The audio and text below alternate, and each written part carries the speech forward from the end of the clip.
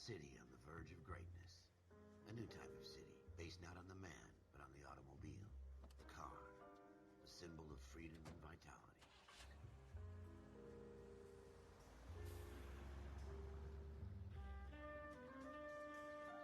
Where every man can own his own home, and have room to breathe, and not be overlooked by his neighbors. The city where a man's home is his castle. A quarter acre of the dream made possible by victory.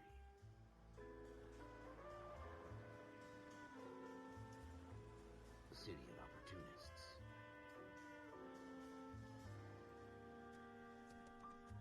The city of dreams, where Hollywood will shape the thoughts and desires of the entire planet.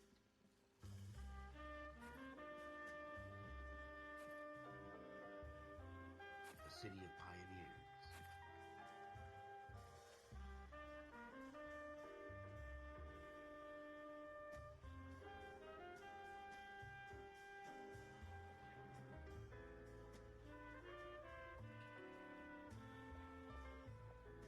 A city of dreamers.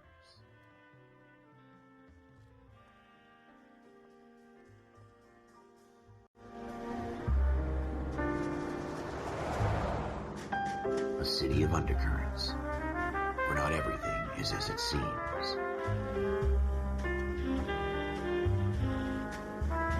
A 20th century city that will become a model for the world.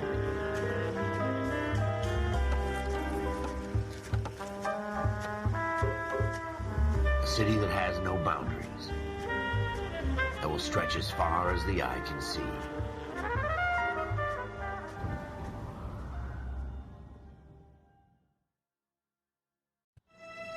In the Marine Corps, you deal with the chain of command. Mistakes get made, but you deal with them. You know what you're fighting for and that you're on the same team. But dealing with corruption is like chasing shadows. You never know whether the guy you're talking to is on the pad, or whether it's your partner, or maybe even the watch commander. So who do you trust, Cole? I made up my mind a long time ago. KGBL calling car 14 Adam. 14 Adam, come in. Go ahead, KGPL. 14 Adam, see the detective, an ambulance shooting at 6th and Industrial Street. Unit 16 William requests uniformed assistance for an evidence search. 14 Adam, code 2. Roger, 14 Adam en route. Here we go again. They don't request uniforms for an evidence search unless there's some kind of catch. Ever the optimist. From the beam of sunshine himself.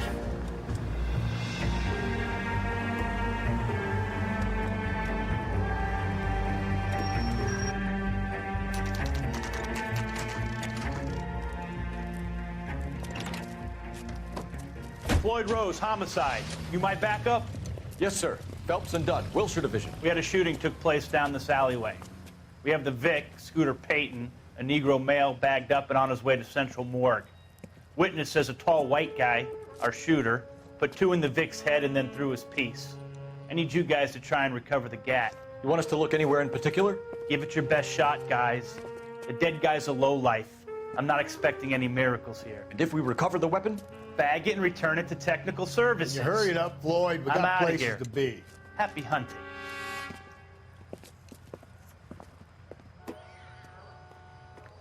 This is a fist hump.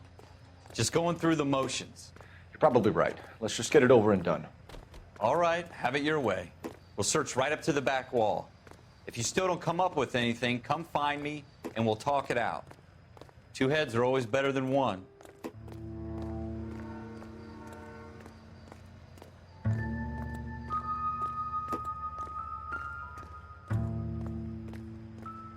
Look at this junk.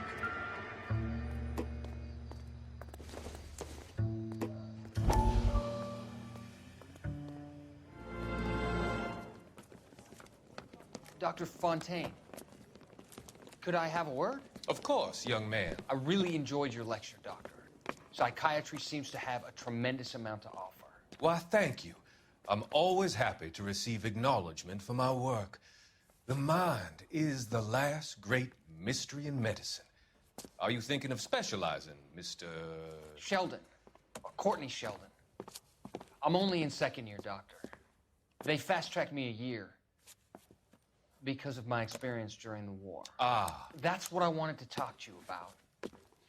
Battle fatigue and collapse under duress. Can it be helped? I would say yes, given the right set of circumstances. Trauma forces the mind to close down, retreat in on itself. We try to find ways to unlock the mind again through a combination of therapy and drug treatment.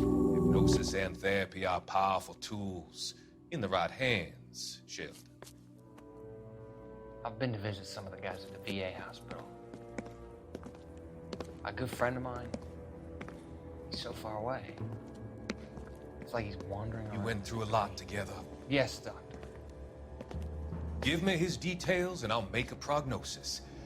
I have a number of clinics in Los Angeles, Courtney Sheldon, and your penance for your friend's help is to come and work at one of them in your spare time, with what little spare time a medical student has. Is that a deal? Is it ever? I can't thank you enough. I'm not promising a cure, Courtney. I want you to remember that. Every physician has patients that he cannot hope to cure, for whom he can only smooth the path to death.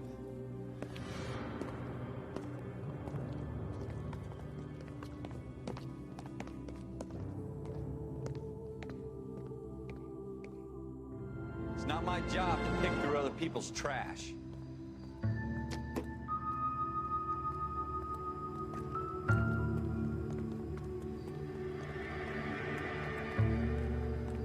What have you got, Phelps? Anything? Jesus. Cole, come take a look at this.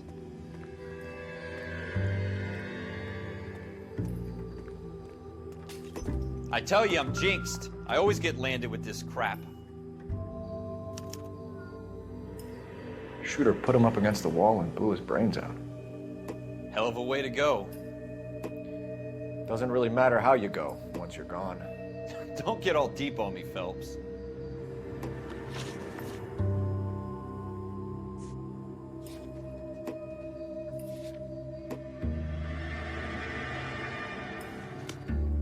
We're never gonna find it. It's a waste of time.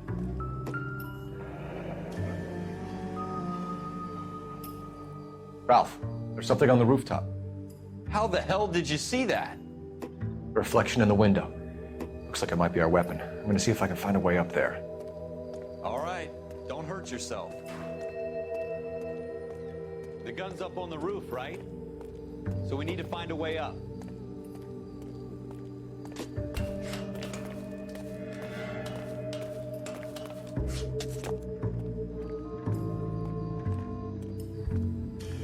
What kind of chumps do these homicide guys think we are? Smith & Wesson, serial S71893.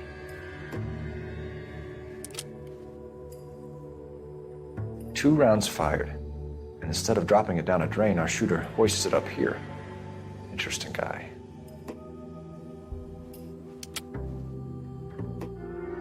We should follow up on this now, before the perp tries to leave town. We have the gun, Cole.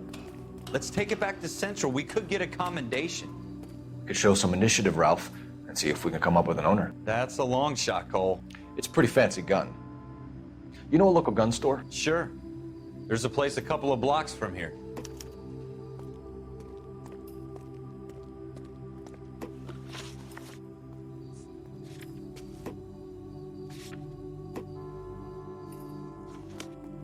Are you sure about this? It's not really our gig. No harm in doing some digging. The suits didn't seem to give much of a damn. Such a little Boy Scout, Cole. You can't wait to get out of that uniform, can you? You'd rather round up drunks and help old ladies across the road? I'd rather get through the day without the captain's foot up my ass. It'll be fine, Ralph. You worry too much.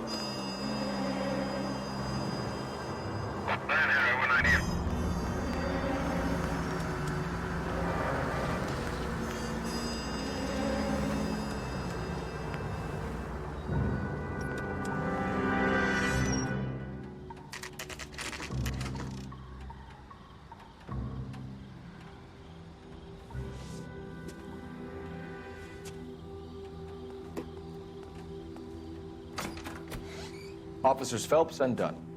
Can you tell us anything about this gun? Smith & Wesson, Model 27, registered Magnum. Chambered for .357, nickel-plated with pearl grips. Same gun used by General Patton. You're not suggesting he's the owner? No, I'm not. You seem to know a lot about the weapon. I ought to. I sold it. You know, this piece will stop a rhino. These babies are only available special order. Here's my Smith & Wesson order book. You mind if I take a look? Be my guest. This is about something bad, right? Model 27 with pearl grips, Cole. You see it on there?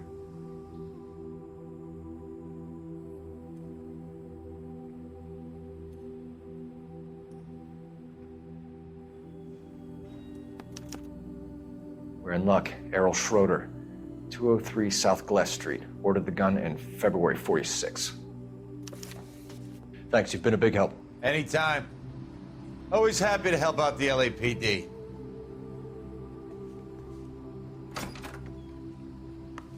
Do we call it in?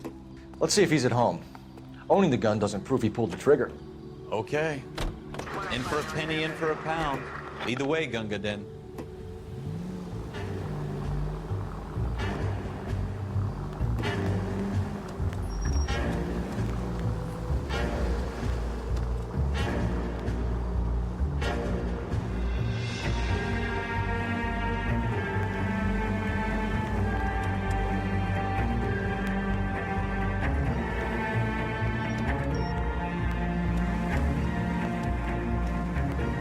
Now that wasn't so hard, was it?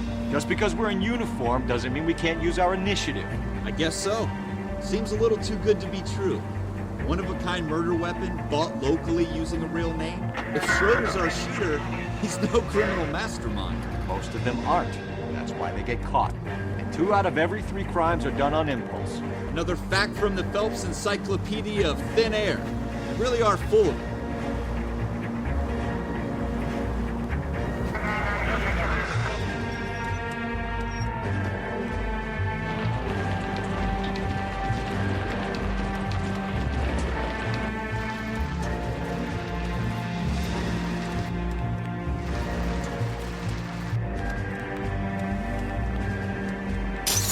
Jesus!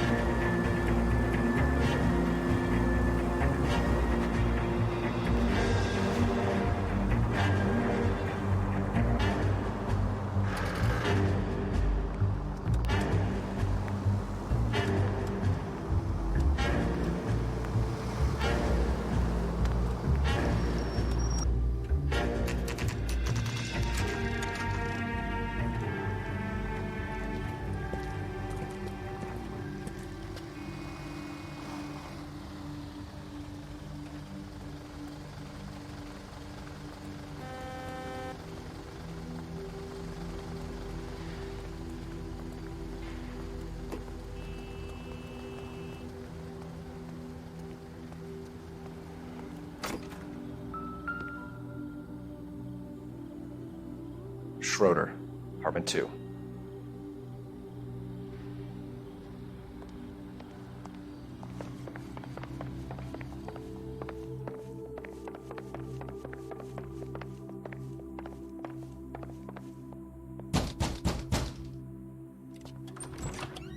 What do you guys want? I'm Officer Cole Phelps. This is Officer Dunn, Wilshire Division. You're the owner of a Smith & Wesson Model 27, nickel-plated with pearl grips? I might be. What of it? Then you'll be surprised to know that Scooter Payton was murdered tonight with your gun. You're out of your mind. Scooter? He works for me. I have that gun here in my drawer. What the fuck is going on here? You're under arrest, Schroeder. Cuff him, Ralph. No way. You're not taking me down for this. You ready? That was a very bad move.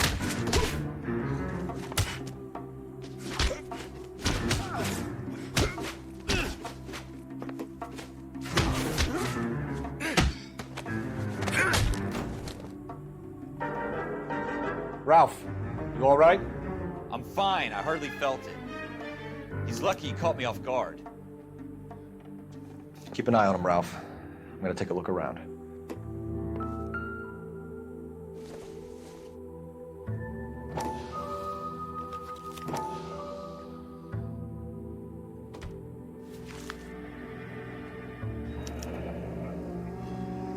List of names and a series of numbers. Floyd Rose's name is in this book. Phelps, we can come out of this all bright and shiny with a commendation, or stick our schlongs in a hornet's nest. Call it in, partner, and leave the book where you found it. Officer Phelps, badge 1247, requesting.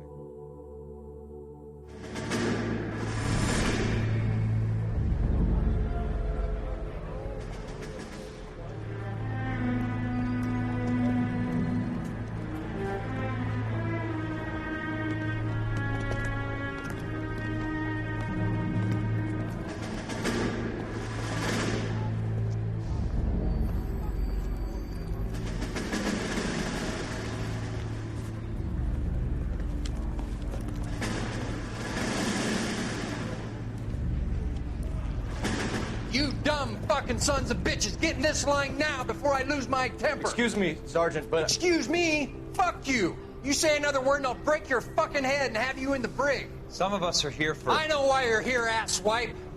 I'm having a bad day, Private. Some people don't seem to want to get on this bus. Didn't ask for your help. He didn't ask for your help. Can you believe this guy? Who are you two? Abbott and Costello? We're here for OCS, Sergeant. So it's the three fucking stooges and you're here for OCS. God help this fucking country and the USMC. The Japanese will do the world a favor and kill you quickly. All three of you are on report. What are your fucking names? Phelps. Kelso. Merrill. Any other gentlemen for OCS? OCS is at Elliott. You take the Camp Elliott bus over there. This bus is for MCRD. This bus is for men who want to fight.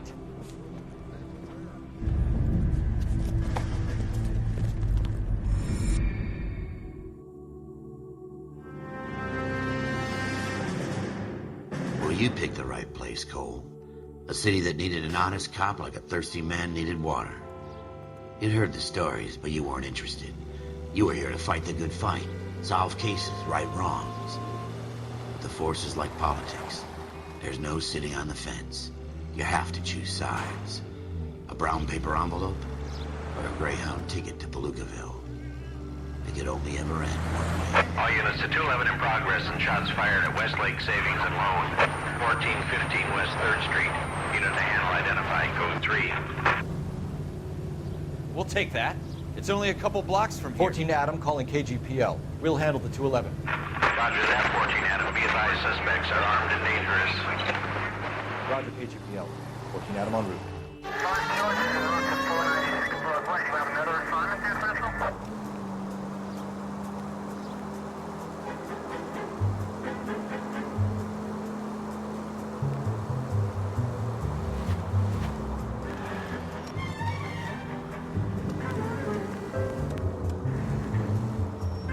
Make it quick, you guys. The cops are here. We gotta move it.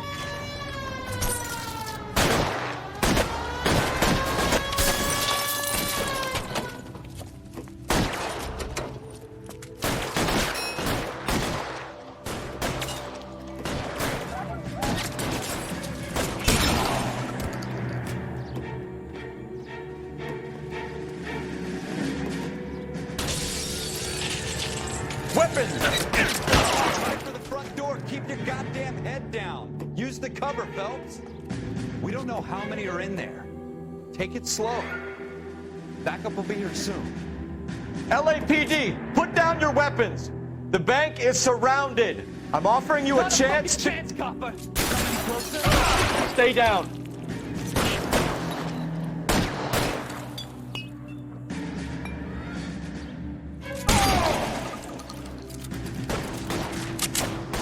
Stay in cover.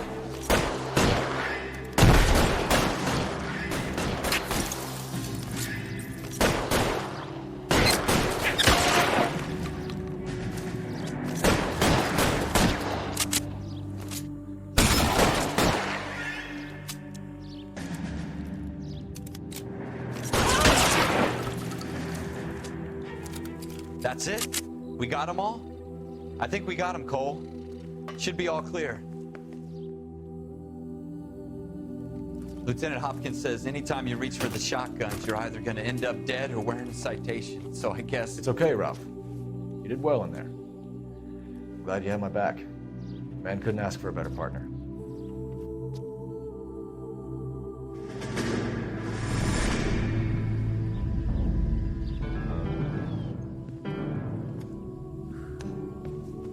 This kind of opportunity comes along once in a lifetime, Hank. I have to grasp it. You have to survive it first, Cole. Here are the veterans. The Japs love to shoot officers. If I can make a name for myself in this war, my future... Thinking of taking on a company of the Emperor's finest single-handed? You don't seem the Sergeant York type to me. When I need your opinion, Kelso, I'll ask for it. They talk about officers like you in boot camp, Cole. They call it the Custer Syndrome. Guys who go around dreaming of fame and glory and getting all of their men killed in the process. Our duty is to lead, Kelso. And their duty is to die for your wonderful future?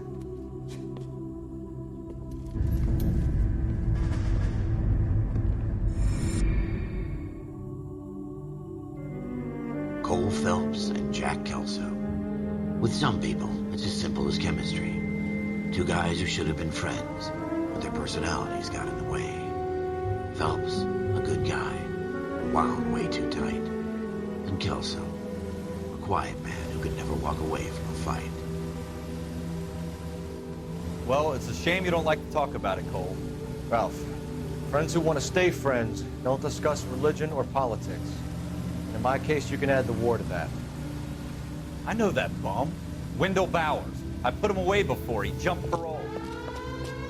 Get after him, Phelps. I'll head him off in the car. Wendell Bowers! Stop! LAPD! You can go screw yourself. Why, you! He's hiding in the alley!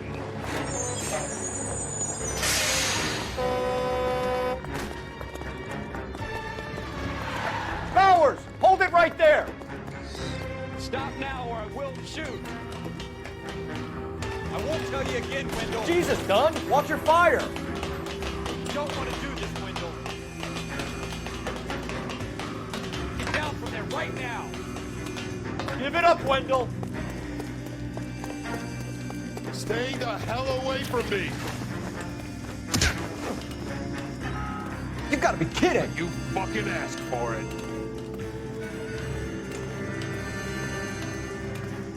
There's no way I'm going back inside.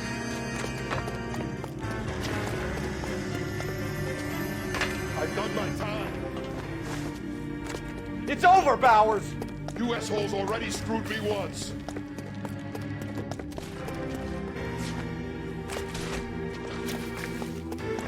Give it up, Bowers! There's nowhere left to go! Looks like we've got the place to ourselves.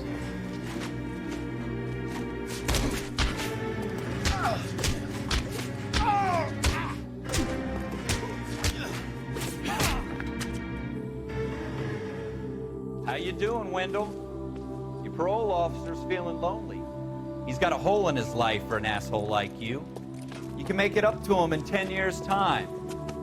Watch your head. This hump will be back in the Iron Hotel by tomorrow night.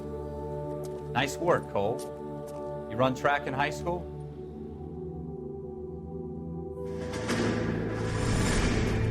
Part of the tradition of the Marine Corps and being an officer in the Marine Corps is the ability to make tough decisions. The right decision is not always the popular one. The right decision will get the men you care about killed. These ratings and your ability to give them frankly and truthfully directly affect your chances of successfully becoming a Marine officer. Candidate Phelps, you have the floor. Esprit de Corps, Merrill, 10. Franklin, 8. Weiss, 8. Donahoe, 6. Kowalski, 6. Hudson, 5. Kelso, 2. Leadership, Donahoe, 8. Franklin, 7. Merrill, 6. Kowalski, 6. Weiss, 5. Hudson, 5. Kelso, 1. Candidate Kelso! I'm sorry, Captain, but I joined the Marine Corps to fight the enemy, not get involved in this schoolboy chicken shit. Kelso, in my office, now!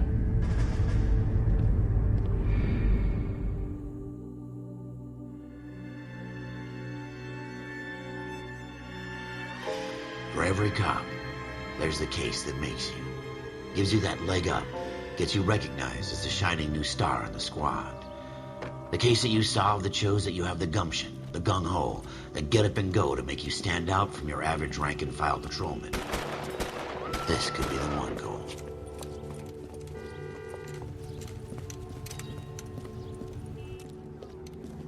LAPD, could you stand clear of the body, please? Has anyone called an ambulance? We've called an ambulance and the police, but I'm afraid he's dead. Okay, stand further back and move along. It's your choice, but make it quick, people. Hey, Cole. You got here quick. My beat crosses 7th Street. Okay. You're first reporting then. We'll get a perimeter going and move the crowd on. You better see what you can find out before the homicide dicks show up. I'll be with you in a moment. Broad daylight, crowded street. Now I've seen everything. Everybody stay back. Let us do our job.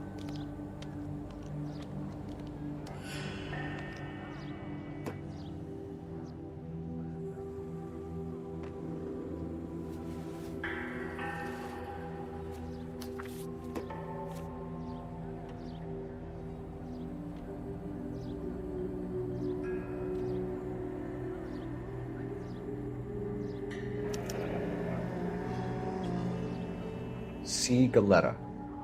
Layaway receipt. Pearl earrings. Made out to Bank of Arcadia.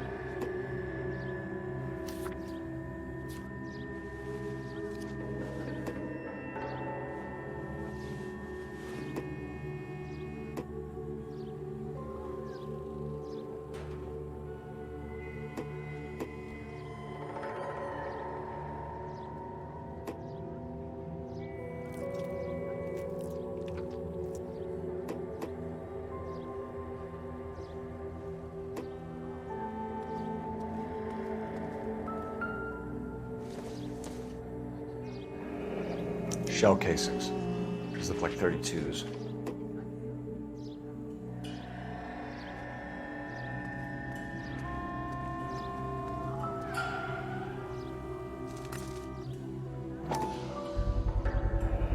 All right.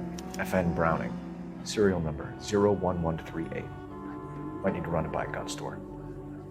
Eagleson's gun store's a couple blocks from you.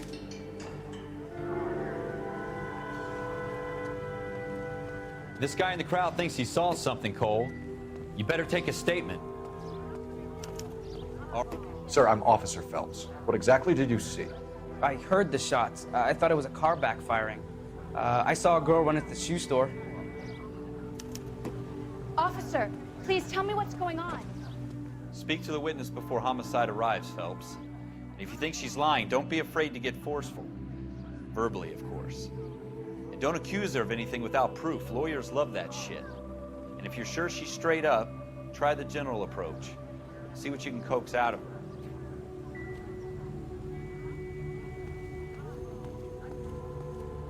All right. Yes, it's a dead person. Can I help you, sir? I'm Officer Phelps, miss. I'm here about the shooting. Did you know the victim?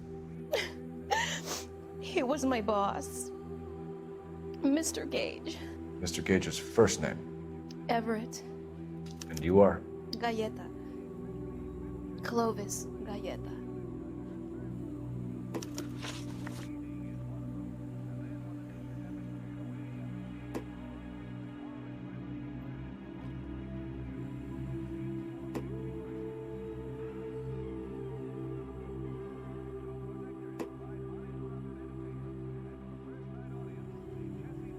Do you think you could tell me exactly what happened, miss? I look around the shops at lunch. I was in a store when Mr. Gage, my boss, bursts in yelling that I'm late on my lunch. And? We came back. I was angry. I walked in front. I heard shots. I turned and saw Mr. Gage fall.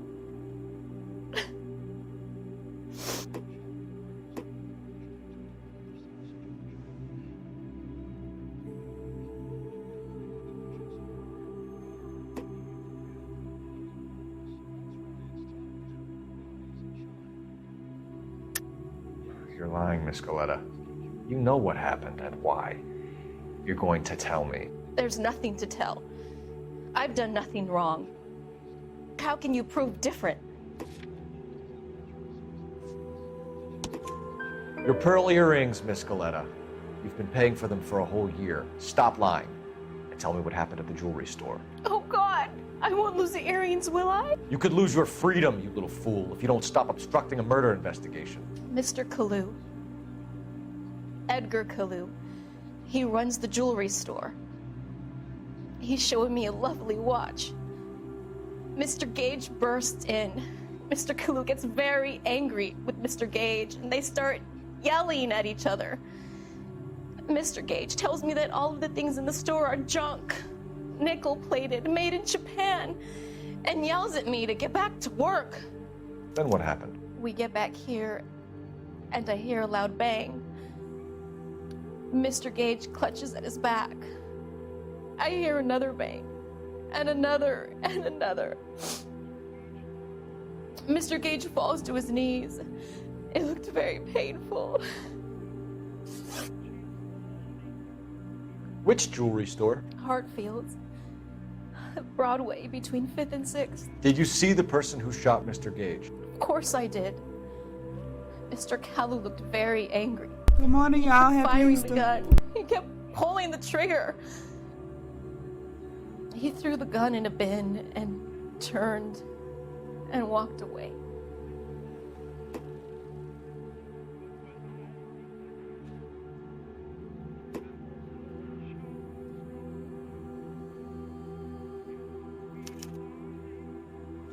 You're making me angry, Miss Galleta. Is that what you want? Tell me why Mr. Kalu shot Mr. Gage. Mr. Gage hates Jews. A lot of people do. It's not my fault if he has nice things.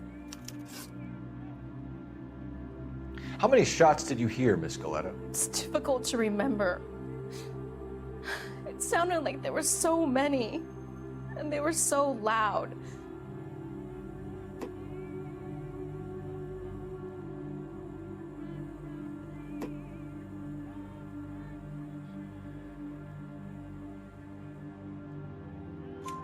I need you to concentrate, Miss Galleta. Even minor details can become important later on. Well, there was one bang, and then another, and then 3 very quickly, close together. 5. Thank you for your help, ma'am. You've been very brave. We'll need you to make a formal statement about what happened to Mr. Gage. Does that mean I can still collect my... Never mind. Yes, officer, I'll make a statement.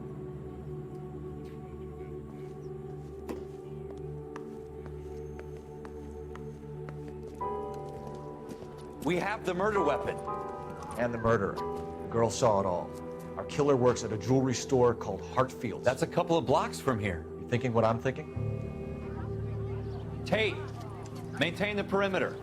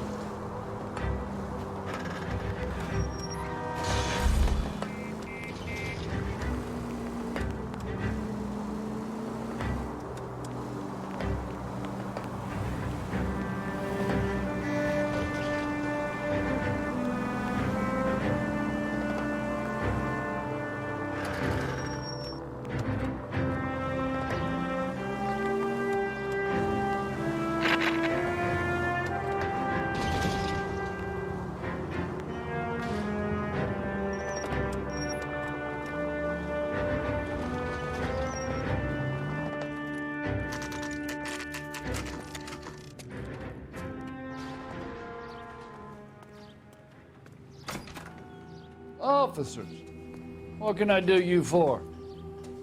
Officers Phelps and Dunn, sir, Wilshire Division. We need you to trace a serial number. Sure.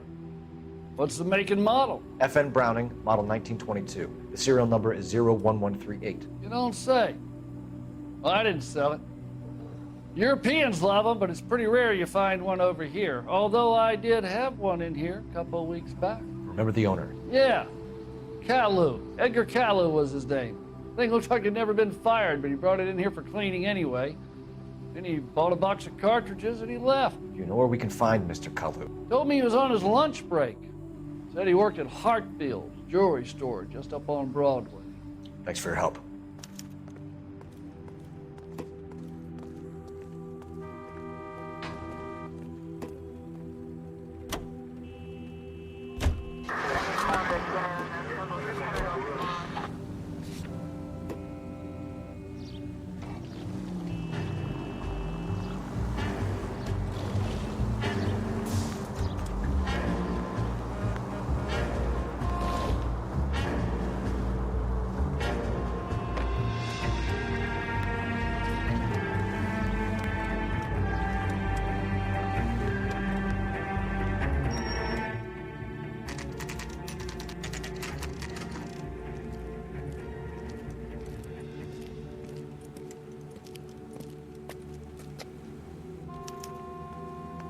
Officer, can I interest you in a new watch? Officer Cole Phelps, are you Edgar Kalu? No. Mr. Kalu is out back. He said he'd lie down. I'll buzz him for you. Son of a bitch! Go, Cole, go!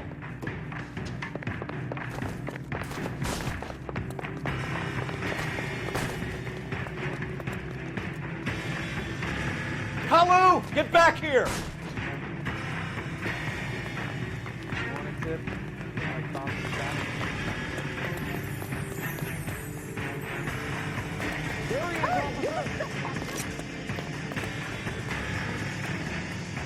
Stop or I will shoot!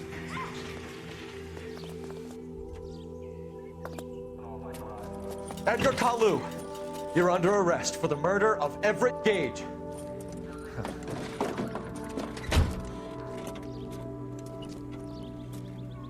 The case that makes you, and the case that breaks you. The one you never solve, the one that keeps you awake at night. The case that gnaws at your guts and ruins your marriage. The case that keeps you propping up a bar as you relive the what-ifs, the might-have-beens, the half-leads, and the half-truths. The case that other cops murmur about whenever you walk past. The case you never, ever discuss. God's mill may grind slowly, but it grinds finely, son. I hear it's you who nabbed our malefactor from the shooting yesterday. Yes, sir. Then tell me, Boyle, I hear you're quite the climber, a man of initiative. How would you like a chance at smiting this man with the sword of justice? You're asking me to conduct the interview, sir? I am, young Phelps. You've only been with us a short time and you've assembled yourself a stellar arrest record. Not to mention the fine work you did in the war, sending heathens back to the hell they came from. But I'm curious as to whether you can turn your hand to interrogation.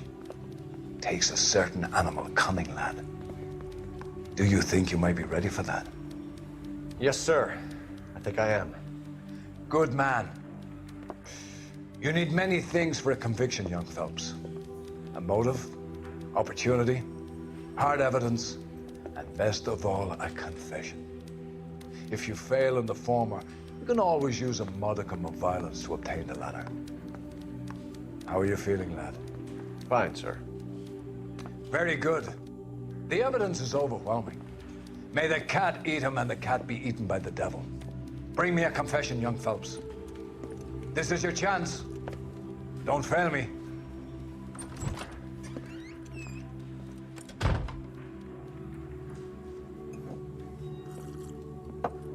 Has my lawyer arrived yet? I want to see my lawyer. A lawyer can't help you, Mr. Kalu. You shot a man dead in cold blood. You're going to have to pay for that.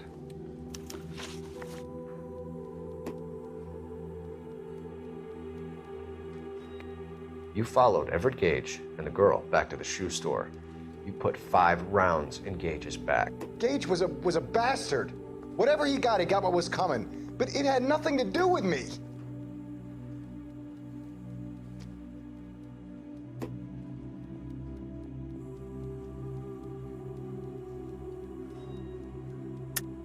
You shot Gage, and we know why. We can put you at the scene. You can't prove anything.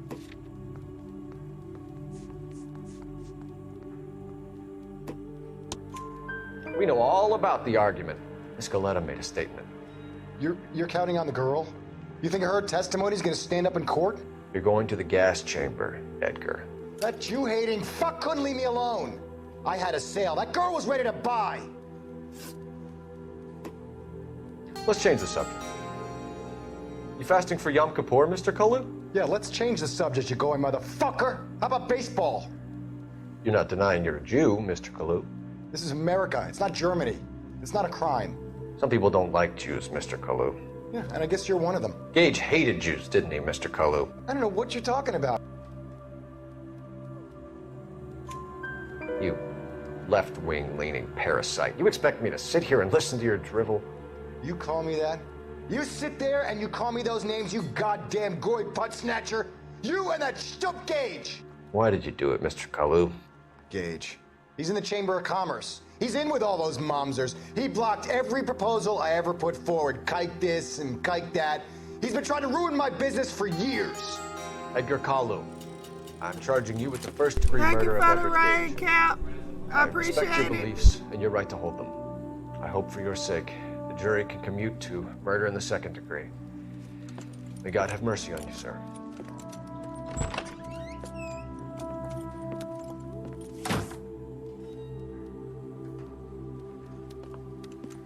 Masterfully done, Officer Phelps. It is just, Officer Phelps. Isn't it, lad? Yes, sir. Then let me have a word with the Chief of Police, young Phelps. The department needs heroes. A shining, honest face the public can admire. I applaud a man with your talent for unwavering justice. Back to your duties for now, boyo. But here's a piece of advice. Get yourself 2 suits, get them pressed. You'll be needing them.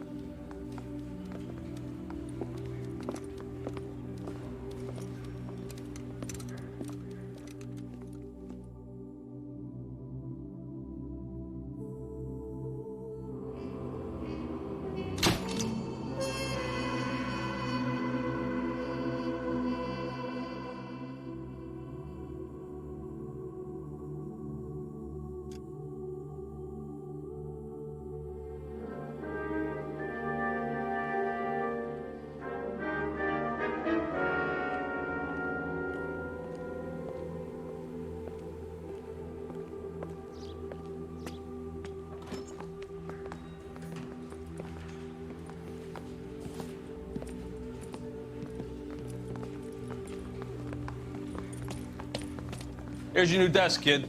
You're on traffic. The hot sheet is posted here, next to the map. What's his problem? That's Biggs.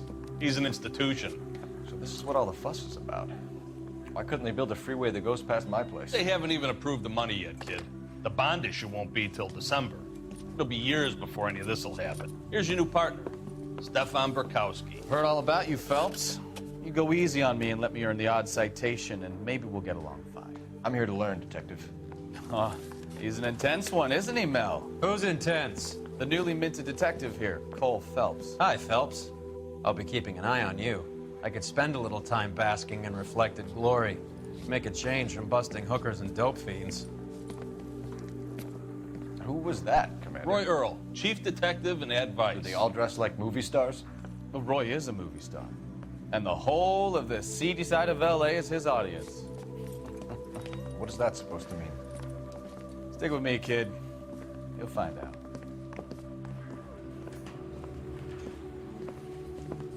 And now some housekeeping. Warm Central Division welcome for Detective Cole Phelps. Some of you guys may know Phelps. He's the cop who broke the jewelry store murder. Stand up and take a bow, Phelps. If it's all right with you, That's sir. an order, Phelps. Shh, quiet, everybody. Phelps is one of only 2 serving LAPD officers who received the Silver Star during the war. Really gave it those lousy Japanese, eh, Phelps? I did my best, Captain. Why are you war heroes always so modest? I've partnered Phelps with everybody's favorite Pole, Stefan Bukowski. Hope you like work, kid. Bukowski sure as hell doesn't. Well, that's why we have partners, right? Okay, can it, guys. Stick with Bukowski. He's a good cop. He knows traffic inside and out. I'm gonna start you out with 1 case. You do okay, I'll give you a couple more. You screw up, you'll be rousting vagrants and running license plates. Now get down to the PE Freight Depot, 6th and Alameda. A patrolman called in a suspicious vehicle. Signs of foul play. See what you can find out. Come on, Phelps. Nail that son of a bitch. It's been a year. What's he waiting for? They really pushed you through quick, didn't they? So I 6 years on patrol before I got this desk. You were here in 5 minutes. What do you want me to say? I didn't ask for any favors.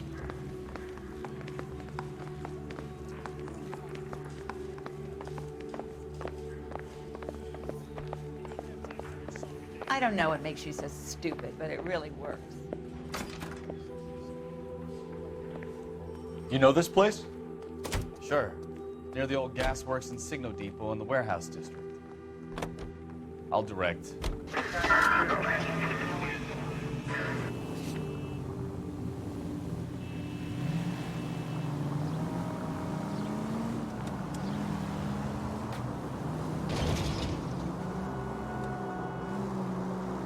So, tell me a little about yourself, Phelps. Are we friends now, Bukowski? We have to work together. Don't be so touchy. I grew up in San Francisco. My father was in shipping. Went to college at Stanford. Did 2 years ROTC before Marine OCS at Camp Elliott. Shipped out in early '45 as a first lieutenant and fought in the Okinawa campaign. I was wounded, shipped back home. Did a year on the beat. Now I'm here. So you won the Silver Star.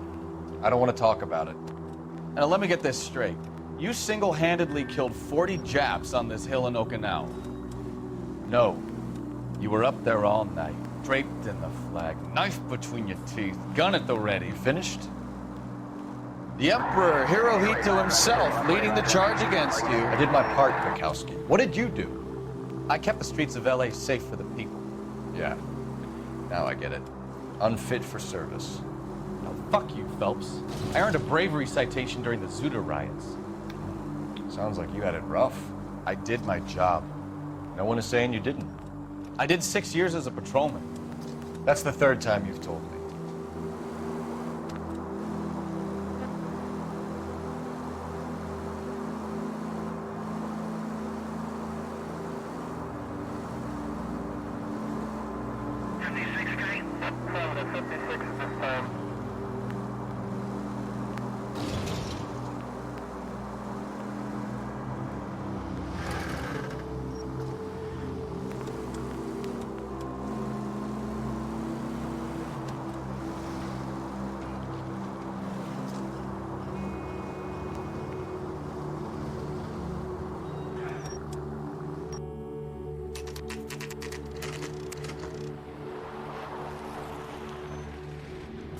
That you, Bukowski? Go on through. Parking lot straight ahead.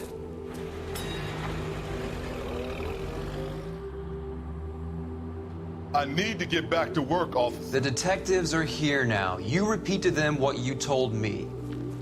I did the right thing by calling this in. I'm just a working stick. Just give them your story and you'll be all right.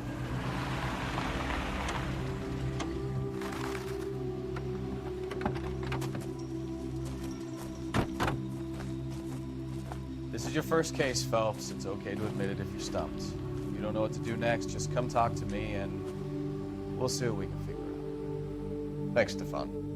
You're okay.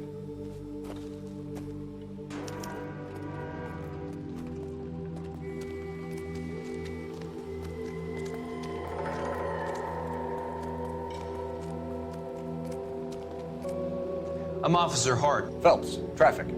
What have you got? Abandoned car, probably stolen. The solid citizen is Nate Wilkie. He called it in. What gives with the coroner? There's blood all over the interior. Someone's copped the full Broderick, but no stiff as yet. We have an owner for the car? The car is registered to an Adrian Black, just north of Bunker Hill. All right, we'll take a look around. I'll keep Mr. Wilkie talking, but don't make him wait too long. He's the restless type. Nice day for it. Doc, Detective Phelps, what have we got? A lot of blood for a blunt force injury. Victim must be in a very bad way. Any sign of the guy? Not unless he's in the trunk of the car.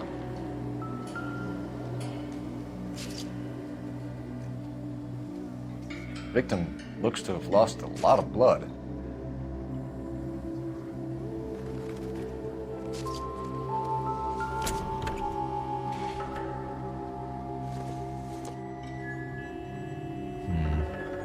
Don't think this is any use to us.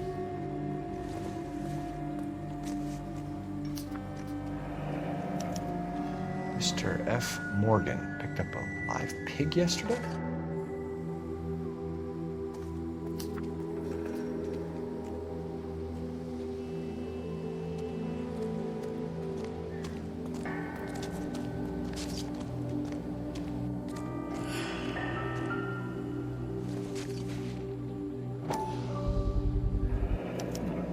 Brand name might give us something to go on.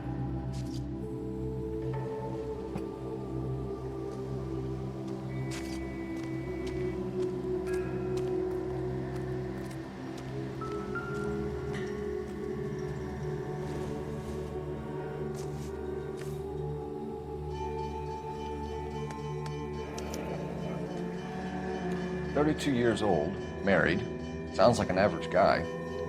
What was he doing out here?"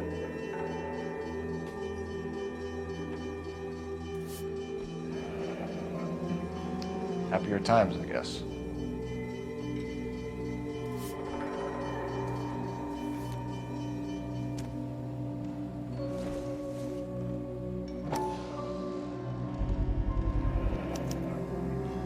Stenzel glasses. Home repaired by the look of it.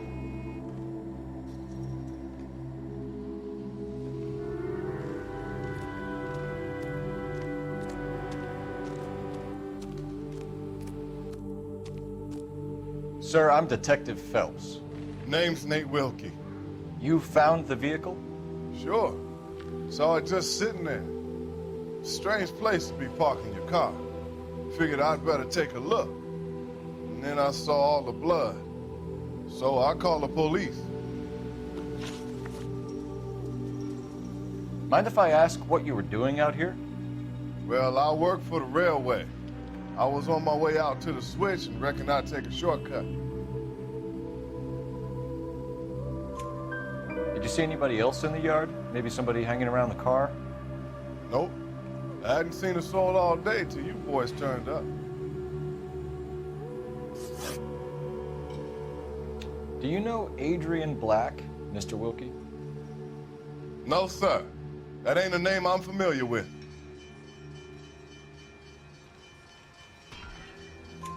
You ever seen the car before? Funny enough, I did. A couple of nights ago, it was over there in the parking lot. I know most of the cars are parked here regularly, so it kind of stood out.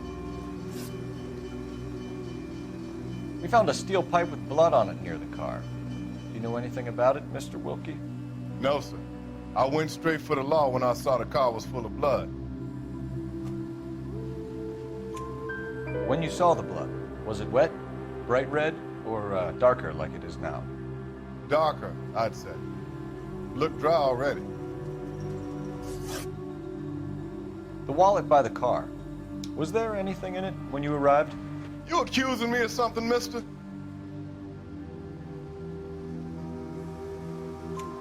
Do you want the patrolman to hold you down while we turn out your pockets, Mr. Wilkie? Maybe I checked inside that wallet. Not that I was gonna steal anything. Maybe I took a look. But there weren't no money in there. Not even change. Thank you for your help, Mr. Wilkie. We'll contact your employer if we need anything more from you. If you have to, I guess. I can't really spend no more time over this. Somebody's got to inform the wife, Phelps. If you're done here, we'll head over there now.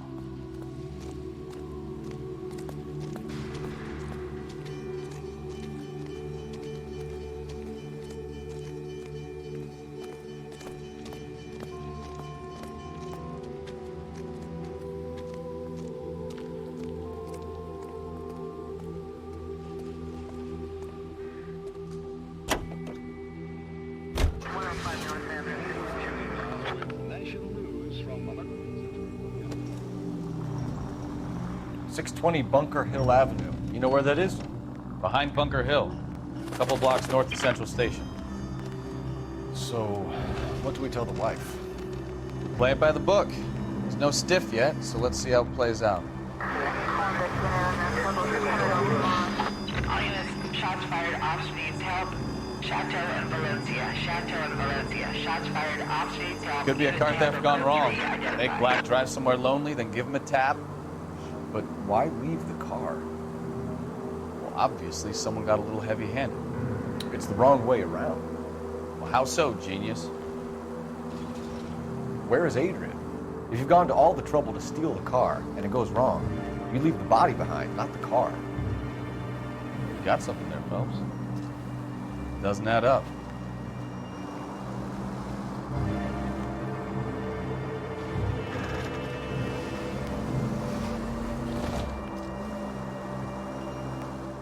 You read about the guy on the crossing yesterday?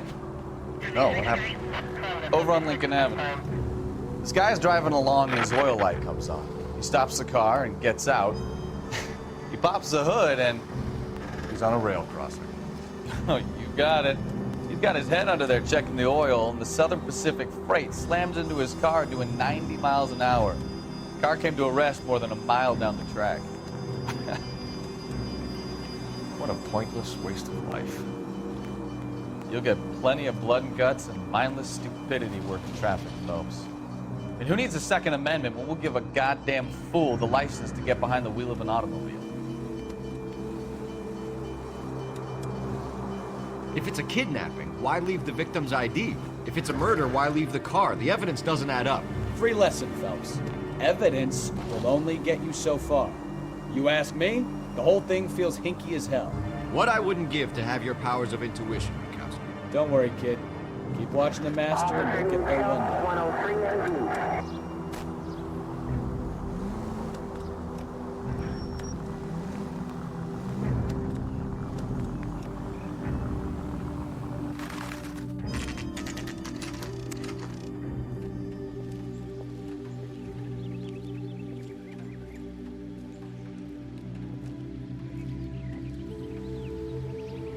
Let's go introduce ourselves. You talk to her, Phelps. I'm no good at this shoulder to cry on stuff. Just a minute.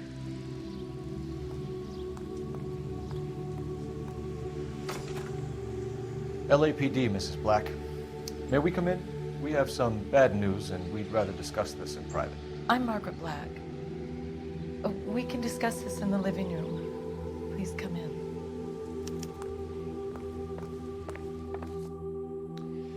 Your husband drives a blue Lincoln, Mrs. Black?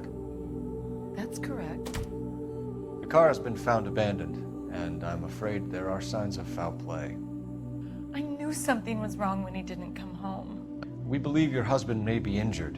We found a pipe on the scene with blood on. Oh, no! My poor Adrian! Does the name Insta-Heat mean anything to you, ma'am? Yes, it does. We've just had a new water heater installed. Whereabouts, Mrs. Black? Just outside the kitchen window, at the side of the house. I'd like you to try and stay calm and remember everything that you can about last night. My partner and I are going to take a look around. When you're ready, we're going to have some more questions for you. Is that okay? Of course, officer. Anything to help secure my husband's safety. Well, let's check the place out. Come on. Have a good look around. There's got to be something in here to go on.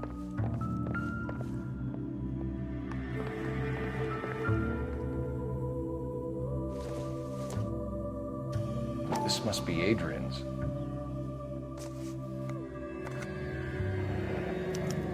Stenzel, so the glasses are a match.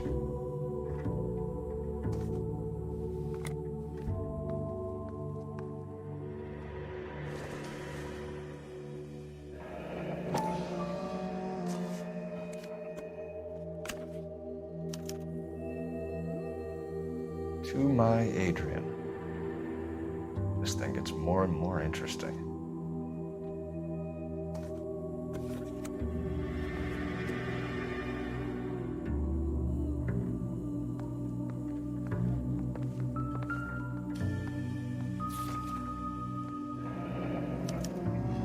A used ticket to Seattle and a suitcase gone missing. Someone couldn't wait to get out of this house.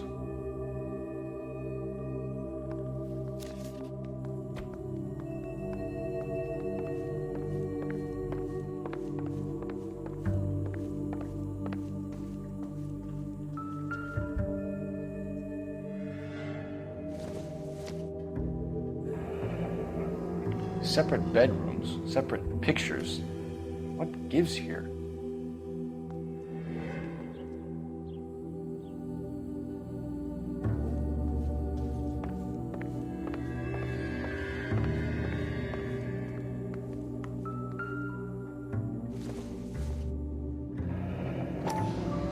Kavanaugh's. So who brought this home?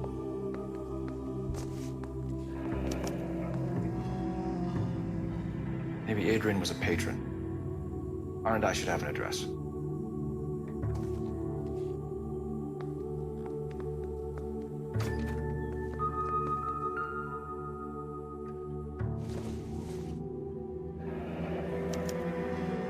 This was only recently installed, not 2 days ago. Maybe it's time we took a look around outside.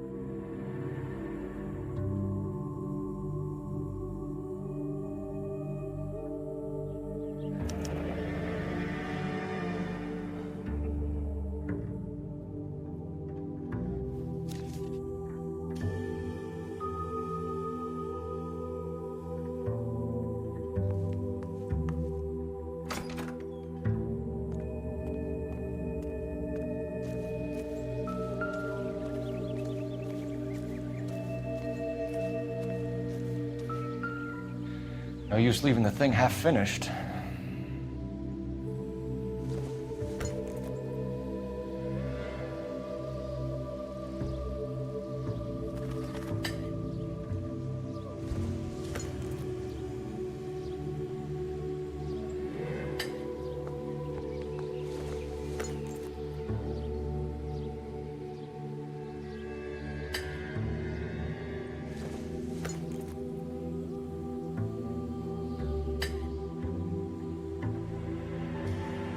So the pipe missing from Mr. Black's heater is the same one that killed him. Huh.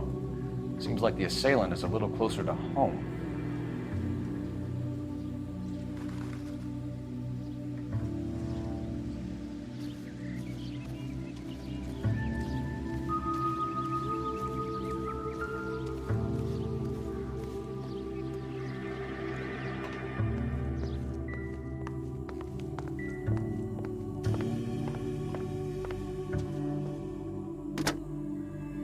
Operator, give me R&I.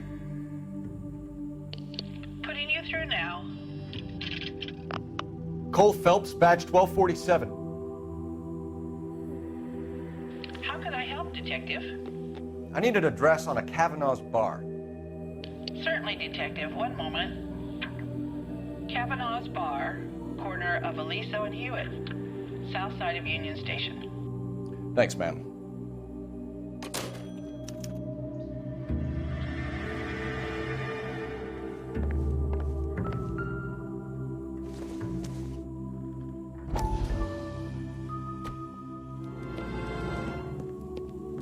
Lie down, make yourself comfortable. So, your girlfriend of Courtney's. Yes, Doctor.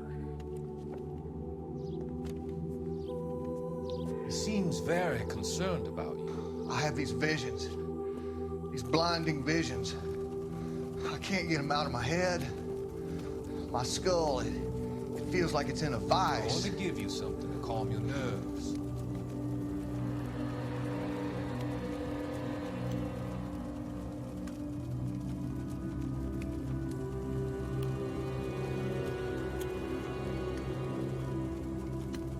I want to take you on a journey back. I want you to remember the good things about your past, occasions that made you laugh, times that made you smile.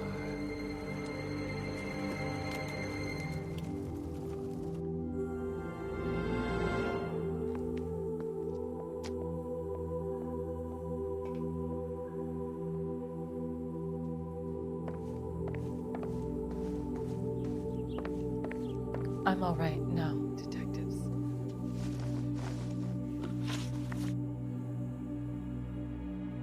We found a receipt in the trunk of your husband's car for a live pig. This receipt was made out to an F. Morgan. A pig? Adrian runs a tool business. That would be Frank Morgan. God knows what he's up to.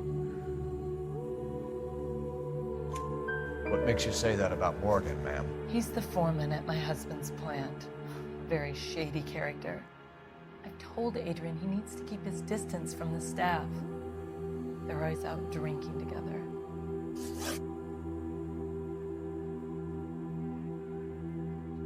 Was your husband wearing his glasses when he left here yesterday?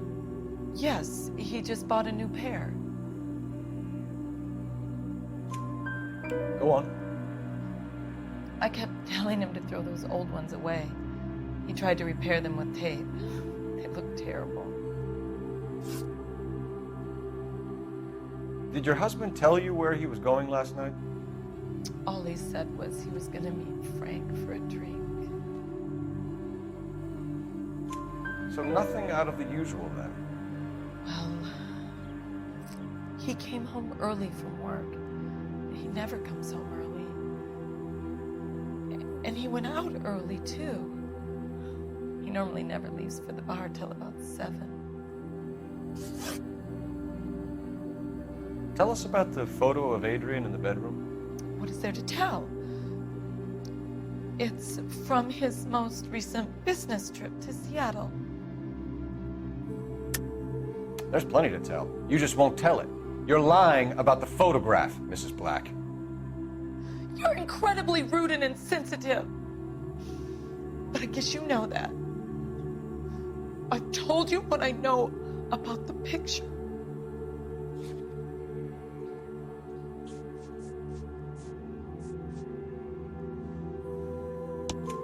What about Nicole, Mrs. Black? Was your husband going to leave you for her? I've seen the photo frame. He thinks I'm stupid. But women sense these things. I don't know if he intended to leave me or if it was just a fling. God only knows. I only want to know that he's safe. Your husband frequents Kavanaugh's bar? How did you know that? Adrian practically lives there after work. So Adrian spends a lot of time there? Up until recently, he's been away in Seattle a lot on business. I think you should come clean with us, Mrs. Black. Your husband is missing, and after our search, I'm willing to call the circumstances suspicious. Can you account for your movements last night? You're not accusing me, are you? Oh, what an awful thing to say. I was here all night, of course, waiting for Adrian to come home. Is there anyone who can vouch for that? Well, no. I was here alone. I cooked Adrian's dinner and waited, but he never came home. We'll keep you informed, Mrs. Black. Please do, Detective.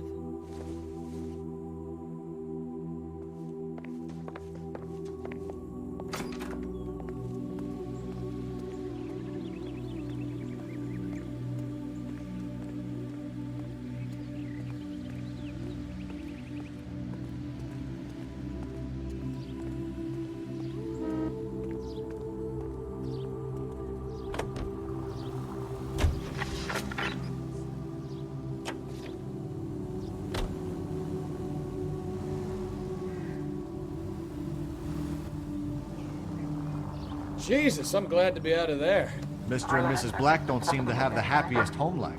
He's too scared to divorce her, and she's too much of a shrinking violet to throw him out. If this hadn't happened, they could have stayed miserable together forever. You think she could have killed him? She sure as hell doesn't seem the type, but stranger things have happened.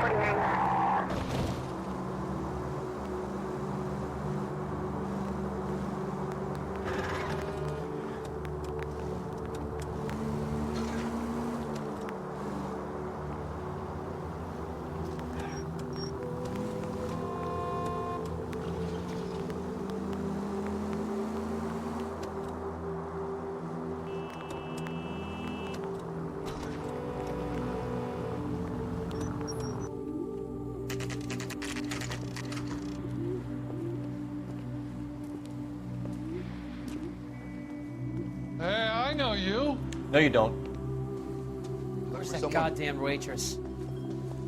You know Frank Morgan? Wedding. Sure. Frank's a regular. He's a loner in the back.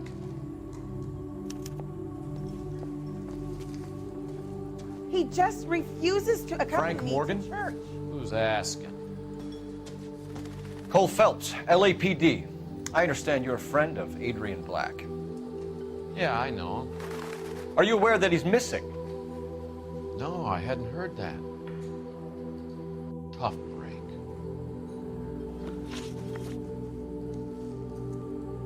We found Black's car abandoned in a freight depot, covered in blood. You know anything about that, Morgan? Hell no. I'm sorry to hear that. I like Adrian. He's a good boss. Please, don't tell me you actually believe this jerk-off, Phelps. You're lying, Morgan. You were there. And you're talking out your ass, detective. How about you prove I was out at that rail yard?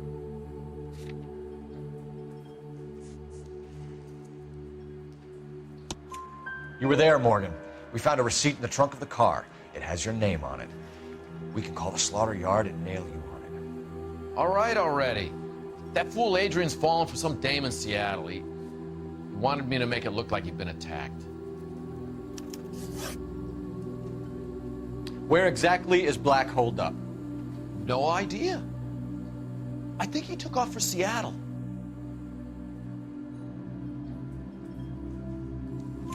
I'm tired of your shtick, Morgan. Spill it, or we take you out in the alley and we knock it out of you. He's holed up at my place. He's waiting for some money to come through before he blows town. An address? It's an apartment house at the corner of Temple and Figueroa. Apartment number 2. I think that's all. Thanks for your help, Morgan. We appreciate it. Hey, I'm just glad I could help. I love cops. Cuff him, let him go. It's up to you, Phelps. There's no way I'm writing this idiot up.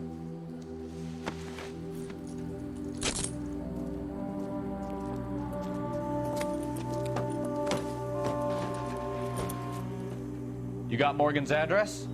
Let's get over to his apartment.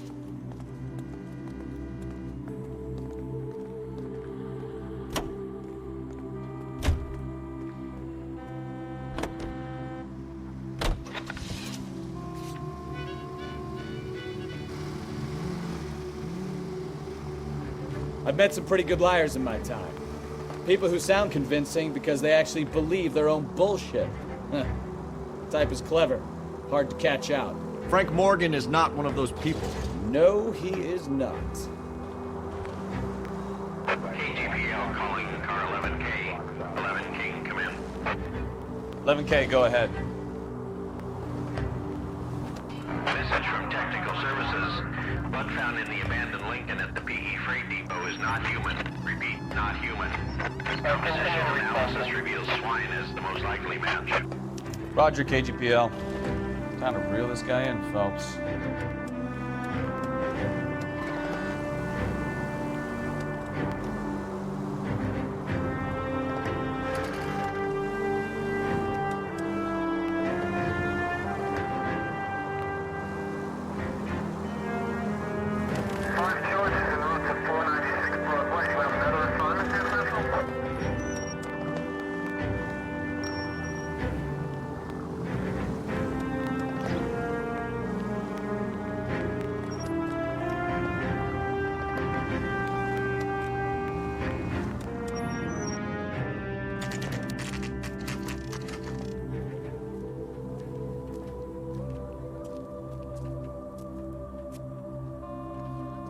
Let's check the place out. Come on.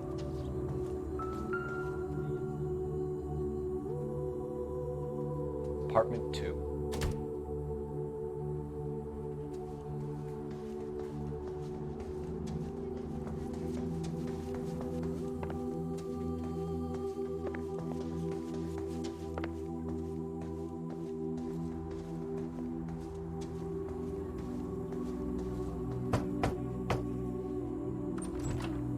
Help you, gentlemen? LAPD detectives, Mr. Black. You're under arrest. Look, I'm really sorry about this. I never tried to hurt anyone. I just needed to get away from L.A. I won't put up a struggle. Just let me get my things. I knew it! Phelps, go after him. I'll try and head him off in the car. Remember, the gun is the last resort. There's no point running, Adrian.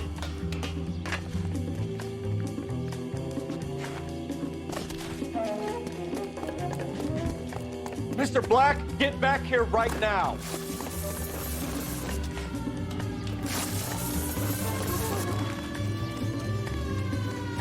Stop right It's there, over, Adrian. Why not just come clean with her, Black? Why the melodrama? I thought it would be easier. No, it just got a whole lot harder.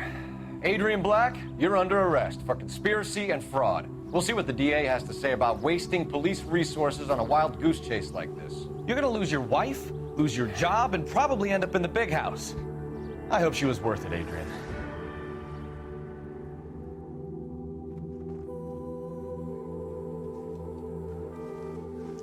That turned out to be quite some case, huh?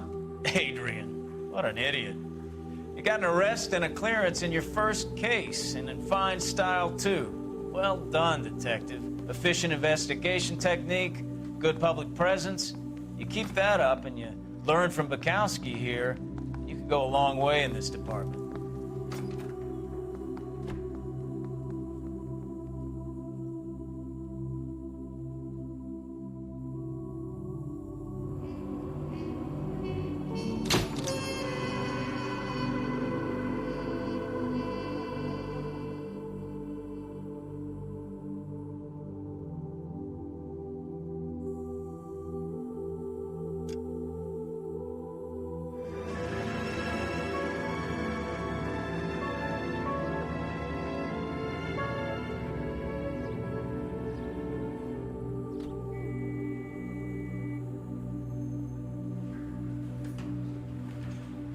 Okay, we're gonna keep this short. I'm already late for the DA. First up, Phelps, Bukowski. We got a report of a brand new Packard abandoned in an empty lot off 2nd Street between Olive and Grand.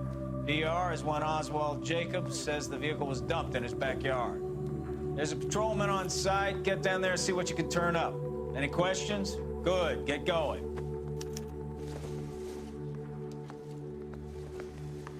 Better go earn our pathetic wages.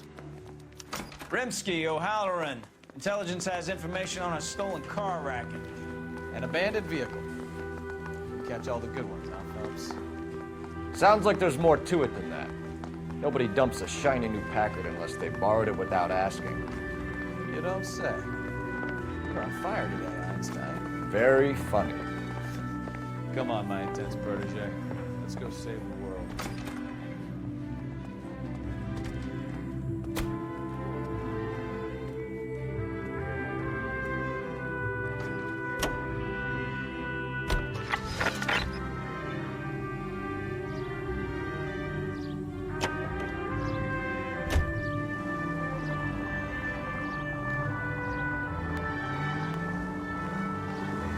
You hear about Adrian? Broad in Seattle threw him out. Wife says she's gonna take him back. Women generally show more compassion. What are you talking about? Adrian dumped on her. He was humping the secretary. Margaret should show some pride. Pride comes before a fall, Bukowski. Talking from experience.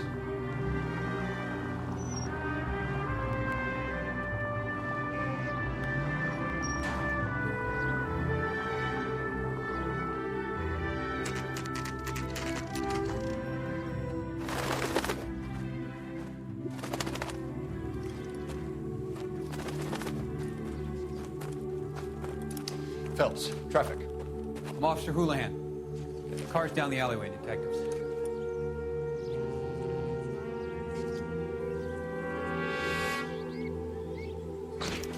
We got a call about an abandoned vehicle. Yes, sir. The car has flags. Might be some kind of diplomatic vehicle. Has anyone touched this vehicle since you arrived? No. And that Jacobs bird over there was on station before I got here. We'll talk with him in a moment. Give us some time to look the place over. Sure, take your time. He's a sore-headed old son of a bitch anyway.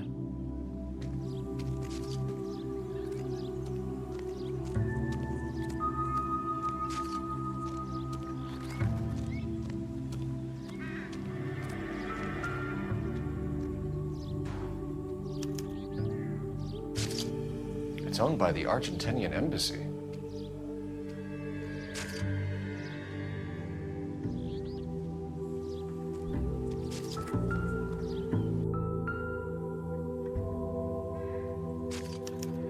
Must have taken the flag as a souvenir. Can't have any street value.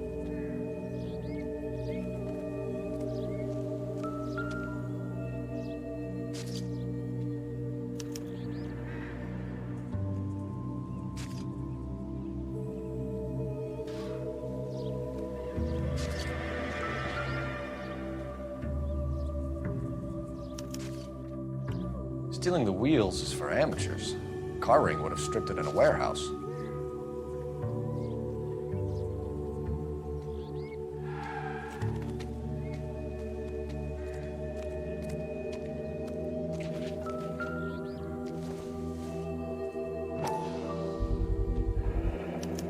Combination wrench.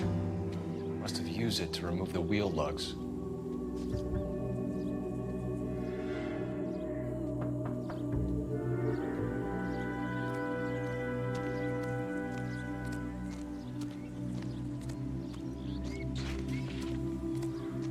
Oswald Jacobs? That's right. What exactly happened here, Mr. Jacobs? Last night, I was looking out of my window. I like to keep an eye on what's going on. I can understand that. You see this empty lot?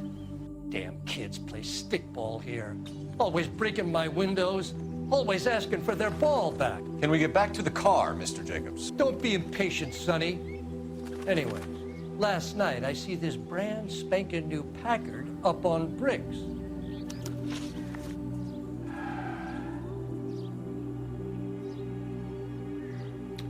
Did you see who stole the Packard? Hell yes, I did. I saw 3 goddamn Mexicans going to work on it. Can you tell us what they were doing? Using the headlights of an old Ford so they could strip the thing. I yelled out to them, "I'll call the cops." So they loaded up their car and drove off, tooting and hollering and yelling obscenities at me in Mexican. You speak Spanish, sir? No, I do not.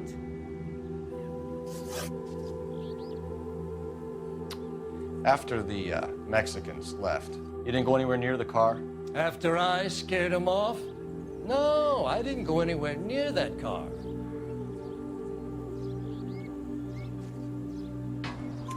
You went out to the car. Once they were gone, you had to take a look for yourself. I was curious. Ain't no law against that. So what if I took a look around that car? You can't be accusing me of nothing.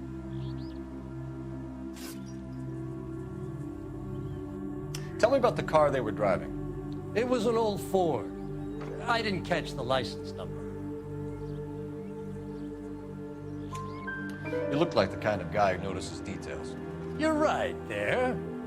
The car was old, but it looked brand new. Candy apple red paint job stands out a mile. What exactly did you see them take? They was working on the tires. That's all that was took.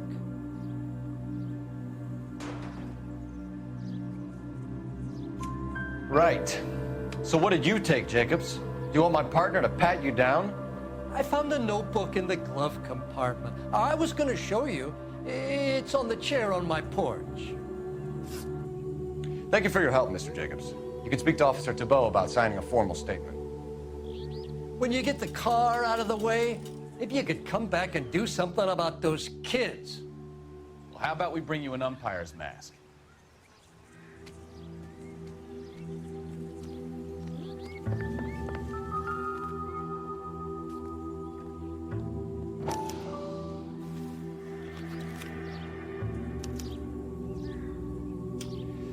Okay, so we have the owner of the vehicle, a degenerate. Same to you, I'll run honey. John Happy Easter. Madsen by R&I.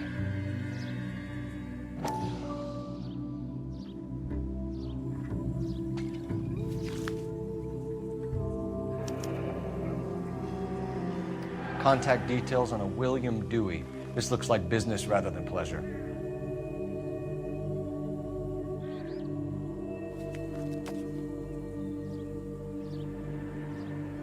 I think we've wrung this place dry. Let's find a game well.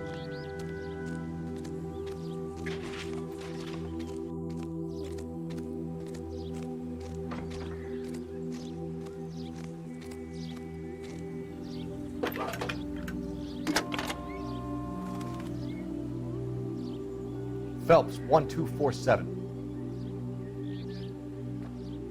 How can I help, Detective? Could you run the name Dewey Brothers? Possibly a dealership or car mechanic's workshop. One moment.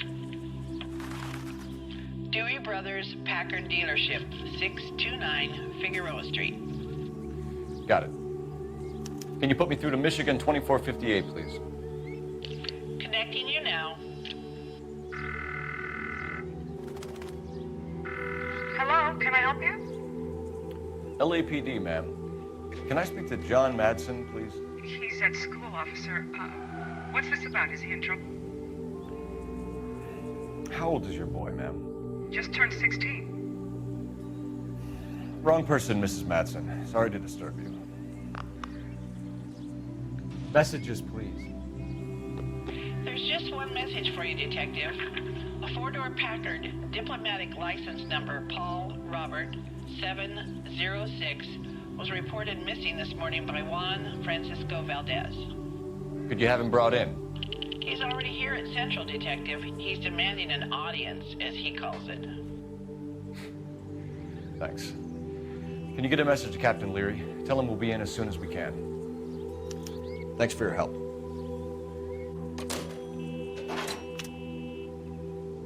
Can you cordon off this lot until we have the vehicle impounded? Yes, sir, Detective. We'll follow up on the owner. Get a statement from Jacobs, and I'll read your report back at the station.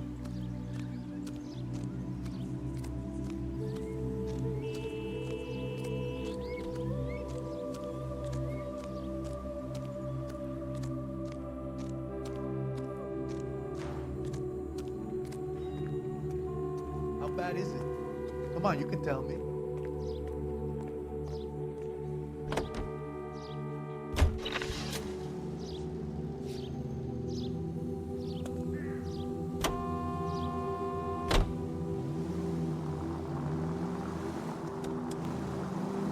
This has got to be the 50th abandoned vehicle call we have caught this year. One more, and I'm going to go crazy.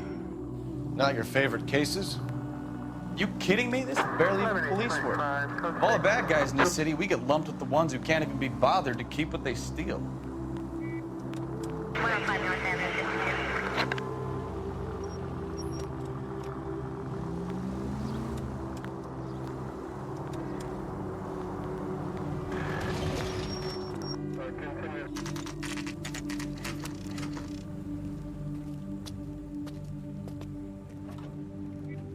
have a Juan Francisco Valdez in for questioning? Sure do, Phelps. Your bird's an interview, too. And get this, he's wearing gloves and doing his best not to touch anything. Can you beat that? Sounds like we don't want to keep this guy waiting. It's this way.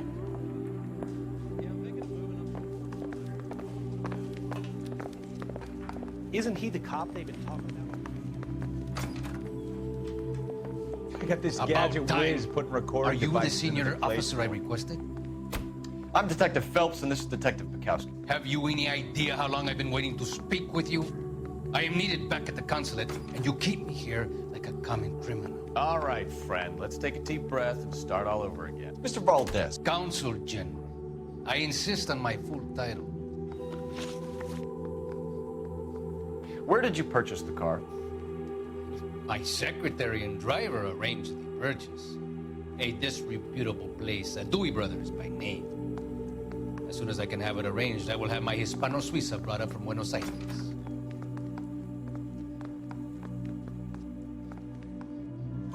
Bought a Packard, Valdez? A snob like you doesn't drive an American car. I want answers or I'll smack you around the teeth. William Dewey offered me a substantial bribe to make a purchase at his establishment. It is not unusual to make this kind of transaction in the civil service. Don't tell that to the Argentine taxpayers. Consul General, we have located your car. Can you tell us how it was stolen? It must have been stolen from the consular garage. Terribly inconvenient, of course. I want the perpetrator soundly flogged. Unfortunately, we don't do that here, Your Worship. You have a pretty good idea who stole the car, don't you, Consul General? Are you going to tell me, or do I shake it out of you? There's no call for violence. I suspect a disgruntled boy from the car dealership. You have a name for this kid? Gabriel, like the archangel. I have no surname. So tell us about this kid, Gabriel. You had a run-in with him? Mecánico. A presumptuous young man who did not know his place. He presumed to ask me questions. We do a lot of presuming here in the United States, Consul General. It comes with the turf. You fuck young boys, Valdez. Are you a madman? This will cause an international incident.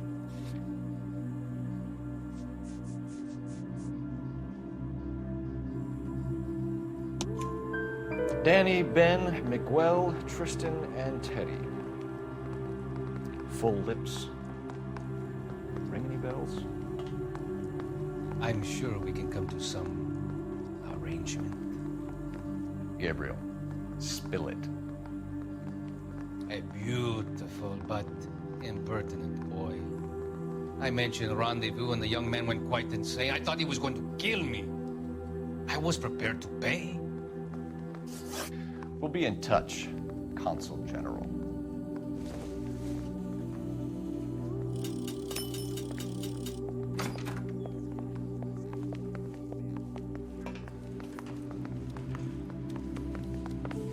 Finished with Valdez. Thank God. I'll get rid of him in a couple of hours.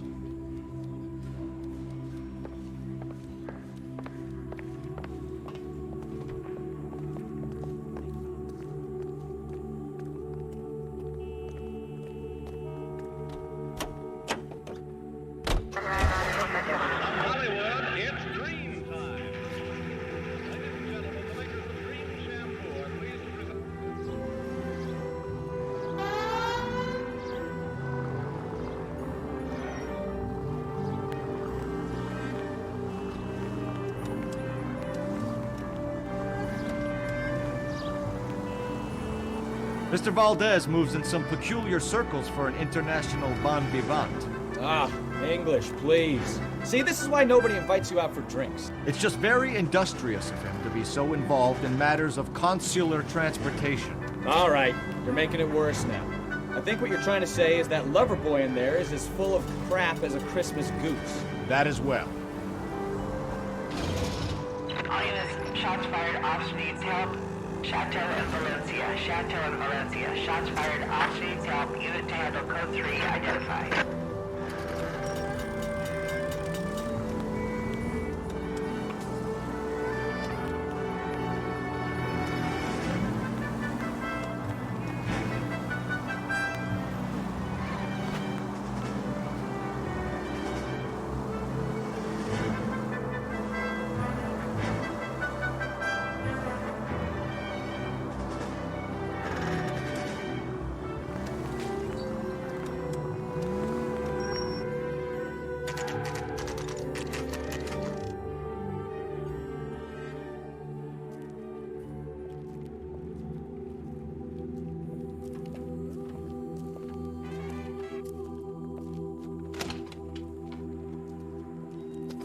Don't tell me, let me guess. You were making your way past the lot, caught sight of the new model 4-door, and couldn't help yourself. You could see yourself in that car and just had to take a closer look. Well, I can't say as I blame you. LAPD, Mac. We'd like to speak with the owner. That's me, William Dewey, proprietor, at your service. We're investigating the theft of a Packard belonging to the Argentine embassy. Are you missing a combination wrench? I don't know, Detective, but I know how we can find out. Follow me.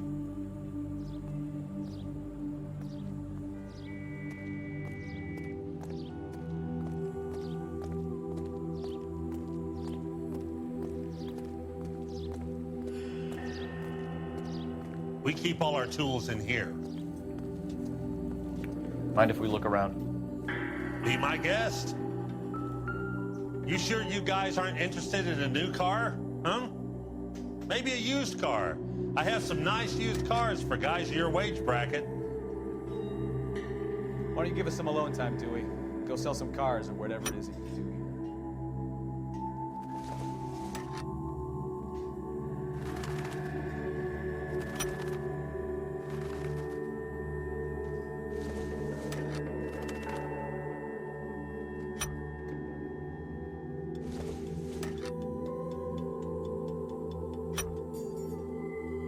One left. Gabriel Delgado is missing a 3/4.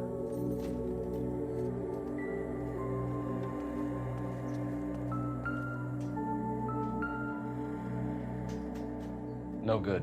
We need diplomatic plates.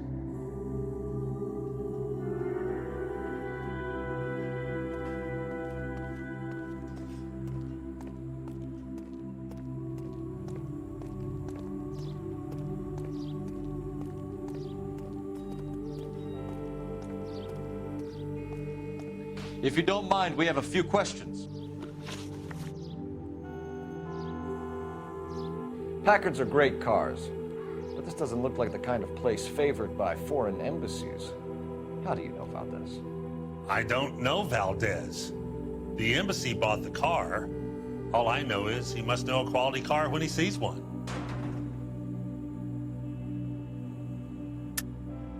And I know a shyster when I see one. You and Valdez are in this together. Me and Valdez? I hardly know him. Valdez wouldn't wipe his shoes with me.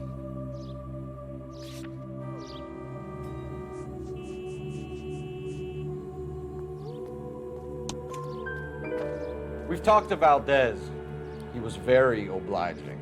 He told us all about the arrangement the two of you had, and now quit wasting our time. Okay. So I met Valdez in a bar. We cut a deal and he bought the car through the embassy. I cut him some change on the side. It happens all the time.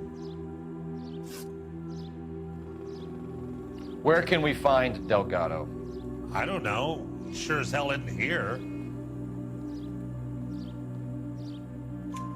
Address, Dewey, or my partner shoves her head in a car door. Okay, all right. Apartment 3, 103 Hill Street. And tell him from me, if he ever shows his face around here again, I'm gonna kick his butt from here to Kingdom Come.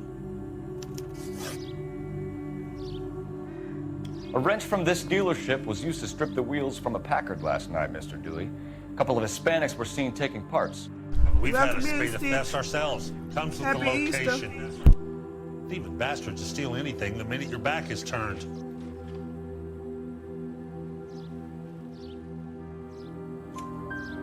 What are you hiding, Dewey? Spill it. You don't want the LAPD getting too interested in this place. So I hire a few illegals. It's cheaper than hiring Welcome returning in, GIs, and they have less attitude. Downside is, they're a little light-fingered. Thank you for your help, Mr. Dewey. No problem. God damn that kid. I'm just an honest car salesman. Seems like you just don't know who you can trust these days. Going to movies, Dewey. You're missing your calling. Time to visit Gabriel Delgado. See how good his excuse is.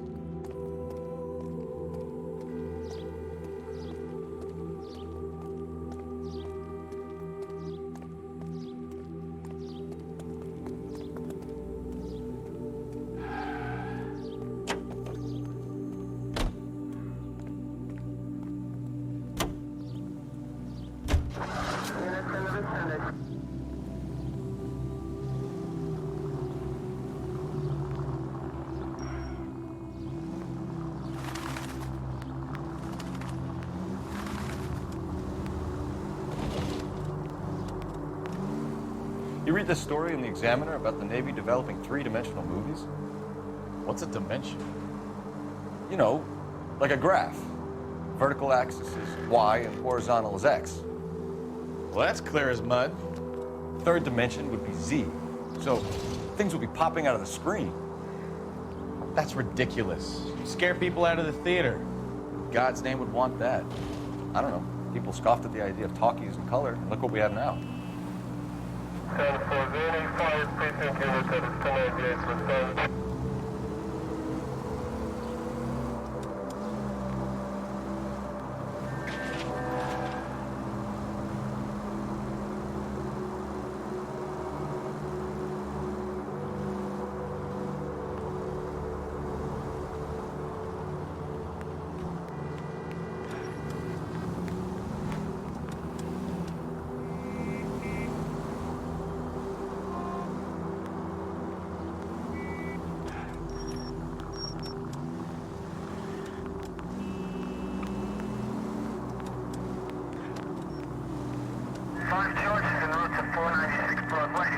Good morning, Bella. Happy Easter.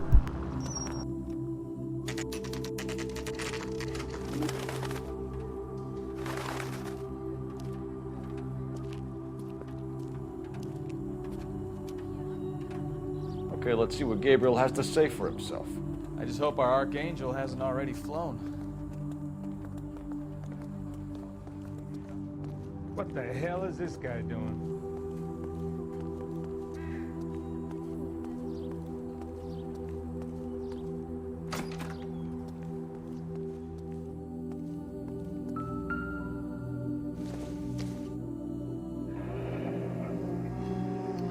Here he is, apartment 3.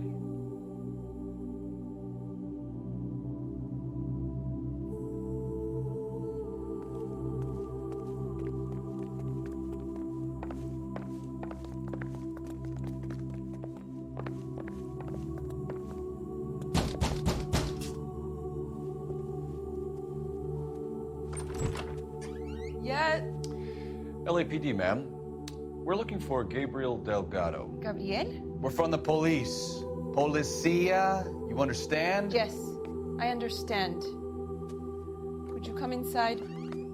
What is your name? Ana Rodriguez. Is Gabriel Delgado here, Ms. Rodriguez? No. What do you want with Gabriel? Is he in trouble? Stay where you are, Ms. Rodriguez. We need to take a look around. But he is not here. I have told you. Check out the surrounds. I'll stay with the broad.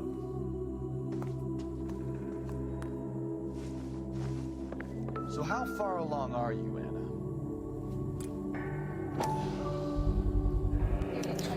Souvenirs are a dumb move. Right. So how's it gonna be when you go into labor and he's not around? You are wrong about Gabriel. He will be a good father. Already he works hard to provide for us. Unless you help us here, Anna, your little one won't be seeing Papa for a very long time. Difficult to tell whether it's the suspect vehicle from the scene. Certainly Gabriel's pride and joy.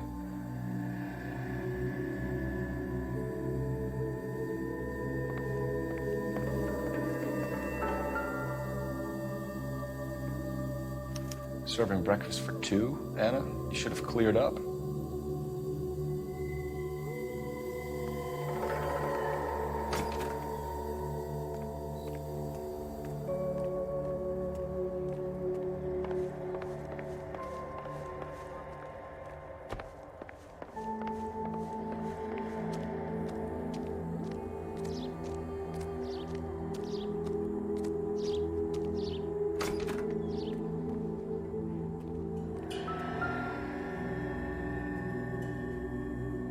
Looks like Valdez gets his wheel back.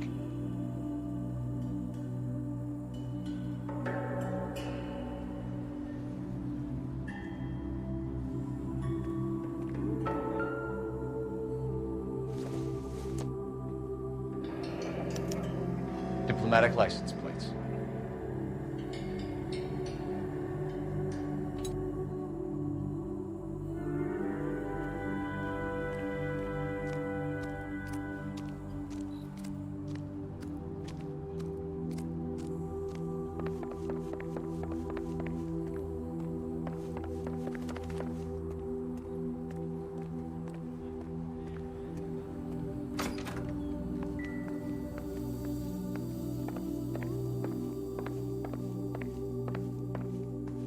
You're in serious trouble, Miss Rodriguez. But Gabriel is not here. I have done nothing wrong. Why did he steal the car, Anna? The customer insulted him. He has his honor, no? His honor, Anna? He said Dewey's friend tried to make a woman out of him. He no longer respects this man, Dewey. He took the car to show this maricón that he is a man. Tell us the truth, Anna. Has Gabriel been here? I haven't seen him for at least 3 nights. You keep lying to me, and I'll send you and your baby to jail. He lives here, but he hasn't come home. I swear it.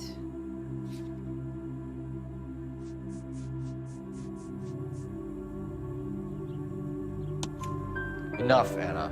There are signs all over this place that he's been back. He was here last night. I have never seen him so angry. He went out to his shed and put some things in it. I don't know what, and I don't want to know. I love him.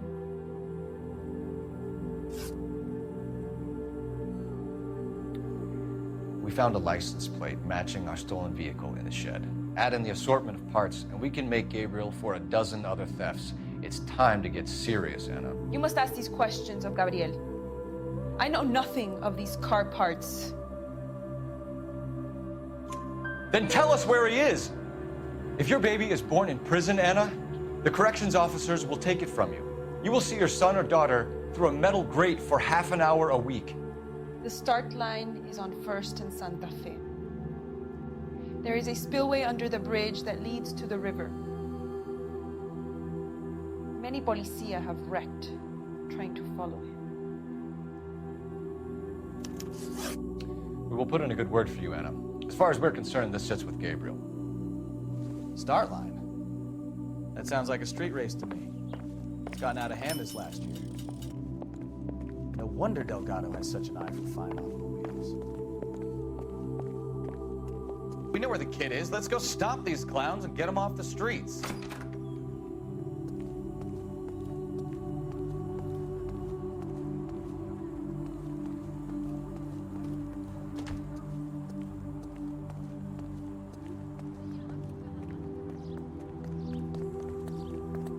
Hey, Pep, thanks for being here. I appreciate it.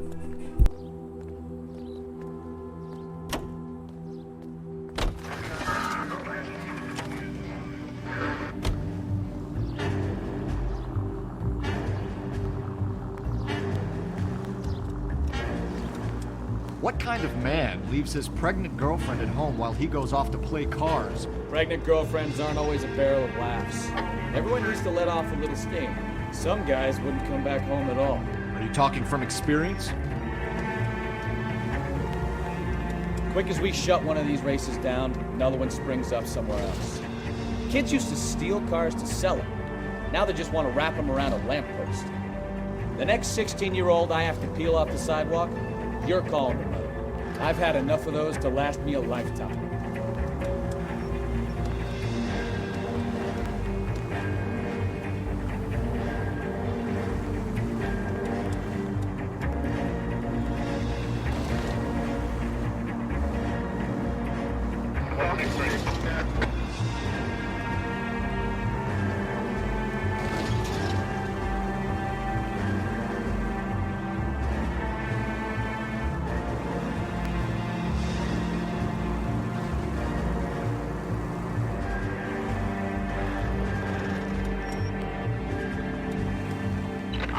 Shots fired, ops needs help.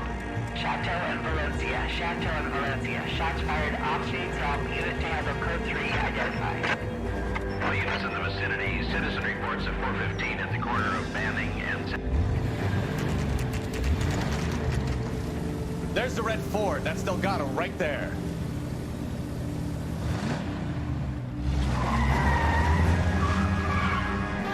Quick! They're getting away! Phelps, 1247. Requesting assistance at 1st and Santa Fe. Reports of an illegal street race. Stay on Delgado. He's getting away. I'm gonna find you! Gonna lose him.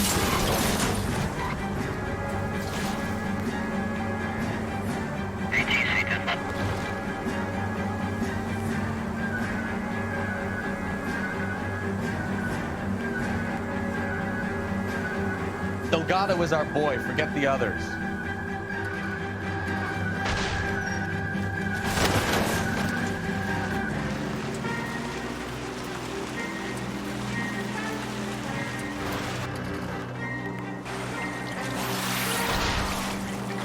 Enough games, Phelps. Take this guy out. Step on it, Phelps. Take him out.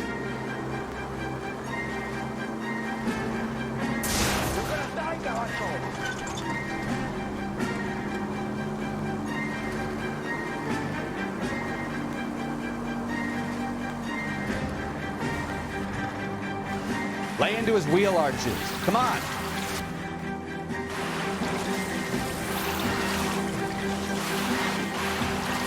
God damn it, Cole. Hold it steady.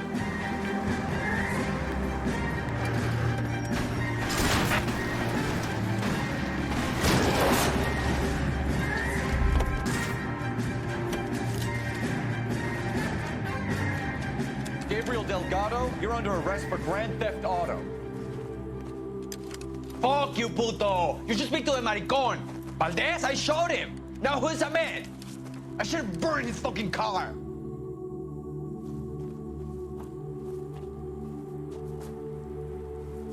You got a foreign dignitary outed as a fruit and a kitty raper, a car dealer we're gonna let slide for the kickbacks, and a street punk car thief who sure as hell won't be taking liberties with other people's autos again anytime soon. That, Detective Phelps, is not a bad haul. You keep your chin low and your hands high, and you keep bringing me clearances just like that one. That's textbook policing, and we need more of it in this department.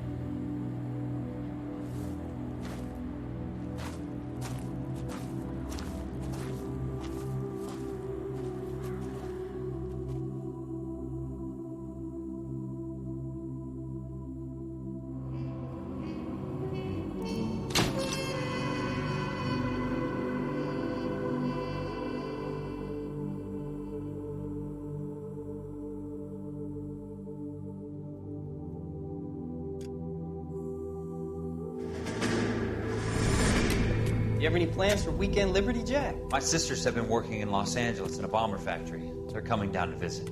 I'm meeting them at the station at 6. Good for you, Jack. Are they cute? My sisters, Hank. Attention! Final inspection before Liberty.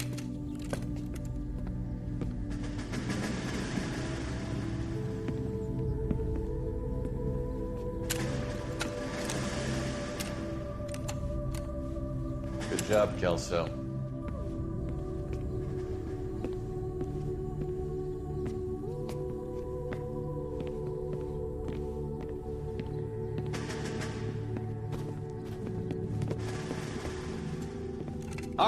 we going somewhere, gentlemen? Full inspection. And it better be exceptional if any of you want liberty this weekend. Kelso, this carbine, the bore is dirty. No, it isn't. Are you arguing with me, Kelso? Do what you need to do, Sergeant. You know the bore's immaculate. Weekend liberty canceled. 2-day field drill. Clean this rifle. No. Do you know the penalty for insubordination, Kelso? Jack, don't do it. Forget him, Hank. He doesn't have what it takes. Are you two finished? Are you going to clean this rifle? No, Sergeant. Cole is right. I'm going to stop playing games and join a rifle company and fight the real enemy.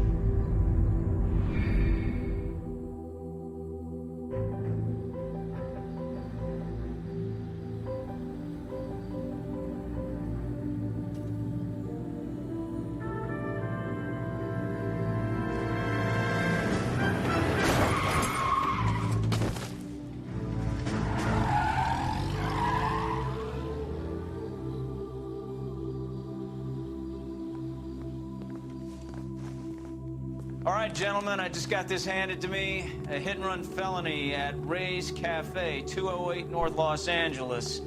Got a patrolman on site. The coroner's on his way. Get down there, see if you can find any witnesses who can put a make on the car. Got a stakeout down on 2nd later tonight. I've been in this job 20 years. I never fired my gun. I'm thinking of moving up to a 45. I want to put him down to 1 round.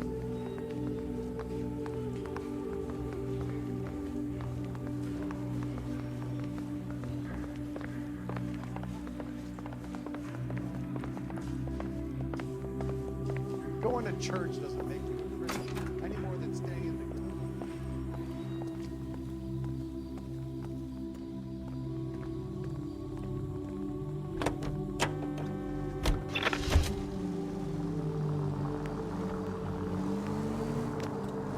Looks like the DA is going to press charges. Anna Rodriguez might do time. I'll speak to the DA. She suffered enough. I don't know, Cole. She's an easy make, and the DA likes convictions. I'll convince him to let it go. How do you do that? I'll give him something better.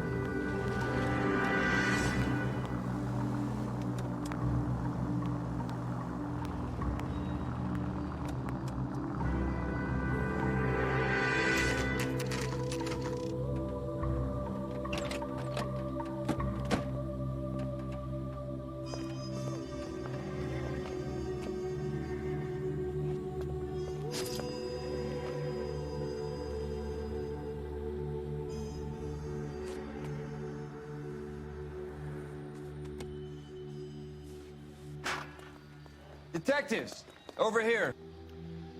Cole Phelps, traffic. What have we got?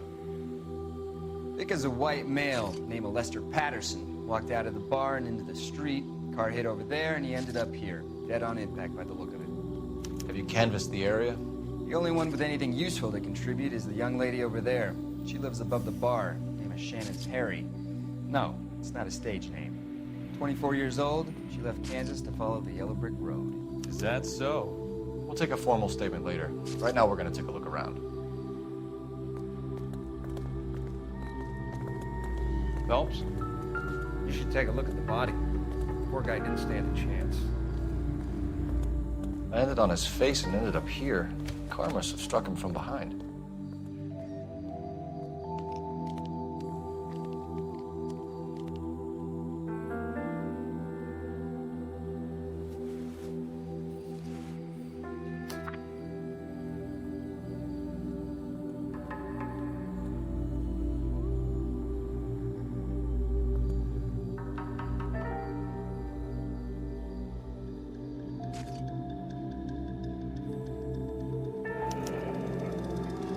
Patterson has life insurance.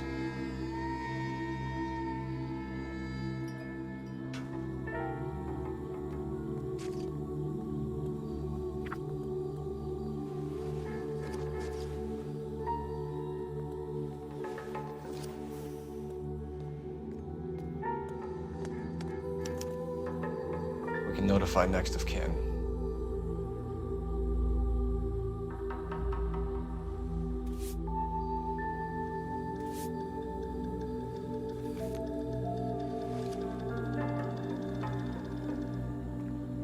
What have you got on the victim?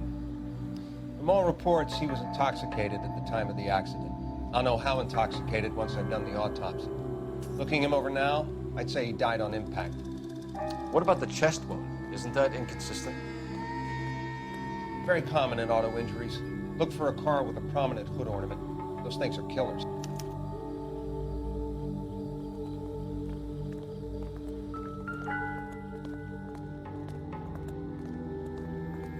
Body traveled a good 20 feet.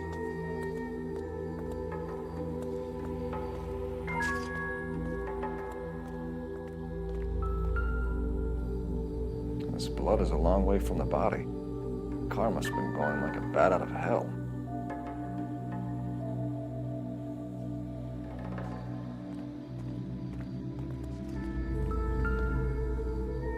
Hey Jay, welcome in. So the driver managed to brake before the impact.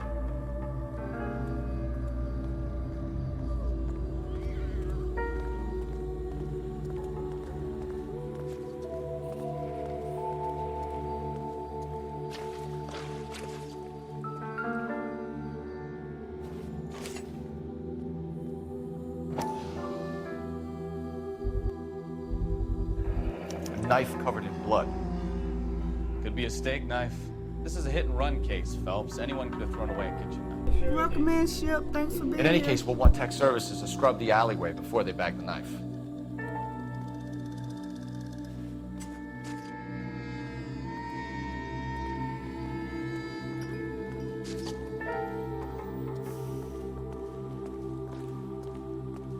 She's all yours, Detective.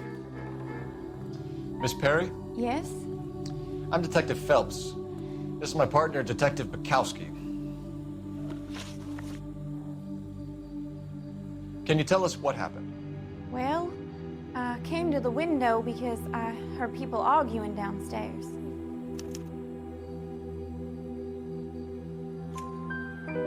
Then what happened? I saw a car hit that poor man and knock him down the street. What kind of car was it? A dark red Lincoln Continental. Did you see the license plate? Only the first three letters, I'm afraid. 3C8. Tell me more about the argument you heard. Well, there were two voices. A man and a woman, that's all. Why are you holding out on us, Miss Perry? I'm sorry. I was hoping to tell my story to the newspapers. I'd like to get my picture in the paper. I'm trying to find work as an actress, and things are pretty difficult. Cough it up, sister. We don't have all night. People arguing?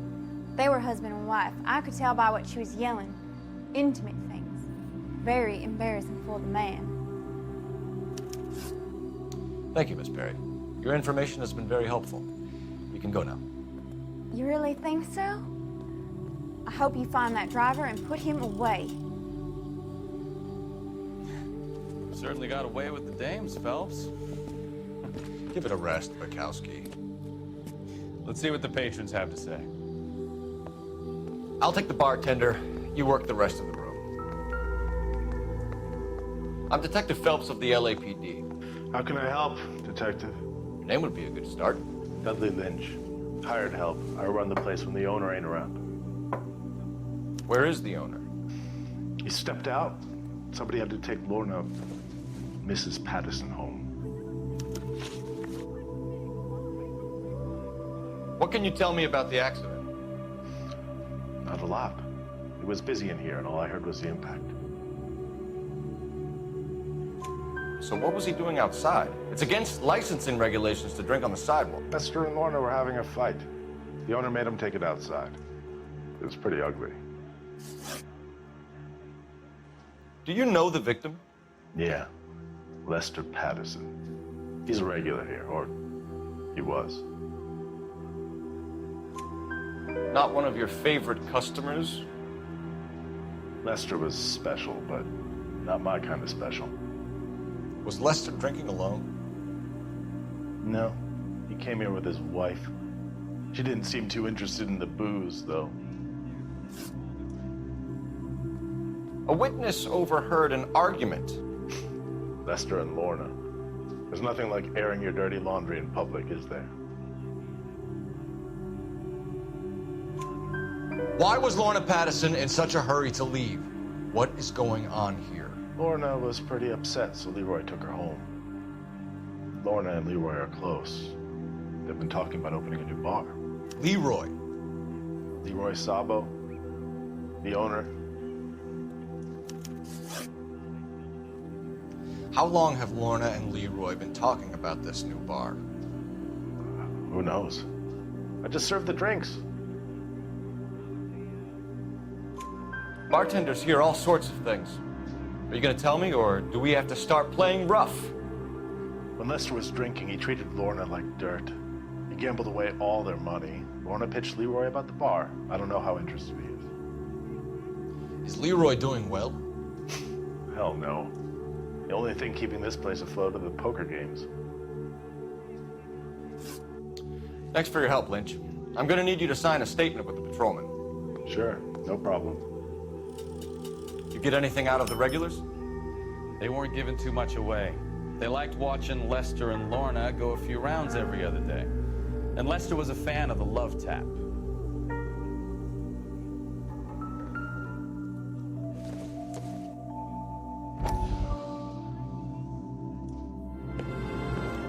Courtney, come in. Have a seat. Thanks, Doctor. How are you finding working at the clinic? It's, fine. Are you sure? Can I be honest with you, Doctor? I would hope so, Courtney. I was hoping that the therapy would be more beneficial. Treatment can unfortunately be very long-term. So many of the patients here are addicts, Doctor. Many of them have been for years, Courtney. In the past, Welcome, man. these Thanks people for were talking. condemned to sanatoriums. We can reveal the Actually, thank you for still being here. I hope you're having a great morning. And until then, they stay sedated? Do I detect a hint of reproach, Courtney? I was expecting more, Doctor. I'm sorry. I don't mean to criticize. Part of being a physician, Courtney, is learning to be patient. How is it possible to keep so many of them on their medications, Doctor? Many of their addictions are illegal. Oh, many things in life are gray, Courtney. What may on the surface appear to be illegal is actually of benefit to society at large.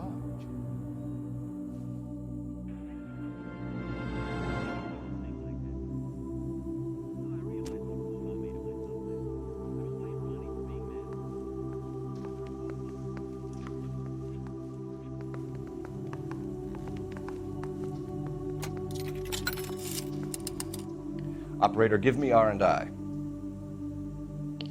Putting you through now. Phelps, badge 1247. How can I help, Detective? I need to run a partial license plate, 3 Charles 8. Cross-check possible Lincoln owners. Suspect vehicle is a red Lincoln Continental.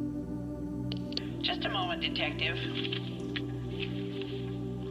Only one possible make on that license. Registered to a William Shelton, 738 West Temple Street. Thanks, ma'am. Looks like we caught a break on this one.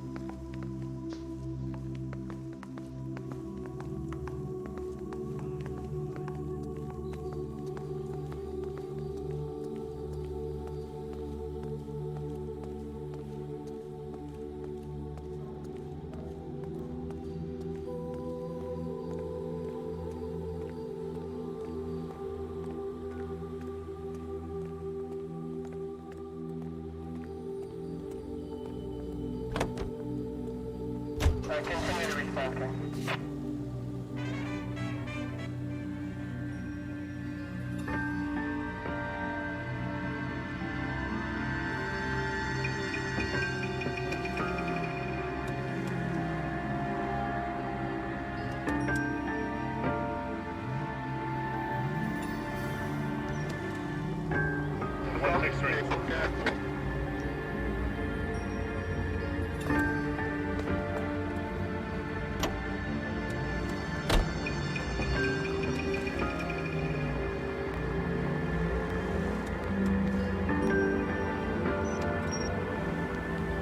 the wife was there when it happened, but then left the scene. You're right. That's pretty unusual behavior. She could be in shock. I saw some people do some strange things in the war after their buddies. Maybe she doesn't give a fuck. According to the patrons, her old man was a piece of work. You don't think... Phelps, the guy was run over. So it worked out well for this broad. So what? Maybe she deserved to catch a break. Who knows? All units, shots fired off streets, help. Chateau and Valencia. Chateau and Valencia. Shots fired off streets, help. Unit to handle code 3. And that's a 496 plus 1. You have another assignment here, Central?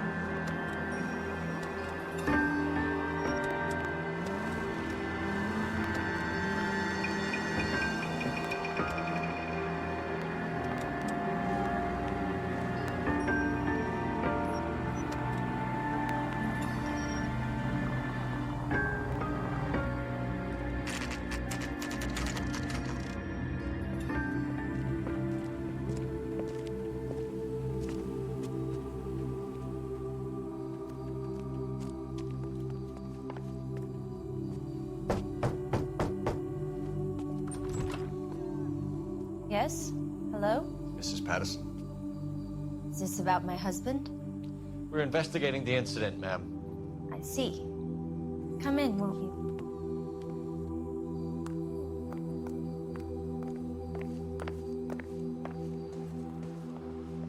Can you tell me what happened? What's to tell? He got hit by a car and now he's dead. You don't appear to be too upset about the fact. Lester and I met on a furlough in '44. We got married that weekend. People don't understand it now, but that happened a lot back then. I see. So you probably did well to stick it out this long. What's that supposed to mean, mister? I think it's about time you left. I have someone here, I and beg your pardon? You're gonna have to run that one by us again, sister. It's okay, Lorna. I'm Leroy Sabo. Well, well. Nice to see you're comforting the grieving widow, Mr. Sabo. All right, wise guy. Do you have any intelligent questions you would like me to answer? You can confirm Mrs. Patterson's story. Lester lost at cards. He was kind of hard to control when he lost his temper. He turned without looking and walked right out in front of the car. It wasn't good. What's your relationship with Mrs. Patterson, Mr. Sabo? We're friends. Good friends. You expect me to believe that? Look, I was filing for divorce. Mental cruelty. Lester could be a mean son of a bitch. And Lester knew about that? No, I hadn't told him. Well, hasn't this worked out well for the two of you? I feel almost bad for busting in on this little rendezvous. How did the car come to hit Lester? He walked straight into the path of an oncoming car.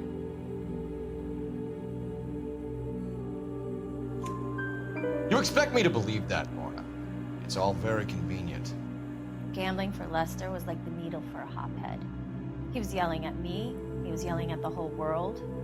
I kind of felt sorry for the driver. Poor guy had no chance. You were arguing in the bar and on the sidewalk. We were always arguing. So what? Admit it, you were baiting him, pushing his buttons. We can easily get the full story from the regulars in the bar. All right.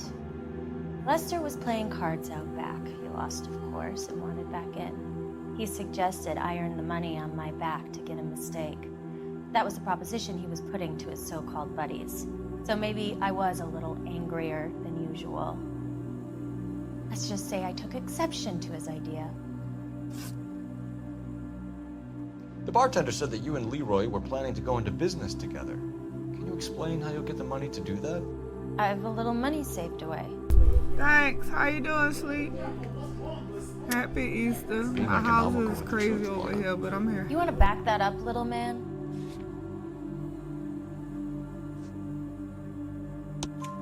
You increased the premium on Lester's life insurance. GI insurance policies have a $10,000 payout. It was Leroy's idea. Lester lived on the edge. He was always getting into fights, crap games, pinochle, you name it. Turns out it was good advice. It speaks to motive and premeditation, Lorna. getting the hit-and-run detective. You and Mr. Sabo have an interesting day. I'm sure we will, officer. Now, if you could both just leave. We're leaving, ma'am. Sorry for your loss. I can see what a tough time you're having with all this.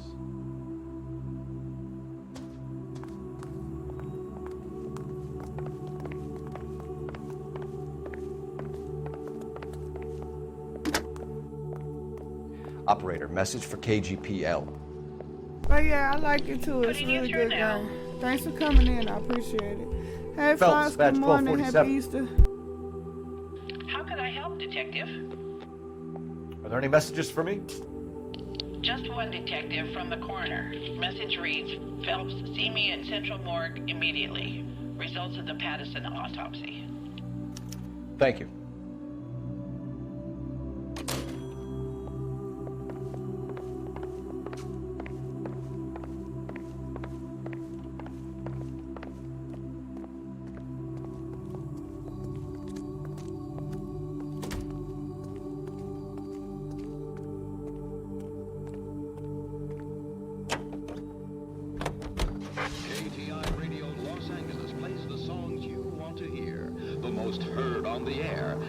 Songs most played on automatic coin machines are right here.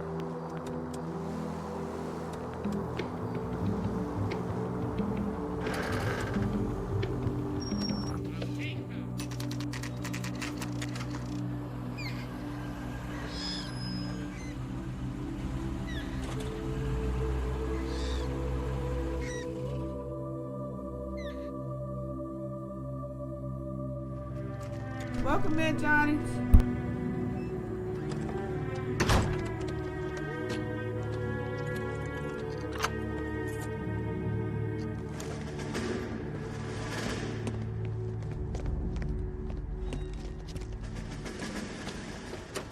That's the son of a bitch right there. William Shelton? Yes? It doesn't look good, Shelton. You packing your bags and making a run for it? You know why we're here. Yes. The accident. We've got witnesses who can put this car at the scene, not to mention the physical damage. This is open and shut, Shelton.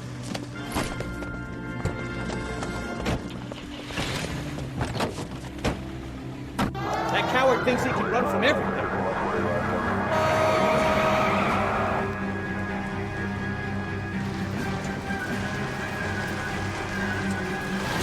Lay into his wheel arches. Come on.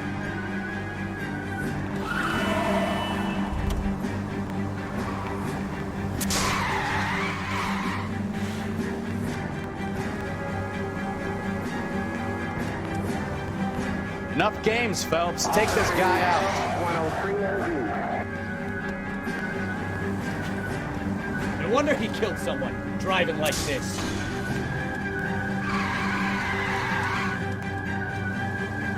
Don't let that asshole get away.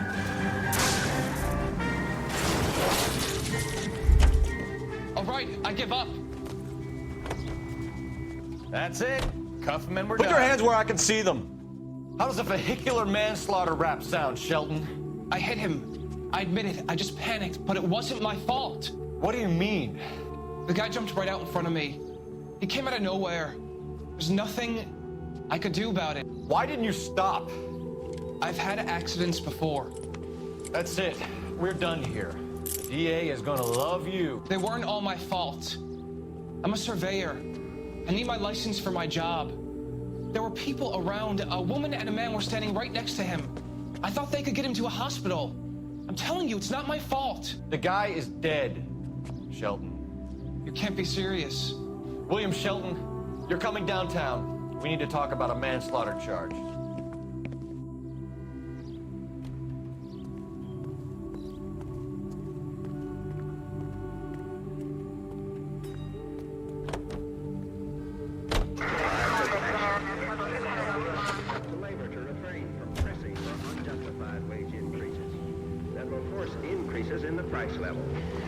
This is an age when unforeseen attack could come with unprecedented speed. We must be strong enough to defeat and thus forestall any such attack. For these reasons, we need... All units, officers, help. Major 415, 1624 West 3rd Street, 1624 West 3rd Street. Any unit to handle code 3, identify. Let us have the will and the patience to do this job together. May the...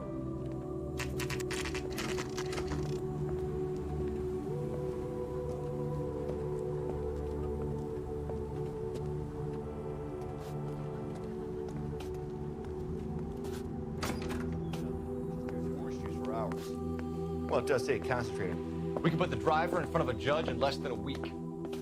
You'd be making a big mistake. Run that by me again? The victim was dead before the car hit him. 2 puncture wounds to the right side of the thorax. Second puncture reached his heart. You're kidding me. Been doing this job 23 years, son. No one's ever laughed at one of my jokes. He was stabbed to death? Long, sharp knife, length of a bayonet. We found a knife in the alleyway. Where is it now? Was it bagged? By Patrolman Kaplan. Perfect. I'll get you a definite match. Jesus, we got him. Murder 1. We were right there and they tried to stare us down. Now they'll both get the gas chamber. We have the knife, we have the coroner's report, and I bet we could roll Sabo as a witness. Let's bring her in.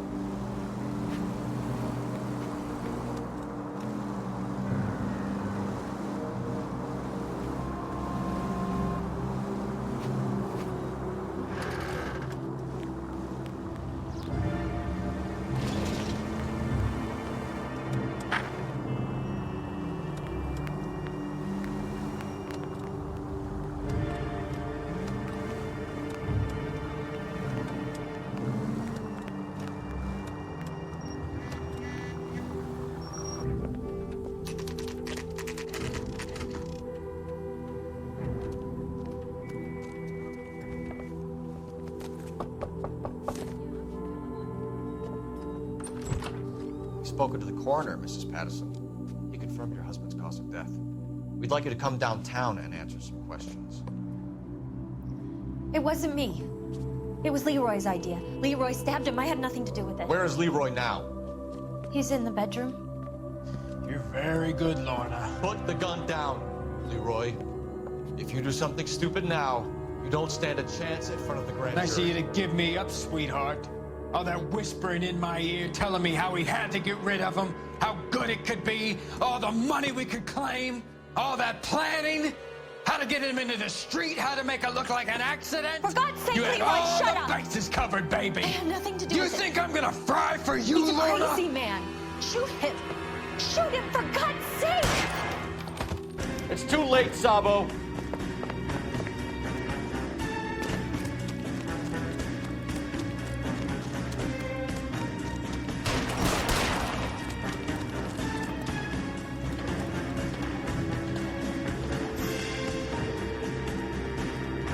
Sabo, stop or I will shoot!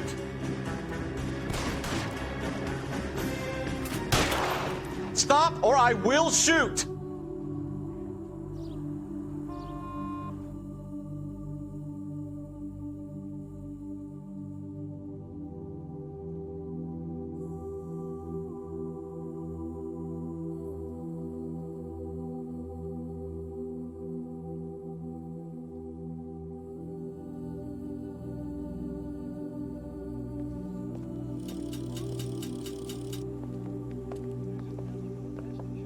So, I give you a hit and run, You bringing back fraud, conspiracy, and first-degree murder.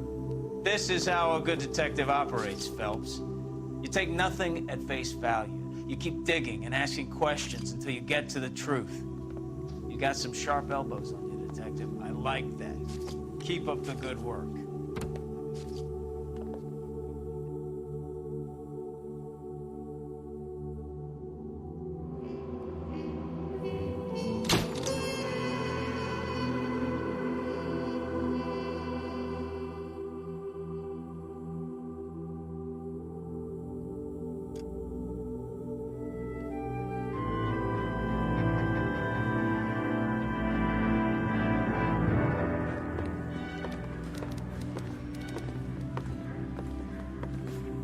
Phelps, Kowski.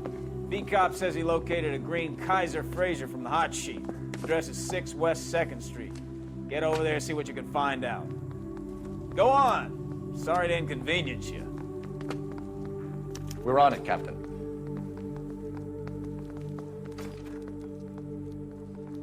I swear the more bent cars we bring in, the longer the hot sheet gets. Pays the rent, though. Keeps Mrs. Phelps in the manner to which she's accustomed. I'm not sure she'd agree with you. Passionate, romantic type like you, Cole? I don't believe it.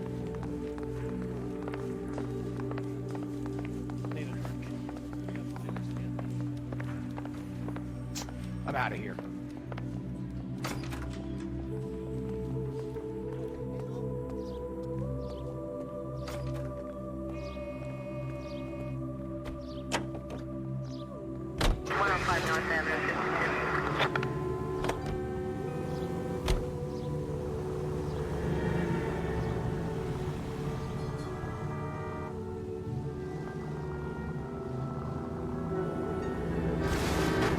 I wouldn't feel safe in a tank with you driving. They're calling her the Dahlia now. Wonder what Veronica Lake makes of that one. What a case. You hear whether they're making any progress? But Captain Donnelly seems to think they have it all wrapped up. Brown and Green are sweating this Manley character. I heard it'll be in front of a grand jury by next week. Poor thing. Terrible enough being murdered like that without having a death. Strewn all over the front pages.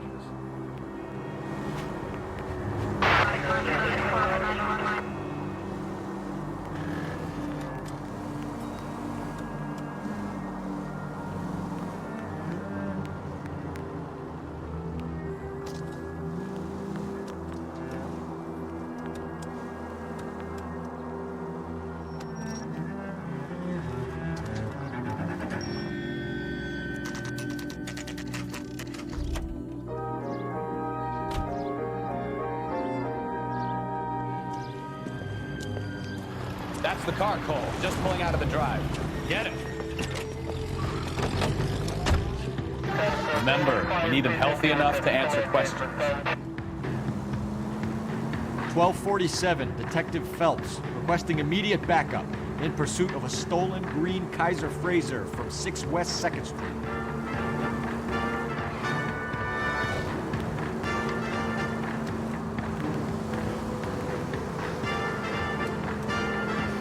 Enough games, Phelps. Take this guy out.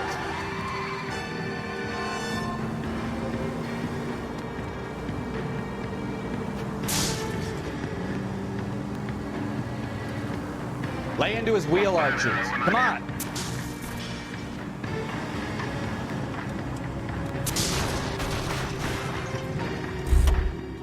All right. Maybe I was a couple miles over the speed limit. Out of the car now! Why did you run from us? I saw a big car in my rearview mirror with two tough guys bearing down on me. What would you do? What's your name? Cliff Harrison. You're under arrest. For what? What are you talking about? Nice try. I'm talking about the car being stolen. You're out of your mind. I bought the car, and I've got the paperwork to prove it.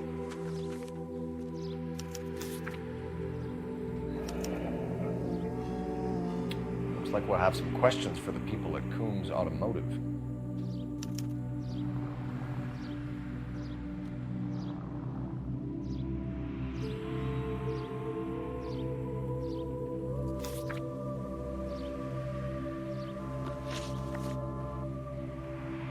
You purchased this car from Coombs Automotive Company? Yeah, that's right. And the ownership papers? From the same place.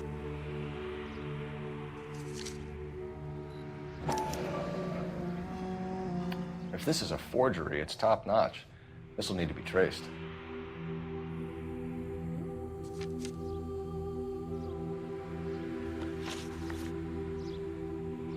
You have a criminal record, Mr. Harrison? No, nothing like that. You better give us something, Cliff, or we're gonna make this hard on you. I didn't steal the car. I ran because I've got some wacky backy in the glove compartment. How much, Cliff? 1 reefer. We'll let it slide. You're in enough trouble. Who did you deal with at Coombs Automotive? The owner, Richard Coombs. And he made out the bill of sale personally? Of course he did. He kept a facsimile for his records. Check with him. We're going to get to the bottom of this, Harrison. Until we do, you're going downtown. You gotta be kidding me. I'm getting arrested for buying a goddamn car? If everything is legit, Harrison, you'll be out soon. Until then, if I were you, I'd keep my mouth shut. Bag his possessions as evidence and have him arraigned for grand theft auto. Right, Detective. Do you know who my father is? We need to get to Coombs Auto and check out Harrison's story.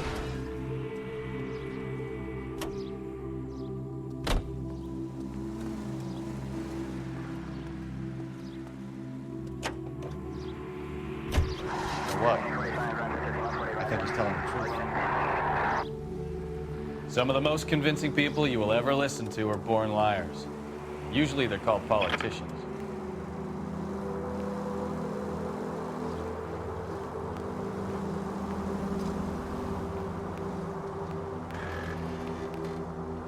The paperwork all looked above board, and he seemed like a clean-cut kid.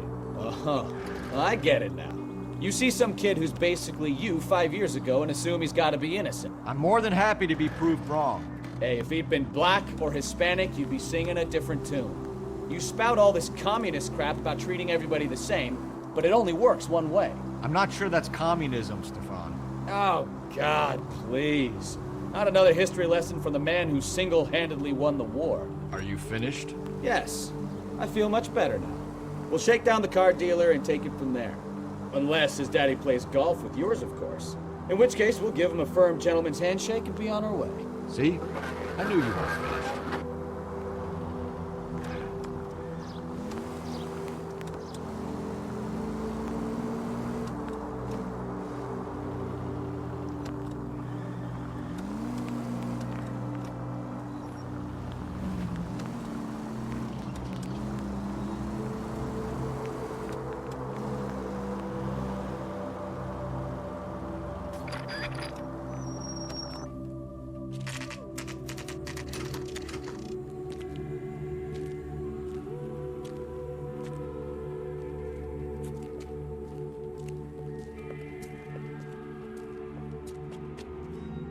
Not another step. I have got a Buick Century sedan that would be absolutely perfect for you. Detective Phelps, LAPD, are you the owner? That's right. Richard Coombs at your service. You looking to trade in a black and white, boys? Mr. Coombs, we're investigating an auto theft. A man by the name of Cliff Harrison claims he bought the car here. Well, some people would say that my cars are a steal. That's a joke, son. Very amusing, Mr. Coombs. I remember Harrison. It was a green two-tone Kaiser Frazer, if I remember rightly. Do you have the bill of sale? It's in my office. Walk this way.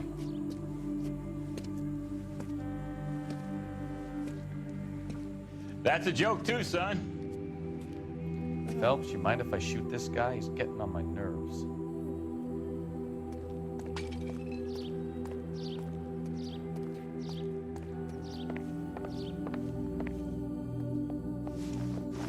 Here it is. Got the original pink slip there, too.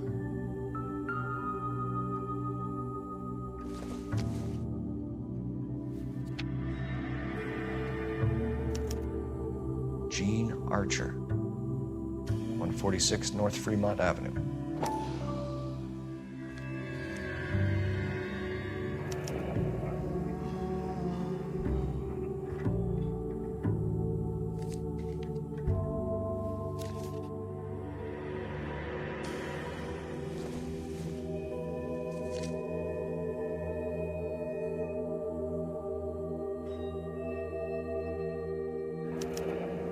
Harrison's purchase receipt was legit, at least.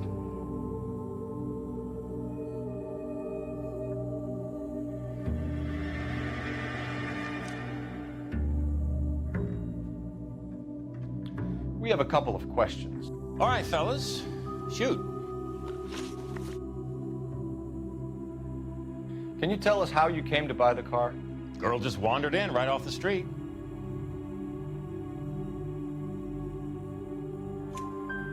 Nothing unusual about the car. Not really my usual type of vehicle. The price was certainly right, though. Nice girl, but about as sharp as a bag of wet mice. Did you pay with check or cash? A check. She wanted it made out to cash, but I insisted. Man has to watch his cash flow. What name? I made it out to Gene Archer on the Bank of Arcadia. Can you describe this Gene Archer? Brunette, maybe 25, 26. Little on the plump side, but not bone ugly. What was your impression of her? Kind of harried and harassed, in a hurry to go somewhere, but no place to go. You get to know the type.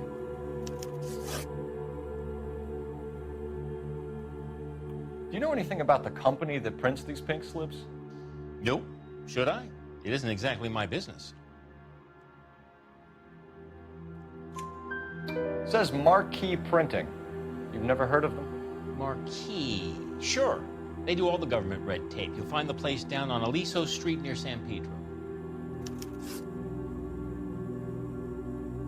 When exactly did you hand over the check, Mr. Combs? Close of play on Friday.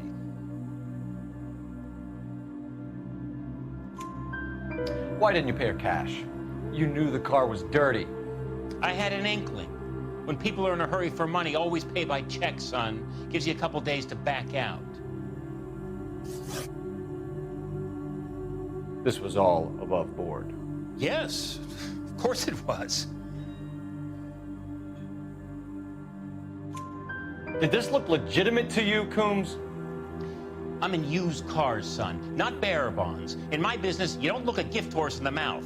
Now don't come on all high and mighty with me if you want my help. Thanks for your help, Mr. Coombs. We need to continue the investigation. Hope you sort out your problem with Mr. Harrison. Go easy on him, son. Boy's about as sharp as a bowling ball. He's built too low. The fastballs fly over his head. Let me shoot this guy, please. You have a pleasant day, Mr. Coombs.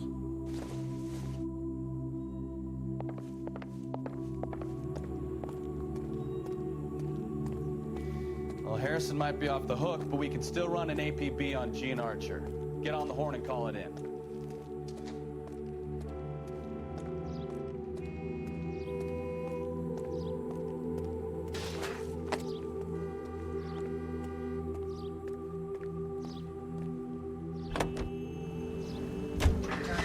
.11K to KGPL. Request an APB on Gene Archer, age approximately 25, on suspicion of grand theft auto. KGPL to 11K, roger.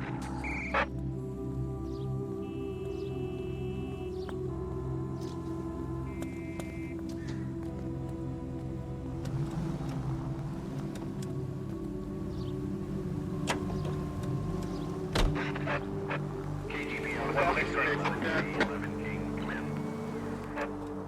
11K, go ahead.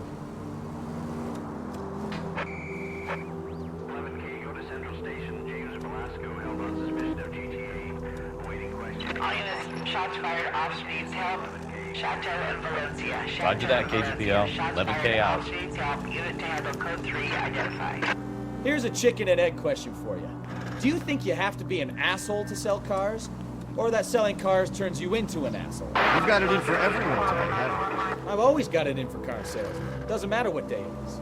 And why do they always think they're comedians when they're about as funny as a heart attack? Maybe the more annoying they are, the quicker you sign on the dotted line, just to get the hell out of there.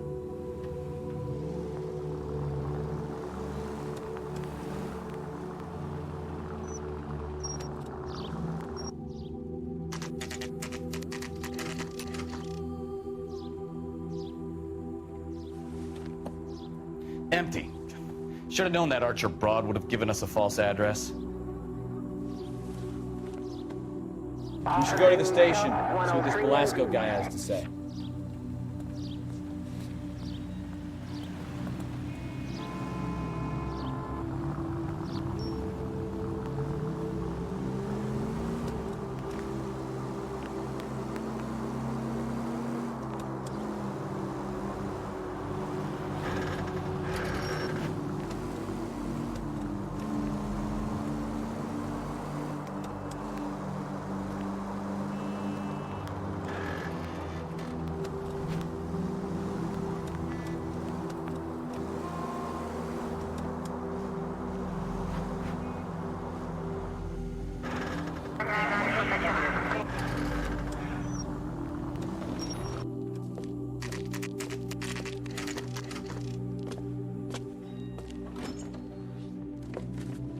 Detectives, Velasco is prepped and ready in 2. Another stolen car with legit papers. Thanks.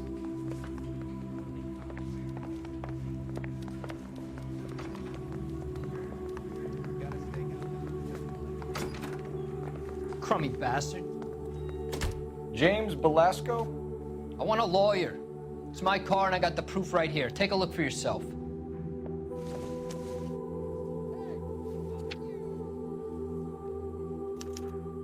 The paper is real enough, Velasco, but the car isn't yours.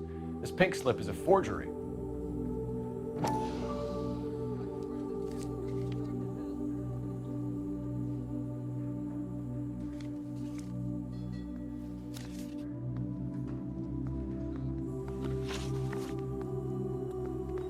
Where were you taking the car, James?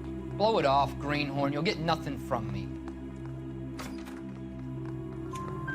You're a two-time loser. If you don't give me something, I'm gonna ask the DA for the maximum. You're looking at 10 years, Velasco. Kiss your youth goodbye. I want a deal. Keep talking and we'll see what sort of deal you're worth. My job is to drive the cars out of state. Nevada, Arizona, sometimes New Mexico.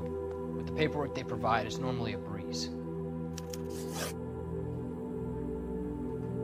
Does the name Gene Archer mean anything to you?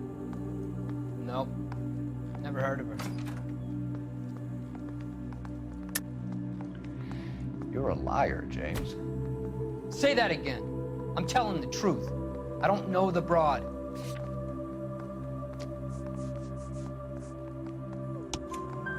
So that's why you both have the same address printed on your pink slips. She's a mule for these stolen vehicles, genius. Same as you.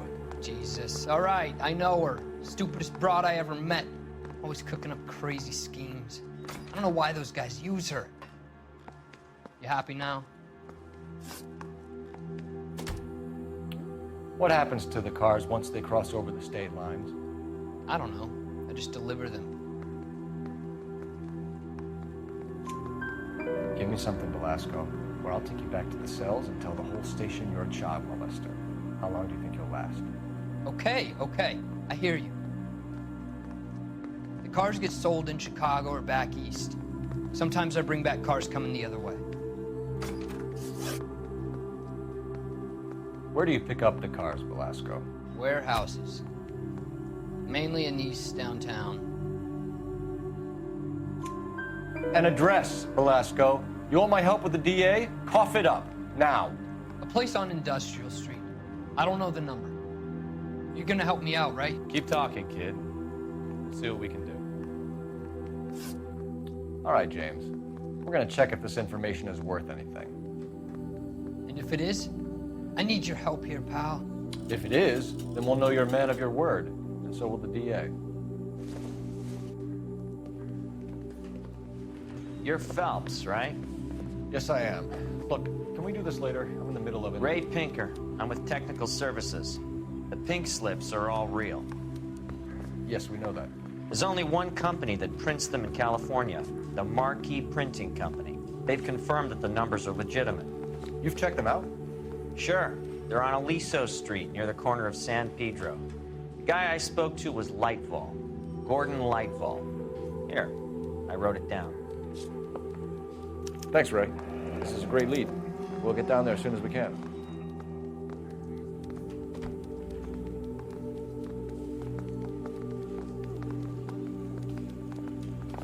say we Your bust in GTA there and suspect, find the Gene Archer, goddamn evidence. spotted by a patrolman. Western Union office, 253 South Hill. Less than a minute away down the street if you run. Go! She won't hang around.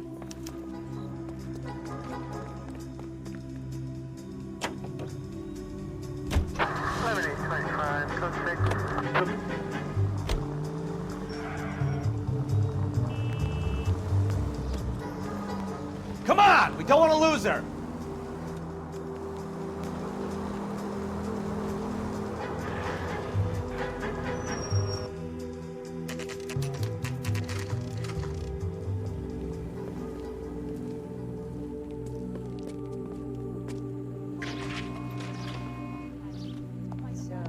LAPD. We'll take it from here. God damn it. Everyone's against me. Look, just let me get my money and get out of here, okay? You look sweet. How about giving a girl a break? That could be very nice. I'm afraid I can't do that, Miss Archer. Stefan, call for black and white. Just my luck to get the only hair sure cop in the LAPD. The car you sold to Coombs was stolen, Miss Archer. There won't be any money. I handed over all the right paperwork when I sold it, Buster. Gene, you've blown open the whole operation because you were dumb enough to try to sell one of the cars. What do you think they're going to do to you? Give me something. I was just doing what they do. They paid me $50 to drive the car. I made $2 grand selling it. You made zero. And if they catch you, you're dead. Is that all your life's worth? Look, a girl needs things. I don't see you looking out for me. How long have you and Belasco been delivering cars? Who is James Belasco? You're lying. James Belasco. I don't remember mentioning his first name, Miss Archer. Oh, well, I think you did, didn't you? Well, I'm sure of it. Anyway, I don't know him.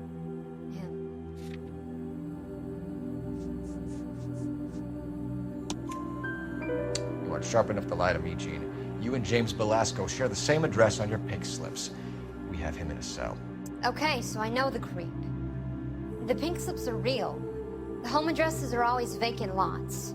Bigelow is always boasting that the paperwork is legit and that if we stick to our stories... And don't try and sell the car? Yeah, that too. Tell me where you picked up the car, Miss Archer. Look, I can't remember. Let me go, will you? Please. What have I got to do? Trying my patience here, Gene. I'll have the reporters down here and have your picture in all the papers. You'll have nowhere to run. All right already. I get the message. I pick up the cars from a guy named Bigelow. 58 Industrial Street. Big warehouse full of goons. Now you've got what you want. Can I go? Please? No, you sure can. We've got a car waiting outside for you. Some career advice, Gene. Get out of crime. Marry someone boring who has money and will find you captivating. Is this guy for real? He takes a little getting used to, but yeah, he generally means what he says.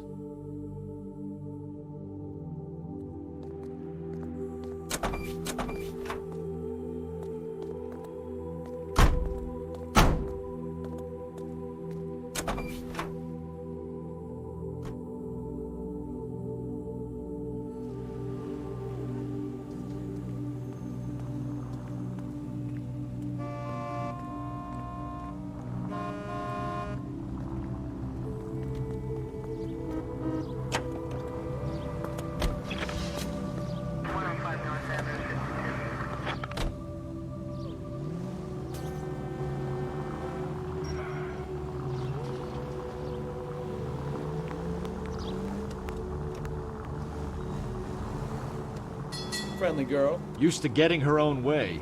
Little did she know her feminine charms were useless against the impenetrable Cole Phelps. She's not my type. And what is your type, Phelps? I'm married. I know that. But you're not blind or dead inside, are you? Wait, scrap that second half of the question. I don't know. Blondes, I guess. Hallelujah! The man is human after all. Now we're getting somewhere. Yep, I'm with you on the blondes. Brunettes are fine too. and there's nothing wrong with a good redhead. But I draw the line at gray. You know what? I might have to lift that embargo soon in the interest of maintaining a free market. A man with high standards. The standards are only as high as the last glass of whiskey.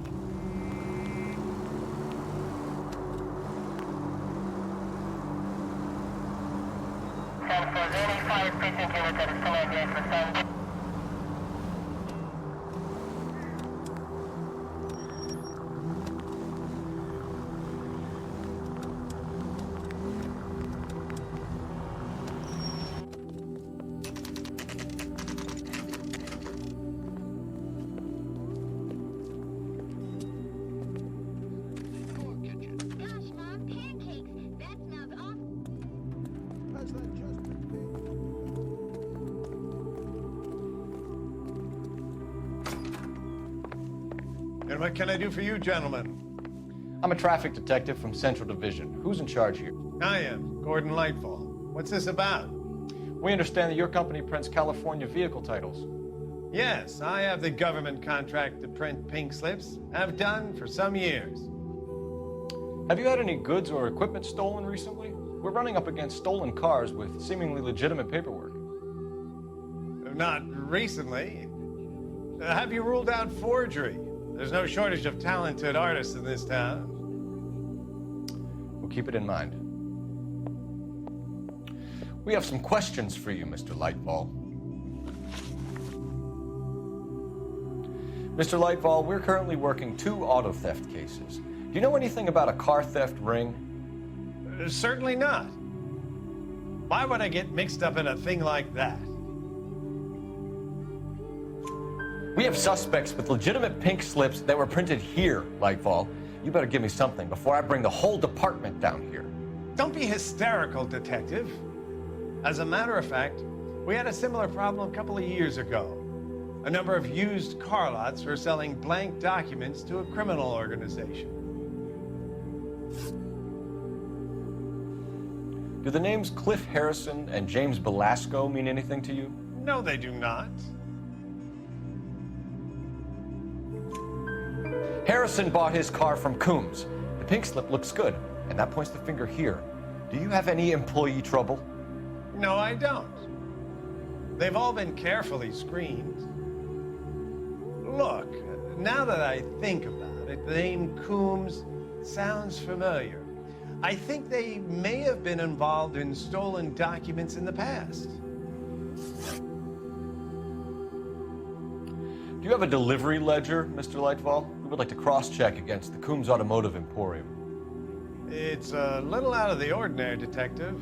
I'm not sure I can share those sorts of records. Hand it over, Lightfall. You don't want us having bad thoughts about you, do you? Very well, but this really is irregular. Over here.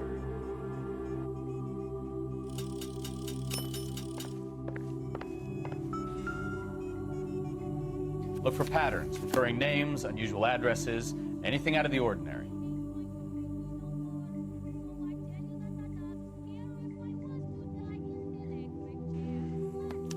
We certainly encourage repeat business, Lightfall. This Mr. Bigelow is a good customer.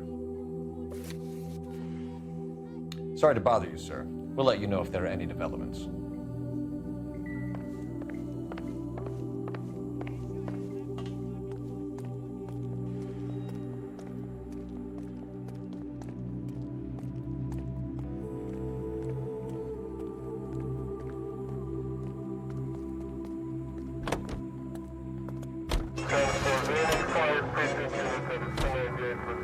KTI Radio, a service of the American Century.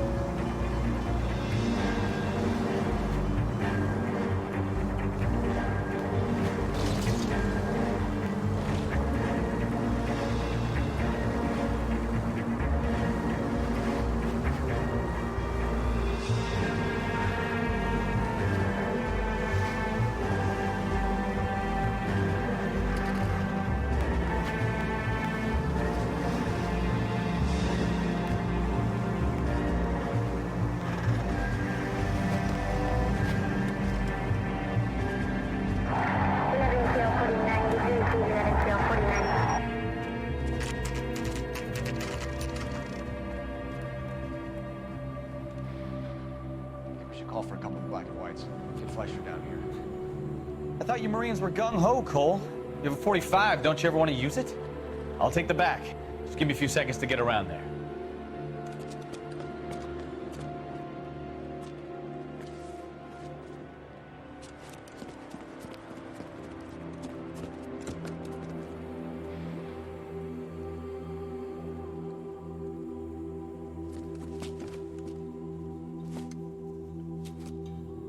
Cole Phelps, LAPD.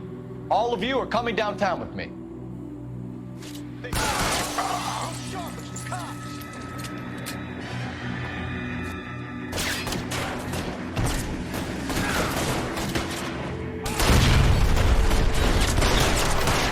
Kill a cop, and it's the electric chair.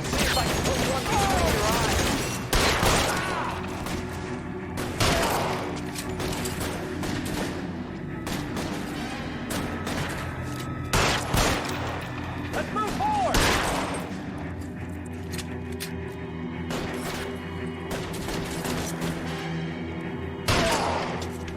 Your move, mister. Come get me.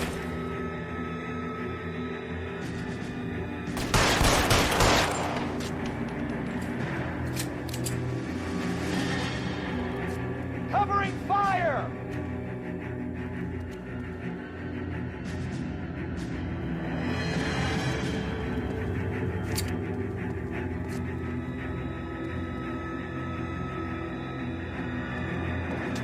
Get in cover!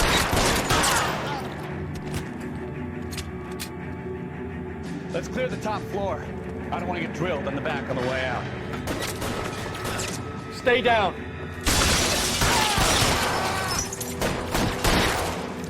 Try the door at the end. I heard something.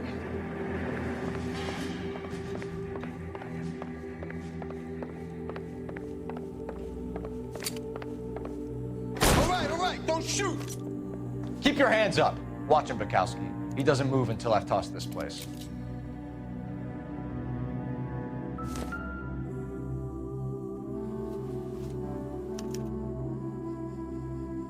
Marquee Printing Company. There's nothing like going direct to the source.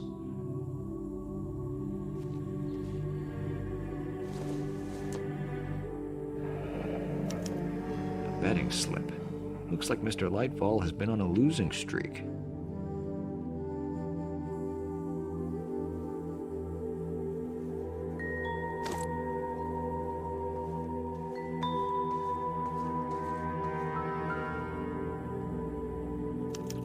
There are enough slips here to keep them stealing cars till Christmas. We've got a trail of pink slips and stolen cars that leads right to your door, Bigelow. You're in this up to your neck, but I don't think you're the man in charge. Make it easier on yourself. Give him up. I do work on cars for customers. You charge in here shooting up the place like it's the Ballad of Bulge. I can't give you anything. We know about Marquee Printing. You can make this easier on yourself by giving us your man on the inside. I sometimes repair cars and put them back on the road. I need a pink slip to resell them. There's no problem there. There are at least 4 dead men in this warehouse. A couple more. Punks won't make for that much extra paperwork. We'd be doing the legal system a favor. Okay, tough guy. I get the message. Lightfall. The guy who runs Marquee. He's the big shot. He likes to spend big at the track. He owes people. Lightfall, the guy with no luck at the track. Tell me about him. It's one of the guys lying over there. You're right. He has no luck. That's the best lie you can come up with, Bigelow? Hey, would I lie to you, detective? I'm not exactly in a good position here now, am I?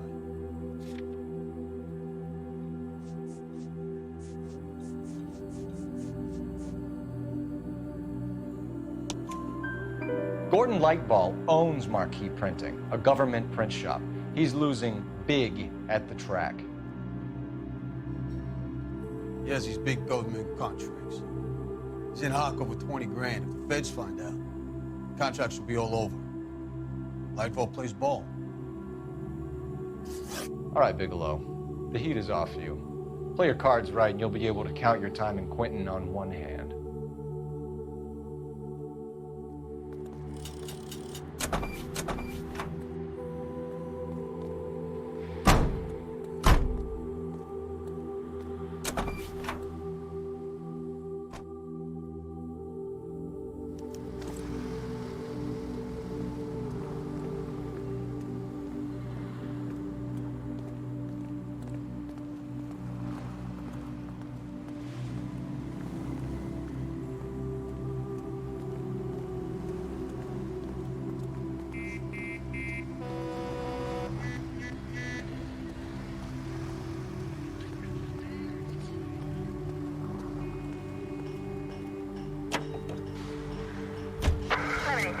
As the brave men of our United States Armed Forces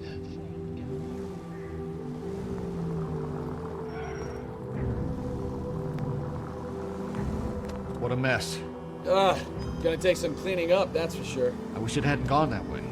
Well, they shouldn't bring guns to work with them. We didn't have a lot of choice. You have to admire the barefaced cheek of someone who tries to blow your brains out one minute and pleads innocence the next. Yeah, especially when he's surrounded by evidence. You know, guys like Bigelow spend so much time convincing themselves that they're not doing anything wrong, that they actually start to believe their own bullshit. They get sloppy. Bigelow, Lightfall, all of them. If they hadn't, who knows how long they could have kept this racket going. Complacency or greed. It's always one of the two that brings them down. Any Central Unit of 415 possible mental case at 7th and Flower Unit to handle code 3 identified.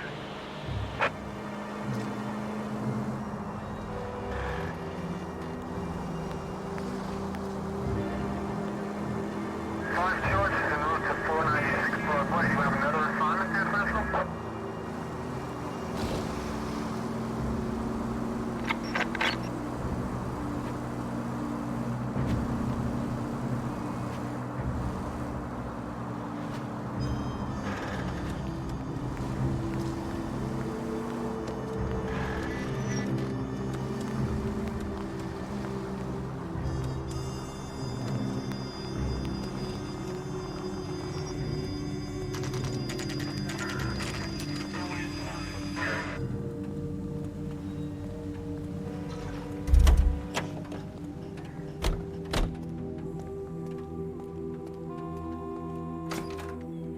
You're under arrest.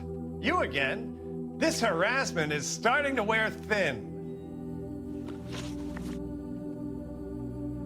We found a box of pink slips in a warehouse full of hot cars. You signed for them, Lightball. I signed for all the orders and deliveries. You'll need something better than that, cowboy.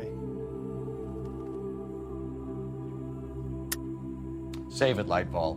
We already have all we need to send you down. I've had enough of this. You either produce some shred of proof, or I call my attorney.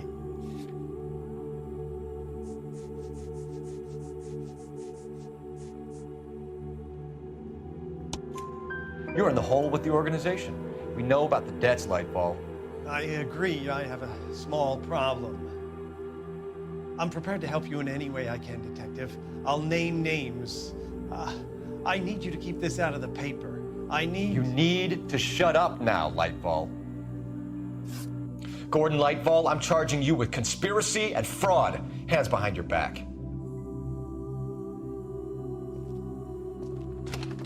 The LAPD Central Traffic Division has today smashed a nationwide auto theft ring, writes crime correspondent, blah, blah, blah. Oh, here it is. Traffic squad detectives confronted a large group of armed thugs. After an exchange of gunfire, more than a dozen dead criminals were removed from the scene. The LAPD sustained no casualties. Damn fine work, Phelps. Now get out there and nail some more bad guys, will you? I want to finish reading this.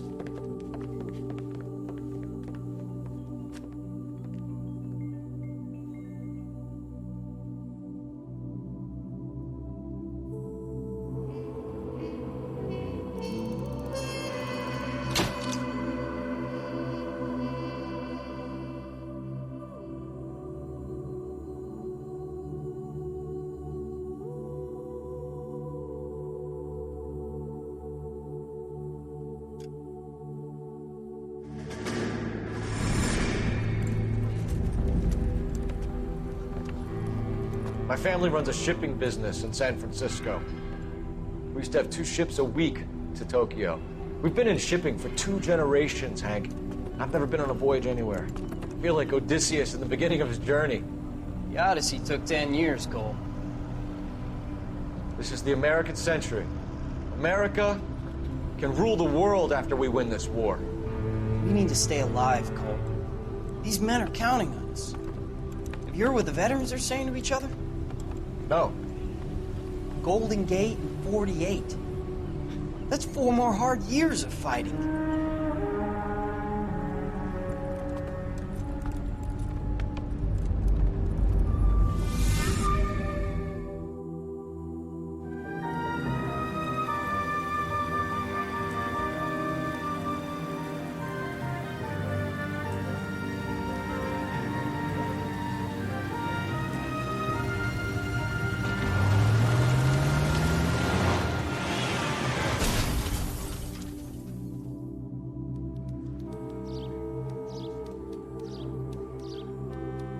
Phelps, Bukowski, you have a new case. 2 women, possible drink drive. How was that a case?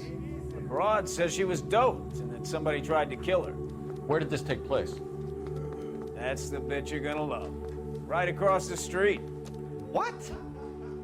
A Chevy Styline took a nosedive off the escarpment, fetched up underneath the Cola King billboard. Up to it, boys. We got bad guys to catch.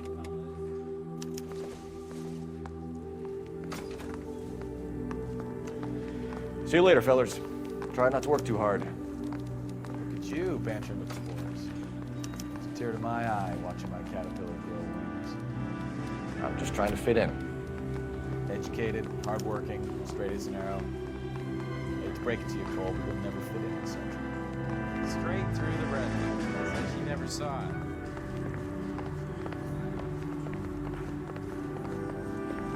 Needs to be indecisive.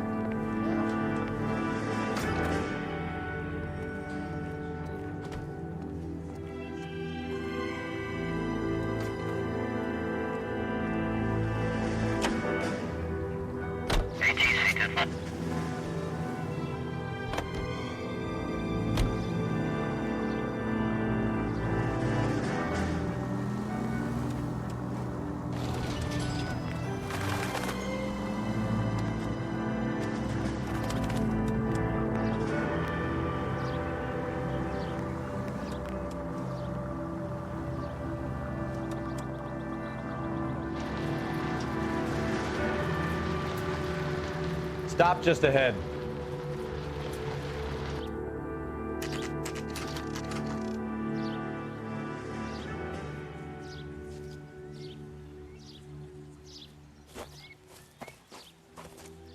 Her face looks familiar. Well, that's June Ballard, Tarzan's sister, beast of the Amazon. She's married to Guy McAfee. The captain has moved to Vegas now, but the 2 of them still have juice. Phelps, traffic. Detective Phelps. Hey, Bukowski. Long time no see. You could have called this in by megaphone, Enrique. Phelps, this is Enrique Gonzalez. Enrique was a pretty decent middleweight. What do we have, Gonzalez? Broad drives right through the empty lot and off the side of the escarpment. Her story is that a movie producer doped her and her friend and sent the car over the cliff. Was anyone hurt? Driver's beat up. Not too bad considering. If she hadn't hit that billboard, he's scraping both of them off the pavement. Passenger's at Jessica Hamilton. She's just a kid. She's pretty knocked around. Kid gonna be all right? I think so. They've taken her to central receiving. If you want to take a look around, stall the ambulance. Thanks. Do that. One more thing. Watch out for the driver. She cuts rough.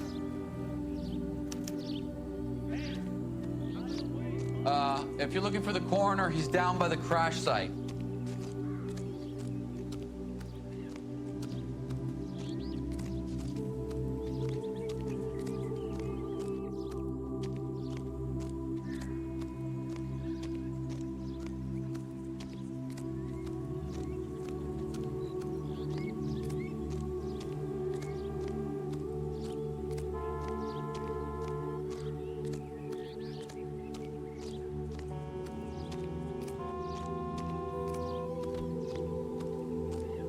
You'll want to see this, Phelps. There, laid out on the trunk. And that isn't even the best part.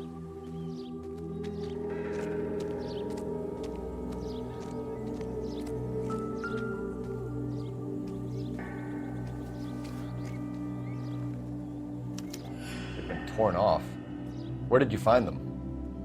They were stuffed in the young lady's handbag. I'll run a trace for semen when I get back to the lab.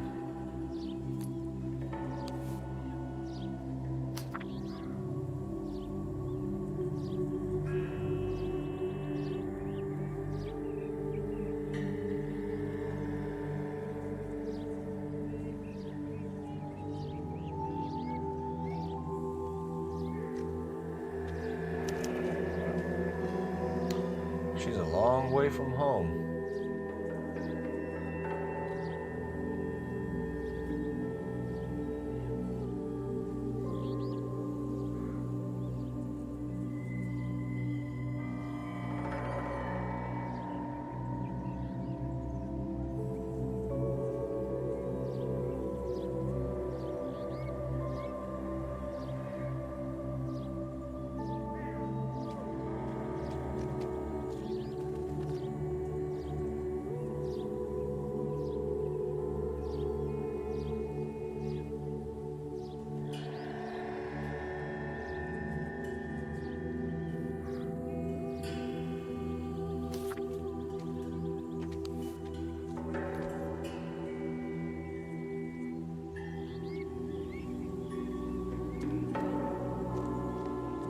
There it is.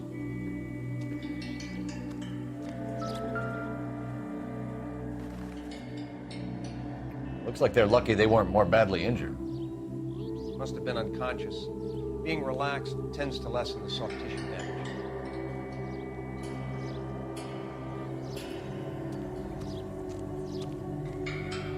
Drunk driver?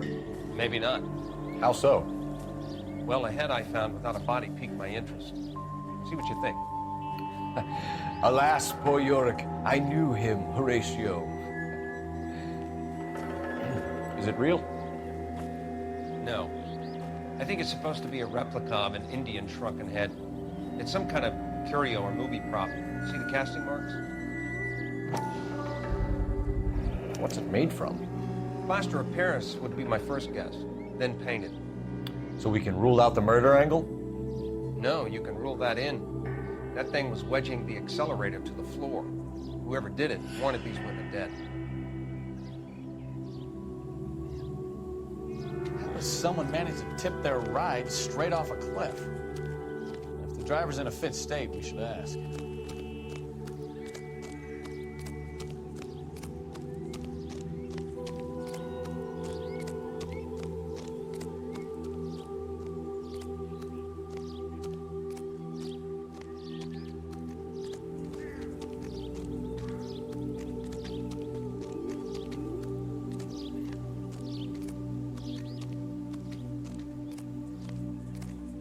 Mrs. McAfee, we would like to ask you a few questions, if that's okay. I prefer to use my maiden name, June Ballard. You might be familiar with some of my work. Can you tell us what happened here?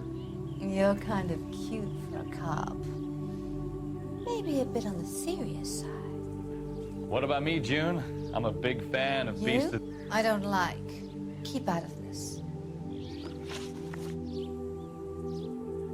We understand that you're still suffering from the effects of the accident, Mrs. McAfee.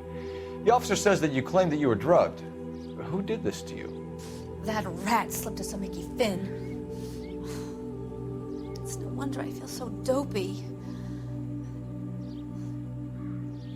I can't remember. It's a serious offense to withhold information from the police during a criminal investigation, madam. I told you to call me June. You're making me feel like an old lady. And don't bother your handsome head about this. My husband will settle the score with Mark Bishop. What can you tell us about the passenger in your car? Jessica Hamilton. Poor Jessica. It's been a rough day for her. She's desperate to break into movies. What more can I say? I think you're lying, Mrs. McAfee. I think something happened to Jessica yesterday before the crash. I'm offended, Sunshine. Do you have any proof?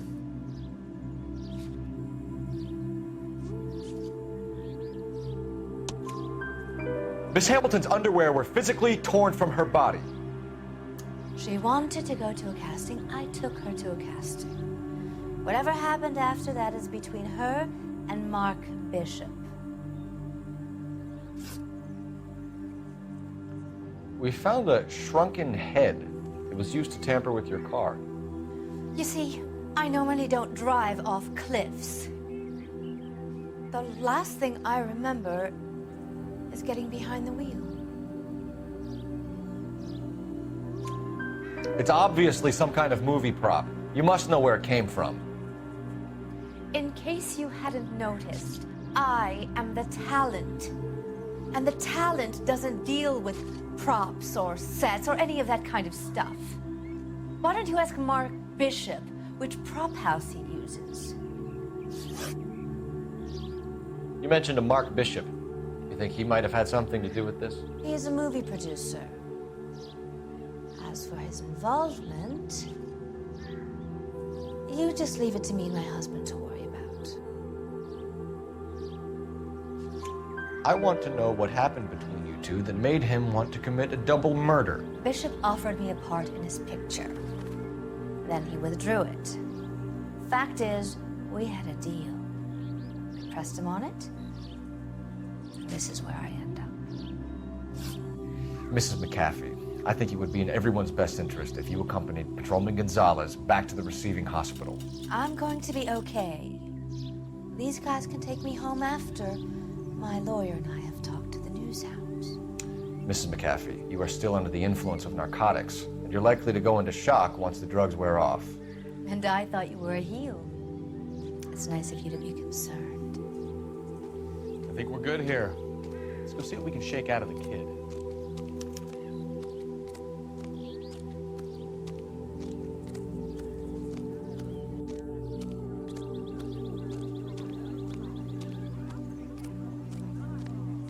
Officer, please tell me what's going on.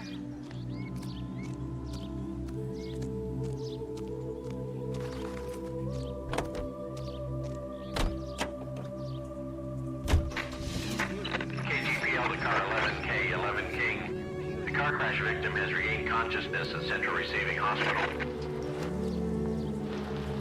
11K Roger, en route.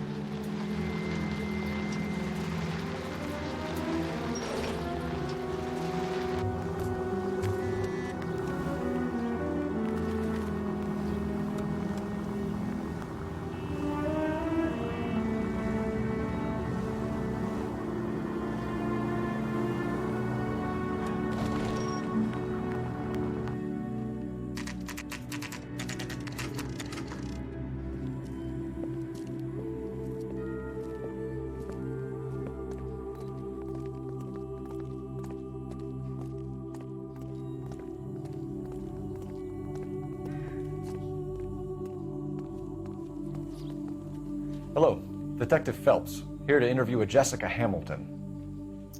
Jessica Hamilton. Oh, yes. She's in the room, right behind you, Detective. You can't hold me here. No. Hello, Doctor. I'm Detective Phelps. You're attending to the young lady from the auto accident? Yes. She's conscious now, but I doubt she'll remember much.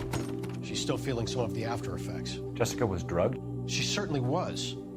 Chloral hydrate would be my guess, and there's clear evidence of abuse. She's still a minor, Detective. Someone planned a double murder to cover up a statutory rape? Swap 7 years for life and gets Guy McAfee on their case? Doesn't make much sense to me. I guess it depends on what they had to lose.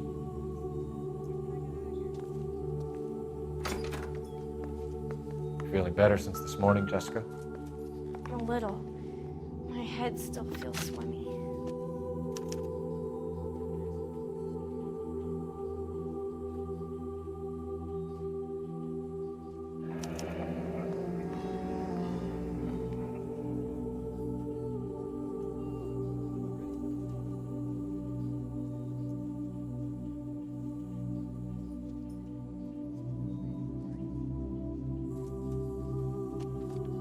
Thank you for still lurking. I appreciate it, Ship. Hello, Jessica. My name is Cole Phelps. I'm a policeman. I'd like to talk to you about your accident, if that's okay. Okay.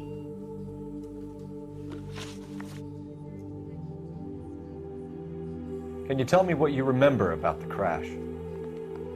It's all kind of fuzzy. I remember waking up here. Nothing happened yesterday.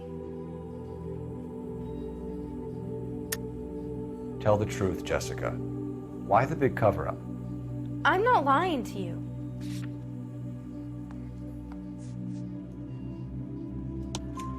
We found your underwear in your handbag, Jessica. You need to tell us what happened. The doctor told me what happened. I didn't want that. I just wanted to be a star, to be in movies. I told Junie what happened, and she told me to toughen up. That was the price of stardom. Did she now, cold-hearted bitch? It's not Junie's fault. It's not my first time. I had a boyfriend back home, but my father found out about him. Even if you consented, Jessica, you're still underage. We need to get in touch with your parents, Jessica, to tell them what has happened. Oh, you don't need to worry them. They sent me along to stay with Aunt June. They trust her to take care of me.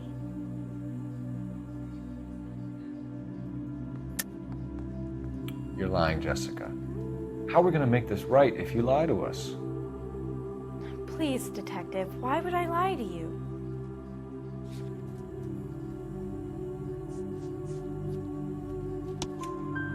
Because you're a runaway, Jessica, and you don't have your parents' permission to be here.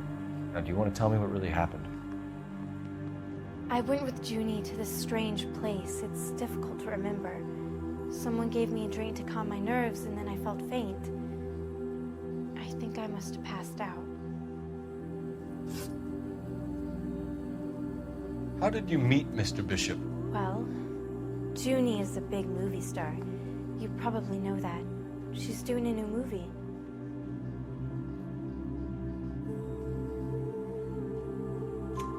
What's the story with Bishop and Mrs. McAfee? Why does he want the two of you dead? That can't be true. Mr. Bishop seemed very happy today. I mean, yesterday. And that's why he wedged a shrunken head against the accelerator pedal and punted the two of you over an escarpment? I overheard Junie speaking to him on the phone a couple of times. Screaming, really. She can be very hard sometimes, Junie. But they seemed okay yesterday, like they worked it out. I know what happened to you, Jessica. Where exactly did it take place? Please, it's scary. It's really difficult to think of anything. Jessica, I really need you to help me here. I remember the mermaid. Was the mermaid in the movie too? No, it was on the front of a building. We pulled up in front of the mermaid. Thank you, Jessica. You've been a big help. Here's my card. If you think of anything or you need some help, just get in touch, okay? Okay. I think it might be a good idea if you went back home till you felt better, Jessica. I couldn't do that, officer. What if I got the part and I wasn't there?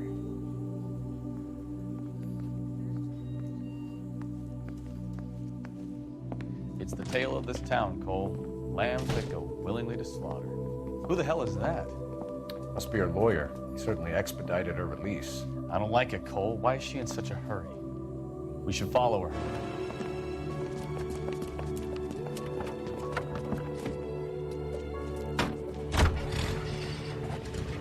There she goes. Come on. 105 North Avenue.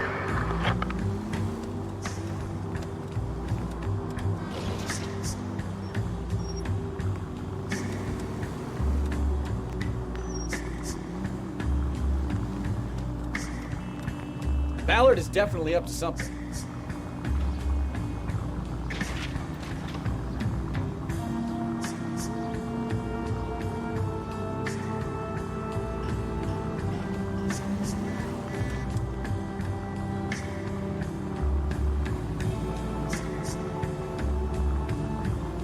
She seems to have made a remarkably speedy recovery.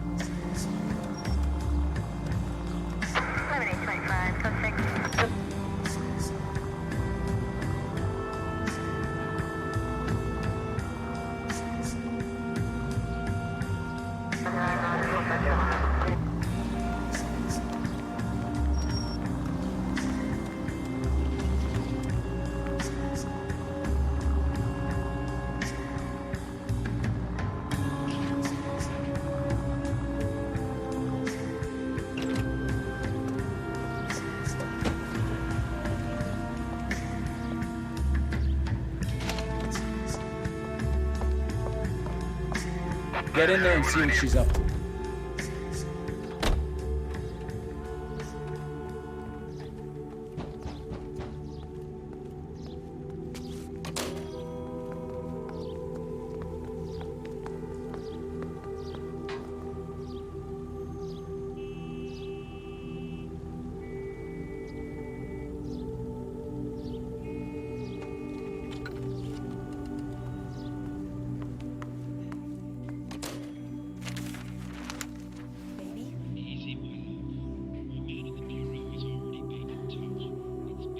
No, I don't want him taught a lesson. You know what I want.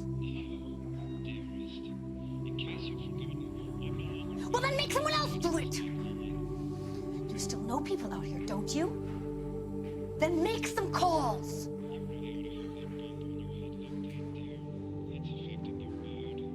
I'm going to be very clear about this. You get this done, or I'm... Wilson's Hotel. Mr. Mark Bishop, that son of a bitch, lives in apartment 803. Did you get the film? Sure, I got the film.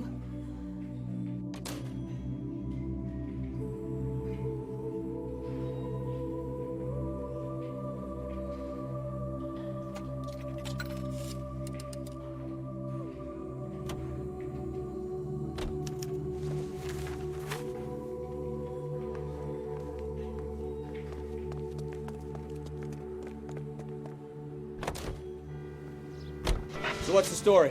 I'm guessing she didn't stop for light refreshments. She made a call. Sounds like Mark Bishop has a heap of trouble headed his way. I've got an address. Wilson's Hotel, apartment 803. Oh, shit. You better step on it. If he's got any sense, he'll be as far away from home as possible. If he had any sense, he wouldn't have tried bumping off Guy McCaffrey's wife in the first place. Or he'd have done the job properly. McCaffrey will break a fella's legs just for looking at his broad. What did you make of the kid? You believe her story? I think she was doped out of her tiny mind and given the casting couch. That fucking bitch Ballard sold her out.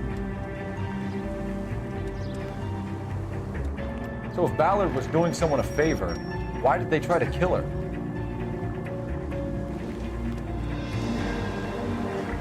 Any Century Unit 415, possible Meadow case. At 7th and Flower Unit to handle code 3 identified.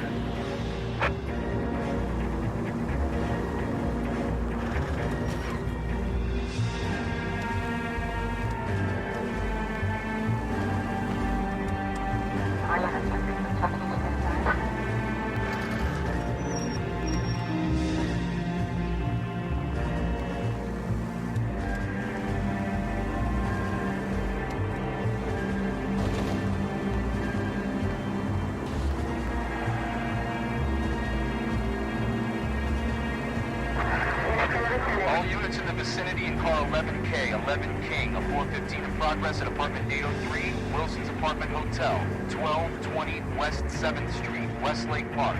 11K code 3, all up.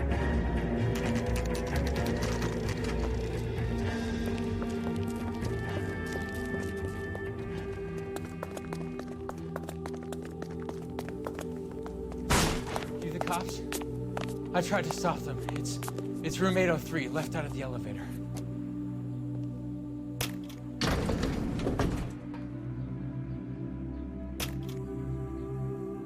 Sounds like we're about to make it a hat trick of hysterical female witnesses.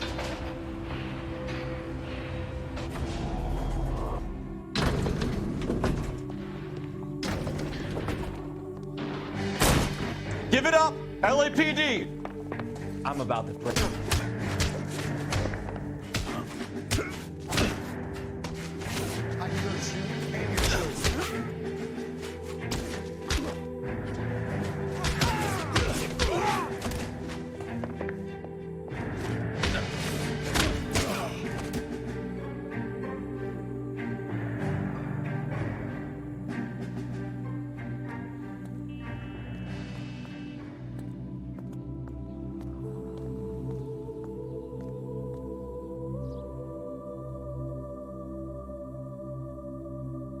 Are you injured, Mrs. Bishop? I'm all right now. Those horrible, awful men. Perhaps you should sit down, ma'am. Yes, yes. Forgive me, officers. I'm very flushed. I'll just sit down for a moment. That's perfectly normal, ma'am. Take a moment while we look around. Yes, thank you. Just look at this mess.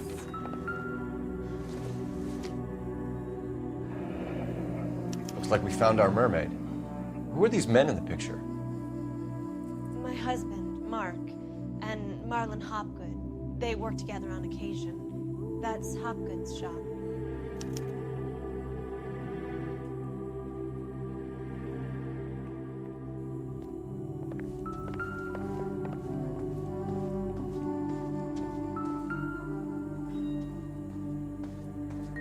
Presented to Mark.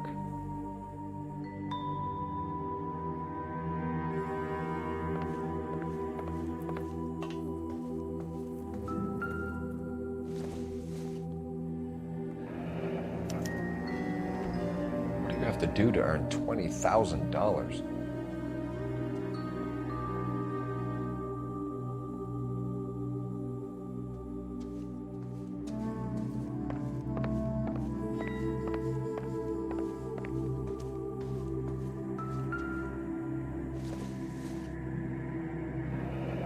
Looks like the old movie set downtown.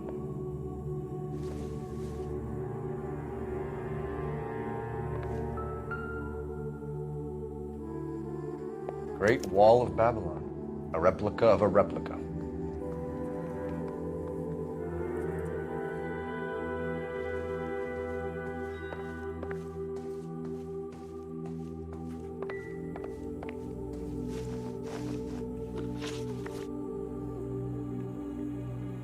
Those men, I think they work for Guy McAfee. Do you know the name? No. Why should I? June Ballard is married to Guy McAfee. Have you heard of her? That slut. She's been badgering my husband for days. Mrs. McAfee alleges that your husband tried to kill her and her friend last night. I think you should tell us what you know. My husband's a movie producer. This has something to do with his new picture. He doesn't include me in his business. June Ballard said she had a deal to be in his new picture. Mark repeatedly told her no. He had Joan Leslie lined up for the role. That's how he got the finance. June made all kinds of threats. She was very rude to me. You know June Ballard? We were both on the same picture a few years back. That's how I met my husband. Where can we find your husband, ma'am? He told me he would be on set. That's all I know.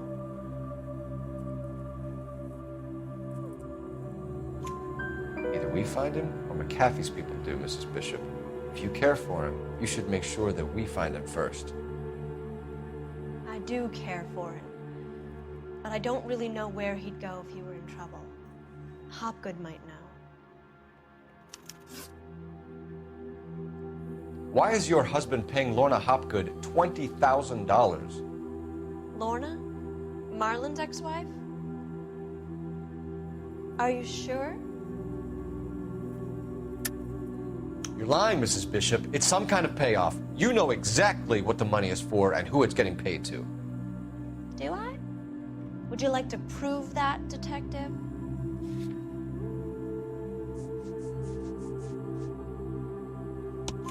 Your husband looks like he's being blackmailed. They obviously have something on him if he's prepared to kill to cover it up. Why is the payment going to Hopgood and not McAfee?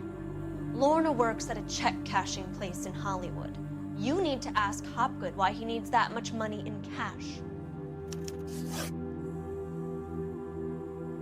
Your husband was at a casting yesterday with a young girl?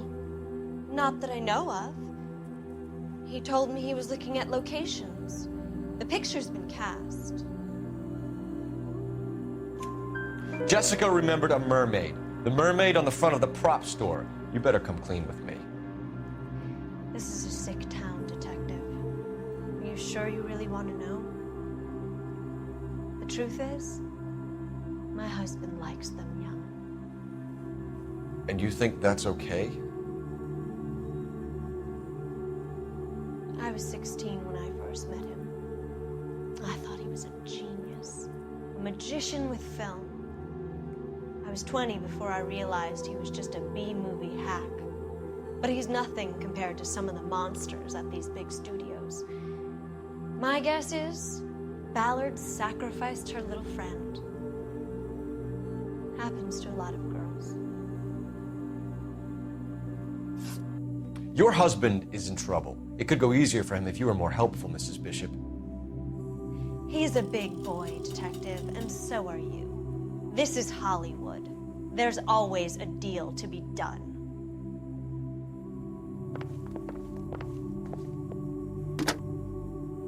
Operator, give me R&I.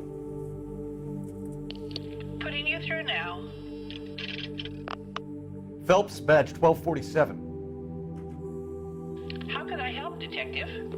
I need a location on a silver screen prop store. Just a moment.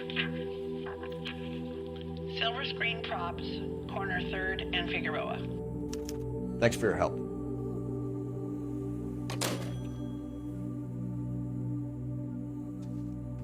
Thank God for still being here. I appreciate it. Thanks for coming in, Kim. Thanks, Jay. I appreciate it. Happy Easter.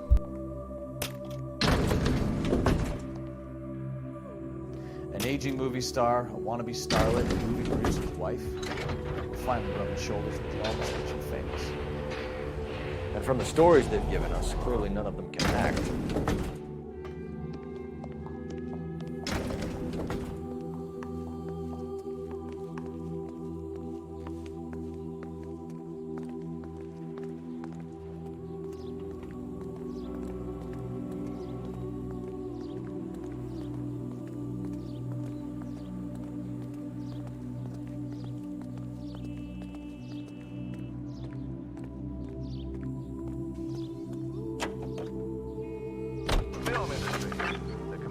Mrs. Bishop knows more than she's letting on. She doesn't seem to realize how much trouble her husband is in. The LAPD are the least of their worries right now. You'd think she'd have gotten the hint after those hatchet men redecorated her apartment. Maybe she's just loyal. Or she's in on it. She didn't seem like your average giddy broad, nothing between the ears. Or she might just be trying to buy enough time for Bishop to put a couple of oceans between him and McAfee. As an attack on the industry itself. Nor should our investigation be interpreted as an attack on the majority of persons associated with this great industry. I have every confidence. Any Century Unit 415 possible mental case at 7th and Flower Unit to handle code 3 identified. Motion picture witnesses appear before the committee. Speaking for the films, Eric Johnston, president of the Motion Picture Association, talks frankly concerning the attitude of the producers. We're accused of having communists and communist sympathizers in our employ. Undoubtedly, there are such persons in Hollywood, as you will find elsewhere in America. But we neither shield nor defend them. We want them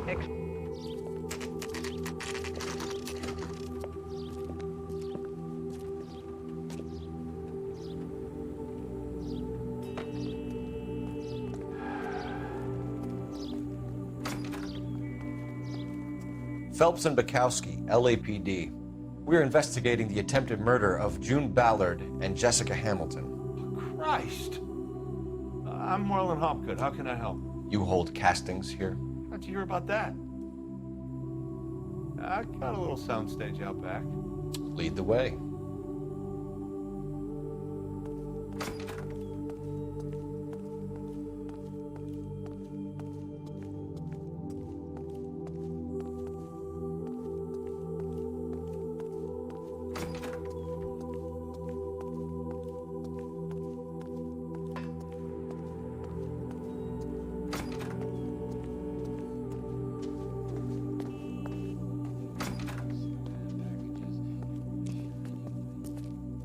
Keep him here, Stefan. I'm gonna take a look around. What's this got to do with me? Don't try my patience, knucklehead.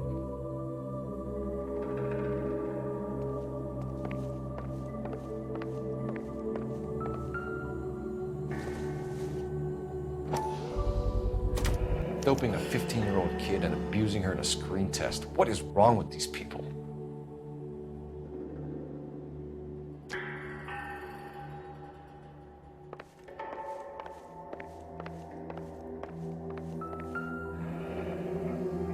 Turn off the lights, Hopgood.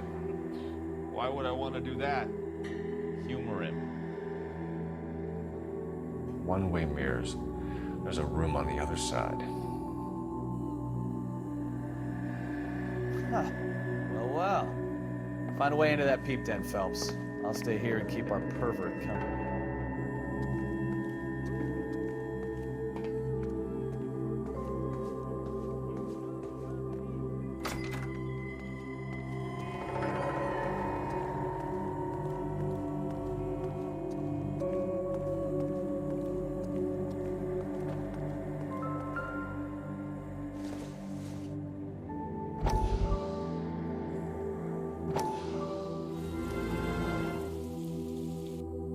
Listen, I have to call you back. I got some business here. Sit down, Courtney. This is Mickey. Mickey, this is Courtney Sheldon. What would you like to drink? Scotch. Straight up. I hear you're back at school learning to be a doctor, kid. Yes. That's right, Mr. Cohen. So you want to be a doctor and a dope peddler. Interesting combination, huh? Do we have a problem, Mr. Cohen? We might have. Yeah. Selling your dope to my boy Lenny looked like a good move, but Lenny has been supplying, wholesale, so to speak. The Bindle boys in this town aren't used to the juice without a little of the middleman taking his cut.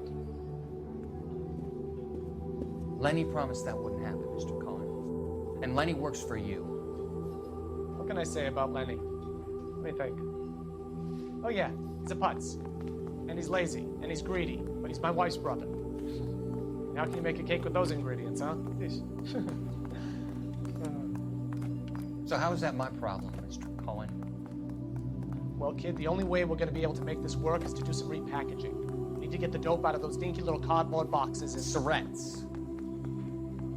Yeah, Surrettes. Right. We can put it into a big vat so we can water it down a little bit. I won't bore you with the chemistry, but it doesn't work that way. You're likely to kill even more people. Okay, listen. I want to buy you out, kid. I'll offer you 50 grand.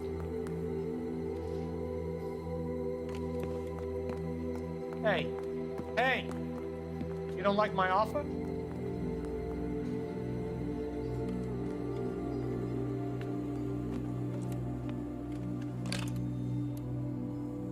The Sheldon kid? I think I want him dead.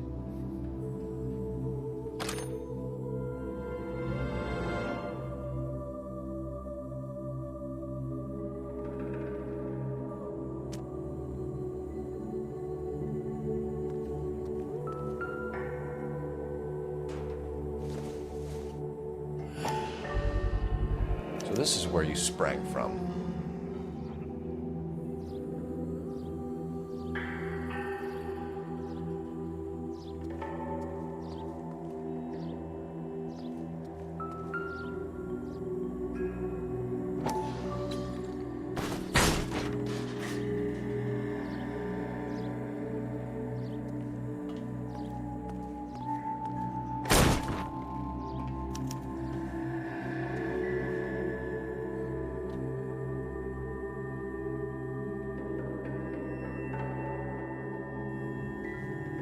I wonder if they saw this, how many budding starlets would still get on the bus to come to Hollywood.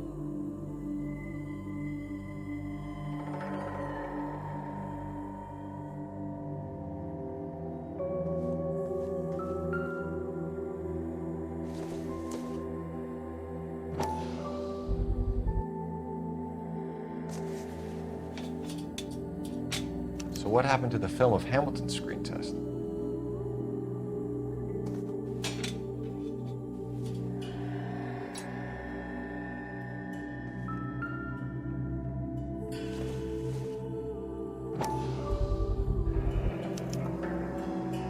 Jungle Drums, 8th and Francisco.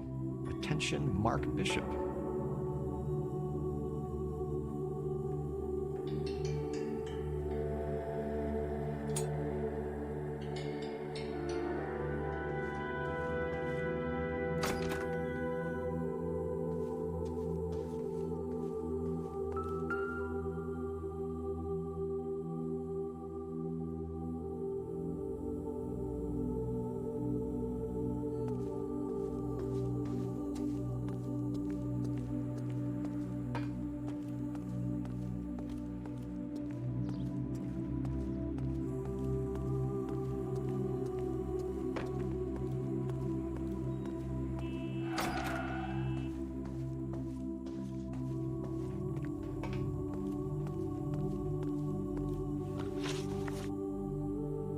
You ever do any work for Mark Bishop? Mainly do work for the studios. RKO, Republic, Warner Brothers. So yeah, when Bishop was doing work for a studio, yes. When did you last see him? Now I'm doing work for his next picture. Still pre-production though. Haven't seen him around here in a while. I know you're lying, Hopgood. Bishop was here, and you know exactly what he was doing and what he left lying around afterwards. You come in here without a warrant, and now you start throwing your weight around?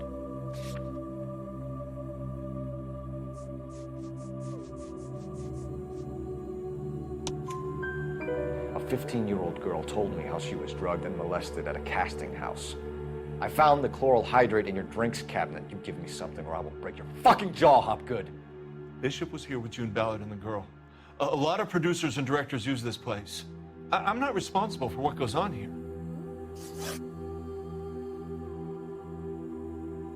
McAfee's men are looking for Bishop. We need to find him first. Any idea where he might have gone to ground? If he really tried to kill McAfee's wife, my advice to him would be to leave town.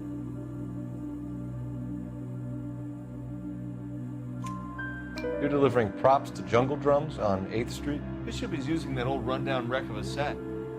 That place is dangerous. But it might be a good spot to hide. What's the deal with you and June Ballard? Look, buddy, I make props. I hardly ever meet the talent unless it's something tailor-made for them, like a sword or something.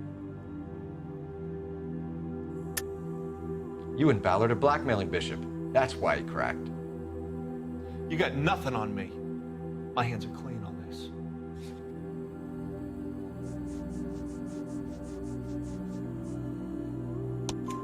Enough. I've been in your peep room, Hopgood. I've seen your smut pictures and the camera setup. You made a movie of Jessica. I found the canister.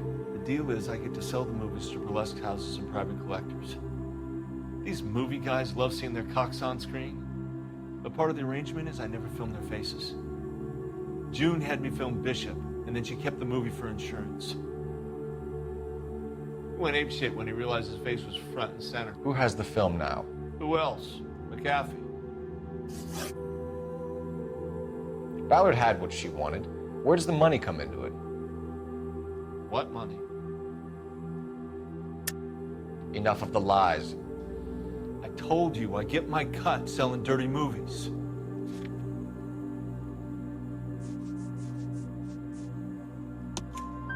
Your ex was getting 20 large from Bishop. If I wanted to skim 20 from Bishop, we'd do it through the movie budget.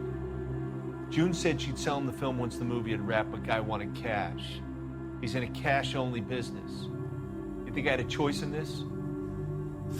That's all for now, Hopgood. We're taking you in. Phelps. Roy Earl, advice. Hold on a moment. This is clearly a vice case. You've been roughing up my informant? Hopgood is a vice informer? Yes, he is, Phelps, and a very important one. Look at that mug. Have you been upsetting these two officers, Marlin? So we just drop it? You do if you know what's good for you. You need to catch the movie producer before an angry husband does, from what I'm hearing. I'll be making a full report to the captain, Detective. You do that, kid. We're all very impressed with you. Let it slide, Cole. Let's get out of here. Detectives. Johnny Goldberg. You work for Mickey C. That's right, detectives. You wouldn't happen to know the guys who roughed up Mrs. Bishop earlier today by any chance? No, not us.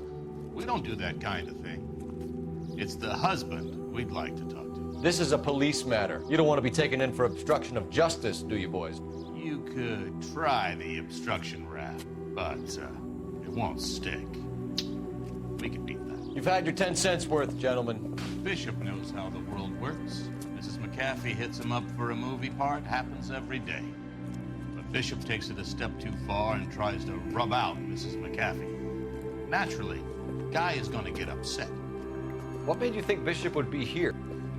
We figure he might be planning a little accident for Hopgood, too.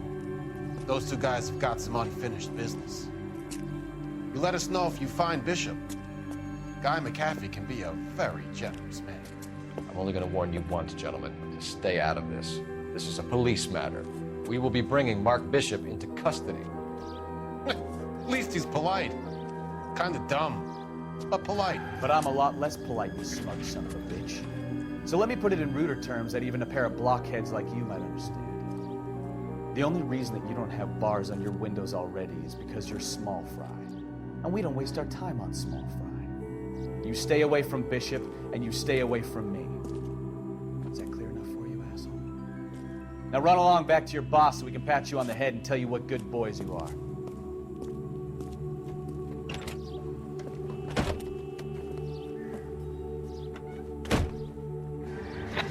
I don't think they like your little pep talk, Bukowski. Oh, shit! Get us out of here!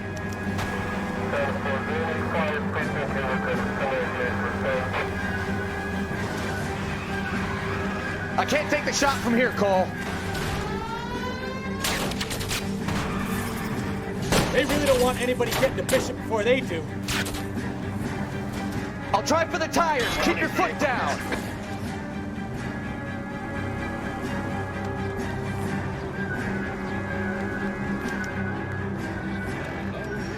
Let's see him chase us now. On to the movie set, Phelps. Let's roll. Oh, Christ. And they say working traffic is like watching paint dry. You know how to piss people off, Bukowski. Hey, if they're prepared to gun down cops in broad daylight, McAfee really means business. Seems like we're the only ones who want Bishop alive. I have a good mind just to let him go work on the son of a bitch. I'm about done putting my life on the line to protect some child molester. That's our job, unfortunately. They don't get to dole out the justice.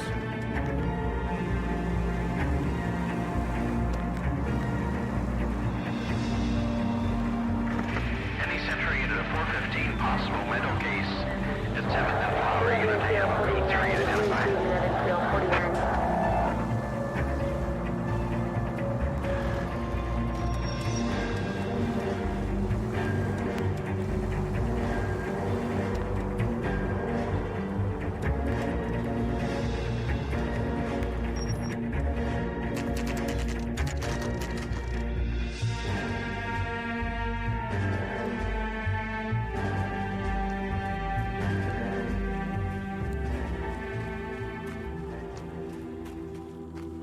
There's the slippery bastard now.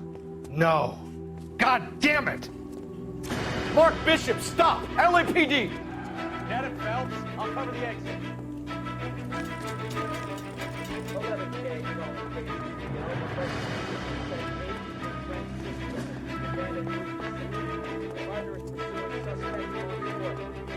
We're trying to help you, Bishop! This is all a big mistake.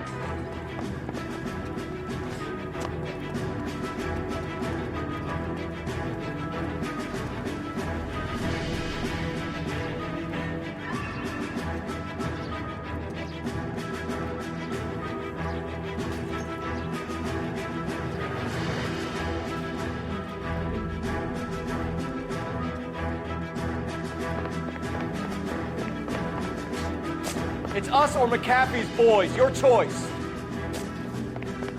I didn't do anything.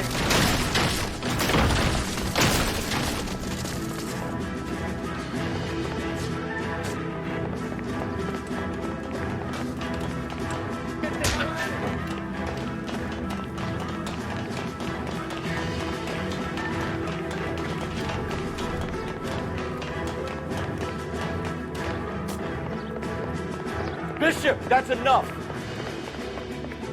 That girl made it all up.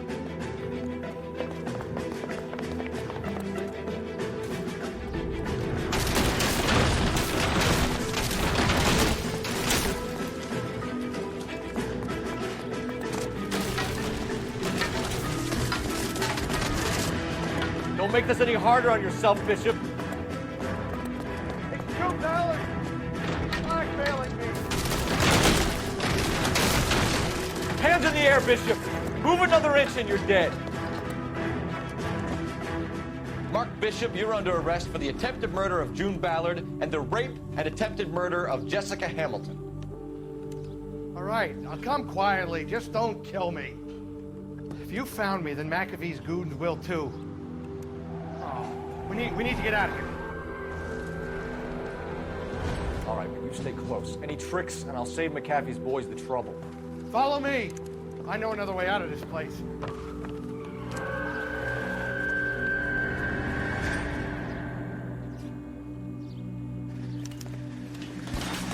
Christ, detective, they're trying to kill me! Last chance to back the hell down!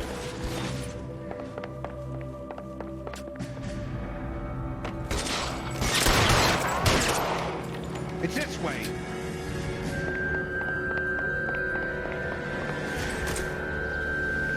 McAfee doesn't make the rules. You hear? Kill them, for God's sake! I don't want to die! There's no way out of here. I thought you said you knew where you were going. We have to jump for it. LAPD, you're making a big mistake.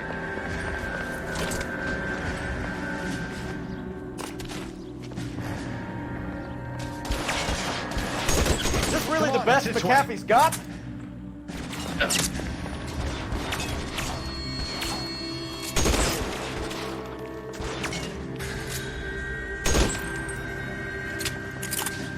God, they're everywhere.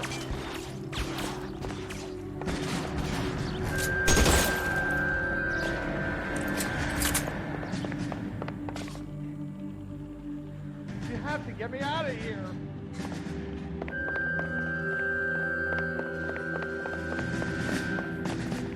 How long do you think you can hold out? Insanity! There's a ladder leading to the ground.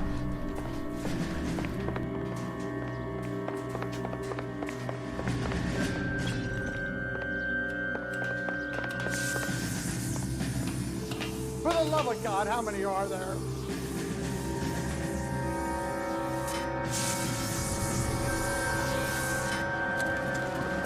Get him over here, I'll cover you! Come on, the cavalry's here!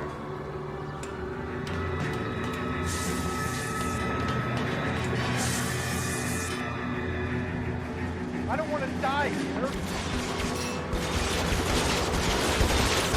Those barrels at the base of the elephant column. They're full of gasoline. Shoot them! Quickly!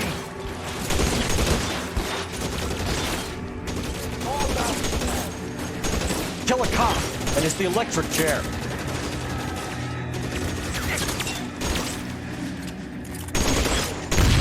Try.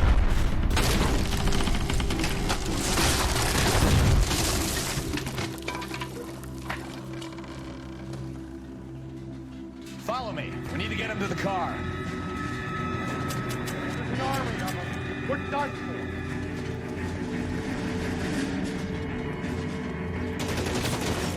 You're surrounded, and your buddies are dead.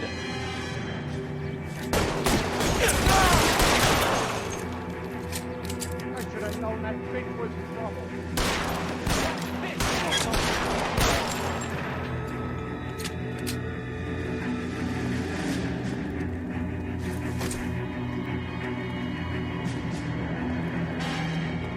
This way! Get him to the car. I can cover you from here. You're almost there.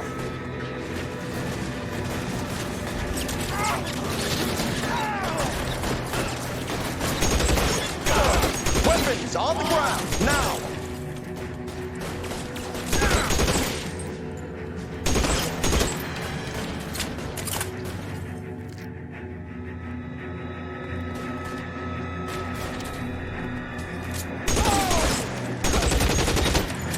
Let's go! Stay with me!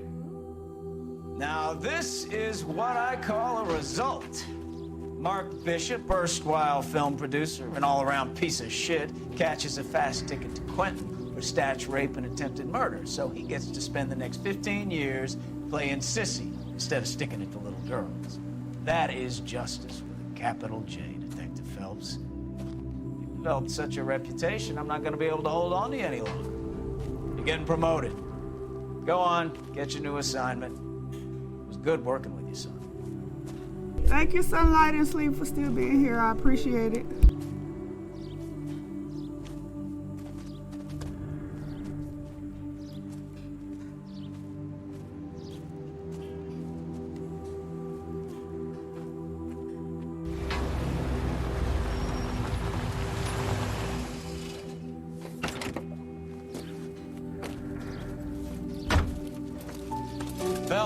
Bukowski, this your work? Can I help you, Detective? Sorry, Cap. Didn't see you there. Yeah, I'll bet you did. This is a traffic case. You need something? I'm here to buy a drink for the 2 LAPD traffic cops who broke the back of Guy McAfee's private army. You don't have a problem with that, do you, Captain? Go right ahead. Get in. I'm buying.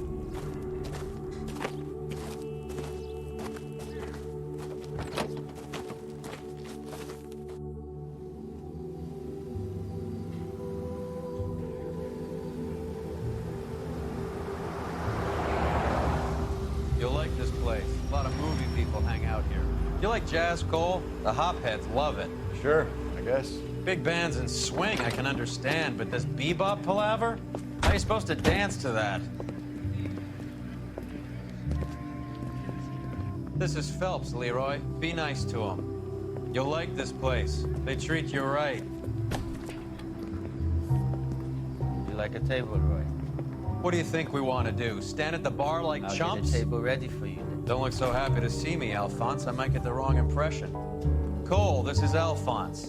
He's a French Negro from Africa. Can you beat that? The Congo. A pleasure to meet you, Alphonse. Is Elsa singing tonight? Yes, she is. She has the next set. Come on, Cole. You can meet Elsa while they're fixing us a table. You'll like her. She's something else. Maybe another night, Roy. She's pretty beat up about it. Get your hands off me. Don't ever tell me what to do or what not to do, Alphonse. You got a nice club here. Don't spoil it. If you will follow me, detectives. Just through the door. He was my only real friend, Harley. We went through it all. Do you realize what he meant to me? Of course I do. You have no idea. You said it was construction work. It was an industrial accident, Elsa. How can I be held responsible? Elsa, are you going on? Louis, for God's sake, he was my best friend.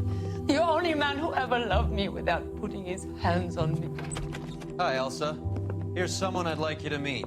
Cole Phelps, war hero and crime fighter extraordinaire. And why would I want to meet another fascist from the LAPD? Sorry about this, Cole. What an evening I'm having. First a Negro puts his hands on me, and then this. Who do you think you're talking to, you German junkie whore? Don't you ever forget your place with me again. Do you hear me? Evening, Doc. How's business? Sanguine. Louis, help me here. I'm gonna have to give her something before her performance. Blow it off, Cole. These artsy-fartsy types always get a little flighty. Meet Dr. Harlan Fontaine, doctor to the stars. Mr. Fix-It to the mental wreckage of Hollywood. So what about that drink, boys?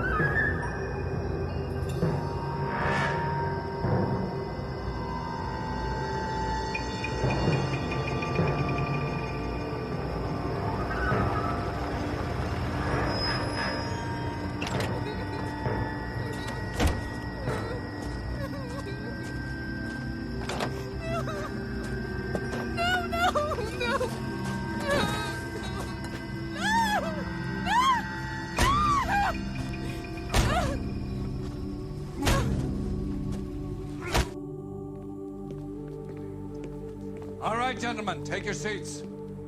Let's get this over before lunch. Floyd Rose of the Homicide Squad has decided to take early retirement.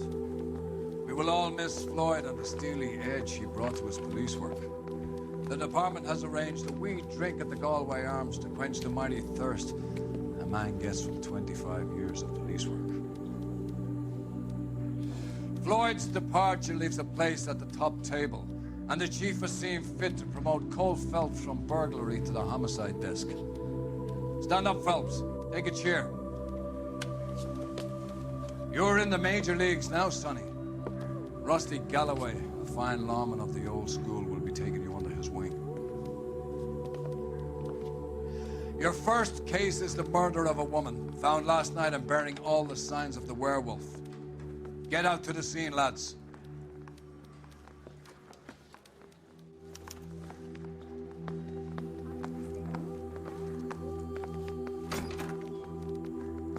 Mouthpiece for script on me. Do you have the address? It's been all over KGPL. It's off Temple Street, between Belmont and Glendale. Hey, isn't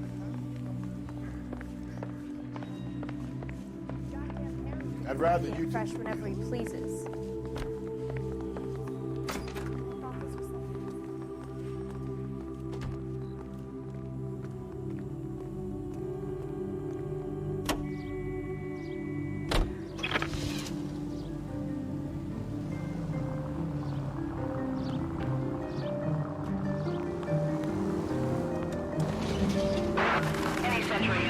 What happened to Rose? Parker wants the chief's job. Word is it's either going to be him or Thad Green. So they're both clearing the decks. So where does that leave you, Galloway? Leaves me saddled with a chump like you, Phelps. I didn't ask for you, and I don't want you, so keep it to yourself. See if you can learn something about seeing how a real cop operates. What did he mean by the werewolf? Medallion.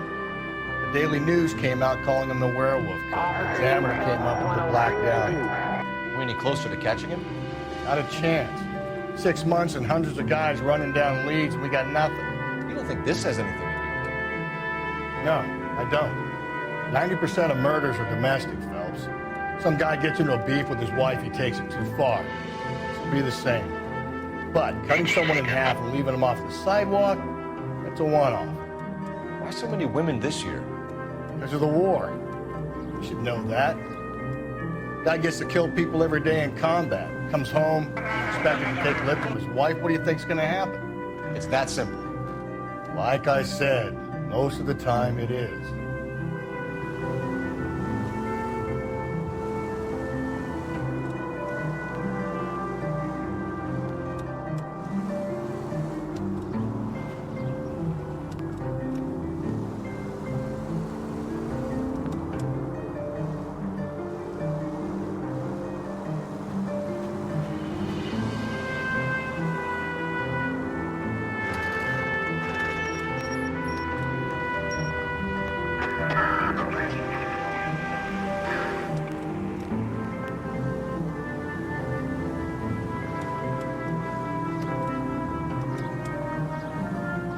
Crime scene is just up the dirt road, Detective. Continue to respond.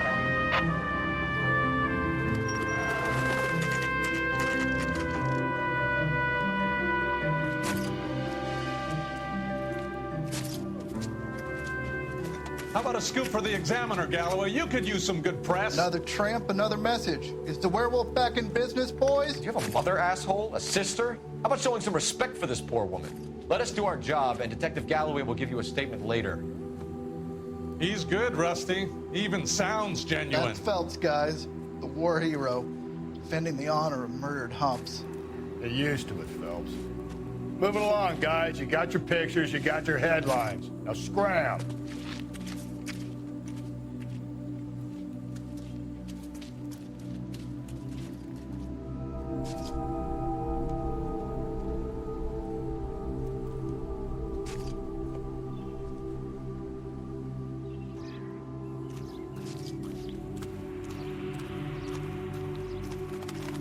Patrolman, this your beat?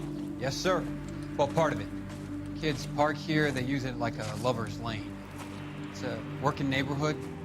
Some trouble, but nothing like this. It's known locally as the Moors. You were first on the scene? Yes, Detective. No one's disturbed the body? No, sir. We cleared out them vulture reporters so Pinker and the coroner could work. They're waiting to talk to you. Go house to house and see what you come up with.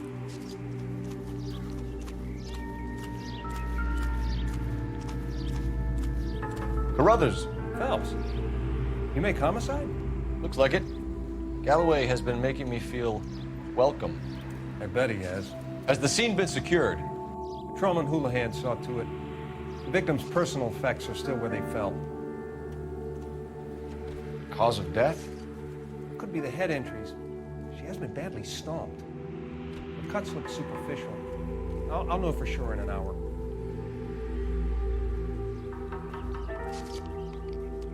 What caused the blunt force injury to the face? Could be anything from a baseball bat to a lug wrench. I'll have more details after the autopsy.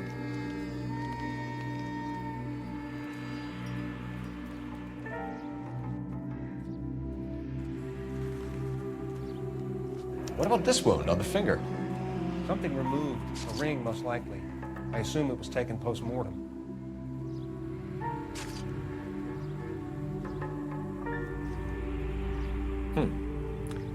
Interesting.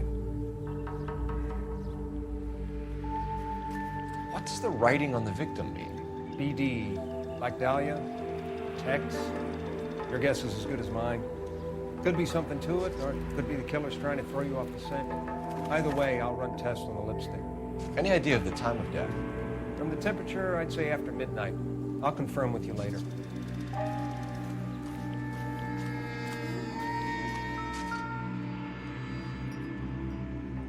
What can you tell me about the shoe prints? Men's size 8s. Pinker lifted impressions for me to compare back at the lab.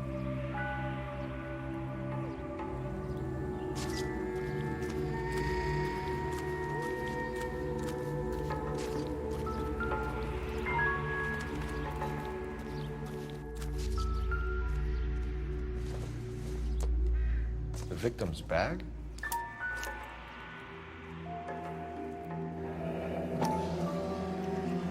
Looks brand new. Can't be the one used on the body.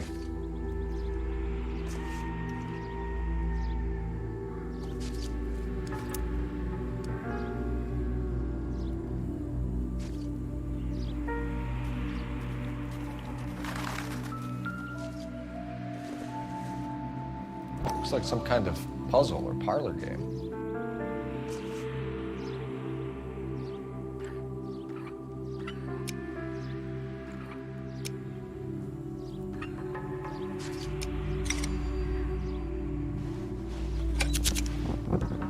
Bomba Club.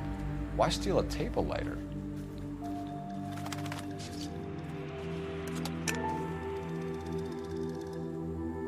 When we get to the Bomba, man could die of thirst in a case like this.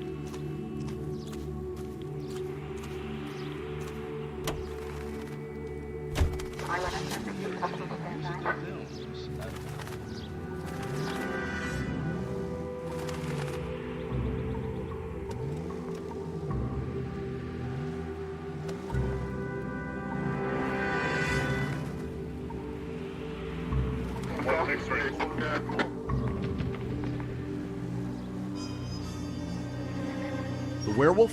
For my money, copycat. We can't rule it out. We need to work the evidence. You'd love that, wouldn't you? The big head to hang on your wall. The caller of the decade. You've been working evidence on BD case for 6 months and got nets. There's a difference, Rusty. Oh, yeah? I just started working it today. Okay, oddshot.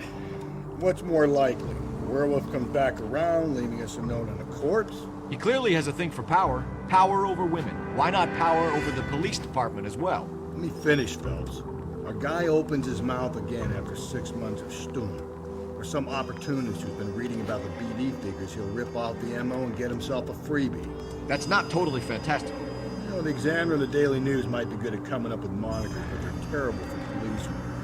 There's a reason we didn't get the son of a bitch after the short murder was them, the locusts. Where do you think the werewolf killer is now? Dead by his own hand, stationed somewhere else with the armed forces. San Quentin, another town, another country, who knows? So, Phelps, I understand you want to turn this into a big case, but it doesn't work like that, all right? A case will come and find you. You can't make it something it ain't. Understand? So you don't think the werewolf has continued to operate in the Los Angeles area? No chance. I would have found him.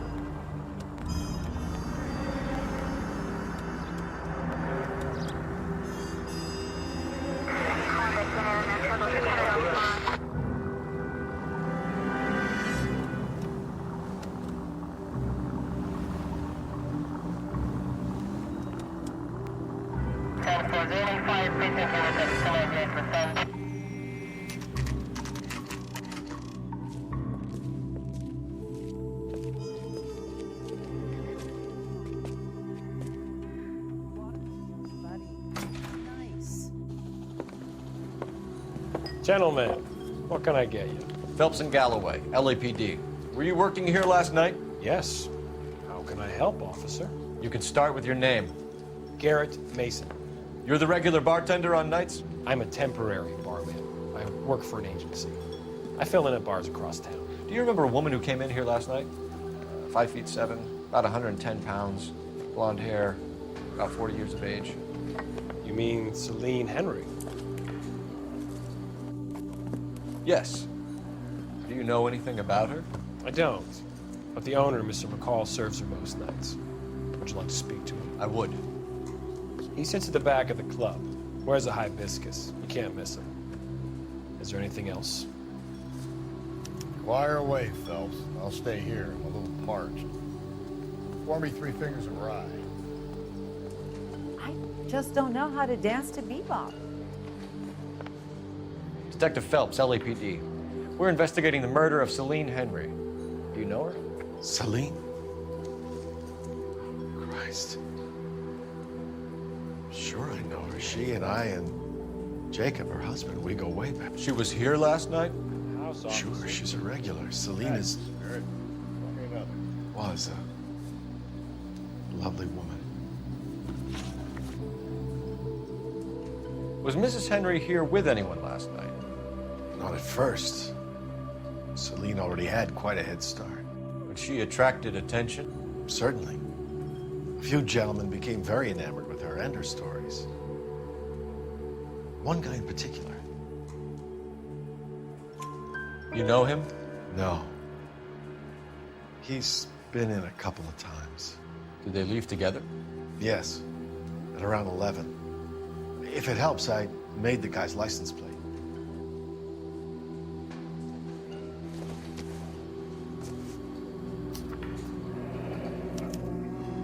I think this could be a great help, sir. Thank you.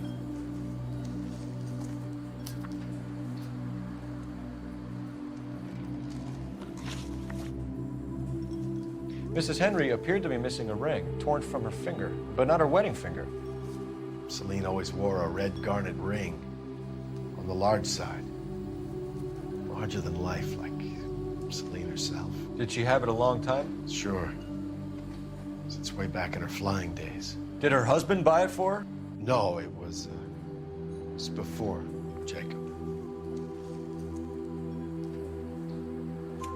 I think you know where the ring came from, and I think you're gonna tell me. Okay. I bought it years ago. I carried a torch for Celine in those days. Guess I always have. Her old man never knew about it.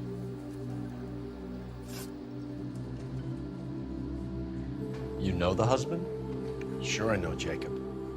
He was in the Corps. He met Celine on a furlough and married her when the war was finished. He put up with a load of shit. Do you think he killed his wife? No. No, not in my opinion. So if it wasn't Jacob, then you probably let her out of here with the guy who killed her. How do you feel about that? Stow the attitude, will ya?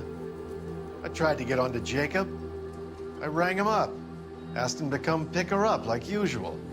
But he refused. She picked some night to push him over the edge. I rang him back around 11:30, but got no answer. Thanks, Mr. McCall. You've been a big help. One more thing. Would you have an address for Celine? 142 North Union Avenue. God knows I had to send her home in enough cabs to remember that.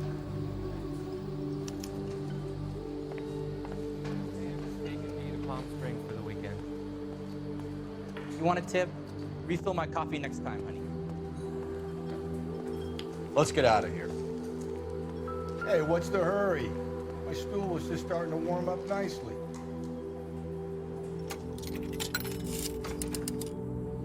Operator, give me dispatch. Putting you through now. Phelps, 1247. How can I help, Detective? I need a registered owner on a license plate, 2boy8899. Yes, Detective.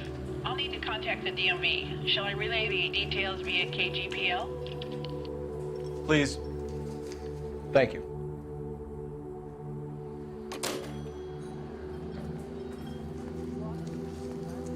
It's nice. Really.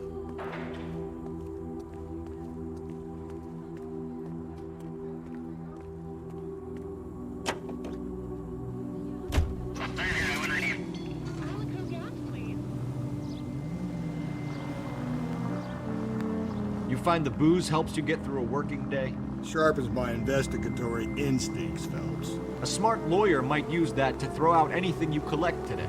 A smart man might know it's unwise to stand between the patient and his medicine. As long as you're not falling over, Rusty, I'll let it slide. That's mighty kind of you, Phelps. You know, you picked the wrong job if a healthy thirst offends you, Cole. We owe it to this city to do the best we can in this position. As homicide detectives, that responsibility is all the more serious. Always the politician. It's not political, it's practical. Maybe the men combing Hollywood Boulevard after the Elizabeth Short murder were more interested in sniffing out booze than the clues that would have led to her killer. Yeah, well, if only you'd been there, choir boy. Betty Short would be alive, the Japs would have spared Pearl Harbor, our ancestors wouldn't have tasted the forbidden fruit. Minor syntactical error, Detective Galloway. I never claimed to be able to prevent crimes. I only suggested a proficiency in solving them. Guess that's the drink slowing you down. Oh my God, brother, oh brother. It's worse than I could ever have imagined. Any Central Unit, car 16L reports a possible jumper at 8th and Hope, the Methodist Church. Unit to handle code 2 identify.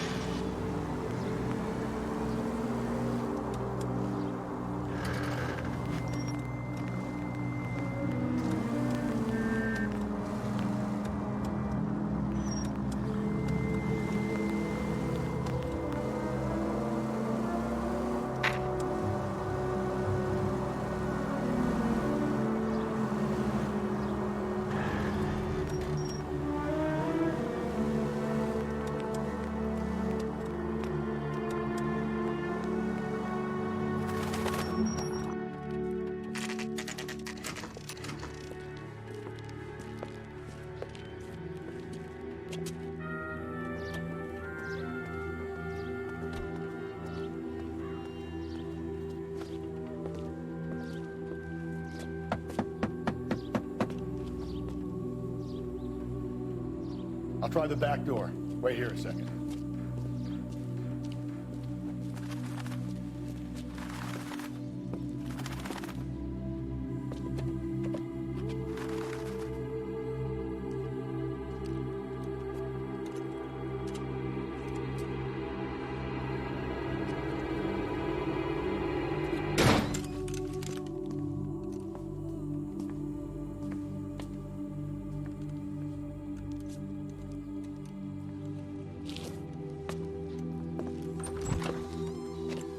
Side window's been jimmied. Looks like somebody's creeped the joint.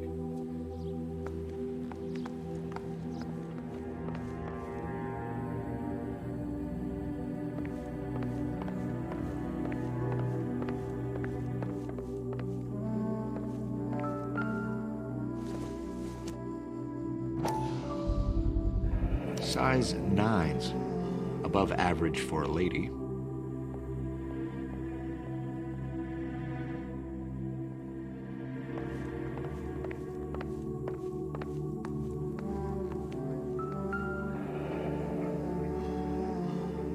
Burglar used the pry bar. Why did you kick the door in? You think I'm gonna climb through a broken window in a $30 suit? You got another thing coming, Buster.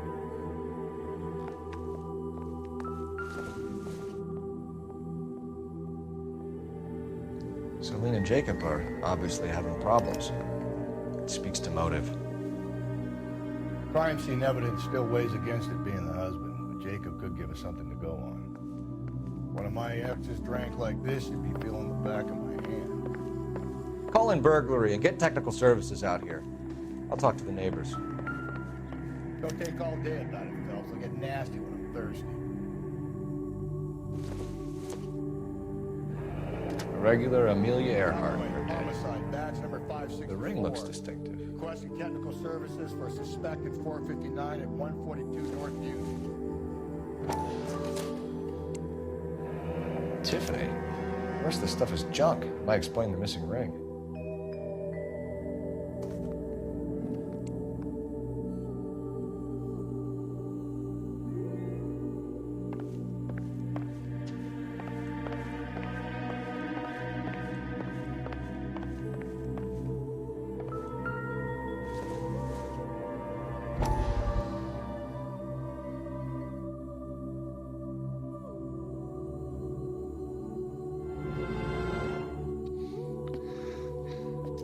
Said I had to go back, Doctor. The fires are cathartic. They allow you to confront your past. You said the house would be empty. Are you taking the medication I have prescribed? You said the house would be empty. I heard them screaming. The circumstances were unfortunate. My colleagues had made all the necessary arrangements. You said the house would be empty. You're killing me. The deaths were unfortunate, but you have dealt with death before. I want you to come to the clinic and we can deal with it. You said the house would be empty. How can I find peace?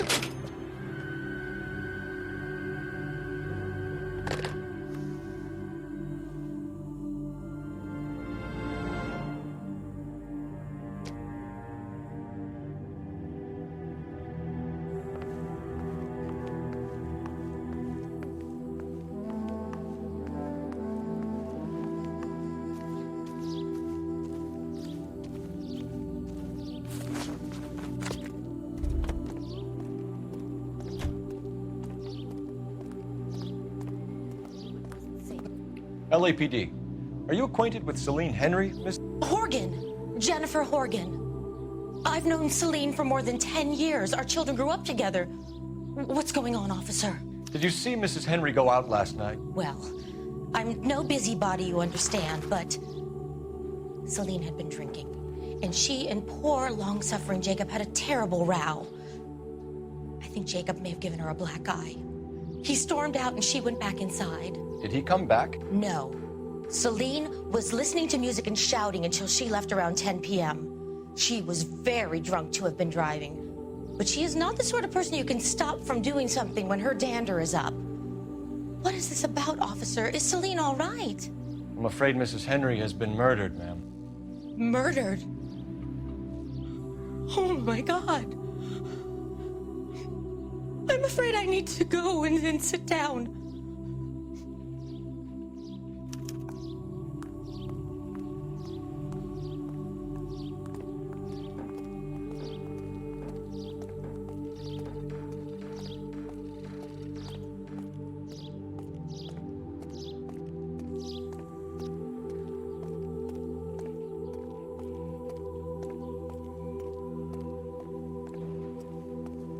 Let's see what Jacob has to say for himself. I don't think Jacob is our man, but we should see what he has to say.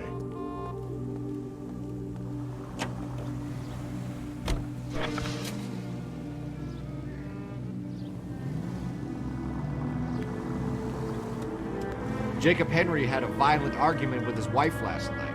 He's looking more and more likely. Yeah, for my money, the broad keeps the house looking like that, she probably deserved it. The skipper says bring him in. Keep the hats off her back for a while. Fine by me. So it ain't the werewolf killer after all. Good to see you come to your senses, Cole. I always said work the evidence. I only stipulated a connection to the BD killer as an avenue of investigation we should leave open. And as far as I'm concerned, it still is. All units, officer detail, 211 and shots fired. 391 Broadway, Mallory's Cafe, 391 Broadway. Unit to handle code 3, identify.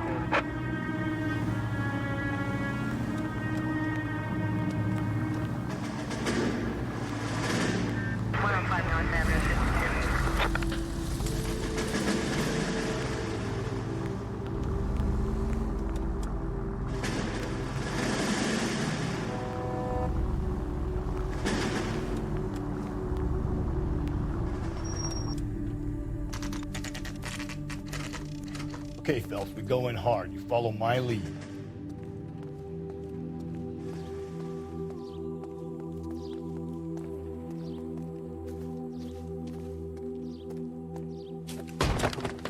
You Jacob Henry? Yeah. Who's asking? LAPD. You're under arrest for the murder of your wife, Celine Henry. Murder? Celine? Save the dramatics Oh, my for God. RKO, pal. You got bigger problems. What the hell are you talking about?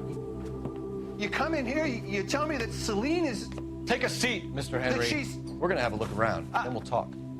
Jesus, I'm sorry. I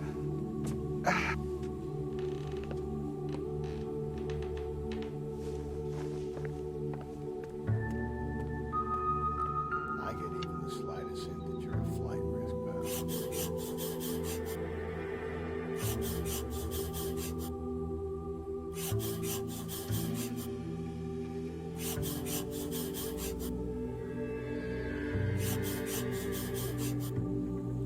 The oldest problem there is what to do about the old lady.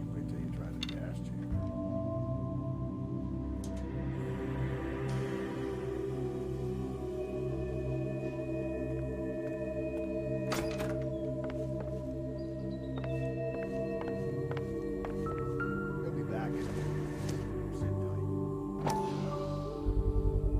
Size 11s.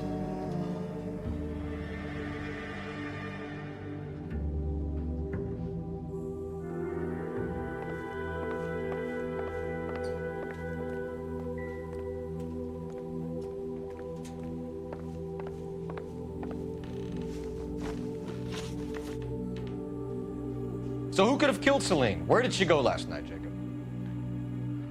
A bar, I suppose. Look, I don't know. You know where she went, Jacob. You're lying. Why would I help you if you keep lying to me? Look, I'm telling you, I don't know.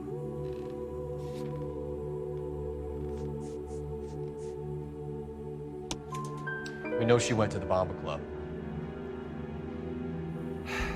The bartender there, he calls me if things are getting out of hand, and I go and I bring her home. He called me last night. I said no. Phone rang a couple more times after that. I ignored it. I'm gonna have to live with that.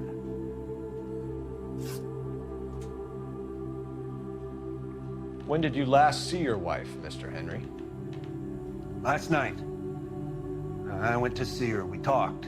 Things got a little out of hand. I left. You don't remember what time you last saw your wife alive? Look, I'm sorry. I left. Maybe 9 p.m. Might have been a little later, but right around 9.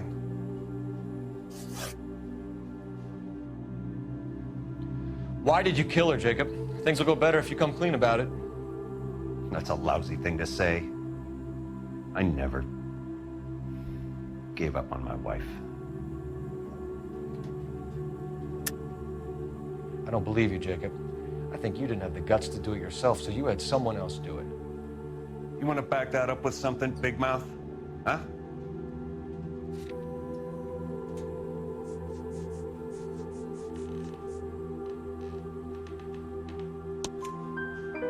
The note by the phone suggests you meant her harm. You want the truth? Truth is, I was sick to death of her. I was trying to have her committed. We're still gonna need you to come downtown, Mr. Henry. We can get this all down on paper, Jacob. How you got fed up with your wife and how you figured killing her would bury all your troubles. Kill my own wife? She was a lush and a tramp, and you just couldn't stand it anymore. Shut your goddamn mouth. So now you're gonna tell me you loved her? Ah, the DA goes all gooey over remorse, Jacob. You're not being rational.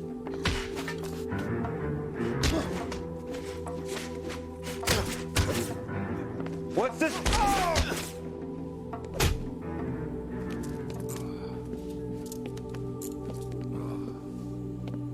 Call it in and get a squad car dispatched.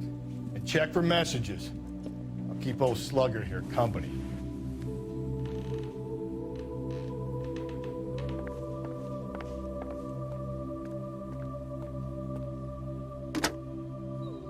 Operator, give me R&I.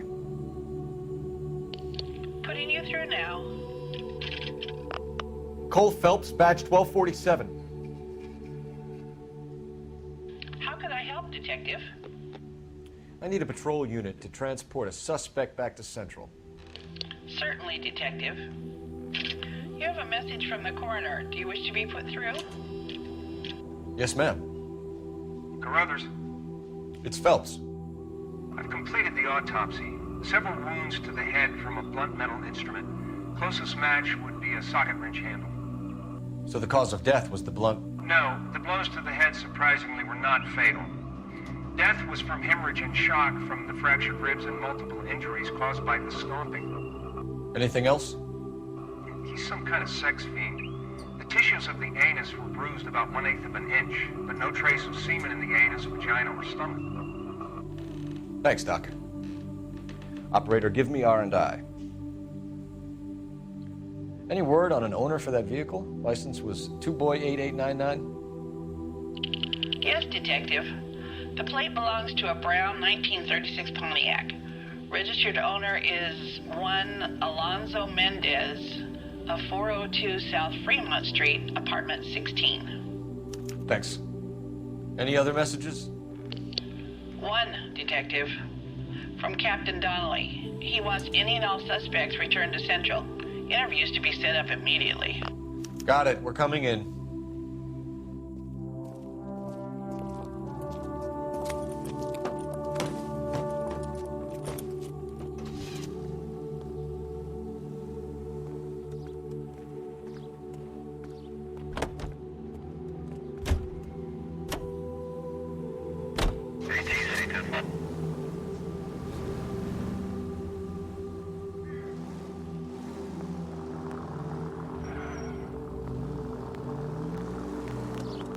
Carruthers said she took a real pounding. Maybe if he had been a little firmer in the beginning, he wouldn't be in this situation now. I imagine that Neanderthal routine is a big hit with the ladies, Galloway. Women love me, Phelps. I have no complexity. They know exactly what they're gonna get.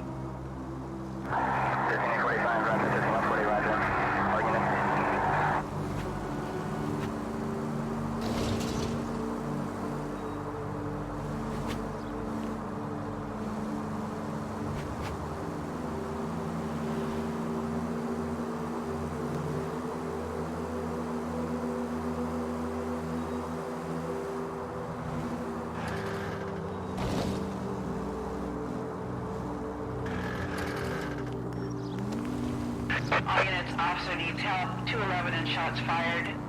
391 Broadway, Mallory's Cafe. 391 Broadway. Unit to handle code 3. Identify.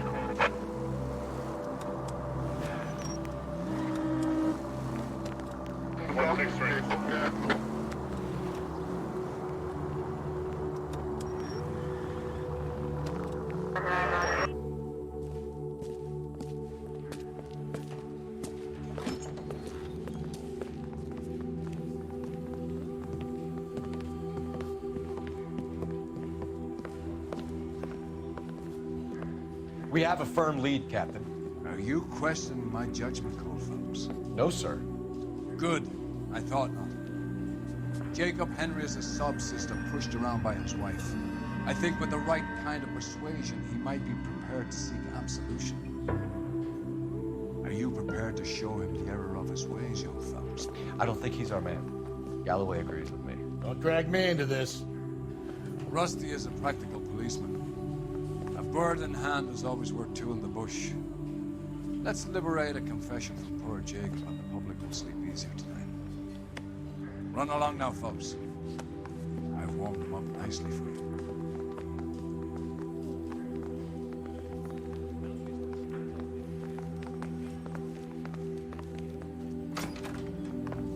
Doesn't look good, Jacob. You're in a big jam here. You lie to me, and I can't help you out. Do you understand me? Yes.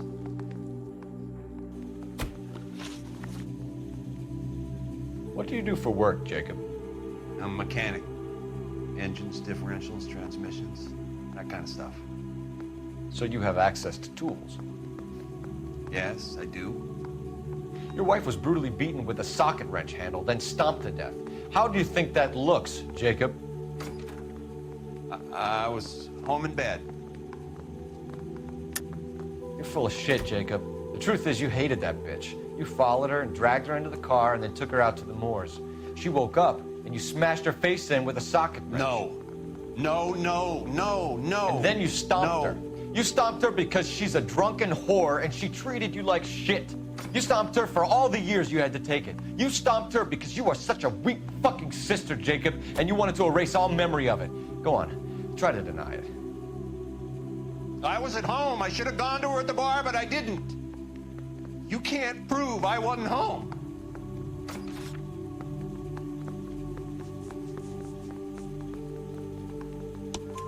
I can. The bar owner, McCall, gave you up. He called your house right at the time that someone was smashing Celine's skull in and got no answer. If we find that socket wrench, you're gonna fry. Get it off your chest. Tell me you killed her. I killed her, all right. I killed her dreams. She was an aviator, famous in her day, flying around up there like a bird. But she never wanted to come back down. You know, my pop was a sod farmer, dirt poor. I joined the Corps, trained to be a mechanic. I did better than my father did. I worked hard for it. It's all you can ask of a man. But Celine, she never wanted to come down from the clouds. She wanted everything I couldn't give her. All I had was security. That was never going to be enough. You did it. Everything points to you. What does Tex mean, Jacob? I don't know what you're talking about.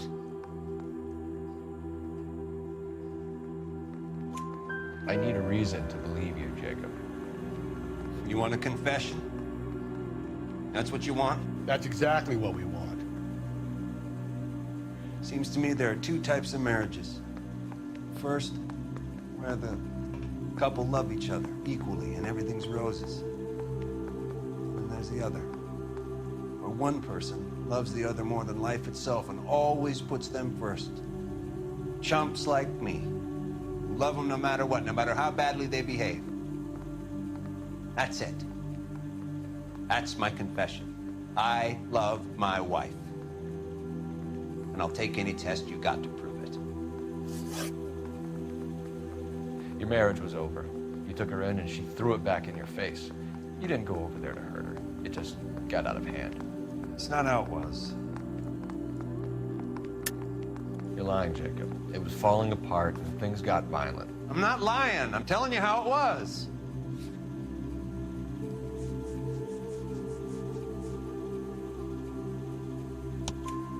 Jenny Horgan says you blackened her eye. It's all right, Jacob. The DA will understand. In your shoes, I would have done exactly the same thing. I hit her, all right? I'm not proud of it, but she was coming at me with a frying pan. What would you do? It took it for years, but sometimes a man can only take so much. Why did you break into your wife's house, Jacob? Why steal the ring? What? What are you talking about? I've got a key. Why would I need to break in? You took the ring because you found out who gave it to her. What are you talking about? Her prized garnet ring, given to her by her old boyfriend, Dick McCall. I never knew that. I lived with that woman for 3 years, and I never knew that. In that case, I think you should be talking to Dick McCall. We'll do the detective work, lunkhead. Just answer the questions. I'll see what I can do for you, Jacob, but I'm not promising. It still looks bad for you. Phelps, you failed me, son. We have another lead, Captain. This guy Mendez could be our man. I hope so, Phelps. I really hope so. I'm deeply disturbed by your style of police work.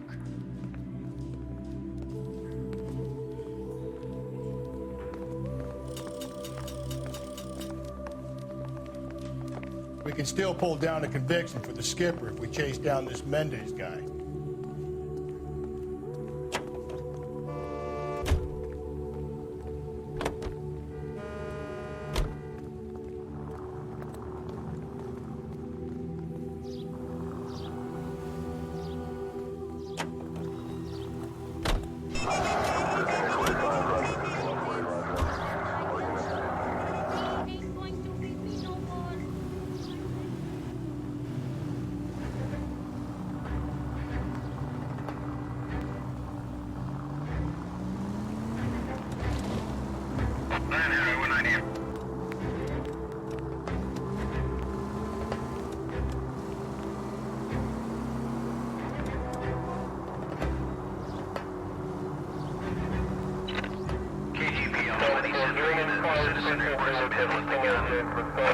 On Grand between 4th and 5th. Any Century unit identify.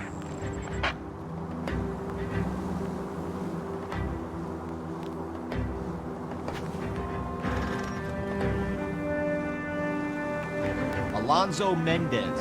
Sound like a man who moonlights as the werewolf? Don't sound like a man I'd let my daughter anywhere near. You've got a daughter. Spend enough time drinking, Cole, you'll find yourself with any number of things you don't want when you're sober. So that's why you never sober up. Exactly.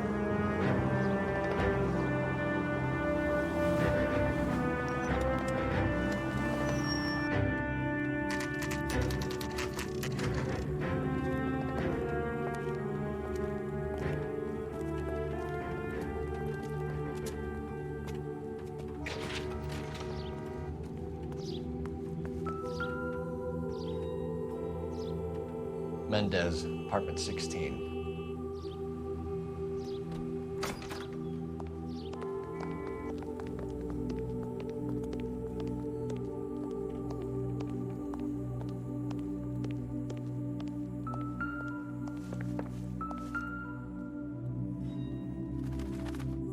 Here, the apartment's up on the top floor.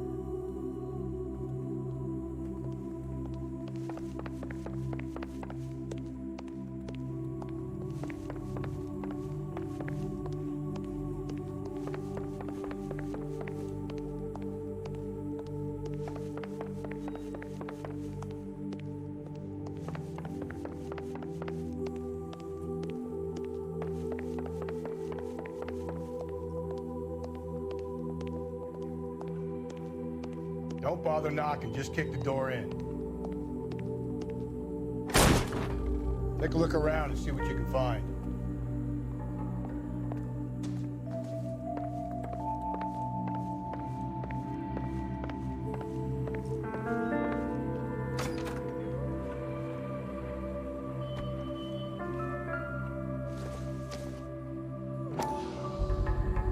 I gotta get these to Ray. Size 8s could help place Mendez at the scene.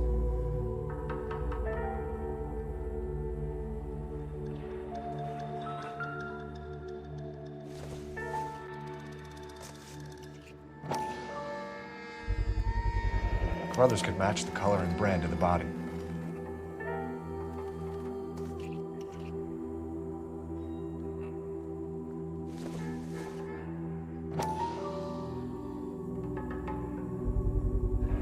Consistent with Celine's injuries, and the blood could be typed.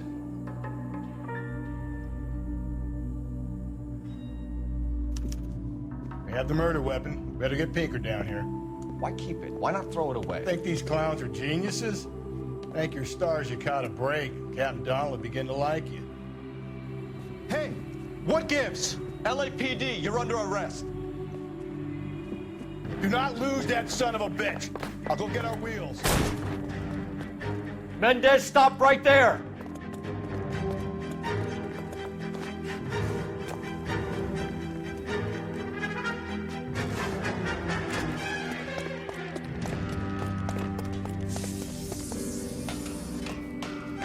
You don't need to do this, Alonzo!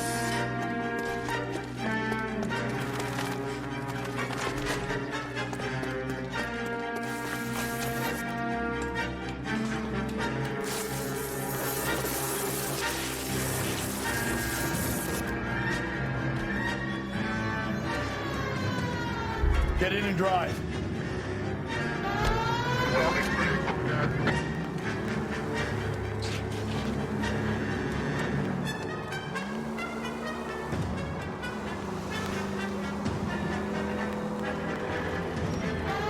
Hit him! Clean this asshole off the road.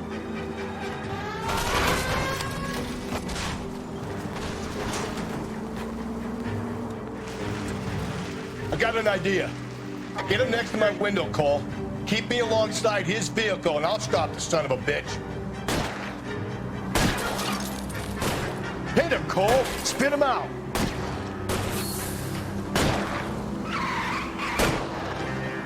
Help! You gotta get me closer.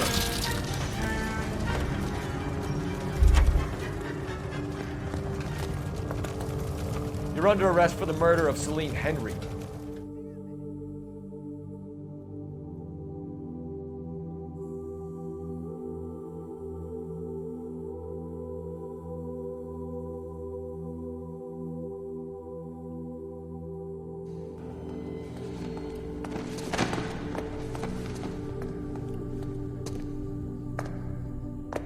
I ain't saying a goddamn thing.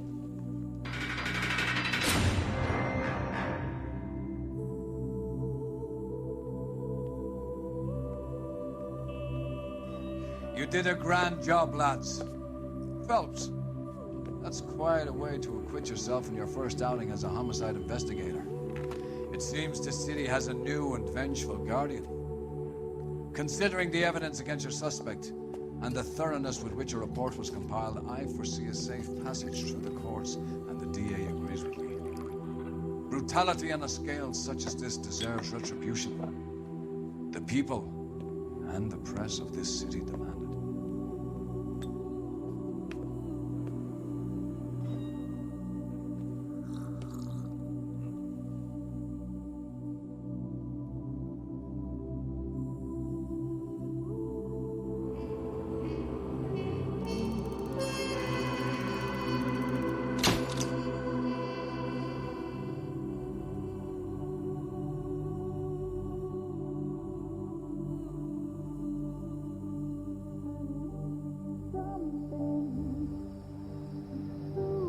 This pain to cool the lava you pump through my veins, 'cause I'm burning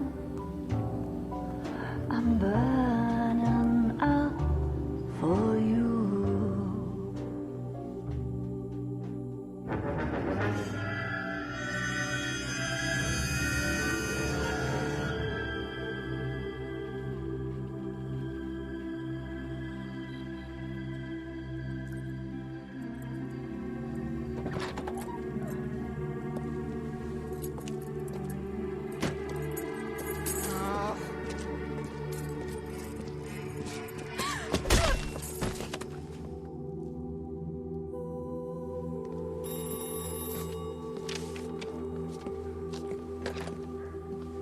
Galloway.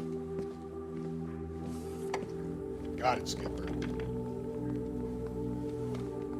Yeah, I'll bring him. He's my partner, after all. What have we got? New case. White female dumped in plain sight in the grass at the end of Hill Street. Hacks are all over it. Captain's trying to fend them off. That sounds awfully similar. The first rule of police work is make no assumptions until you've seen the evidence. Skipper wants you to have your newspaper face on, college boy. I think I know the place where they found the lady. It overlooks Sunset Boulevard. Let's go.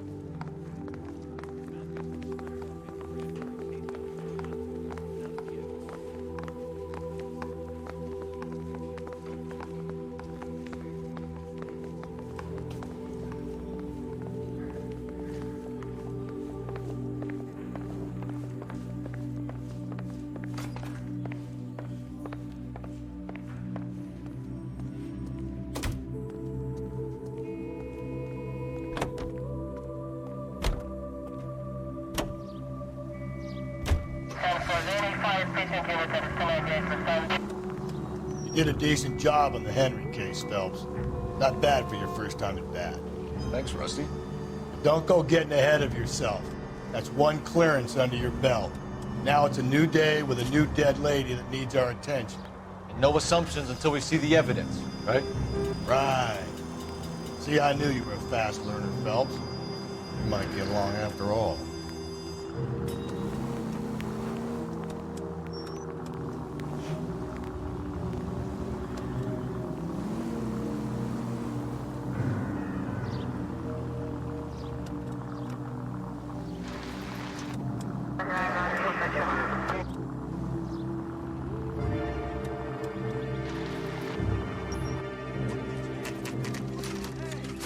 Now, boys, you know as much as I do.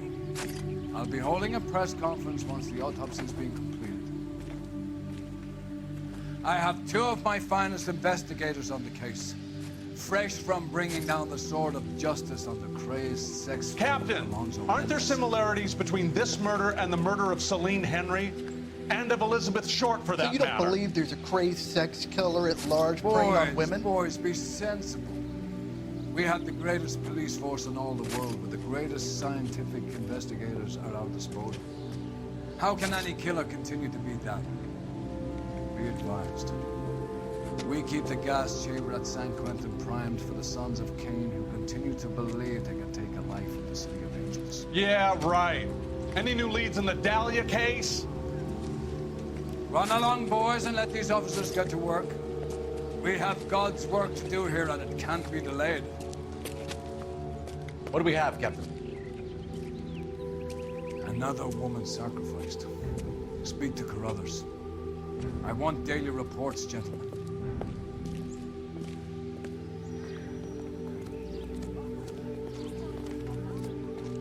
Detective, I was first on scene. Is You somebody find her, going to tell Gonzalez? us what the hell is going Family on? out for a stroll. I was first reporting. Can you show me the body? It's under the pepper tree, this way. How bad is it? Come on, you can tell.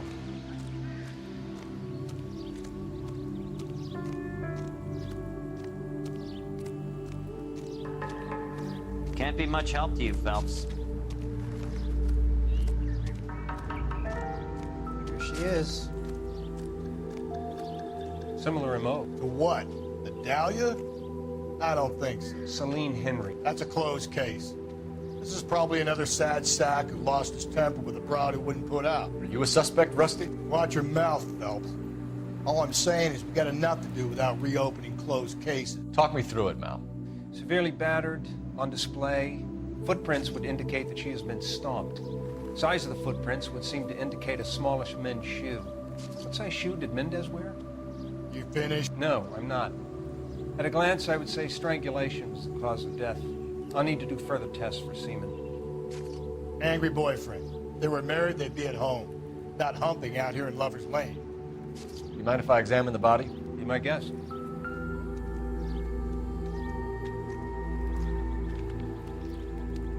Ligature mark is very distinctive.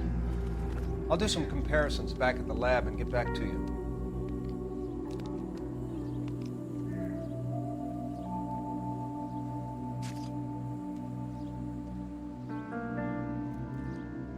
What's this mark? A cut on the finger.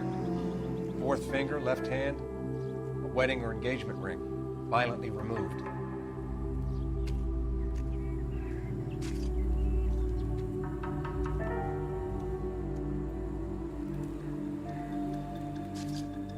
Looks like she was tied up. It does at first, but that would leave a mark on her other wrist, too. I think her watch might have been torn off.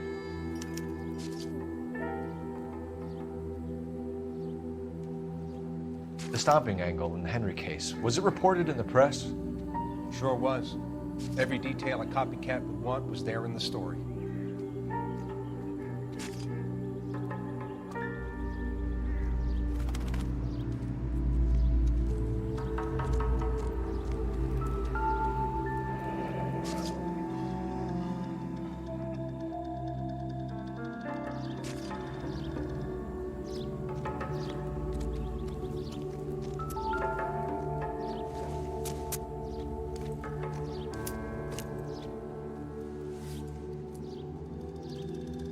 Well, we have a name. Can you run Deirdre Muller by RNI? Back in a second.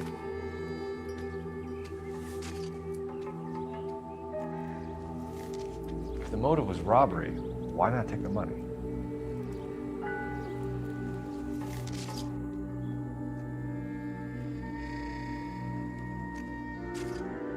Just when I think I've seen it all.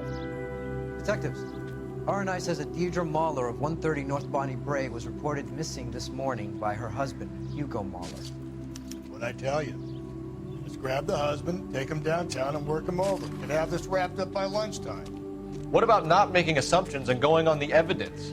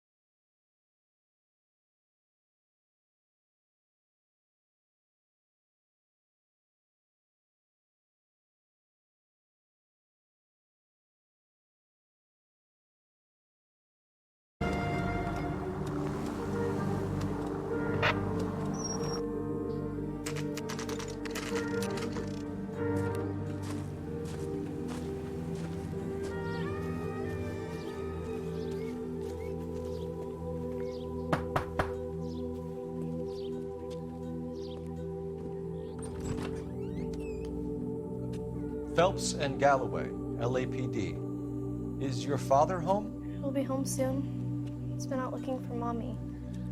What's your name, miss? Michelle Eloise Mahler? Can we come in? I suppose so. Thank you. Could you have a seat for me, Michelle?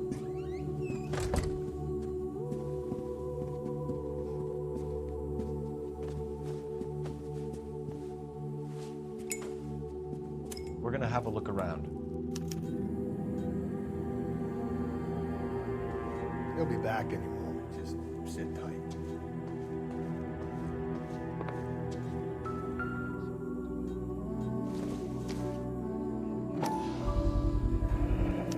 Work boots. Size 8s. My partner will explain everything when he gets back, okay? There's nothing to worry about.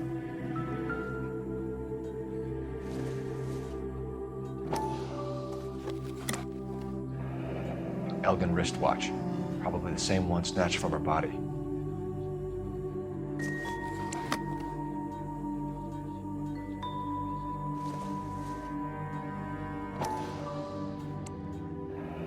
No sign of a wedding ring.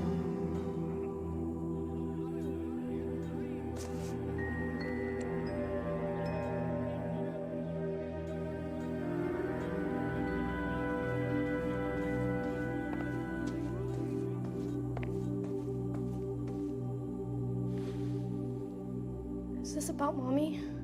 Daddy is trying to find her. Please tell me she's okay. I'm sorry to have to tell you this, Michelle, but your mother is dead.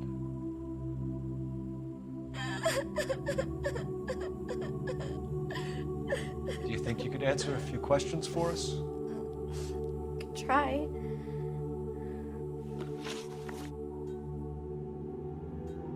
Some of your mother's jewelry was missing. Can you describe her things? A ring, a watch. I never paid much attention to that stuff. I know it's painful, Michelle. But this may be important. She wore a wedding ring? Mommy chose it herself. A rose gold wedding band and a matching diamond and ruby engagement ring. She wore a watch? Yes, the yellow gold Elgin watch. Daddy bought it for her birthday. We had a fight. It was kind of a makeup present. When did you last see your mother? Yesterday afternoon, I went to a dance at Belmont High. Mommy was supposed to pick me up, but she didn't show. So what did you do then? I was upset. Daddy came instead. So you were hanging around the school for quite a while. What happened with your father? I don't know. I called and finally he answered. He came straight away then. Your mom and dad are happily married? What are you saying? Of course they are. They weren't happy, were they, Michelle? Did your father ever hit your mother? Just the once. She said she would leave him if he ever did it again. He bought her a brooch pin to make up for it. And he always wore her golden butterfly. Thanks, Miss Muller. You've been very brave. Hey! What gives? Daddy, the police Go to your are room, here. please, Michelle. I'll talk to the police. Daddy, Mommy is gone. Go to your room, young lady. She's not even out of school. You can't come in here interrogating her like she's Your some wife kind was of... found murdered this morning. Found? What the... But she only... We have some questions that we would like to ask you. Sure, yeah. Yeah, I'll do my best. What size shoe do you wear, Mr. Muller? Why do you ask? It's routine, sir. Simple process of elimination. 9s, I think. Why are you lying to me, Mr. Muller? Why would I lie to you at a time like this?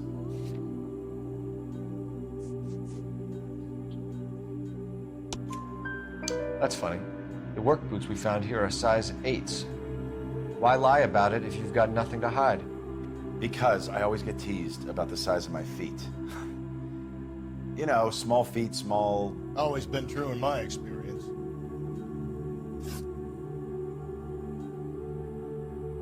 You phoned in a missing persons report this morning? Yeah, that's right. My wife didn't come home last night. She left around 9:30. Michelle was at a dance. She called me to let me know that Deidre didn't turn up. Did your wife ever go out by herself? To bars, nightclubs? No. What are you suggesting? You suggesting my wife's loose? Now is not the time for you to be pushing me, mister. Your daughter said you were having an argument. We argued about who would pick up Michelle. I worked a full day. I wanted to come home, put my feet up. So you were here all night. You stayed in while your wife went out to pick up your daughter? Yes, that's correct. You should come clean if you're having an affair or if there's something going on.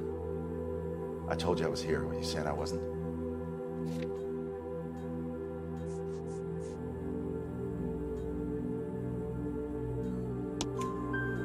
So why did you take so long to answer the phone when your daughter called?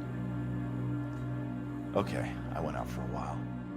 I was driving around. It's my way of relaxing. Your wife was beaten and then strangled. In your case, you have no alibi and a history of violence towards your wife. That's not true, God damn it. It is true, Hugo. You're a violent man. You try to keep a lid on it at home, but sometimes you lost control. Your daughter and your wife were scared of you. You don't know anything about me.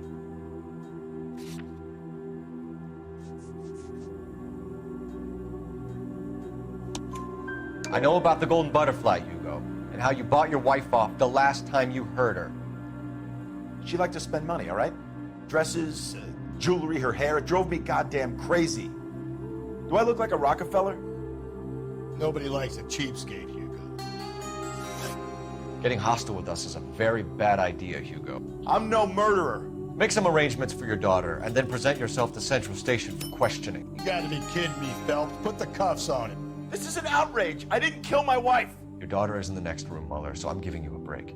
Don't make me change my mind, and don't make me come looking for you.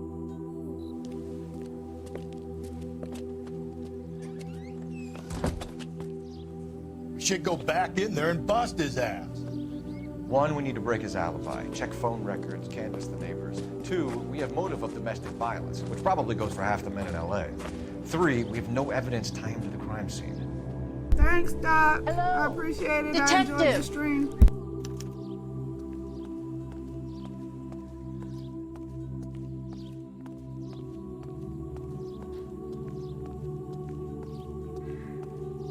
Yes, ma'am. I heard the terrible news over the radio. And you can help us with our inquiries? Yes, sir. They had a row last night. I heard Mrs. Muller screaming. Did you see Mrs. Muller come home late last night at all? No, not at all. I did see Mr. Muller put something in the incinerator earlier this morning, though. I told you he was our guy. Now let's get this bum downtown and into a cell. Look, there he is now.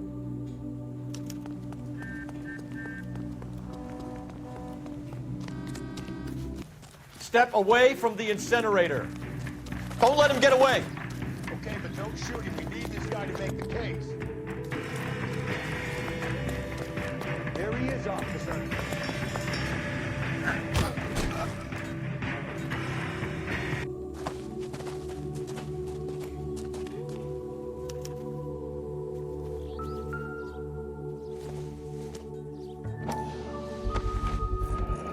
This doesn't look good, Hugo. I can explain the blood. Get him booked in at Central, officer. Then put him in an interview. Happy Easter, everybody. And inform the captain. Yes, sir, Detective. Is there someone you can call, miss? I don't want home and You need somewhere to stay, Michelle. You have other family? Thank you for spending Easter grandparents, with me. aunts I or uncles? appreciate it call so Aunt much. Helen, but she lives in Bakersfield and Call her. We're gonna get someone down here from Juvenile Hall to talk to you in the meantime. We ought to get some uniforms down here, clean up, take care of the kid.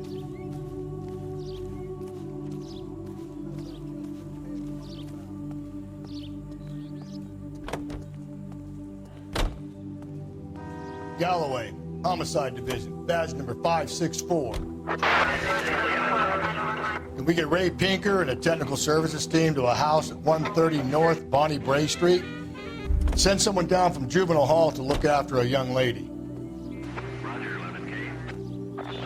Inform Detective Phelps that the coroner has a report waiting at the police morgue downtown when he's available. Got it, KGPL.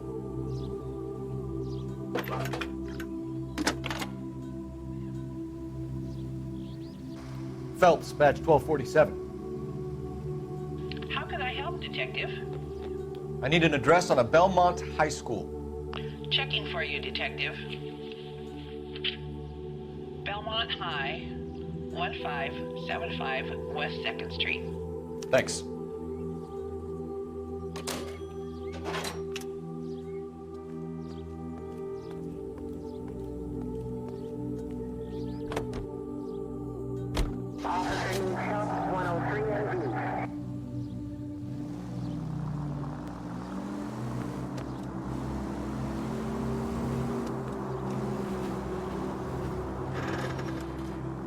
I'm surprised, you know.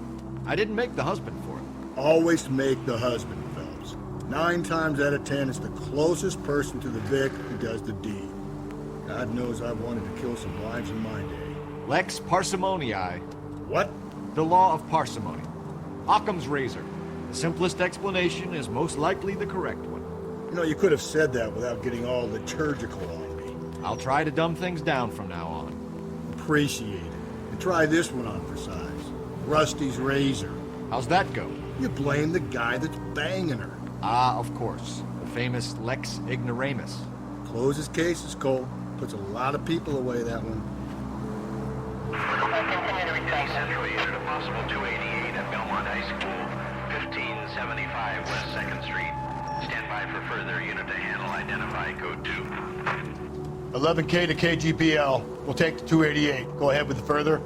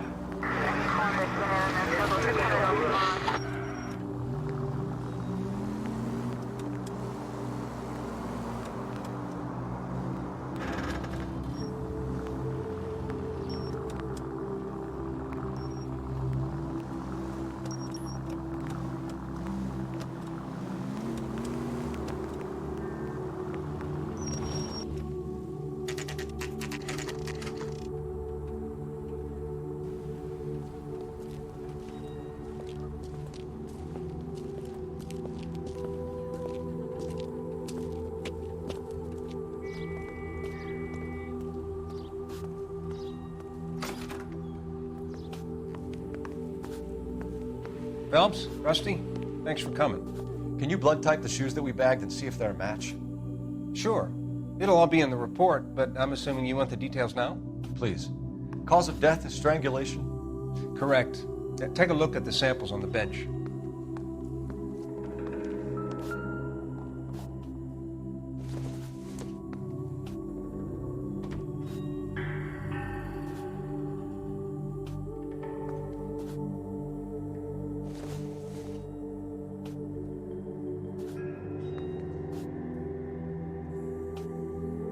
up, he in it.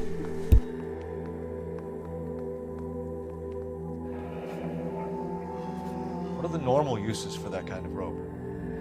On boats, mooring lines. Correct. Although Ray says that they're sometimes used as bell ropes in churches. So are we looking for a sailor or a minister? Well, in my experience, sailors seem to have the greater libido. Was Mrs. Muller criminally attacked?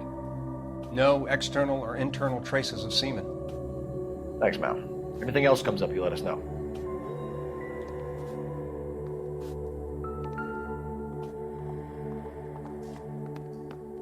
The shoe prints?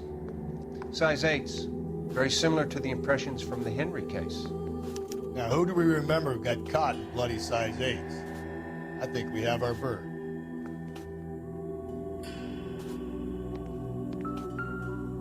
We've got to nail this guy. Okay, if you're finished jawing, we need to get moving.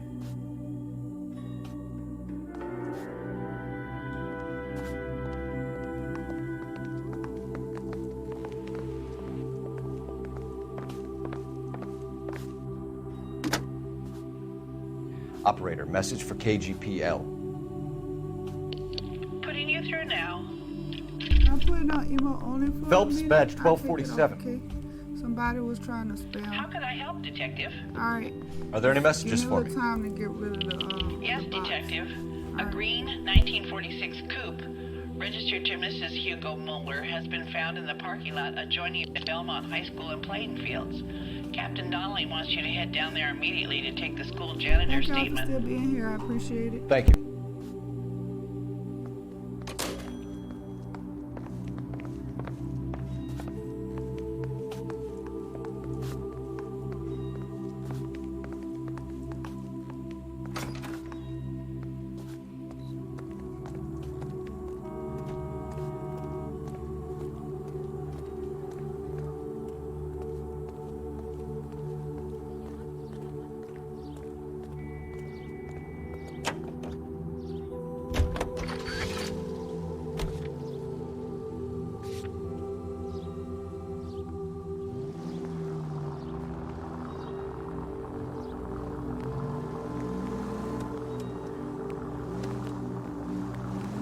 Not exactly the happiest of places, the coroner's office. Carruthers is a good man, professional, diligent. If you're working with a pro, it's easy to overlook the grim realities of a place like that. Funny job, that, the coroner's. How so? You don't want them enjoying their work too much. The wrong kind of man can get awfully lonely rattling around a joint full of corpses. Rusty, that's like something out of the pulps. Been reading the same ones as me? I thought you were usually too drunk to get through a magazine. If I close one eye and squint, you can just about make out the print.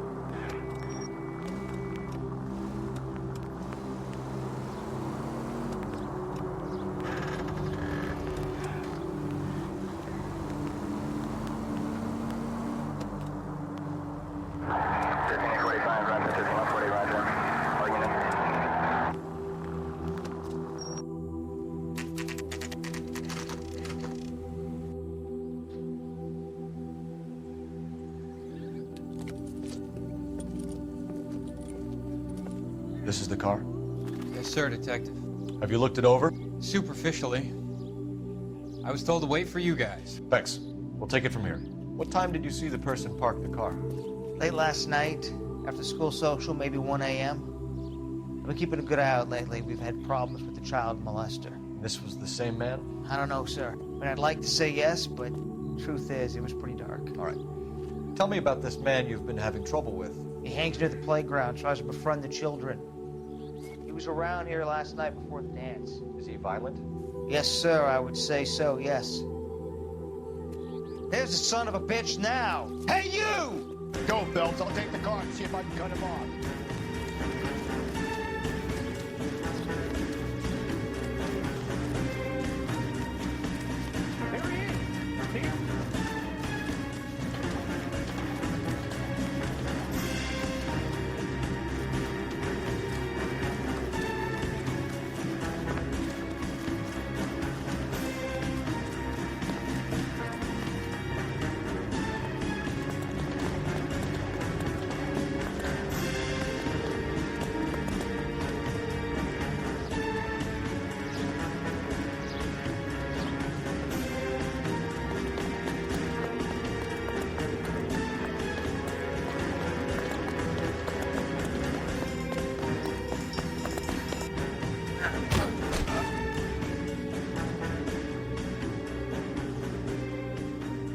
What's your name?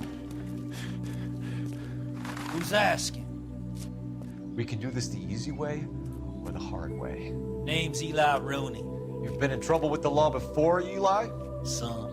What are you doing around here? I like to keep an eye on the children. Strictly paternal, is it, Eli? Don't sass me, boy. A woman was abducted here last night, Eli, and murdered. And I would love to make you for that, you Okie motherfucker. Well, I wouldn't know nothing about that. A woman, you say?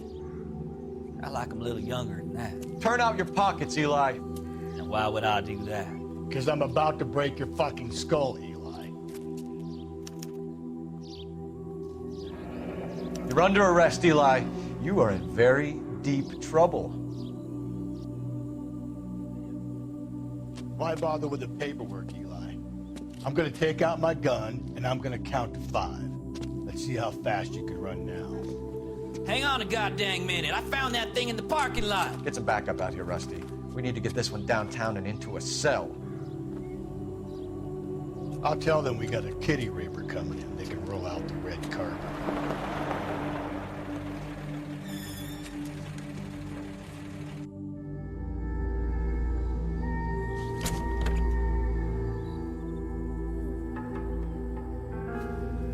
Blood and skin samples. We better get Ray Pinker out here.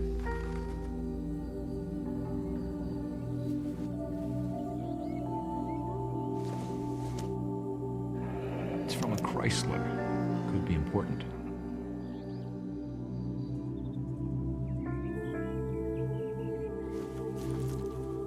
The overalls are stenciled HM. Muller is a mechanic. I wonder what Eli does for a living.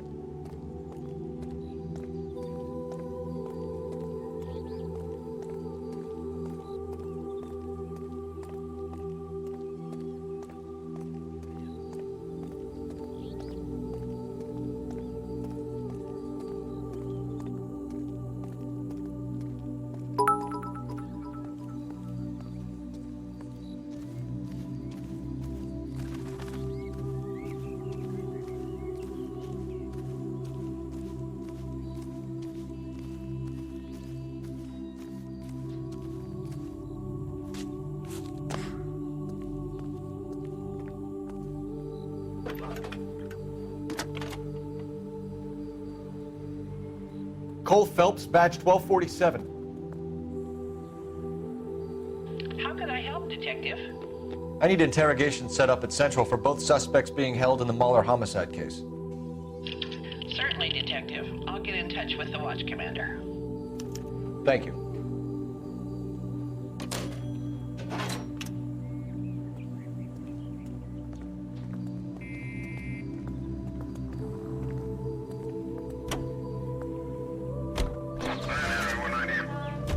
I say we make Rooney for this. I think we should lay it on him. He was near the car, he had her jewelry, the DA will love him for it. Even if he didn't do it? Who cares whether he did it? You have kids, Phelps? He needs to be taken permanently out of harm's way.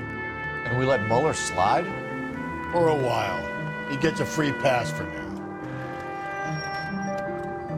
I don't know about this. My gut says Mueller. We caught him trying to destroy evidence in his backyard, and that was his car with the bloody tools in it. I never said it wasn't Mueller. Hell, he probably killed his wife, deprived that poor kid of a mother. But he's not in immediate danger to anyone else. Rooney's a threat to every kid at Belleville. He's a peeper, Rusty. We can pick him up for something else. Really want to run that risk? Calling all cars, citizen reports. Officer needs help. Shots fired. Officer down. 6th Street and Lindley Place. 6th Street and Lindley Place. Unit to handle code 3 identified.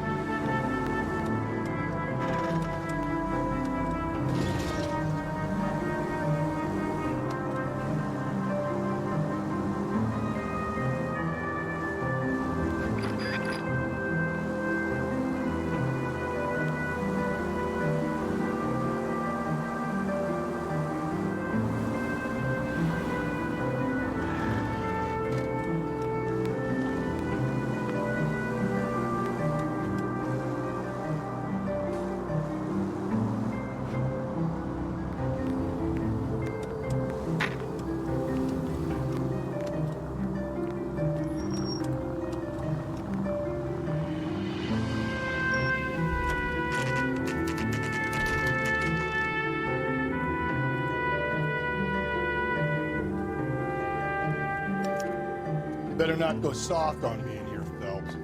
We'll work the evidence, Rusty. Let him do the rep. Are they ready? Bowler's in 2 and the pervert's in 1. Get in there and get a conviction.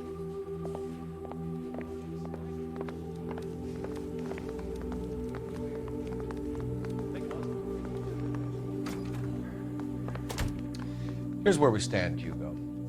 Your next-door neighbor heard screaming coming from your house. You were burning your blood-stained shoes. You have no one who can confirm your whereabouts last night. Your daughter says you're a violent man. We have everything we need to send you to death row, and all you have to say for yourself is, I didn't do it. I swear I didn't kill her. Give me that lie test. I can prove it.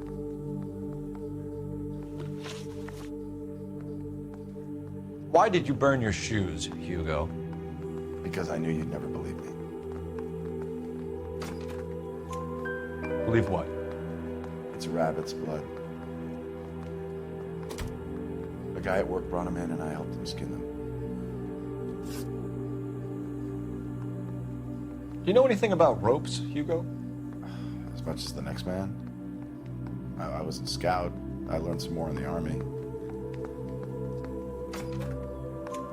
You learned to strangle with the rope in the Army? With rope, with my bare hands, but mainly with wire.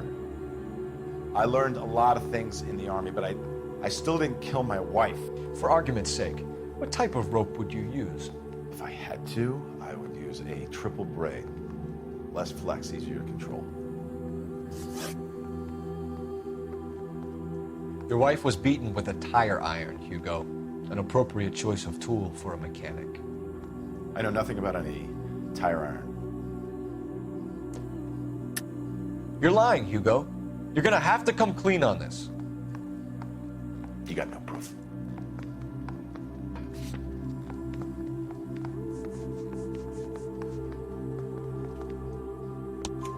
Your wife drove a Chevrolet, Hugo. What make of car do you drive? A Chrysler Airflow. So I guess that explains why the tire iron that killed your wife came from a Chrysler. We found your wife's car.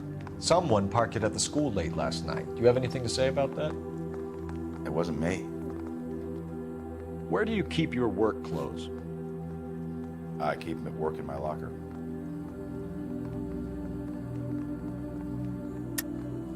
Enough lies, Hugo. Your overalls put you at the scene of the crime last night.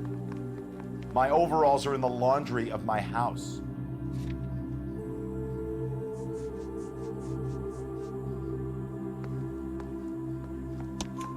Green overalls, bloodstained.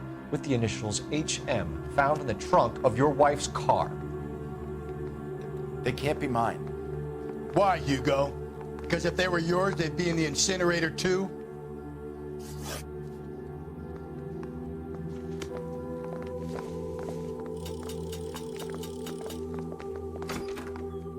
Straight through the red light. Said she never saw it.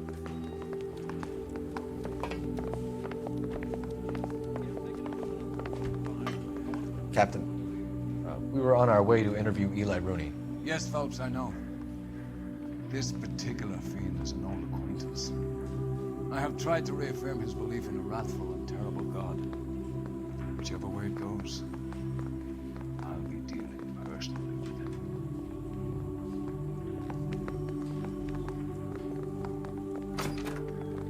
You look like you've had it rough. You see me asking for your sympathy, boy? What size boot do you wear, Eli? Kind of like anything I can get my hands on. I'm wearing 11s. You're maybe 5'5", 5'6" tops, and you wear size 11s? I don't think so, Eli. That might be on the large side. Maybe 10s. Maybe 8s. Now that I come to think of it. Why punish children with your iniquity, Eli? You think I was never punished? You must know what you're doing is evil. Well, son, nobody's perfect. You down on your luck, Eli? I had worse. My family ate roadkill during the Dust Bowl. But you have a job. A parolee has to have a job, correct? I had me a job down in San Pedro. I'm looking for something new. This place you worked have a name? Hennessy Marine. You can't misplace big yellow letters HM out front. They give you any workwear, Eli? Sure. Green coverall. Dang thing was hot. Felt like I was back in the pen wearing it. You ever tie up any of your victims, Eli? It's not a nice thing to go calling them. What would you call them? I can't say.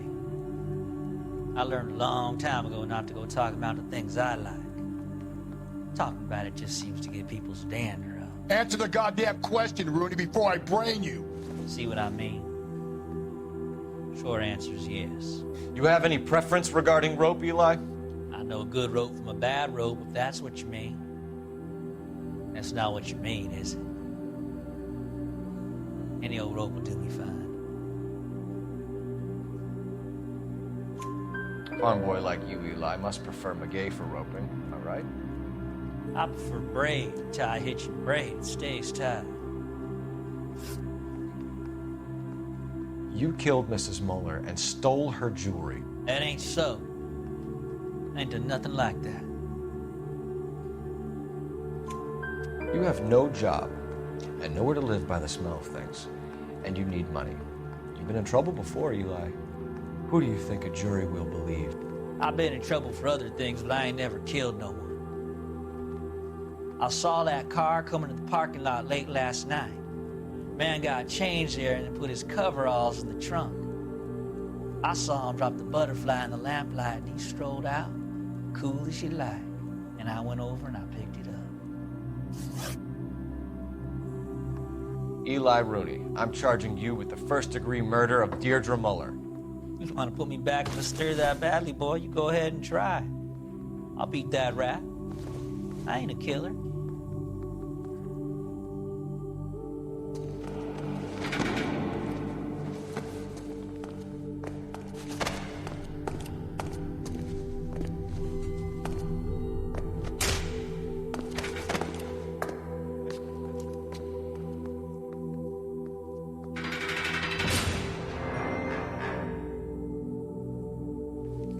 Phelps, Galloway, congratulations are at hand. Drink, boys?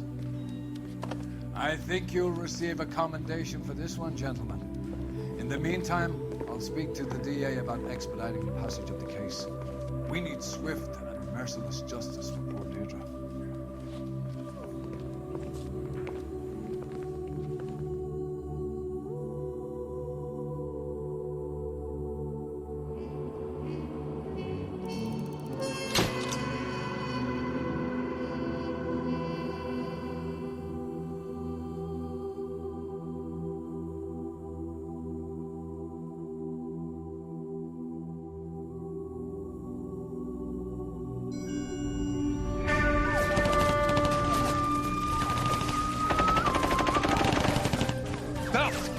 captured 2 regular army. Lieutenant! Well, we've been over this. That sniper barely missed you back on the beach. Until the mission is over, there'll be no more saluting or signs of break. I'm in charge here, Medier. Do you wish to interrogate the prisoners? No, they're beat. Why they look so sullen? Wondering why we haven't killed them yet. There's no greater shame than being taken prisoner. Yet this golden boy actually seems to know what he's doing. See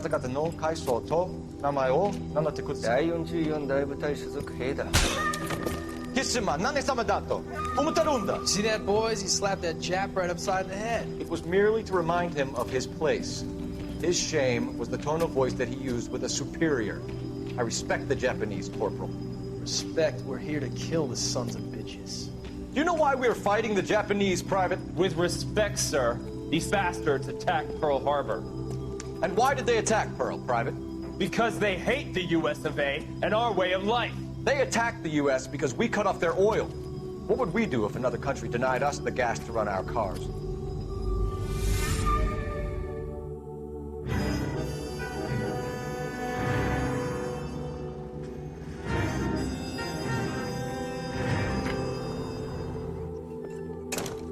Ah, Phelps.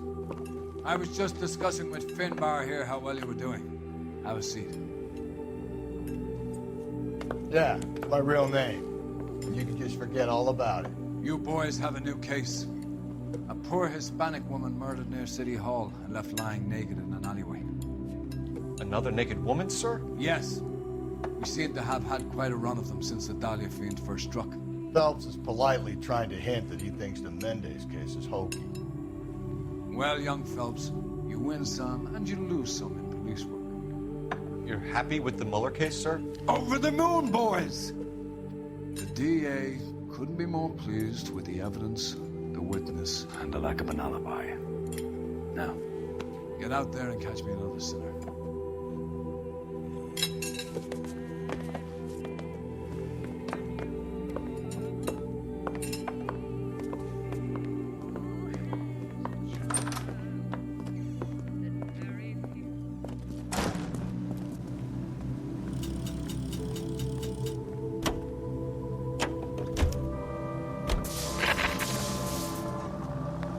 You have the address? It's the alley off Aliso between Los Angeles and Alameda. You're kidding. The next one will be opposite Central Station. Count yourself lucky, Phelps. Most guys would kill to land a case so close to their desk. Yeah. It means they can pop in to hit the office supply of hooch whenever they need it. You know, that ain't a bad idea. That is not a bad idea at all, Phelps.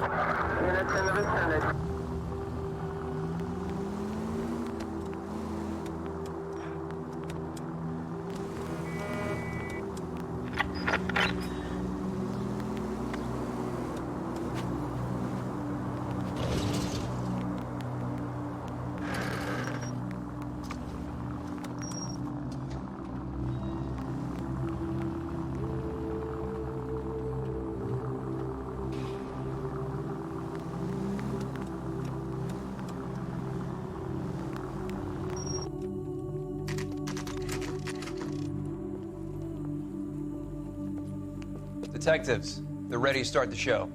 I'll take you through.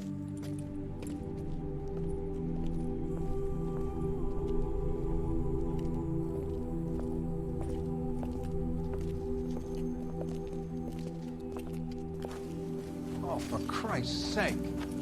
Brothers, Pinker? Cause of death is pretty apparent. We thought we'd best wait for you. When you're ready.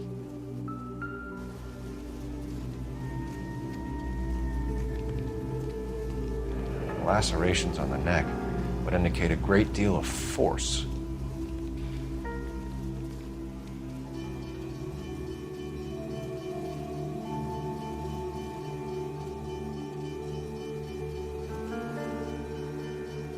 Another wedding ring torn from the finger.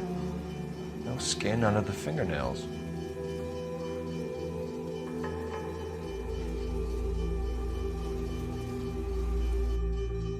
Kiss the blood, BD.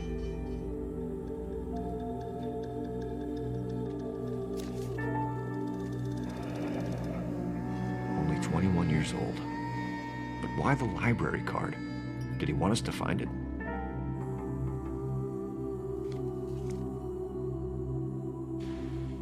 The evidence in the Mueller case was solid. I'm not convinced about Mendez. The best way to get away with murder is to pin it on somebody else.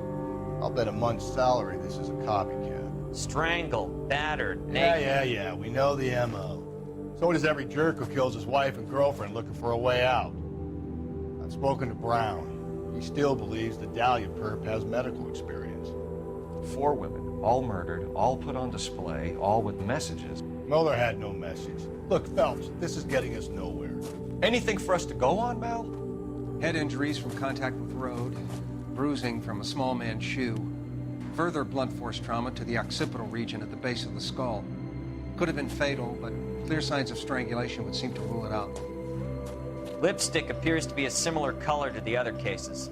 I'll see if I can nail down a brand.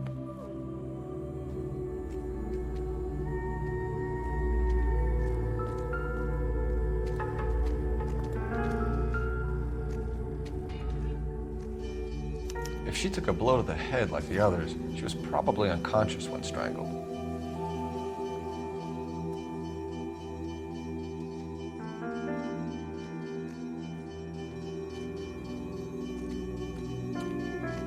Never the same, are they?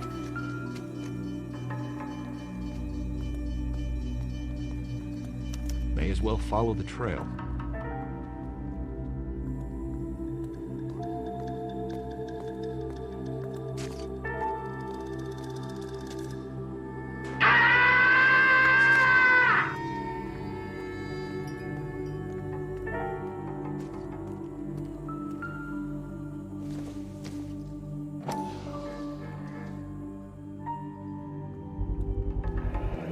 Antonia. Huh, same as the library card.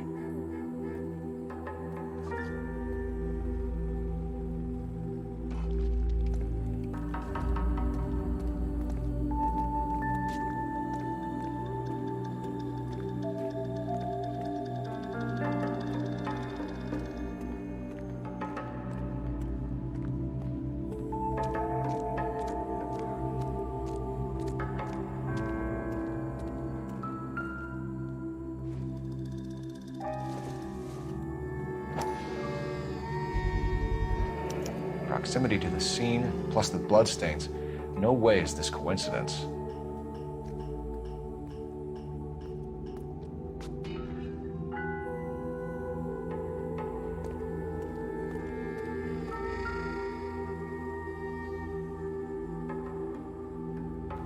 On it goes.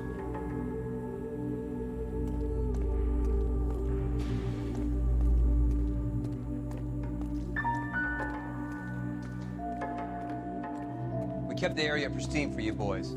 Let's check it out.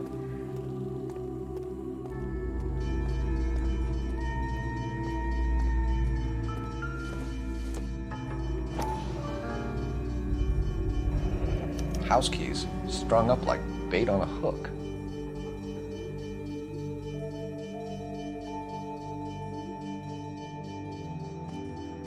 You think he's trying to lead us somewhere? Probably all the way to City Hall, that crazy son of a bitch.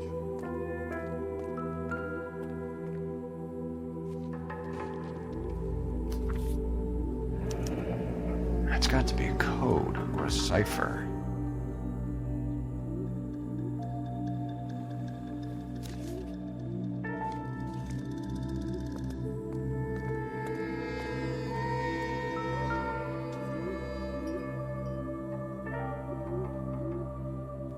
Where are you taking us?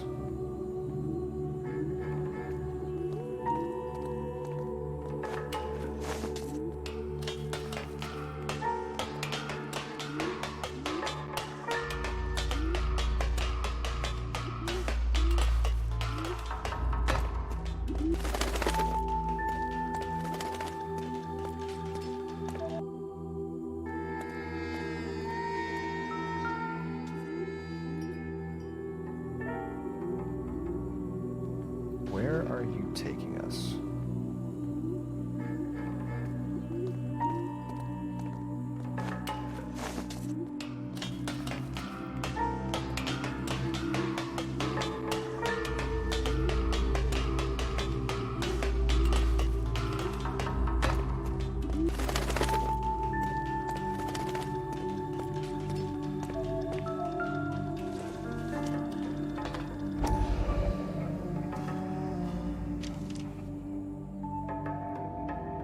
empty. Where is all of this meant to be taking us? Clearly wants us to find these things. He's left them for us. There you go, Phelps. Got a new MO. I told you. Or he might just be getting more confident.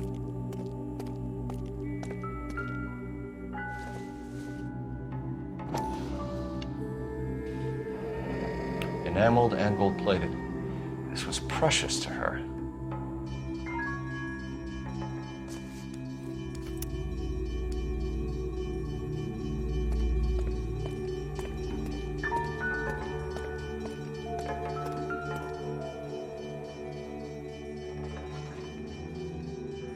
The trail points up.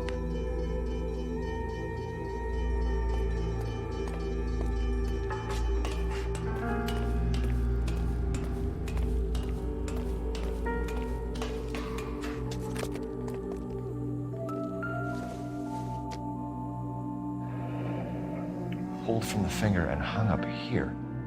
What's the significance?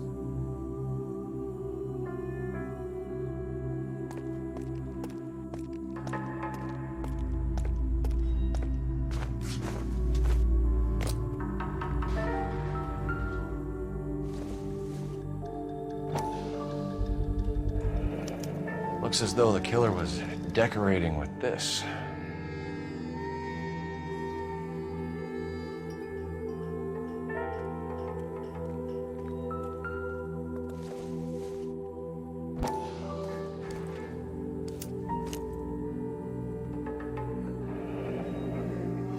Son of a bitch wants her identified. Mrs. Antonia Maldonado, 712 North Hill Street, downtown.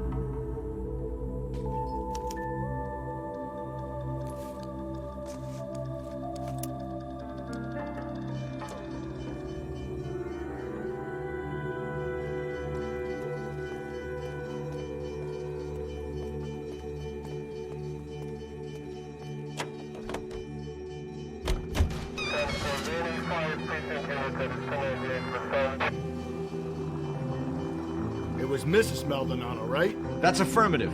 All right, so then there's a husband we should be looking for. Get him, we've closed the case. Rusty's razor, of course. I don't want to question your tried and tested techniques, Detective Galloway. But doesn't the DA require sound casework before he'll close the book? Not if he's got a confession. And, you know, there's ways of getting those. I'm sure.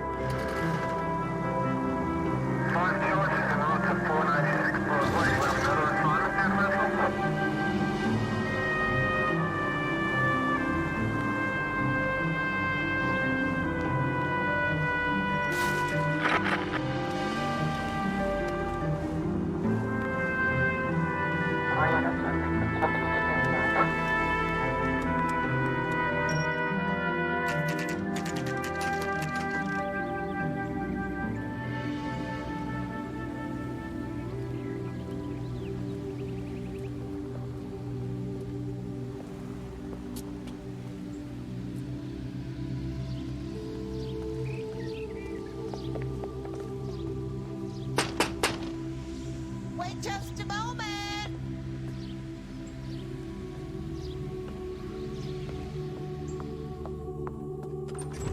I'm sorry. Can I help you? LAPD, ma'am. Detective Phelps and Galloway. Does Mrs. Maldonado live here? Yes, she does. I'm Mrs. Barbara LaPente, the owner of this boarding house.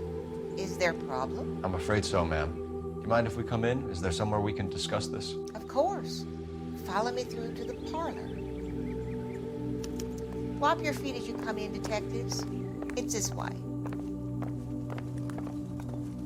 Mrs. Maldonado was found dead this morning. Dead? Oh, no. She can't be. I'm afraid she was murdered, ma'am. We need to take a look at her things. I can't believe it. A person seems so alive, and then they're gone. Antonia's room is upstairs, last door on the left. Thank you. We'll be back shortly. Excuse us a moment, ma'am. What are we waiting for?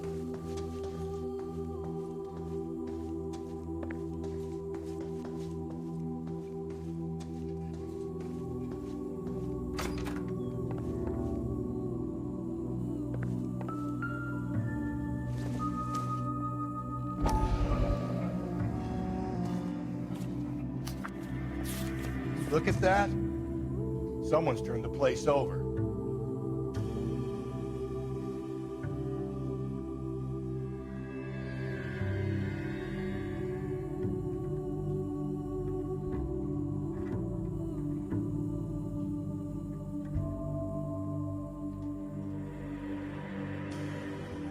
Okay, we have an address.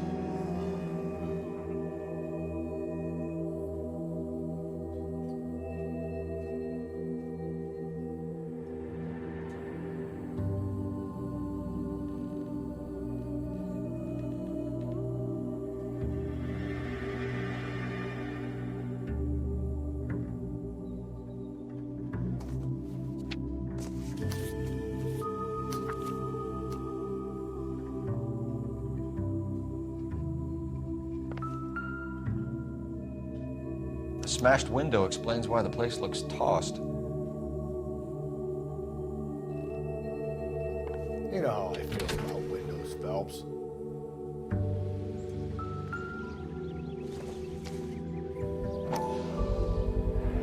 So someone broke in using this thing instead of a crowbar. Wonder where it was taken from.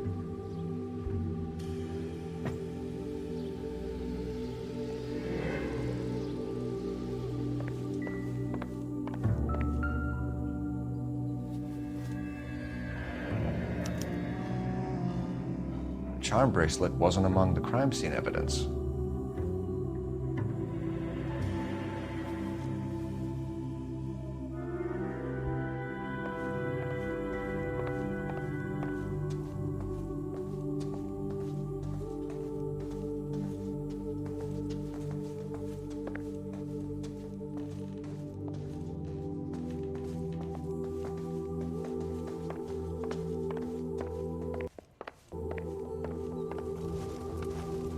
We have some questions, ma'am, if you're up to it.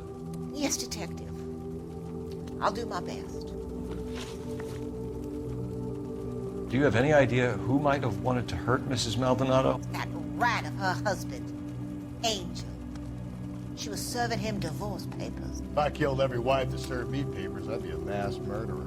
Are you being flippant, young man? No, ma'am. What can you tell us about Angel Maldonado?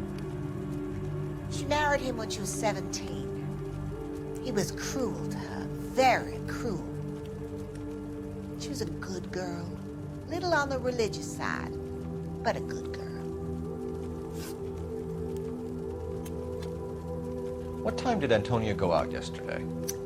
She left around 9. Do you know where she went? No, I have no idea. She was a good girl, but she didn't confide in me. A nosy old hag like you knows everything about the people who live under her roof. Where did she go? I think she went to a bar. She's been drinking quite a lot lately. This bar have a name? L.A.Noire Bar. It's a Latino place on North Los Angeles Street. That's only a couple of blocks from where we found the body. You've had a break-in? No! That can't be true. You're being economical with the truth, Mrs. Lepenti. What do you have to hide? I have no idea what you are talking about.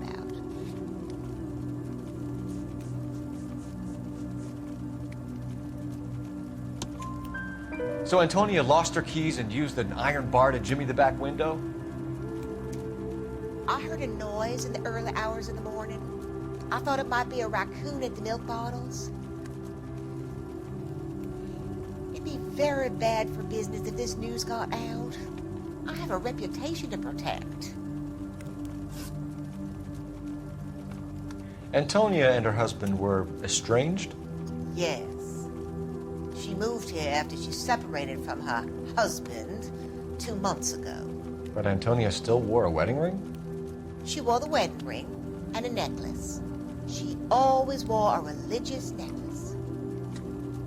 That's about all of her jewelry. What about her bracelet? I don't know anything about a bracelet.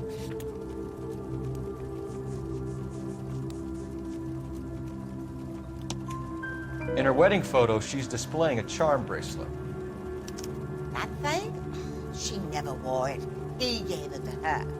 She always kept it in that wooden jewelry box. Thanks, ma'am. You've been very helpful. Pay a call to that husband of hers. Lock him up and throw away the key. We can either front Angel, seeing as the finger's pointing right at him, or we can check out the L.A.Noire.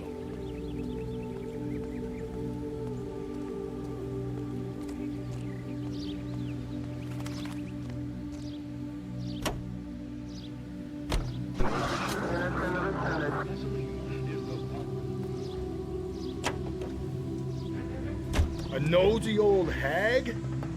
Ah! And I thought I was coming on strong with the ex-wife line. Sometimes you have to be firm to get the information you need. God damn it, ain't that the truth? How about we drop in on the husband instead? See if your gut is right. I'll take a bar over a husband every day of the week. Think there's anything to the divorce angle? I've been through 3, fellas. No big deal. After a while, you just numb yourself. But Angel, he's a young Latino man. It would hurt his sense of who he is. He'd see himself as a failure, a woman taking control over his life. Then she fronts him and he snaps. Works for me. That makes Angel a killer as well as a piece of shit.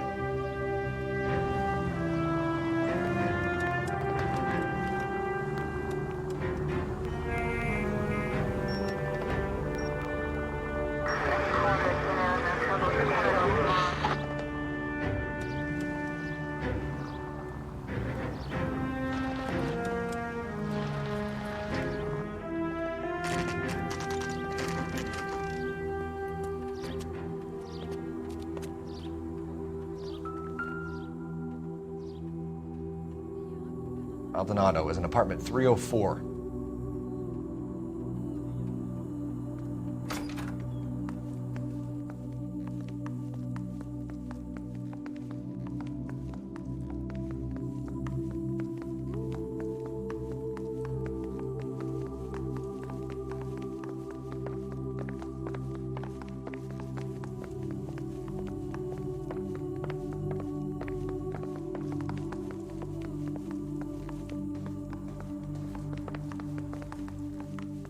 Phelps, this could turn ugly. Forget about knocking. Let's take our boy by surprise. Hey, what the fuck? LAPD, motherfucker, you're under arrest.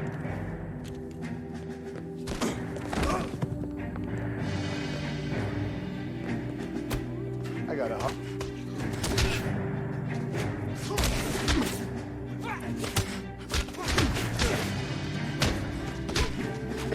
Got it.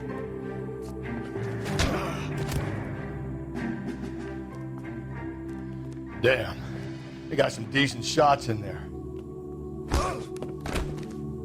Cuff these sons of bitches, Phelps. LAPD, you two are under arrest. Call for some backup, Finbar.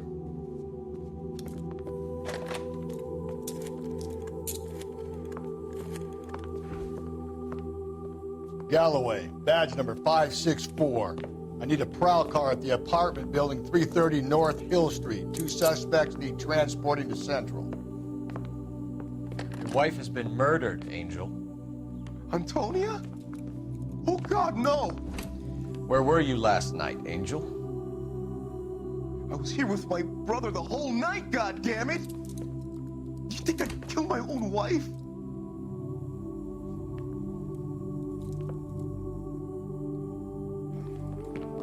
We should get the whole place going over and talk to the neighbors. And Phelps, I don't care that you just got smacked in the head. You don't call me Finbar.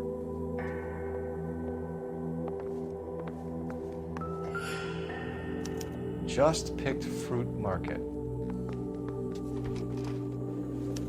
I wonder if Angel gets all his groceries from this place.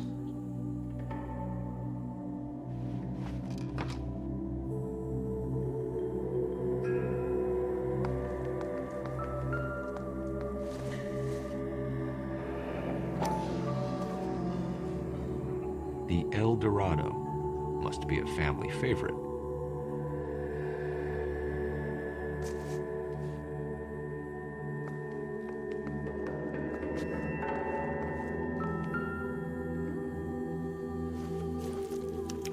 This will take some explaining.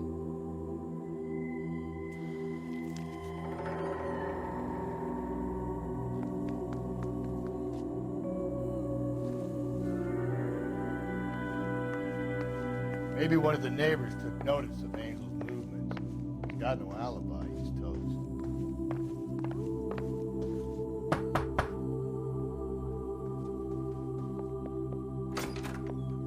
What do you want? LAPD. We're making some inquiries. Make it quick. I work nights. So you weren't home last night? No, I was at work. You know nothing about Mrs. Maldonado fighting with her husband? Those two? They're always screaming the place down. Thanks.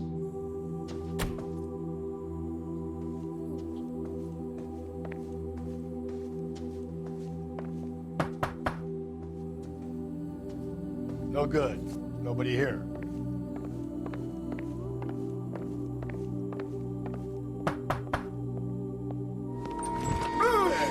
Hey, sorry about that. I'm playing with my kid. LAPD. Were you here last night? Yeah. My wife and I are separated, and I had the kids last night. I put them to bed early and went to bed myself. Thanks.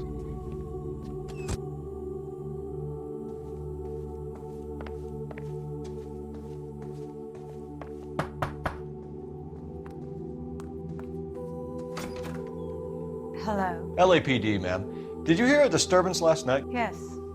Yes, I did. Mrs. Maldonado lit out of here and her husband ran out after her. You saw this, Miss? Aranda. I had the door open a crack. Did you see Mr. Maldonado come back inside after he ran out? No. I didn't. Thanks. We'll be in touch. I kept thinking you were going to call that one a nosy old hag too, Phelps. Well-executed restraint. I'm executing restraint right now, Finbar.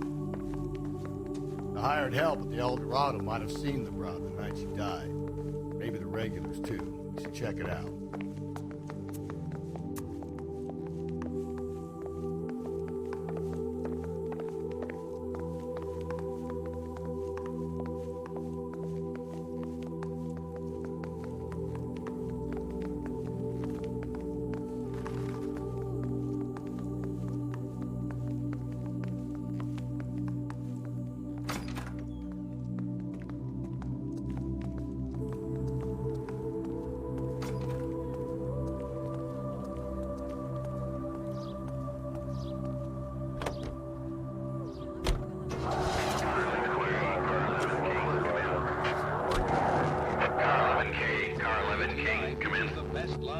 KGPL, 11 King, over. 11K, Captain Donnelly and Detective Sergeant Finis Brown urgently request your presence at Central. A new letter has been found. 11K, in or out. Toilet soap, the complexion soap, gentle white and so fragrant. It's perfect for a daily beauty bath. Lee's. Another letter? I thought the letter was from a nut. These letters, Brown and Hanson believe they are genuine. From him. Now we sent another. You know, I really hate this fuck. This Black Dahlia guy. You seen the body? The fucking case just gnaws away at your guts. How? Every prom queen from every fucking hick town in America turns up here. Where do they end up? Gutted on the fucking sidewalk.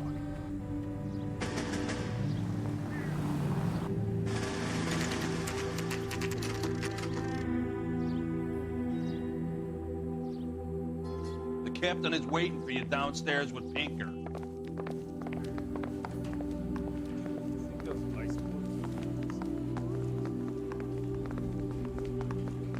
You think the Vice Boys get any on the side? That price is outrageous.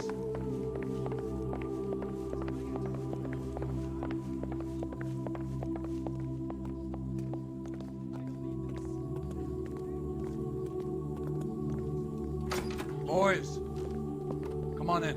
Phelps, have you met Finis Brown? Pleased to meet you, sir. This information is confidential and doesn't leave this room. The new letter was left in the back seat of a cab. The driver thinks it was put through the window and not left by a customer. We're checking all this fares back 24 hours regardless. Good. Like the previous letters, it's been assembled from headlines and typed from the Times and Examiner, then glued to an envelope. What is the other note? This one? That's also new. A poem, hand-typed. Do you mind if I take a look? Go ahead. We've been over both documents pretty carefully. They've been wiped with gasoline, so there's no chance of prints.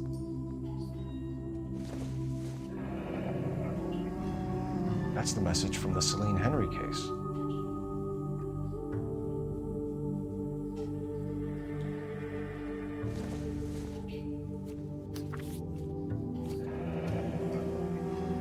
Heap upon thy soul by virtue of this curse.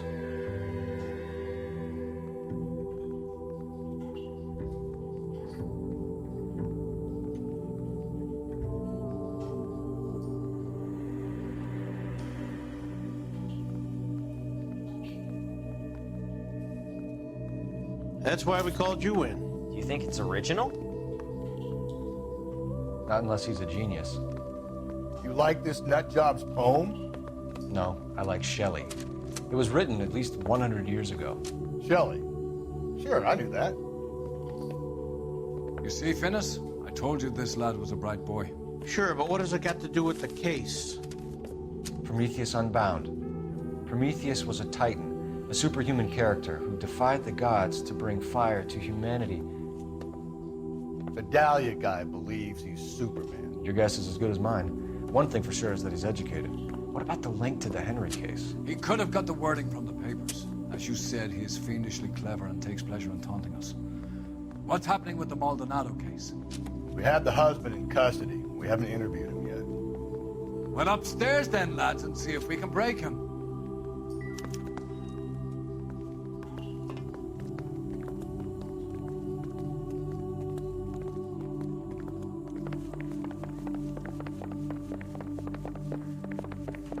My wife is so dumb, she stares at orange juice for hours. Well, it does take time. Court strips off me at the grand jury. Case was thrown out. Improved your attitude, Angel? What do you want me to say? I was with Antonia the night she died, but she left the apartment, and that was the last time I saw her.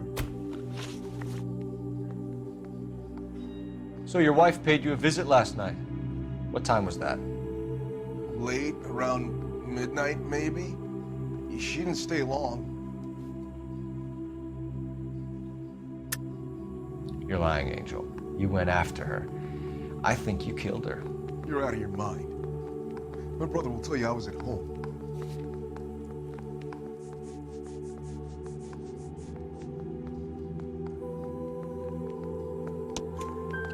We have a witness who confirms that you were arguing, that your wife ran out, that you followed her and didn't come back. I know this looks bad, but it's not true. We argued, all right? But she went out and I went out after her and she jumped in a car on the corner. There was a car waiting for her? Can you describe the driver? Not the driver. It was too dark. But the car, it was a brown Ford Coupe. You and your wife weren't getting along. She was divorcing you. Is that why you killed her? We fought, yeah, but we weren't getting a divorce. I don't believe you, Angel. She'd been granted a decree nisi. She pushed you too far and you lashed out. I told you, I wouldn't accept a divorce.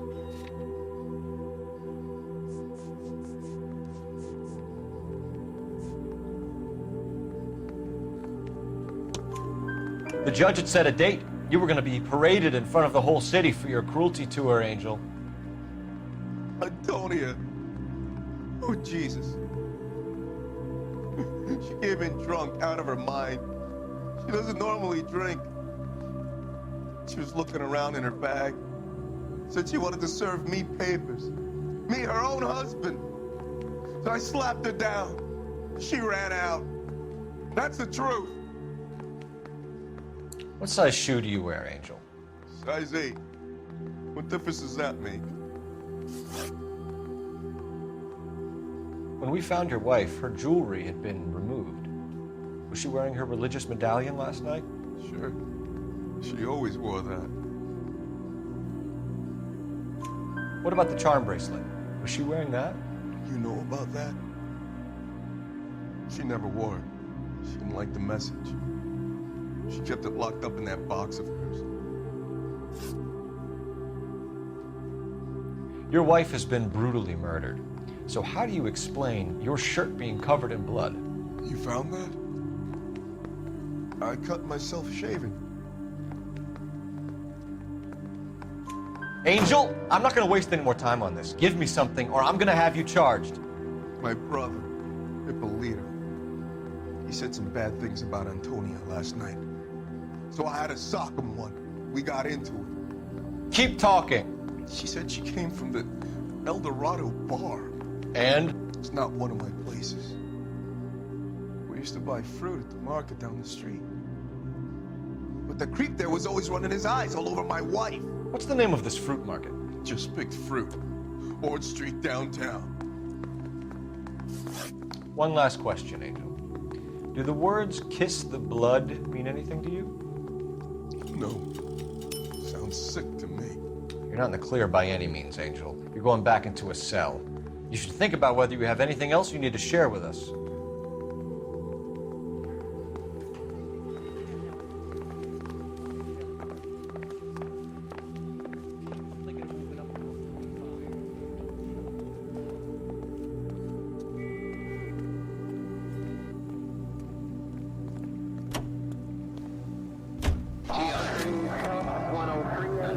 You don't think it's strange that all these murders are happening to girls who've been out drinking? No.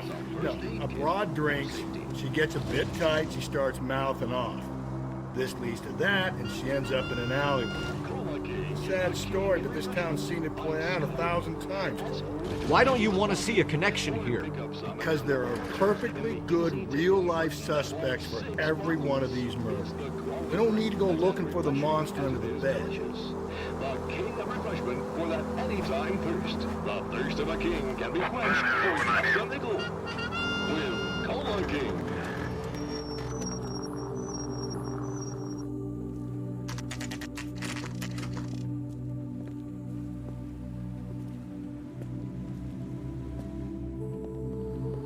What can I get you? LAPD. Detectives Phelps and Galloway. Diego Aguilar. How can I help? You worked the bar last night? Yeah. Me and a temp guy from the agency. Did you have a woman in here last night? 21 years old, Hispanic, drinking heavily? We have a lot of ladies like that in here. But yeah, I know who you mean. Antonia Maldonado. Oh, what did she do? She was murdered last night. Oh, shit. Do you know her well? Was she a regular? Hell no.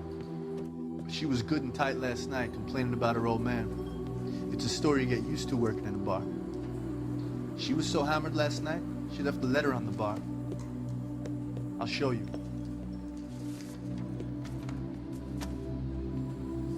You want a tip? Refill my coffee next time, honey.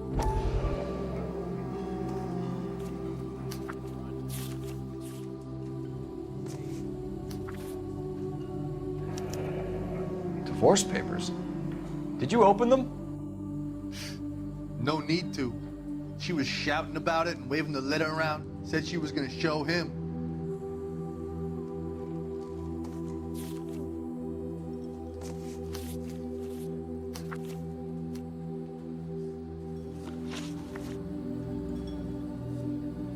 Can you remember what jewelry she was wearing? She had a necklace. Some kind of religious thing, I think. The temp guy would have more of an idea. She took the beer he served her and cried into it all night. What time did she leave? Can't say for sure. Where did she go? Give me something or the LAPD will start getting interested in this place. Take it easy. She wanted a cab, okay? And my phone was out of order. The closest one I knew was at the fruit market across the street, so I suggested she try there. She seemed reluctant. Did Antonia say where she was going when she left? She said she was gonna serve the papers on the husband. Said that would take the smile off his face. If you ask me, She was scared, and the drink was for Dutch courage. She attract any interest? An extremely drunk young woman? What do you think? She managed to scare them off, though. Thanks. You've been a big help. No problem. Hey, get the guy, will you? We'll do our best. One last question. What size shoe do you take, Mr. Aguilar? A broad 9. I have wide feet.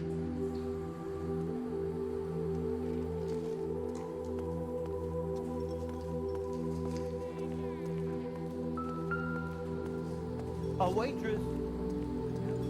Sir, do you work here? Sorry, pal, just making deliveries. From where? Just Pick Fruit Market across the street. A fruit market delivers here? Yeah, sure does. The Mexes love a little slice with their tequila. We found a crate a lot like the ones you're wheeling there, except it was filled with booze. You know anything about that?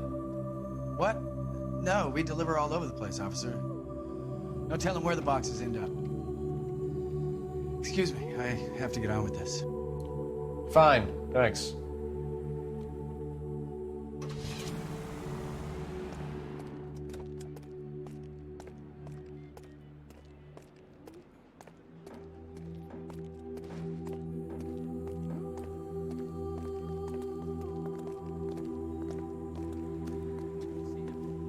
Saw his picture in the paper.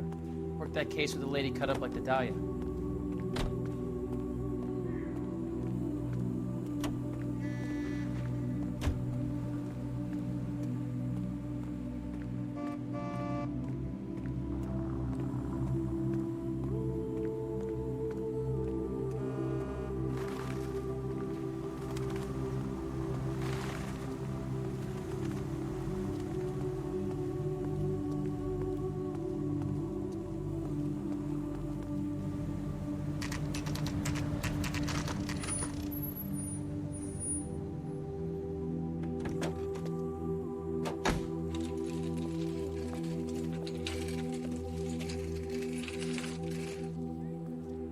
Handbag was left just up there, overlooking the market. Could have come here from the start and saved ourselves a day's legwork.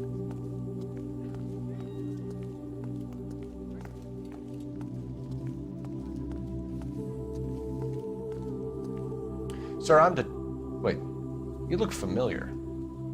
Hey, from the bar, right? What brings you here? LAPD, Detective Phelps and Galloway. Clem Feeney. What can I do for you? Did you happen to see a young woman last night? 21 years old, Hispanic? Sure, she came by last night. Why do you ask?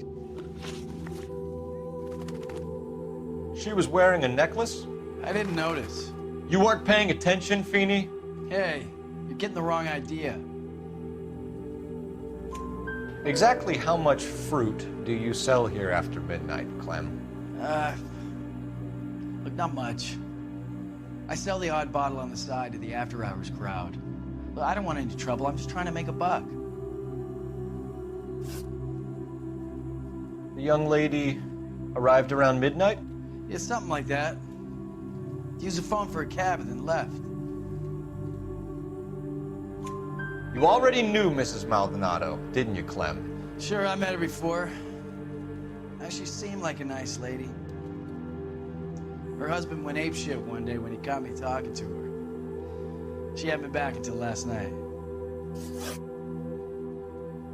Where did she go from here? She wanted a cab, but I couldn't get her one.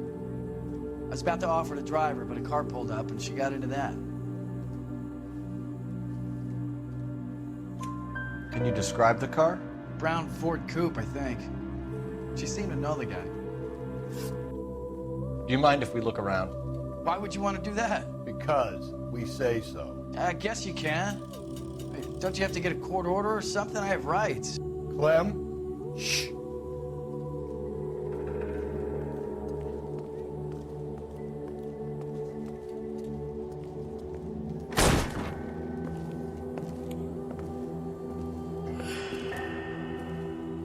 No wonder he stays open late at night.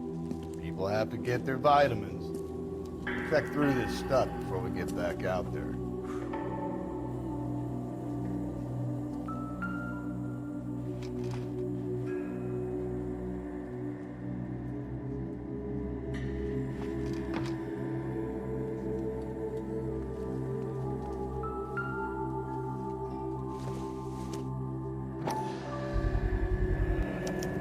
cut someone who was already dead? It's a typical power thing. Once the stiff is dead, the creep usually feels they can do whatever they like. You must have seen it during the war.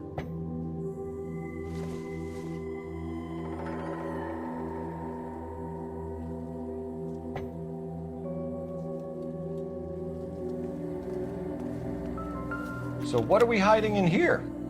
This thing needs a combination.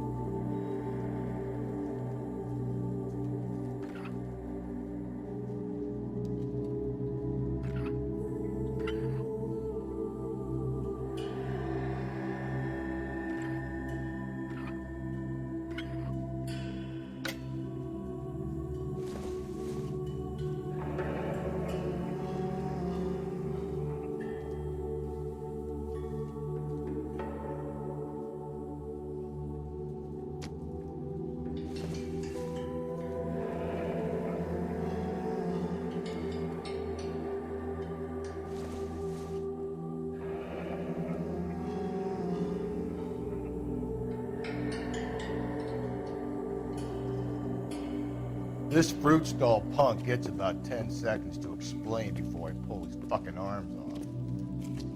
Clem!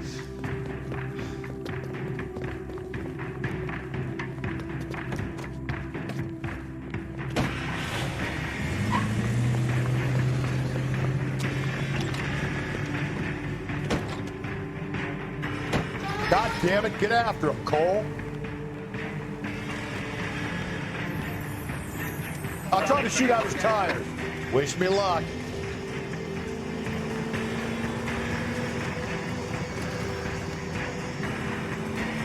We should have grabbed him when we had the chance, Phelps. When we had the chance, we didn't know he was our guy. Don't go to sleep on me. Get me back in close. Strange that he'd leave a trail of blood right back to his own market. Maybe he wanted to be caught. A lot of them do.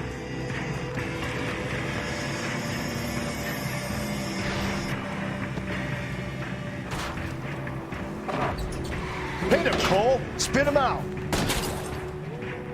It's almost too perfect, isn't it? There's no such thing as too perfect.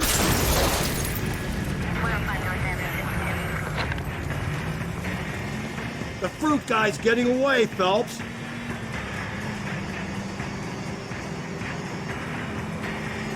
Now who's about to get picked? Hit him! Clean this asshole off the road. I'll try to shoot out his tires. Wish me luck.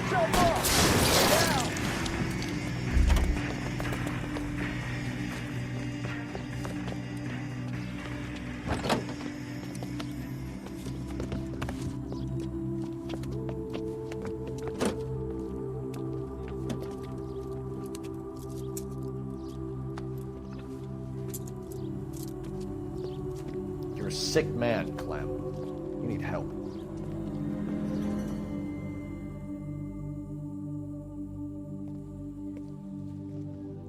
Outstanding job on this case, gentlemen. The poor woman can now rest in peace. I'll pay the fiend a personal visit myself and remind him that crime in this city does not go unpunished. When they finish with him at the receiving hospital, we'll have him up before the grand jury. I have a meeting this afternoon with the mayor, lads. I'll be sure to mention your names. Now, on your way.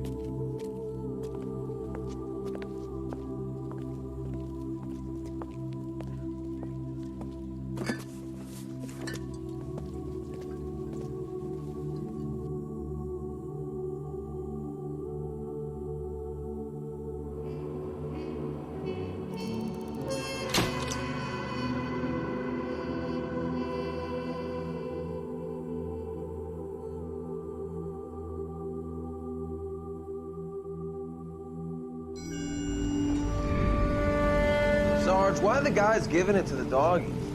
They're riding in trucks, numbskull, while you're marching. They look pretty badly beat up. Yeah, they do it then. Scuttlebutt says it's pretty hard going down south. We'll find out soon enough. Recon always leads. How can we fail, Skip, with the Shadow leading the show? Who the fuck is a shadow? Lieutenant Phelps, the Shadow of Death. What the fuck are you talking about? He's a quiet fucker, Sarge. Never hear the bastard coming. You're sitting there, field stripping a cigarette, and suddenly he's there looking down on you. Why do you think we keep saluting that jab-loving son of a bitch? He's bad juju. That's enough out of you three. Bad juju? Where were you dragged up? A swamp?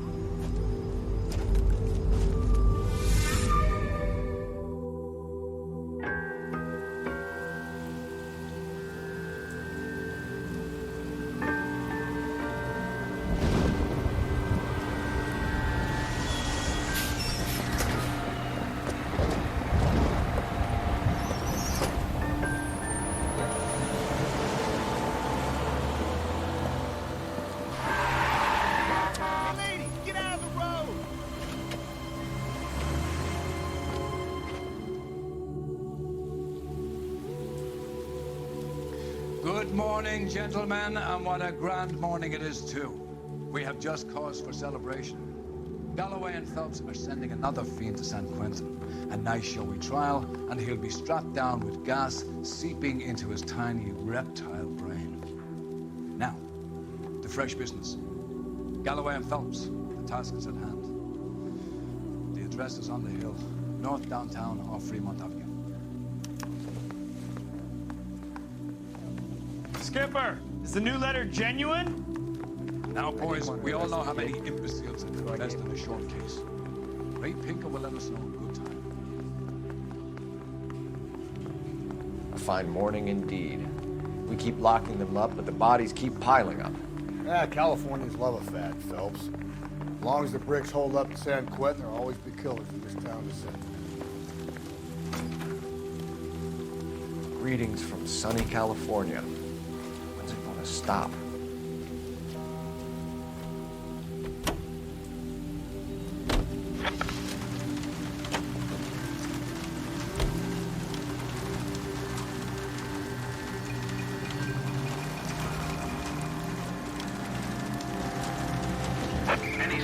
First the letter, and now another body. Come on, you can't keep on telling me there's not a killer still out there. You know, Phelps, all these arrests on your record are giving you a reputation.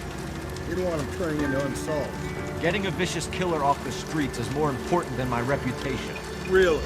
And besides, landing a big fat marlin is more impressive than an ocean full of minnows. The minnows make it the man, Phelps. You can't always hit home runs.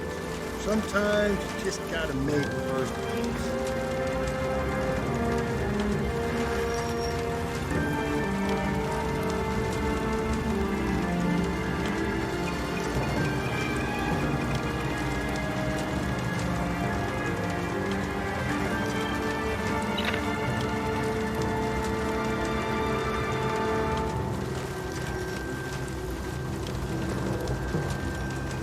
That guy there will lead us up.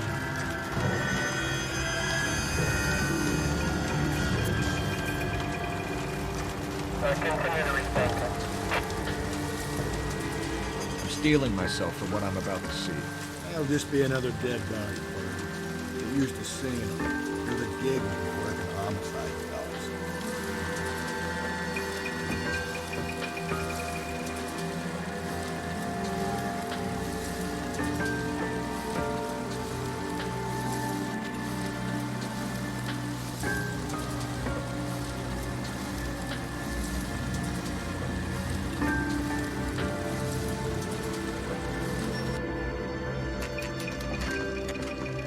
Detectives? Phelps and Galloway, homicide. Scene is secure. The rest of the patrolmen are going door to door, canvassing for witnesses. Thanks. Keep me informed. Will do, Detective. This looks awfully familiar. I think that's the impression the boys from the Examiner took with them as well. There's nothing original under the sun. Why should murder be any different? What do we have so far? Not much trace evidence to speak of. Storm blew in around 10 last night, and the rain washed most of it away. And the body? Looks like she was tipped out of an automobile from the tire tracks and superficial injuries. Strangled with a length of rope. And for my money, it's triple braid again. Time of death? From her temperature, maybe 2 a.m., but it was cold last night. Usual head injuries. Blunt force trauma. Knock him over the head, then strangle and mutilate. No message with this one. At least she was left clothed. I doubt very much he was concerned with her dignity. Green silk dress is very distinctive. Any sign of her other shoe? No. And no handbag or other personal effects.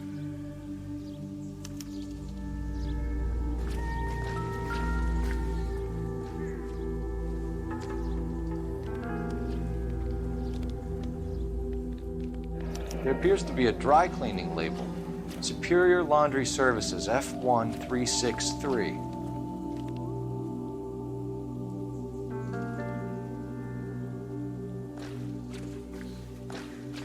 Another day, another dollar.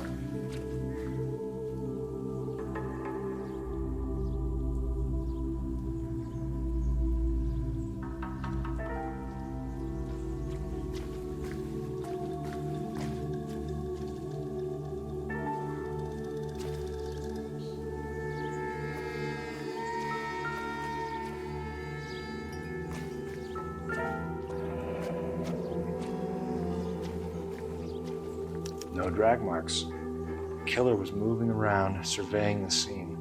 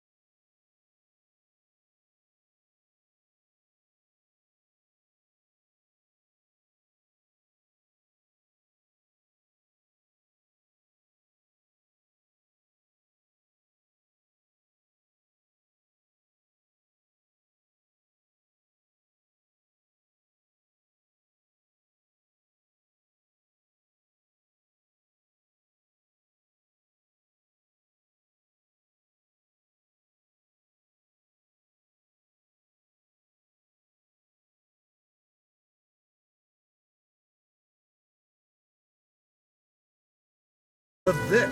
The last bodies had something written on them. This one didn't. I'm failing to follow you. Can't be the same guy is what I'm saying, right? Before you start trying to link this to Maldonado and all the others. There are more factors to consider than the messages, Rusty. This doesn't fit your pattern, Cole. End of conversation. Understand?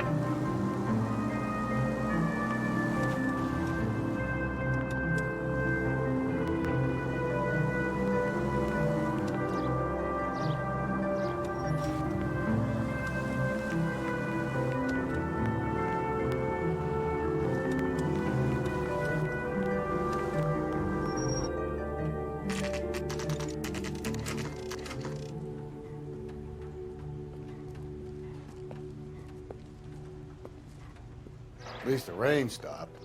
You can change back into those white bucks now.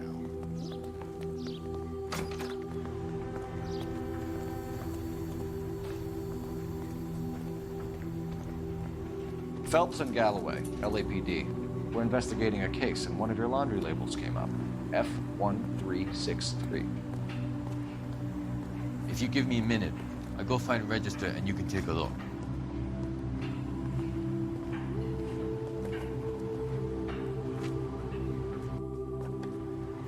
You take a look for yourself.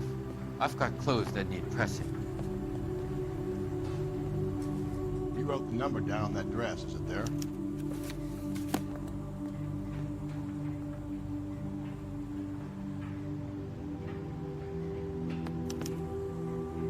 Mrs. T. Terrellson, 43 Emerald Street, Westlake.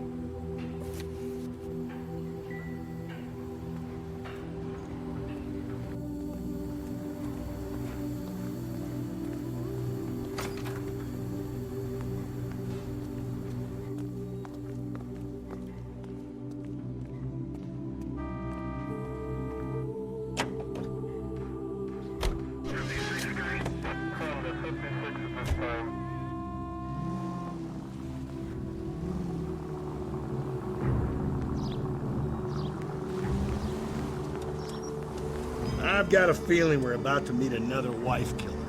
You've always got that feeling, Rusty. Yeah, and it's usually correct. Please, please, for once, can you not let your assumptions color your detective work? Just you wait. Nordic type show a particular disposition for this stuff. 5 charges en route to 496 Broadway. You have another assignment here, Central?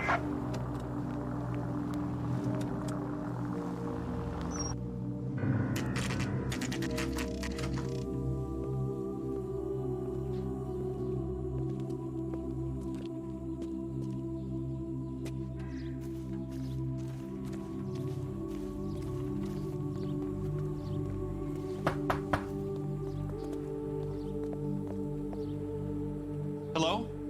Yes? Detectives Phelps and Galloway. Is your wife home, sir? My wife went out last night and she hasn't come home. Can you describe your wife and what she was wearing?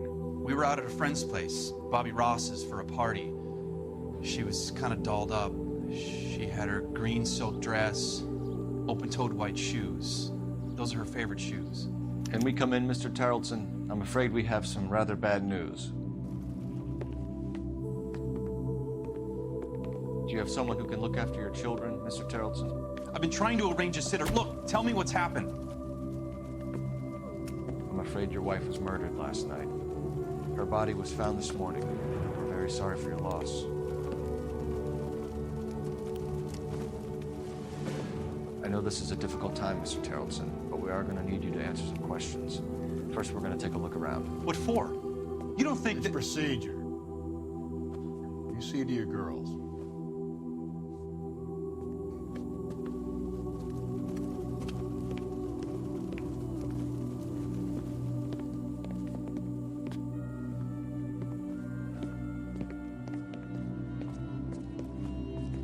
Stay here till Daddy's finished talking to these men. Where's Mommy? Everything's gonna be all right, sweetheart. We would like Mommy to come home now, Daddy. What's the problem, Terrellson? Let him search. You got nothing to hide. Want to hear something funny, Terrellson? Some bums think filling out a missing person report actually rules him out as a suspect. To check if she was a regular.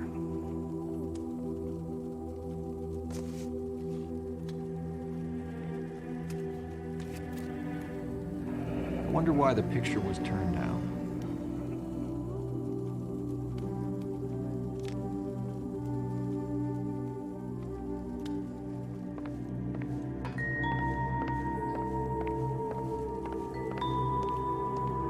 If you'd excuse me, ladies.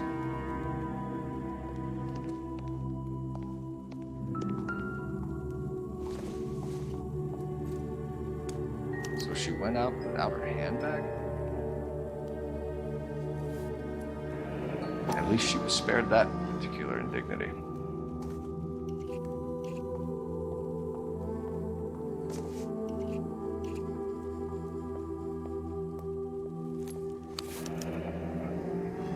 have to be in quite a state to leave this behind.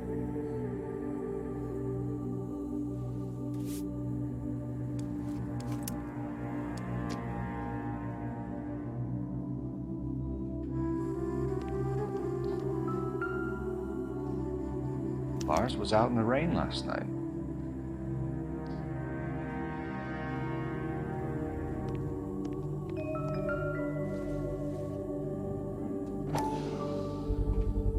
We can see if Pinker can match the impression to the crime scene.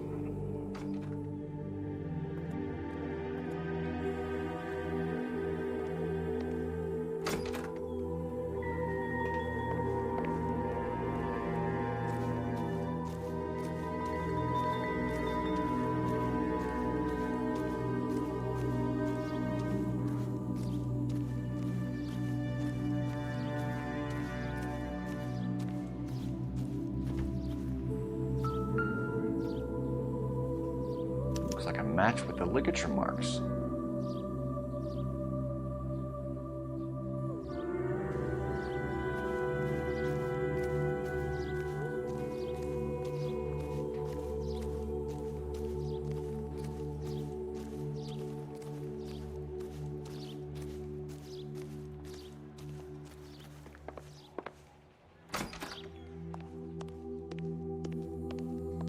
I'll be out of your way momentarily, ladies.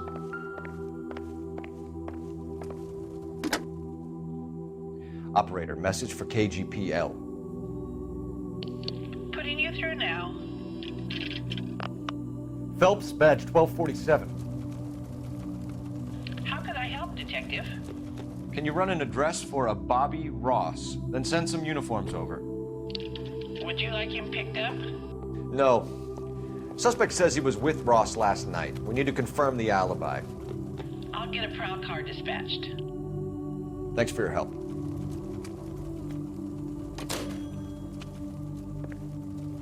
For the record, Mr. Terrellson, what is your wife's name? Teresa. Do you have any idea why anyone would want to hurt your wife? No. Everyone loved Teresa. She was so full of life. It can't be anyone who knew her.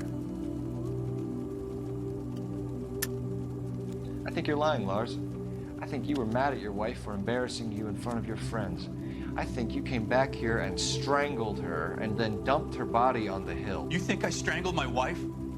How do you expect to prove that?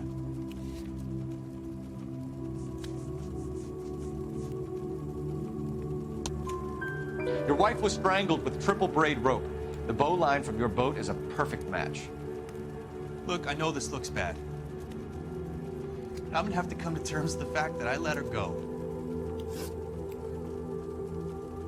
You said you went to a party at Bobby Ross's place? That's right, Bobby had a bunch of people over. We were having a good time. She said she was bored and decided to leave. You let your drunk wife leave the party and go off on her own? Look, I was angry. I was having a good time. She has to go and ruin it. We always have to do what she wants to do. Last night she wanted to go dancing. Any idea where? Where she always goes. Bar down on North Beaudry Avenue. Baron's Bar. She goes there, drinks too much, gets maudlin, and calls me. I go and bring her home. Mr. Terrellson, was Teresa happy at home? Yeah, I think she was. Spill it, Terrellson. We like the look of you for this, so you better give us something. We're at the party. She has a few and says she wants to go out dancing. We only have the sitter until 9. I get mad. I tell her to go ahead, but I'm staying. She storms out. Look, I'm doing well at cards. I hardly ever do well. I married her because she was so much fun, but now she drives me fucking crazy. What time did she leave the party? About 8:30, maybe a little earlier.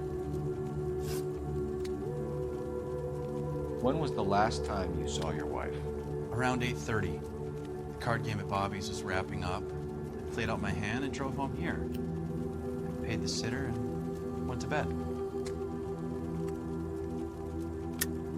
You're lying, Lars.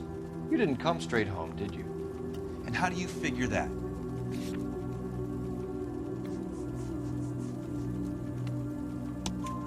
were out in the rain. You got soaked, Lars. We found your wet weather gear. Okay, I stayed a little later than I said. This cute little brunette was hitting on me. Teresa noticed. I was half cut. I walked her home from Bobby's, but nothing happened. I walked back and got the car this morning. Thanks for answering our questions, Mr. Charlton. You'll need to go downtown to identify your wife's body. I should have taken her dancing. In my experience, Mac, if you give in to broads, you've been giving in to them your entire life. Sounds like the Terrelson broad had her last drink at Barron's Bar. We should check the place out. Appreciate your time, sir. You believe this guy's story?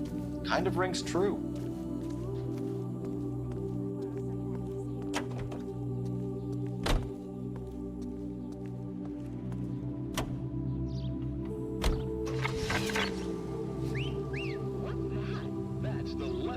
Whistle. That means pots and pans are lemon wash clean. It makes short work of dirt and cooking gum. Just a swish of the dish rag gets them sparkling clean. Try it. Wow, these pots sure are clean. See? You'll be whistling too at how easy it is to clean up after dinner with Lemon Wash. Lazy old-fashioned soaps require scrubbing and elbow grease. Lemon Wash cuts grease and takes it right down the drain. And since Lemon Wash removes spots from pots and pans, use it to remove the grease spots that occasionally get on clothes and that moths love to feed upon. Easy, quick Lemon Wash. Just listen for the whistle. The Lemon Wash whistle means it's gotta be clean. Lemon Wash all-purpose cleaner.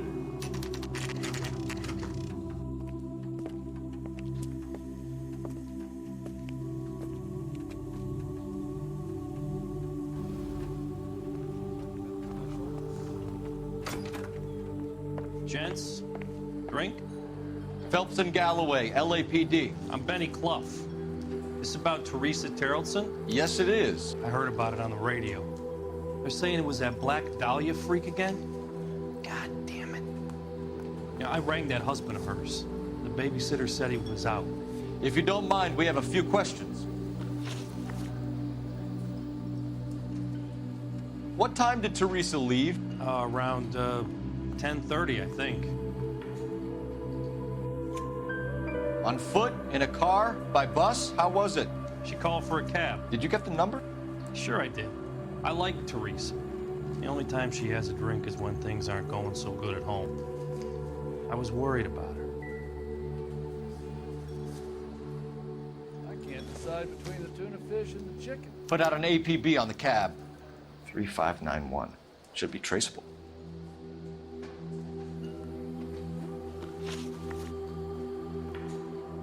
Who was she with? We've had reports about a tall, gaunt-looking hobo. He wasn't here last night? I get plenty of bums in here, but nothing to fit that description. The likelihood is that whoever she left here with killed her. Give it up, Betty. All right, 2 creeps were all over her, promising to take her dancing. You get a good look at these guys? Sure. I got a good look. One of them was a sailor in uniform. His cap said, USS Indiana. And the other man? The other guy is Richard Bates. He's sitting in the back right now. Red polo shirt. Any idea where she was headed? Nope. I didn't get that. The husband said she wanted to go dancing. And she always wants to dance when she's been drinking. She was trying to talk some guys into taking her to one of the dance halls. Thank you for your help, Mr. Clough. We'll take it from here. Hey, no problem. This is Bates. That's him. LAPD, don't make me chase you, shitbird. Can't let the son of a bitch get away. Bates! We just want to talk! Come on, got a ride. Get in and drive.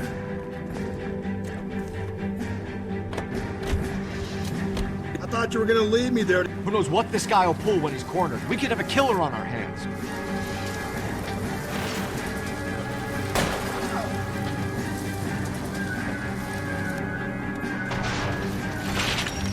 I don't think the killer would be kicking back in the bar where he met the Vic in. Listen, a creature of habit is your killer. For some reason, they're sticklers for routine. Phelps, you gotta get me closer. Hit him, Cole. Spin him out.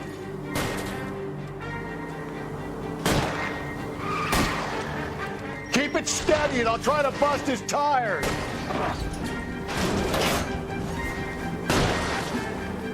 Hit it. Clean this asshole off the road. Let's end this farce. All right, you got me. I've had enough. Put your hands where I can see them.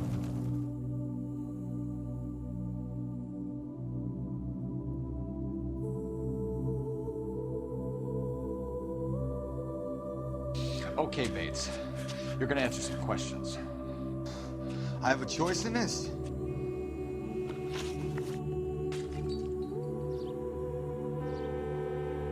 Last night, you went drinking with a lady in the bar. Now she's dead, and your face is all messed up. I'm in the clear on that. She preferred a sailor. You could lay it off on him. Are we finished? Do you want my partner to sap you? Tell us what we want to know. She was okay. Drunk. Pissed off at her old man, wanting to go dancing. I thought I'd ply her with a few drinks and get my end away. Looks like your salty had the same idea. So what happened when you left the bar? Sailor boy laid one on me. A cheap shot. After that, I don't know. You've done time, haven't you, Richard? Is that why you ran? I'm on parole. On what offense? Sexual assault. Look, I was lying there on the sidewalk. He flags a cab and jumps in with the broad. We're taking you in, Bates. How come? Just for a chat. Nice private chat. I'll explain my theory of once a degenerate, always a degenerate. Take him to Central. He's a material witness in a murder case. Find him a cozy cell. Richard here knows the drill.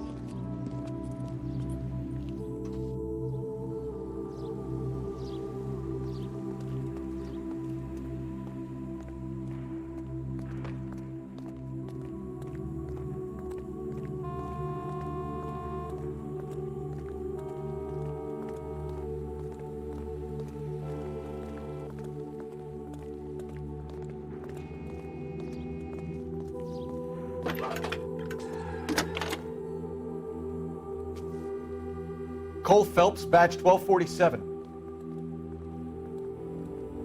How can I help, Detective? I need an APB out on a yellow cab, number 3591. Ask dispatch to relay all sightings to car 11K. No problem. I'll get on the radio. Were there any incident reports filed in the vicinity of Barron's Bar on North Beaudry Avenue? We're tracking a sailor who was involved in a fight outside the bar. I can check the reports, Detective. I have a message for you from Captain Donnelly. Message reads, James Jessup, U.S. Navy able seaman, has information relevant to your case. Jessup is currently being detained at Central Station. Could be our man. Thanks.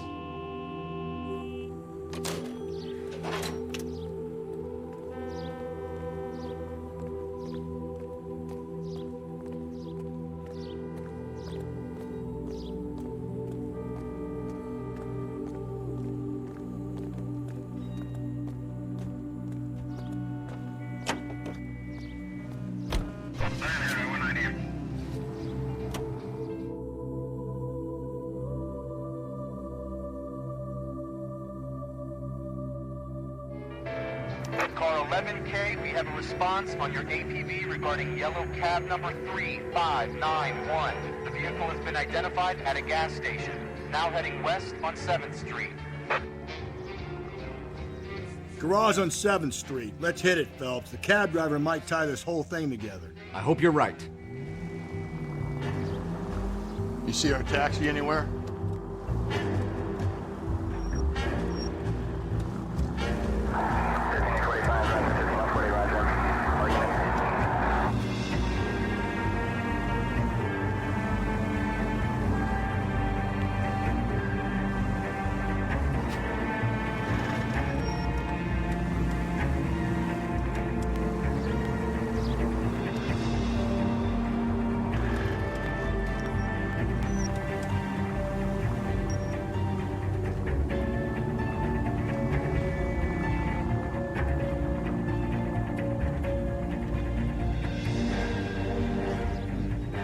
Where's that cab got to now?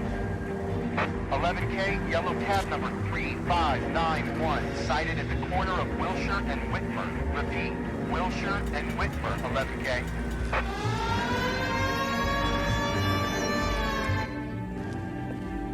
LAPD, we're investigating a murder. What's that got to do with me? The fare you picked up from Barron's bar last night. What was the woman wearing? It's a green dress. Oh, don't tell me something's happened to her. Tell me about her. She was with this sailor, and he was all over her. She wasn't having any of it. Said she just wanted to dance.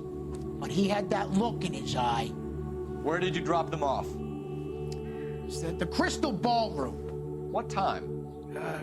After midnight. 12:30? Something like that. Thanks. You've been a big help. Well, that's gonna ruin my day.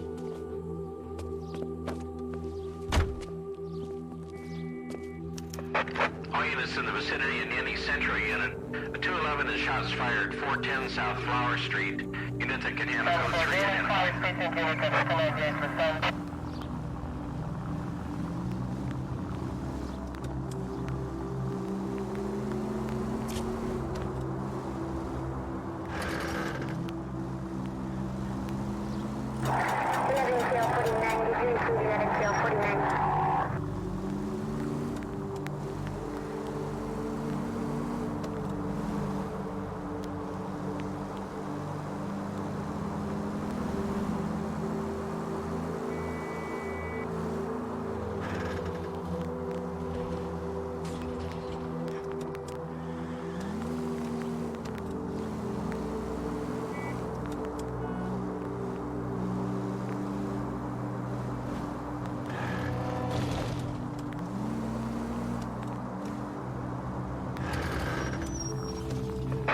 All units in the vicinity in any Central unit. A 211 is shots fired, 410 South Flower Street. Units at Canana Code 3 identify.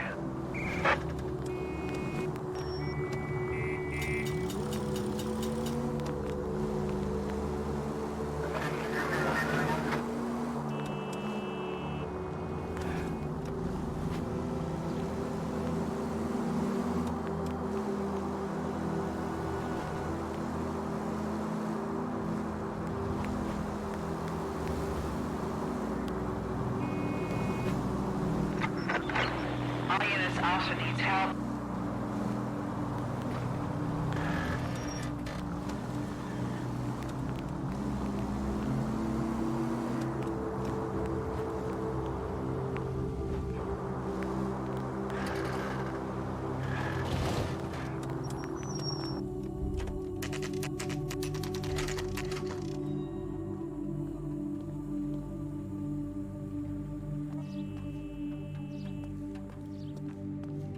He's in interview 2. Thanks. What do you make of him? Sailor on furlough who looks like he's in trouble and knows it. Even his prince, and he still confessed. Detectives Phelps and Galloway. We know why you're here, Jessup, so it would be best if you answered our questions truthfully. I don't want any trouble. That's why I'm here. I heard on the radio about this lady getting killed. I got leave from my CO to come down straight away. So why did you kill her? I didn't kill anyone. Look, you need to believe me. Let's start at the beginning. You went to Barron's bar. What time did you arrive? I got a 24-hour pass. I got there around 7. That's where you met Teresa Terrellson? Sure. We had a couple of drinks. So you tried to make a woman who was incredibly drunk? Look, I'm not proud of myself, but I never hurt her. You took her dancing? That's right. Caught a cab to the Crystal Ballroom. You had a fist fight with Richard Bates over Mrs. Terrellson. You met the guy? He's a creep. You should take a look at him for this. He's pointing the finger directly at you, Jessup. I only had one night before I was back in the tub. He had all the time in the world to look for some action. I belted him. I'd do it again. She was better off with me. Sure. You're a shining example of chivalry, Jessup. Where did you go after the Crystal Ballroom? I think the wind had gone out of her sails by then. She caught a cab, and I caught a bus back to the base. We spoke to the cab driver. Tell us what really happened at the Crystal Ballroom. I'd had enough. She was all upset about her husband bawling about her kids. She looked old. Left around closing, maybe 1:30. Got on a bus and she fell asleep on my shoulder. Which bus? An all-American, 249. I went past her place. She jumped off and I stayed on it downtown. After that, I caught another bus to San Pedro. The Indiana's down there. She's being scrapped. And that was the last you saw of Teresa? Yeah, that's right. We didn't say much. I think she was kind of embarrassed. The cab driver said that you were getting pretty familiar with Teresa. It's not how I'd put it.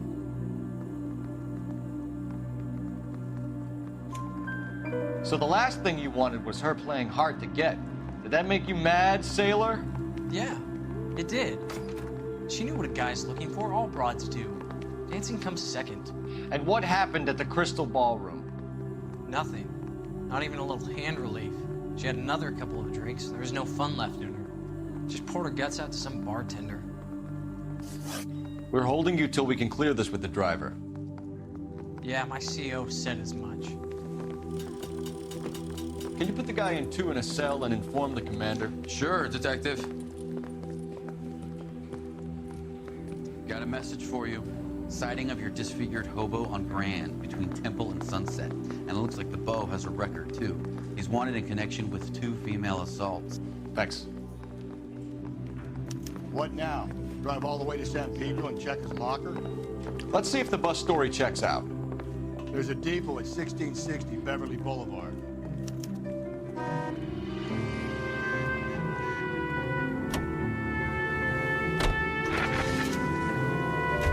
Three suspects in the can and 1 on the hoof.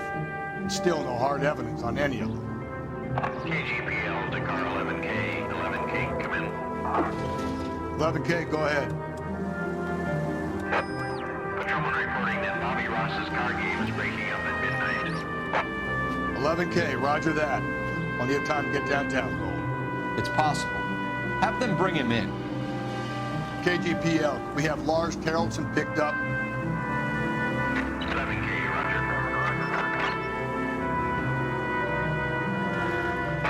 All units in the vicinity in any Century unit. A 211 is shots fired, 410 South Flower Street. Units that can handle code 3, identify.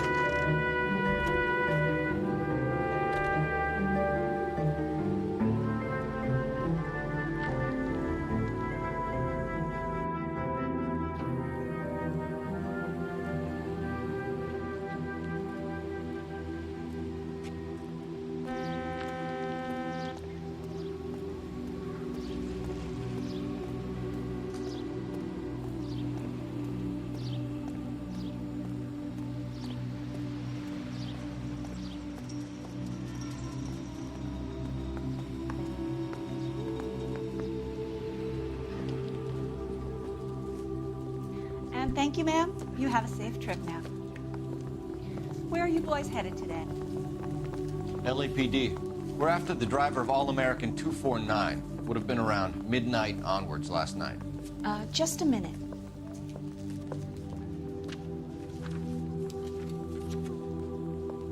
Frank Zeffirelli. He's your man.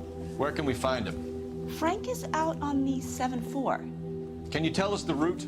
Hang on. I'm Should have it mapped out here somewhere.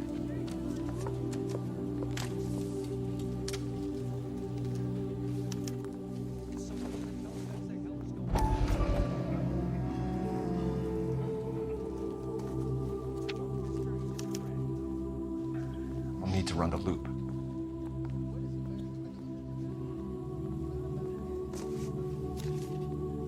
We're not going to drive the whole thing, are we? Won't take long. We have a siren. See him? I saw his picture. All-American 7-4. Let's go get him.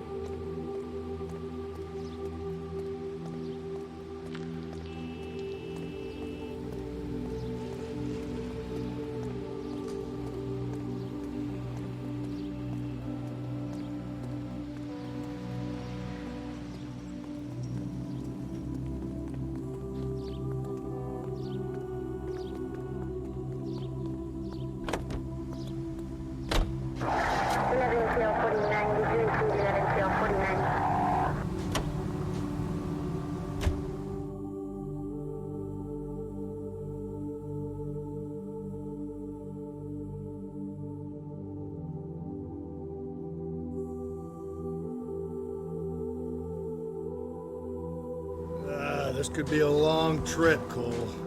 Or it could be a short one. And here's me without my hip flask and only a pain in the ass for company. Way to kick off the drive in high spirits, Rusty. Comments like that put me in just the right mood for some legwork. Touchy. You know what your problem is? You don't like hard work. This kind of rigorous search is what police work is all about. Discipline. Save it, Phelps. You're just as bored as I am.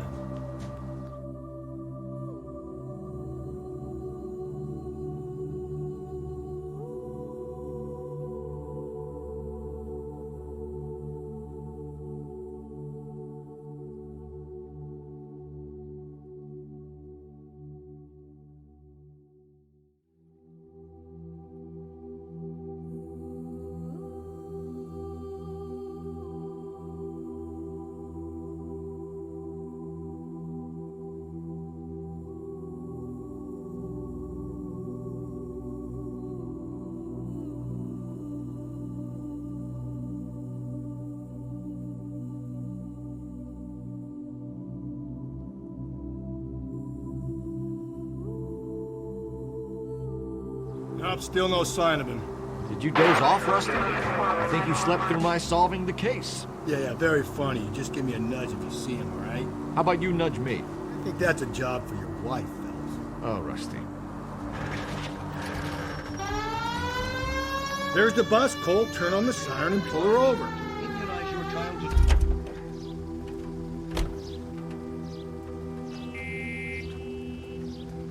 There's some kind of problem, buddy? LAPD, we're investigating a murder. You had a sailor and a woman in a green dress on your bus late last night? That's correct. And the woman got off first, around 2 a.m.? Yeah, that's right. And the sailor stayed on all the way to downtown. Can you tell us where you let the woman off? On California Street. To tell you the truth, she looked a little lost, like she got off on the wrong stop or something. I didn't like dropping her off near that hobo camp. You've been a big help, Mr. Zeffirelli.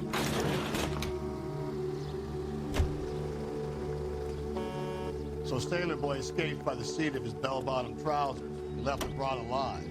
Left her by the hobo camp. Which means he's as good as killed her. We can't eliminate any of them, but the disfigured man should be our starting point. I'm gonna call for some backup. These bows hate cops. I think we ought to investigate the hobo lead. Well, if you think we ought to, I guess we ought. Any Central Unit, Car 16 Adam reports a possible jumper at 8th and Hope. The Methodist Church unit to handle code 2 identified.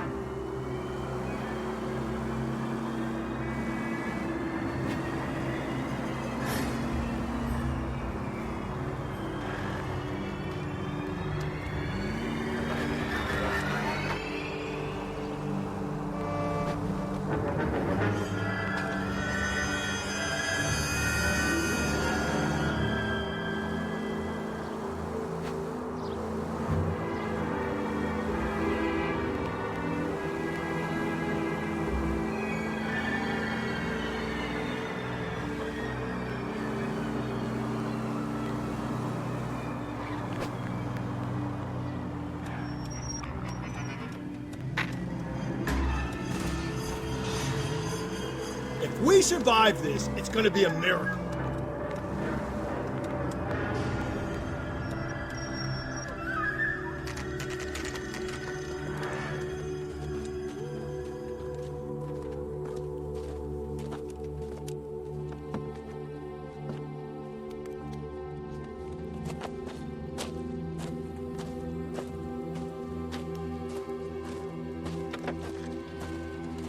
LAPD, we'd like a word with you. Save it for someone who's interested. They're fascists. Come to move us on and steal what little we have left. 6 rounds won't get us far. We need you to stay copacetic. We need to hold out to the cavalry battle. How do we do that? Like this. Keep down, bro. If you want your Killing make you rightful feel share, powerful. we need to...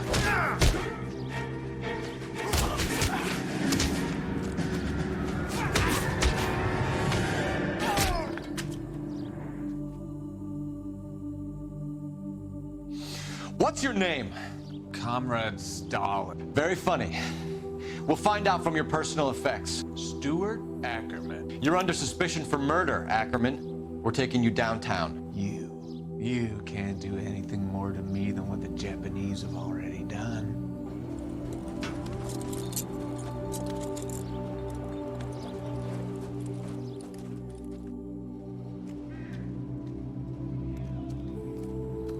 The Kremlin's over here, Phelps. Toss it and see what you find.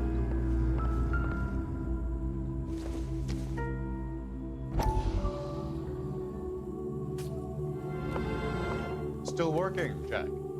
I'm off to the Lighthouse Club in Santa Monica.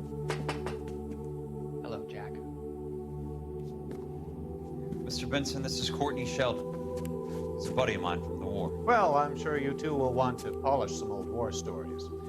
Good evening, Jack. Mr. Sheldon. Good night, sir. Take a seat, Courtney.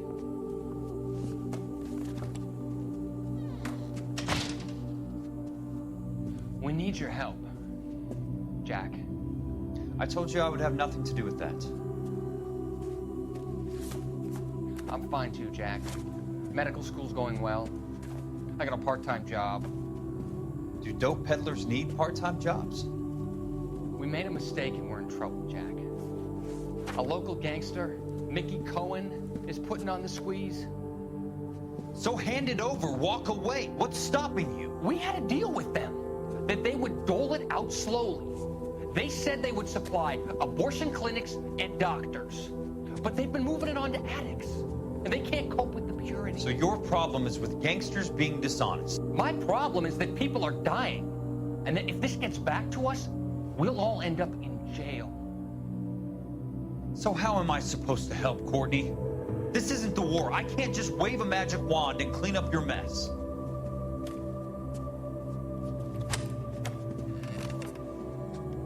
We want you to negotiate, Jack. The only thing these guys understand is force, Sheldon. They got to the top back east by proving to be more vicious than the English, the Irish, and the Dutch. They make their own laws. That's the nature of a secret society. God's sake, Courtney, you want to be a doctor. How can you fight with that? We are better trained, Jack.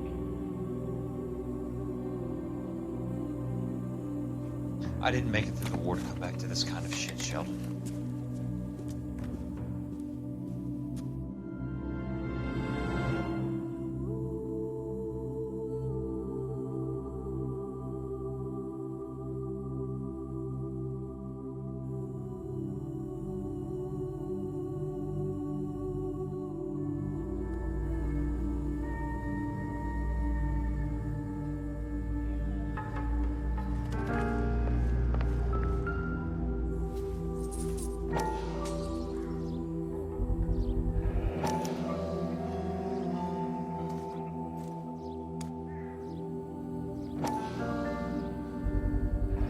Ackerman doesn't look like much of a dancer.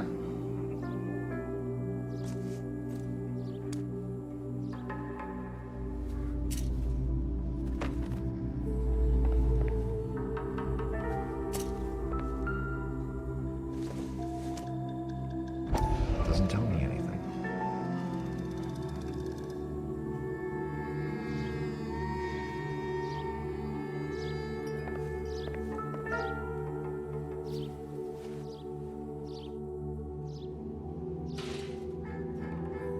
Looks familiar. Safe bet it'll match the mark under Teresa Terreldson's chin.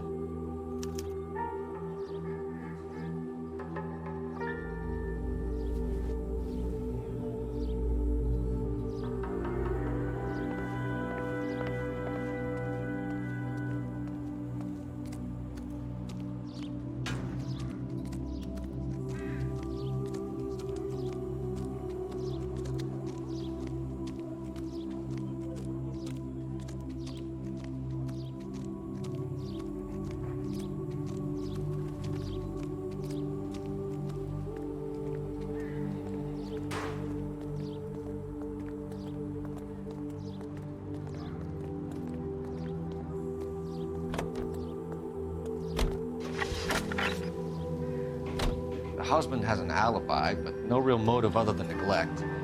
Jessup's alibi checks out. Bates is a recidivist. He'll be pulling the same stick until we put him away for good. Ackerman has history, opportunity, hard evidence. What motive? We have the evidence. We know she was here. All we need is a confession, and we can charge the bum with murder. All units, officer needs help. 415 and shots fired. 313 Bunker Hill Avenue. 313 Bunker Hill Avenue. Unit to handle code 3 identified.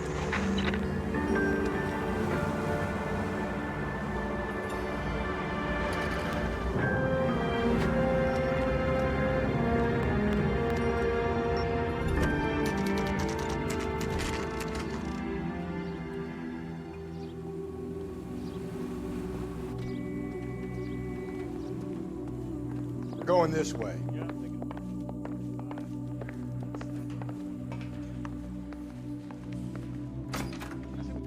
Ackerman, you were in the Marines. How do you know? The Corps selected big guys for flamethrower duty. That's how you got the burns. Life expectancy was 5 minutes for a guy in flamethrower detail. What kind of a government puts weight like that on a man's shoulders? You'll get no argument from me. It was a heavy load. You feeling sorry for this smelly fuck?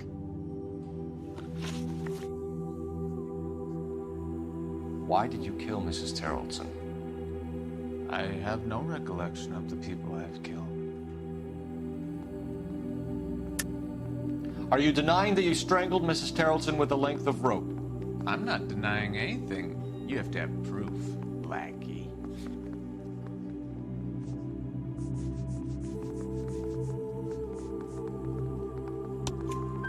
We found a matching piece of rope in your lean-to.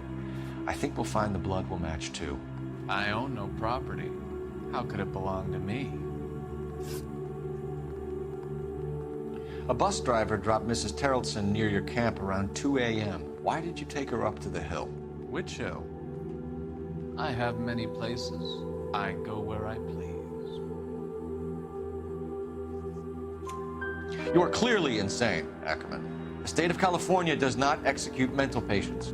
I don't know the names of the women I've killed, but I've killed many of them. Their necks are so fragile. Where were you around 2 a.m. last night? At the camp. You were up on the hill. You were seen during the day. We have a witness. We have evidence. Come clean with me, Ackerman, and I'll see what I can do for you. I despise your pity. You have nothing that links me to this woman.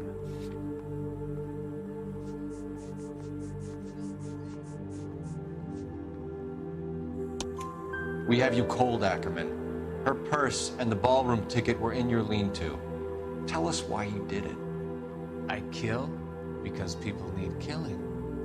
It's what I was trained to do. Stuart Ackerman, I am charging you with the murder of Teresa Terrelson.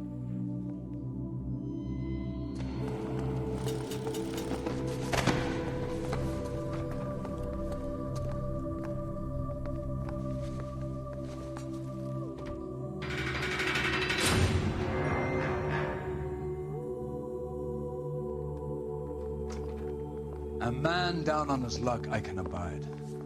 But a filthy red who chooses to live outside the rules of society, I cannot stomach. Maybe poor Teresa Terrelson will provide the catalyst we need. I've spoken to the chief and the mayor, and I think it's time we send some men in to remove the godless and send them on their way over the county line. A grand day that will be, gentlemen. And a grand result you have brought me. You two are fast becoming my finest crusaders.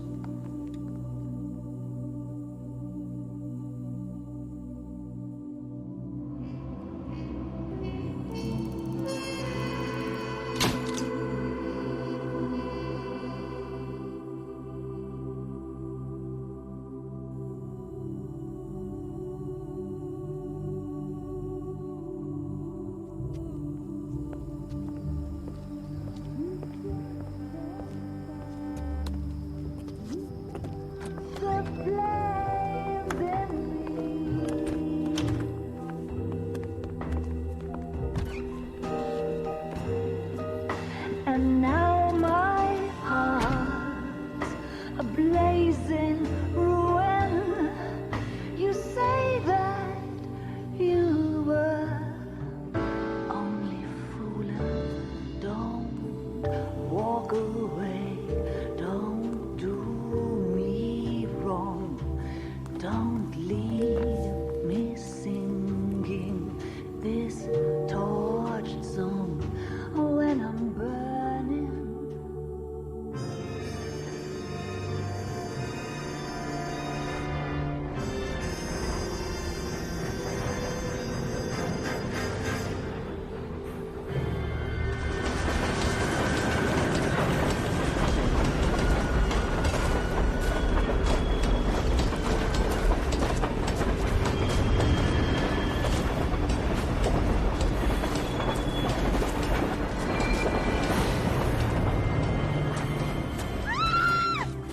Of course we will look into it.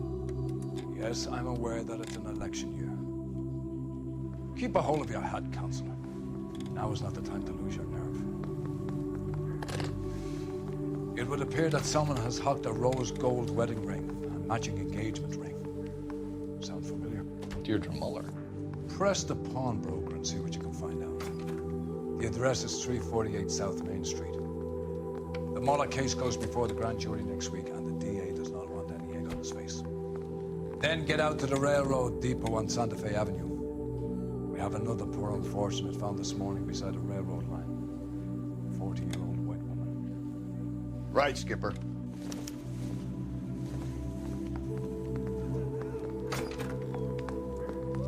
I say we bust in there and find it. Another body, and Deirdre Muller's ring. The Emperor may soon have to come to terms with the fact that he's wearing no clothes. What exactly did you get that book of riddles shoved up your ass, Phelps? Is that what your old man paid college tuition for?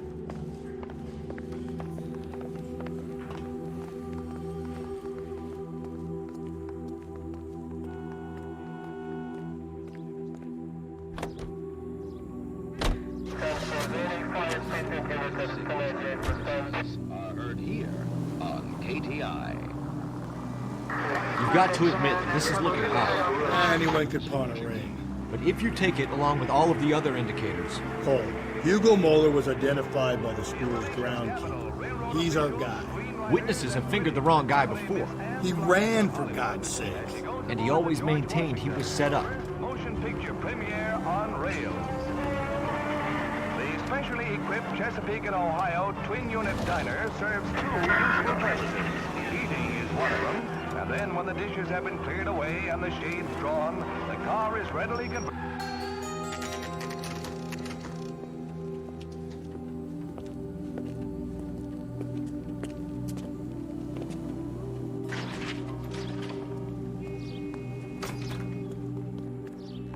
How can I help you boys?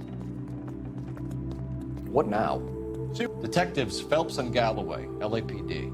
You have a rose gold wedding and engagement ring? David Bremner. Am I gonna get something for this pledge? Gave that bum money, now you guys are gonna leave me short. How much did you give him? $50? Try another number. 20? Try 10. Feel lucky you're getting it. I have the rings right here.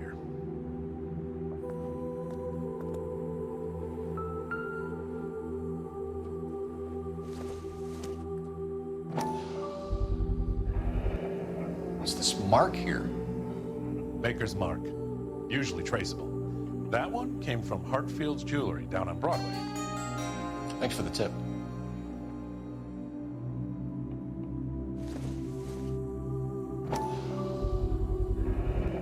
Does this mark mean anything?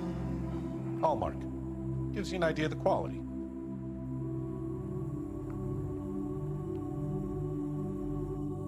What have you got on the guy who brought these in? Goes by the name of Percy B. Shelley. Gave an address. 15 Poland Street, London, Tulare County. Can you give us a description of the man who pawned these rings? Not sure. Medium height, medium build, dark hair, I think. Sorry. He just had one of those forgettable faces. We'll be in touch, Mr. Bremner.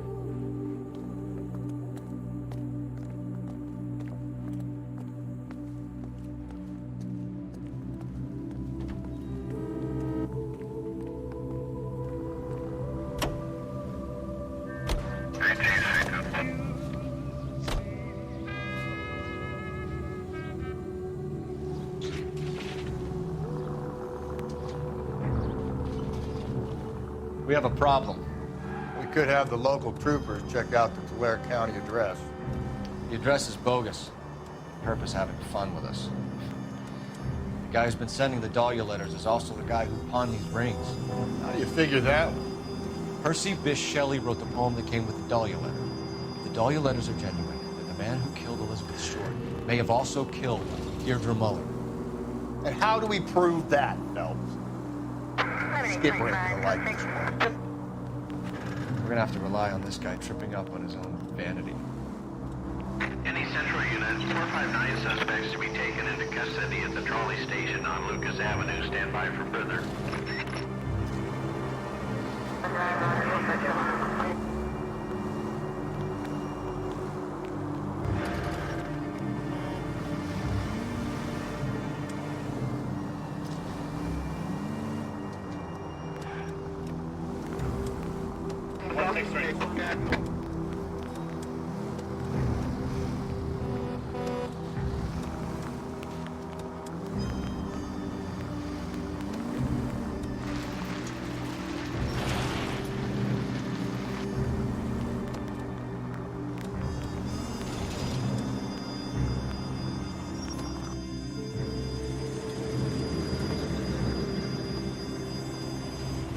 You boys ready? Follow me. We should keep this development in the rings. We're all on the same team, Rusty. Chain of command, Phelps. The skipper will decide who needs to know. Got it? I get it, Rusty. I just don't like it.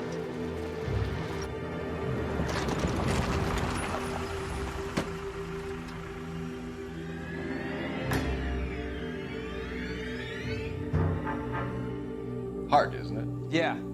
I look after all the rail depots. What have you got? The Negro, Nelson Gaines, called it in.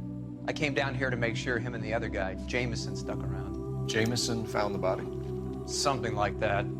Guy makes me sick. We'll talk to the coroner. Keep an eye on both of them. Detective Phelps and Galloway, homicide. Can you tell me exactly what happened? We were shutting cars over to the main line when I saw this man here lying on top of this woman. The woman wasn't moving and seemed to be in a bad way. What time was this? About 7:30 this morning, sir. Thanks for your help.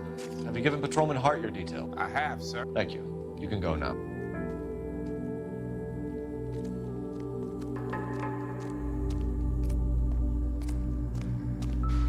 What have we got here? White female, approximately 40 years of age, lipstick smudges on the face, but no writing, at least nothing legible. A blunt force trauma to the temple, nose, and eye regions. Ligature marks point to the probable cause of death being strangulation. Any idea of the time of death? From her temperature, after midnight would be my guess.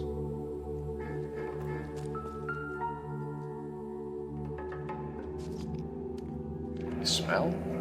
Very good.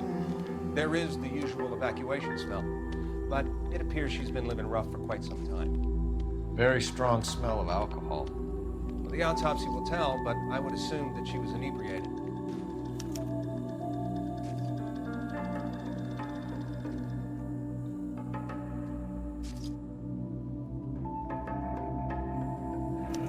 Another missing ring.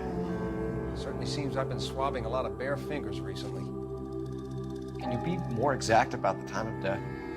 No later than 2 a.m. The state the body was in, a 1 or 2 hour window is the best I can do.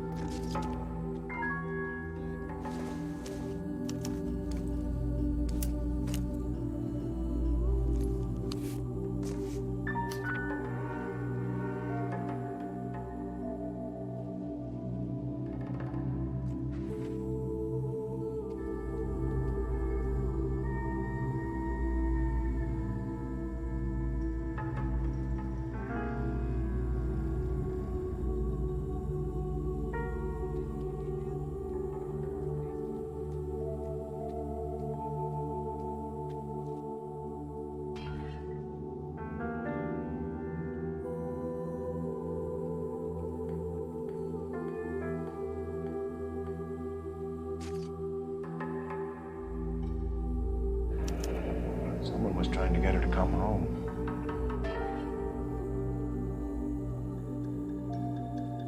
Thank you for that W rate. I appreciate y'all. Thank you. It means a lot to me. We could go over to the lot and see what they know about her.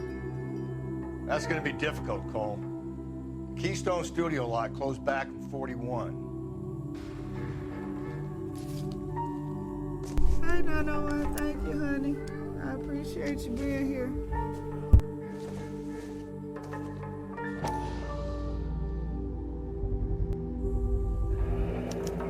Maybe someone at Mensch's will remember her.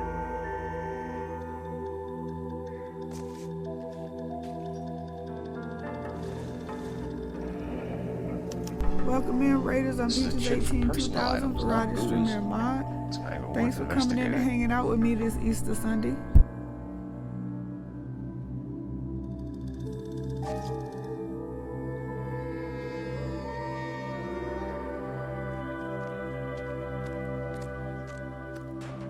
Detective Phelps, LAPD homicide. John Ferdinand Jameson. We need you to answer some questions, John. If you don't mind, I prefer Ferdinand. Don't push your luck, knucklehead. What were you doing to the body, Ferdinand? Are you sure you won't be upset? Try me, Ferdinand. I was kissing her. It's not against the law. Shut up. There's no Take law your against beating it. like a man. Turn out your pockets, Ferdinand.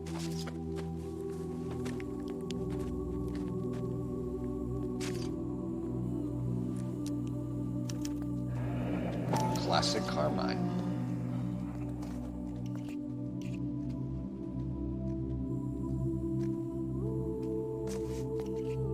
Is this yours, Ferdinand? All the No. bots out, so I found it near her I'm going purse. back to a regular chat I thought she mode. could use some lipstick. I'm taking Rusty, it stop. only off. Don't hit him. Y'all should be good. You went through her purse? It wasn't like she needed it. I took a look. Did you take any money? Wasn't any to take. I found her lipstick and her matchbook over on the mat. Not much else. You found the body? Yes, I did. I work here. I was coming off shift and headed home. Why didn't you report the body, Jameson? Do you know how this is going to look to a jury? A jury? What gives? I could tell that she was dead. I came through here about midnight last night. She wasn't here then. Let me belt him again. You're under arrest, Jameson. We'll see how this plays out. Until then, you can think a little on how you'd like to be treated if you were found dead. I'm telling you, it's not illegal. Me and some friends of mine... Clyde, you get this sack of shit into a cell. I'll deal with him later. Sure, Rusty.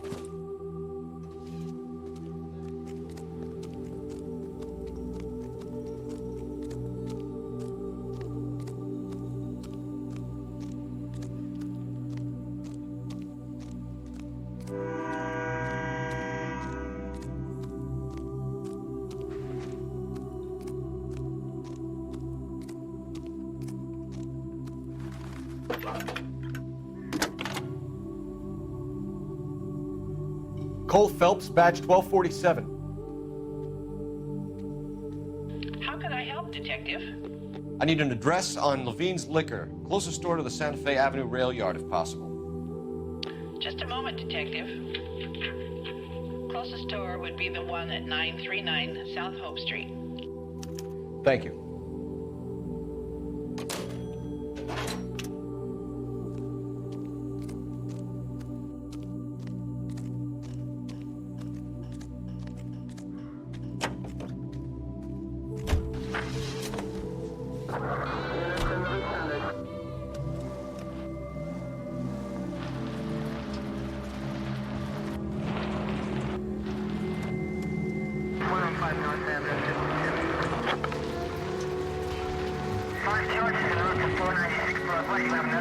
Reads that those goddamn Chinese want to sell the relief food that we're sending them?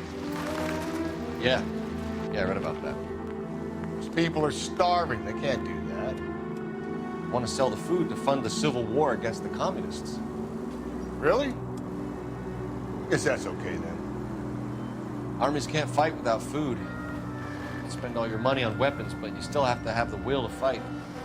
Fortunately, the Reds will win in China. Watch your mouth. You know what you're saying? The people of this country overthrew a king. You think the Chinese will balk at an emperor if they are starving?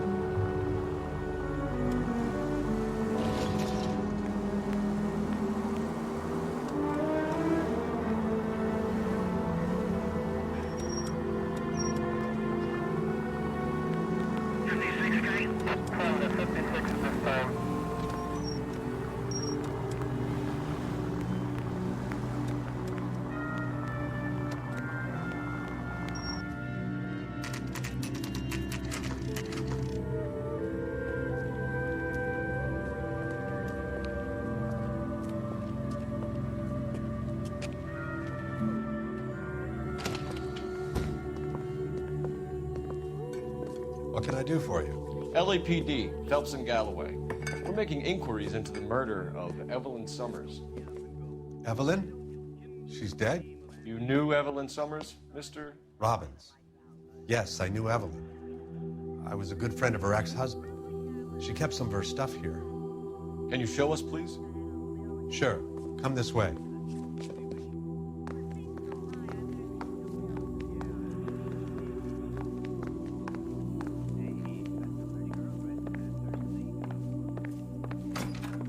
Got some fine stock here, Mr. Robbins. Well, you let us take some for the road, this case might get solved a lot quicker. He's joking, Mr. Robbins. She kept a bed here, but I probably shouldn't have let her. An alcoholic in a liquor store. That was never going to work out, was it? We'll take a look around. She wasn't always such a loner.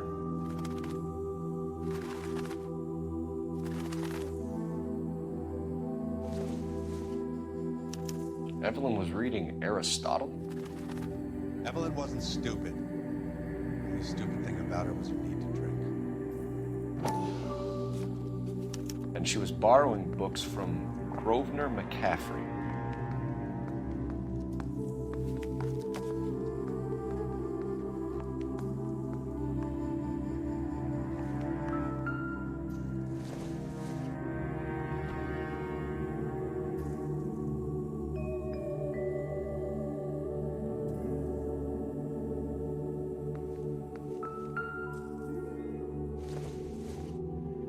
I'm guessing Evelyn hadn't held down a job for quite some time before she was killed.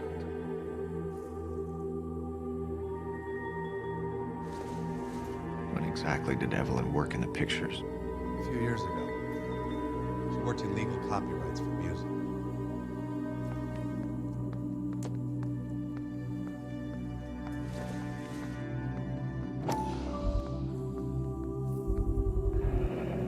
Rawlings Bowling Alley. Maybe Evelyn did something other than drink in her spare time. Rawlings. I know that place. Corner of 9th and Grand. A lot of cops bowl there on Tuesday nights.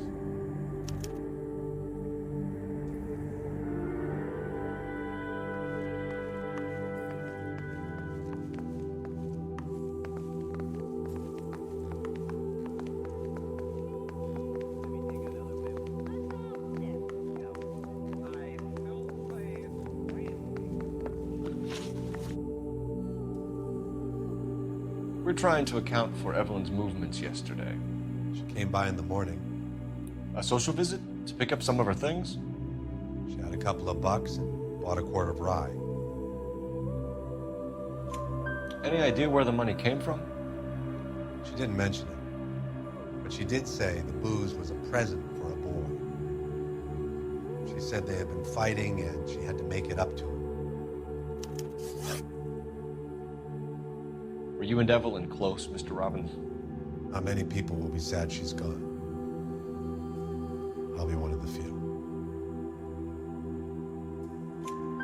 We got the impression that Evelyn had been sleeping rough of late.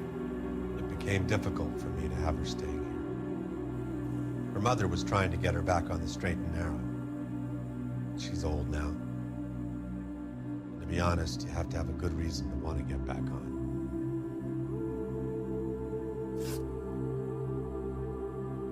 Do you know a friend of Evelyn's by the name of McCaffrey? Not personally. We're struggling for leads, Robbins. Did she know McCaffrey? She idolized him. From what I gather, the feeling was far from mutual. He seems to peddle a revolutionary stance, fixing the ills of society. You could see how it would appeal to down-and-outs like Evelyn. Thanks for your help, Mr. Robbins. No problem. Hey, I'd like to make arrangements for the funeral. You think I could get in touch with Evelyn's mother? Put in a call to the watch commander at Central Station, Mr. Robbins. He'll be trying to reach the next of kin. Thanks. Get the guy, huh? Evelyn never hurt anybody.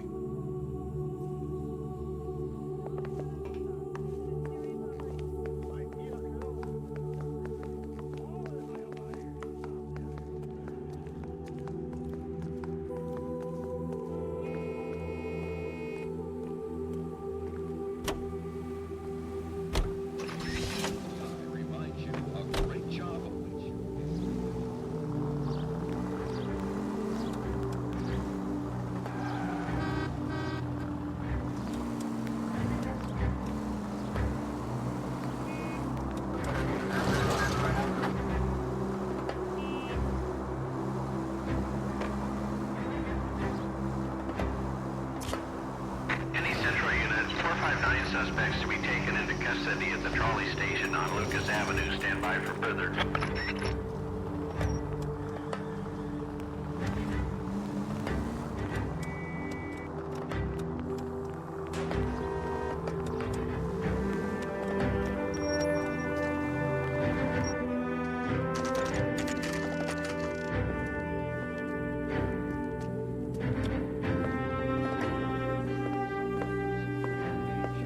drink, fellas?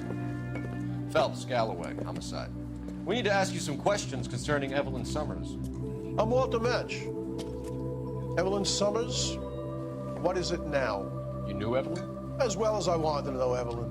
She's a pain in the ass, always coming in here, cadging drinks, never had any money. She was in just a couple of nights ago. Did she ever tell you where she was staying?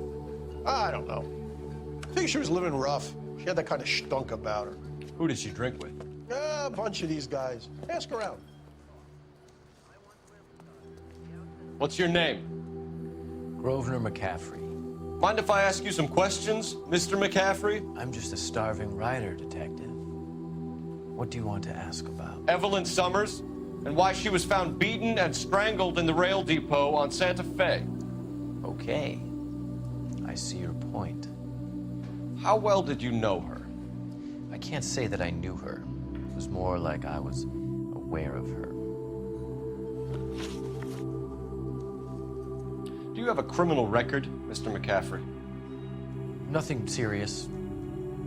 I've had a few skirmishes. Do you want to save me some time, or do you want me to look up your file? Industrial disputes, strikes, workers' rights, that kind of thing. A regular fifth columnist. Nice to meet you, comrade. You say you barely knew Evelyn? Yes, that is correct. You're lying, McCaffrey. You looked down your nose at Evelyn, but you knew her, and you have some idea of what happened. I hope you're holding aces. I'm telling you again, I barely knew the woman.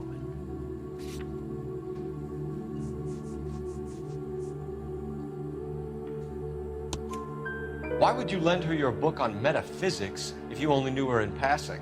It was more than that. A Renaissance man like yourself lending his books to his acolytes. She hounded me about that goddamn book, and then she lifts it from my apartment and lies to my face that she didn't take it, as if she could even comprehend any of it. I saw her go into a hotel with Tiernan last night. They had booze in a paper bag. He's your man. Thank you for the information, Mr. McCaffrey.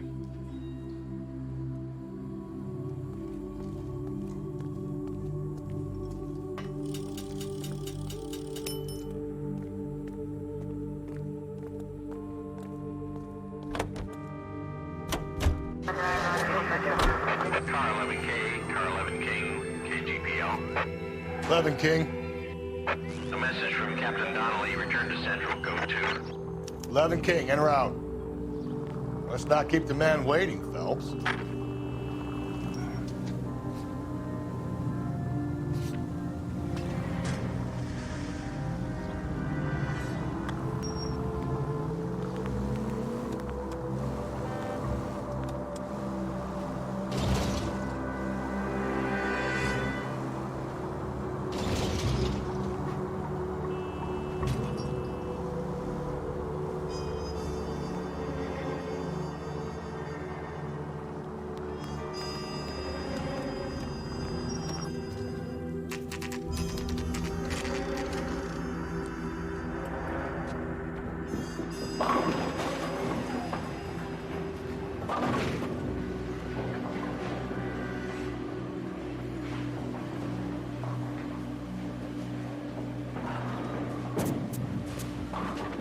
Hello, Rusty.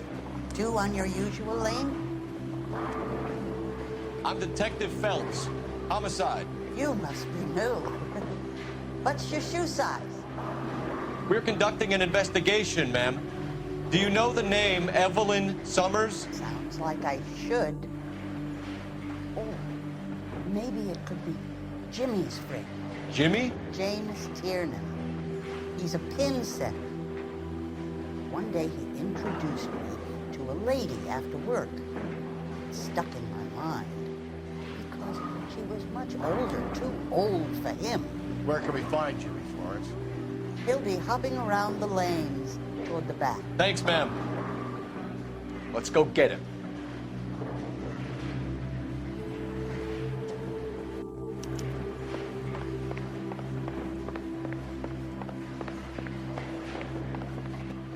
Vernon!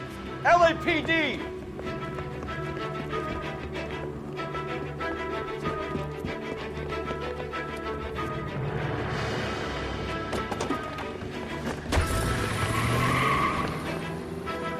There!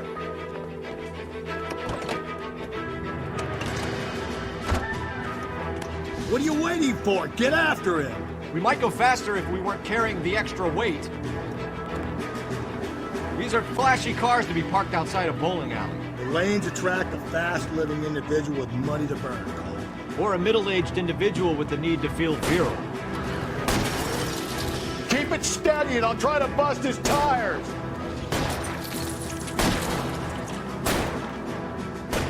Hit him, Cole. Spin him out.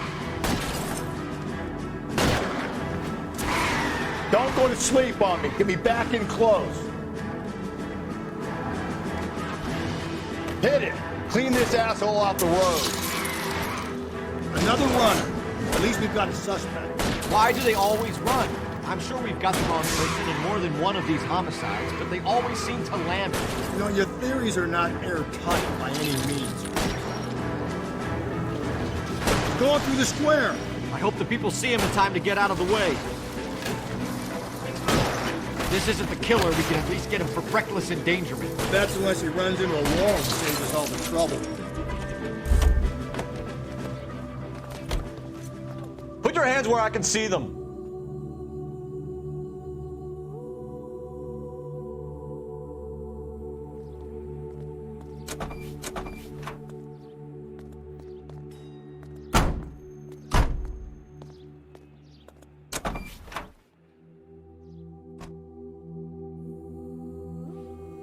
Thank you, honey. I appreciate it. Thank you, TK.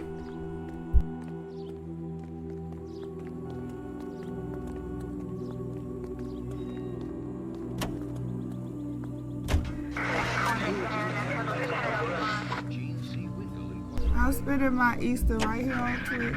So thank y'all for being here. So KGPL to all units. Citizen reports man with a gun. Union and Rockwood Street. Union and Rockwood Street. Unit to handle code 2. Identify.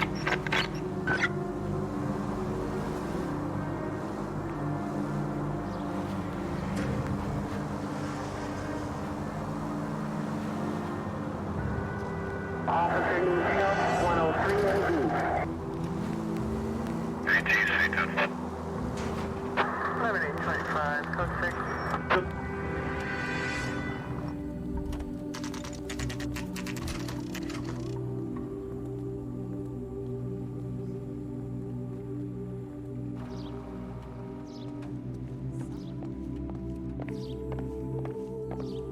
The captain is downstairs with Ray Pinker and Carruthers.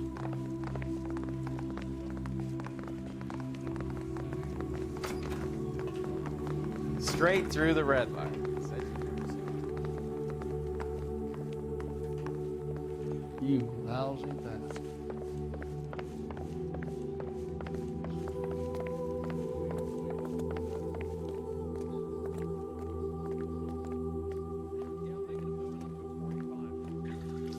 What's this about, Captain? Ray and Mal have some concerns over the Henry and Muller cases, which I don't want aired outside of this room. Evidence is solid, Captain. I agree, Rusty. It's just that corpses keep piling up. Copycats. I've been banging the same drum. But the notes, the lipstick messages. Evelyn Summers, Cartel Classic Carmine. Each woman, same brand, same color. Teresa Terrelson didn't have a lipstick message. Technically, you're right, Rusty. She didn't have any lipstick, but she did have a message. We found it beneath her dress, scraped with a sharp stick. What did it say? You sure you want to know? Ray? As far as we can be sure, it said cunt BD. That's one way of looking at it. Looking at what? Cunt is all about access, Phelps. You're married, so yours is mortgaged. Some of us like to pay by installments. This guy doesn't like to pay at all. Why are you so angry, Mal? Because I just had to fire one of my assistants. He was a friend of Jameson's. God knows what he might have been up to. Captain, we have good leads in the Summers case, but it's up to you to decide how we proceed. Keep this under your hat for now. And follow up on Evelyn Summers. I want daily reports.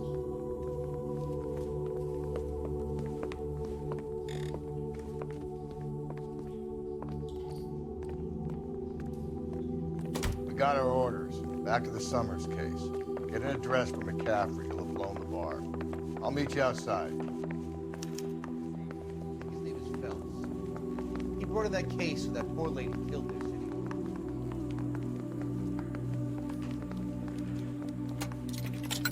It's door knocking all morning, but I gotta make it the car in the end. Putting you through now. Phelps, 1247. How can I help, Detective? I need an address for a Grosvenor McCaffrey. Welcome in, Games Grosvenor Matter. McCaffrey. Thanks for being here. Apartment 6, 126 Yale Street, between Ord and Alpine. Thanks, ma'am.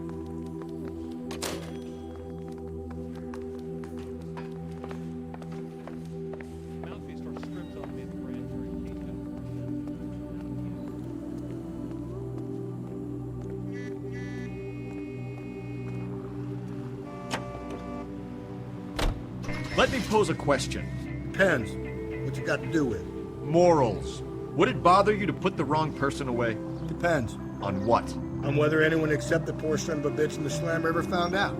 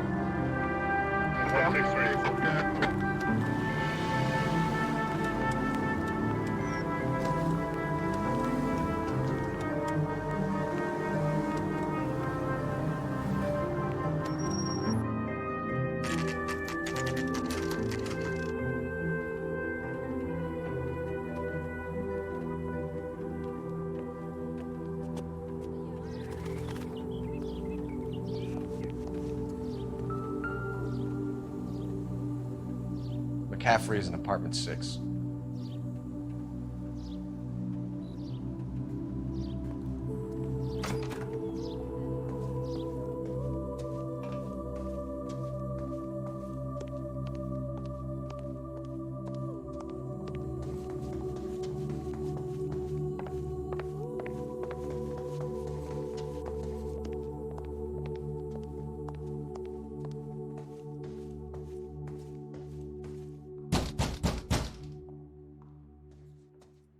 Doesn't look like anybody's home.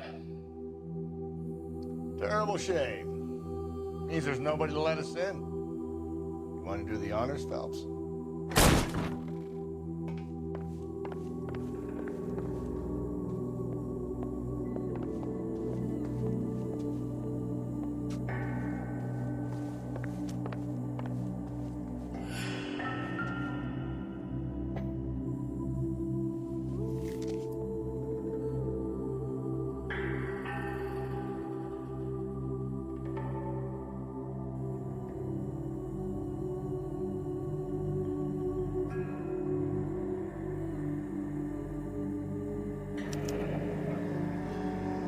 From the letter we found beside the body. At the very least, I'd say it ties McCaffrey to the scene.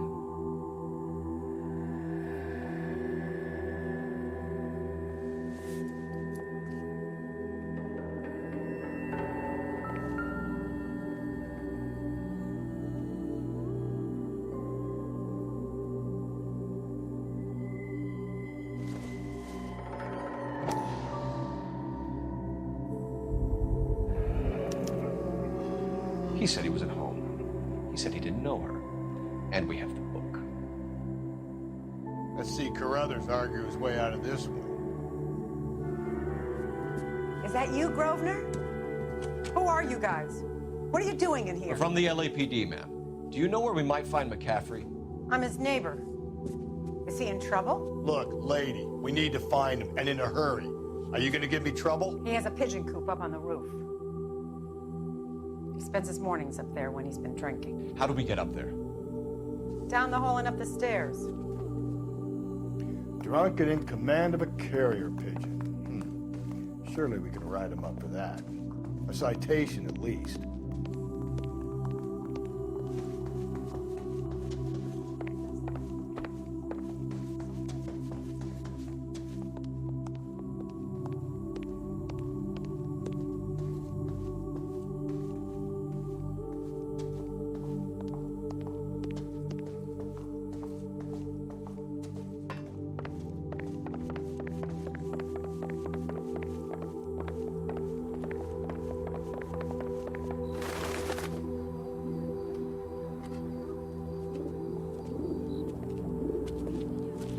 McCaffrey.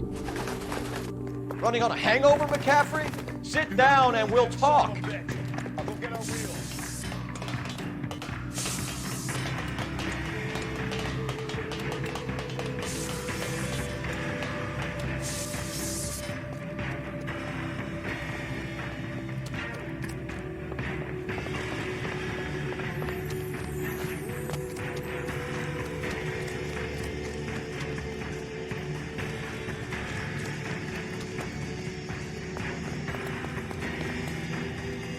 A runner, McCaffrey? Stay and fight the good fight.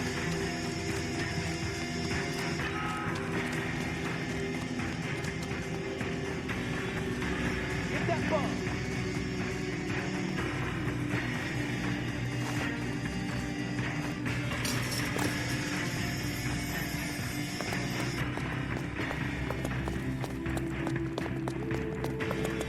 Give it up, LAPD.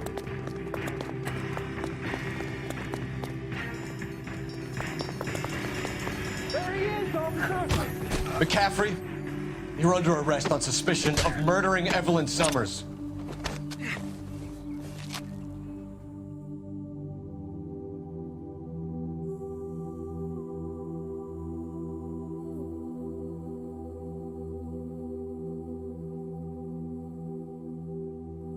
We need to get downtown and wrap this thing up. It's gotta be McCaffrey. Unless Tiernan set him up. Don't think that asshole Jameson could have done it, do you? Whoever did it. This wasn't that Dahlia fuck. How do you know that McCaffrey didn't do the Dahlia? We have a list of over 200 suspects. His name was never on it. If you think the list is exhaustive, Rusty, who am I to argue? Listen, let's just work the case at hand, shall we? Then we can sit down and put all the puzzle pieces together at a later date. I'll hold you to that.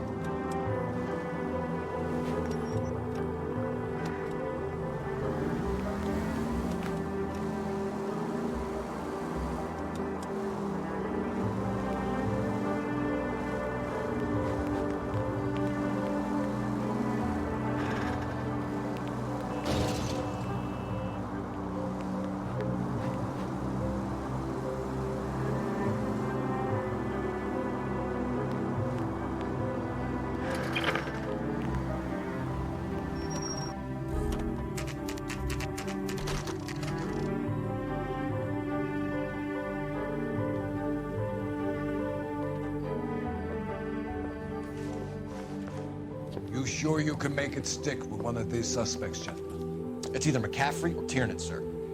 I think Jameson is an aberration. All right. I'll deal with that degraded lunatic myself. He's got some fearful retribution coming. Tiernan isn't one, McCaffrey isn't two. I want a confession from one of them. Don't fail me, young fellows. Guy gave his wife a tap. I said all's fair in love.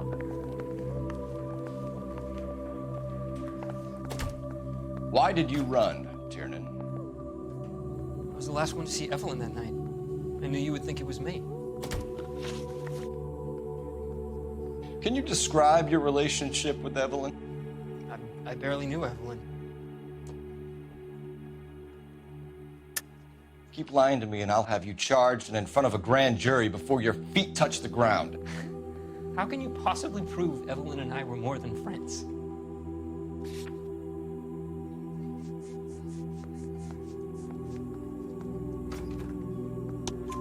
McCaffrey gave you up, Tiernan. He says he saw you go into your hotel with Evelyn. I met Evelyn at the public library. We would read for a while and then go for a drink. Last night, we went back to my hotel room and had some more to drink. I must have passed out. I woke up and she was gone. What time was this? Around midnight, maybe later. And there's no one who can confirm this? No, there isn't. I knew you wouldn't believe me. Aristotle's Metaphysics, the book that belonged to McCaffrey. McCaffrey saw her looking at it once and laughed in her face. And you're saying Evelyn stole it? She wanted something of his.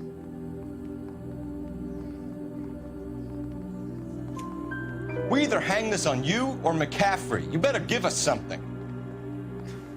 Well, McCaffrey's been in trouble with the law before. I mean, he always makes out it was some kind of labor dispute, but you know, I'm not so sure. You and Evelyn were drinking together last night, and she had no other place to stay. I don't know what happened last night. I don't remember. You're lying, Tiernan. You'd been fighting with her. You fought, and... I'm not lying! She got up and left, that was it!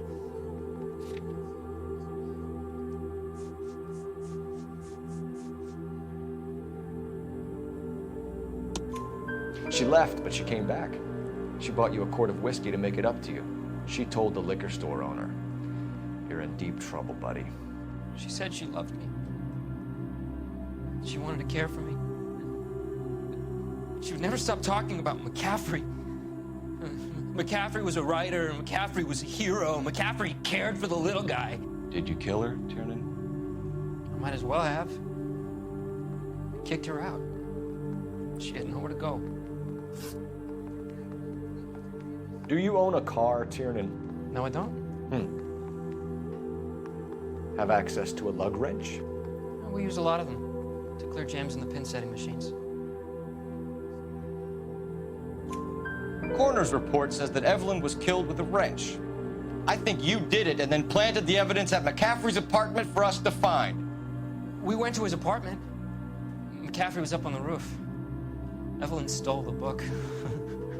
McCaffrey went crazy when he found out. He said he would put her out of her misery. He can be very cruel. Evelyn was missing a ring from her right hand. That's strange. She always wore it. A big black circular disc with a white E in the middle. It was made from an old typewriter key, a present from the prop department at her old movie studio. We're going to talk to McCaffrey. You need to think about what you've told us, Tiernan. You're not in the clear. Yeah, I'm thinking of moving up to a 40.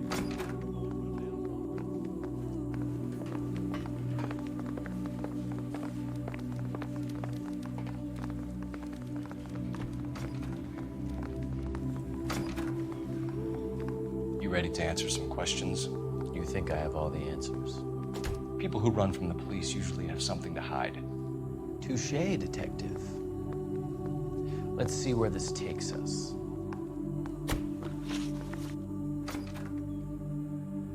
Evelyn died sometime around midnight. Remind me, where were you? I was at home, writing. I'm working on a manuscript. You're lying, McCaffrey. You were out at the rail yard. And what do you have that proves I was there?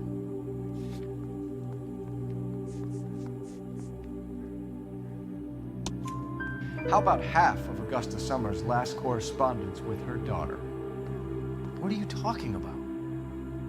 After you were done beating Evelyn, you searched her and found her mother's letter. That old lady's anguish amused you. I know nothing about a letter or Evelyn's goddamn mother. So what was it doing on your writing desk? I don't know, but if I didn't put it there, somebody else did. Try exercising your powers of deduction on that.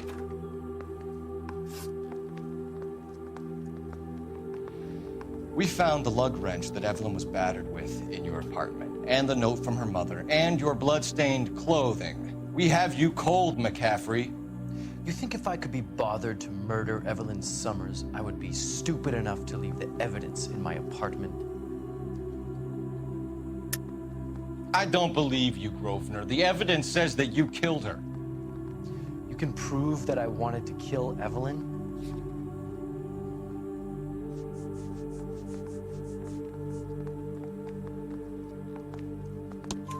Tiernan is prepared to testify that you threatened Evelyn's life in his presence. Self-preservation. That's understandable. Okay, I'll level with you. Tiernan killed Evelyn. He came to me for help. I listened to him, and he explained why he did it. Tiernan went to you for help. You expect me to buy that? That's how it went down. I told him he made a terrible mistake, but he would be throwing his life away if he went to the cops. I took his things and told him I would dispose of them. But you didn't. Speak to Tiernan. He'll give it up.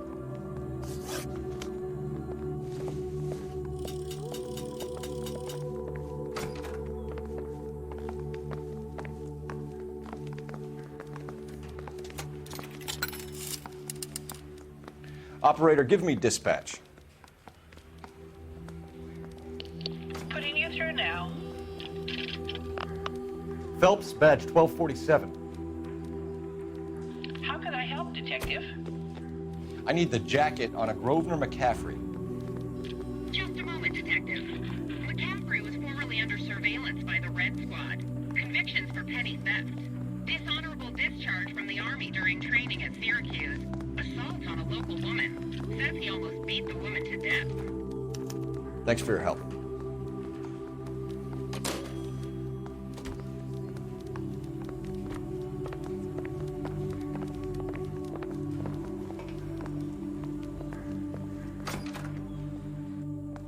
You spoken to McCaffrey? I can go, it's all been cleared up? Not quite. We have one more question we need to ask, James. Then I think we will be done. Sure. Go ahead. So Evelyn passed out, and you walked out. What happened next? I woke up in the morning, very hungover. I thought Evelyn would have come back. I know you're lying, James. You went out looking for her. Tell me what really happened. I don't know what you're talking about. How can you say I wasn't in that hotel room?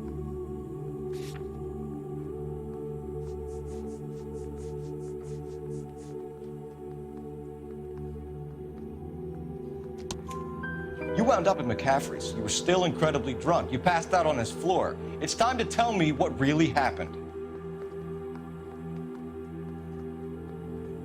McCaffrey woke me up the next morning.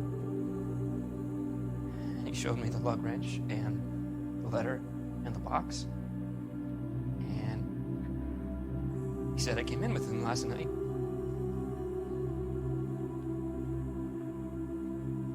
He said that I killed Evelyn. And that it was all over the radio.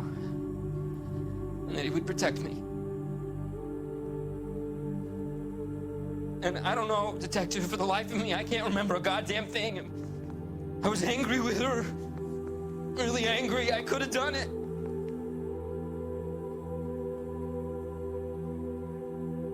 It wasn't me.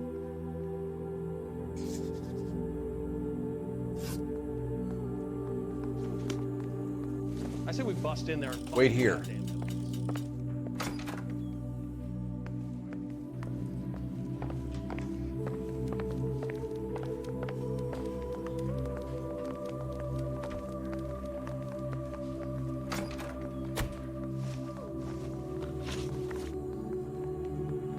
You were in the war? Yes, I was. Seeing the things that I saw, it changes a man. I came back here determined to change things. All I wanted was a pen and an opportunity to speak out. You told us before that you had only minor run-ins with the police. You didn't mention petty theft. I've never been in trouble for violence. That's the salient point here, isn't it? You're lying, McCaffrey. You have a history of violence towards women. How do you turn a couple parking tickets and a petty theft misdemeanor into an assault charge?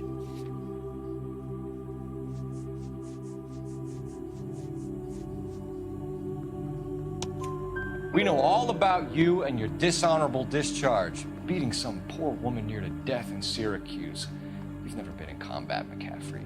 Your whole life is a fraud. She was a goddamn peasant whore. She tried to steal from my wallet. I could have fought for this country. I could have. You beat her because she stole from you, because she tried to outsmart you. The ignorant audacity of the bitch. What is a man supposed to do? Sit there and take it? How is a man supposed to call himself a man? And Evelyn Summers, a poor, drunken nobody, stole your book. And she got what was coming to her. Grosvenor McCaffrey, I'm charging you with the murder of Evelyn Summers. She was a sad lady who never hurt anyone except herself. I hope God finds a way to forgive you. Congratulations, boys. You bagged the fine catch. Another red to boot. Grand. Now, I want you to put this business about a repeat offender out of your mind. This McCaffrey creature shows no remorse, and neither will the grand jury. You would have to walk a long mile to find a better candidate for an unmarked plot in the prison graveyard.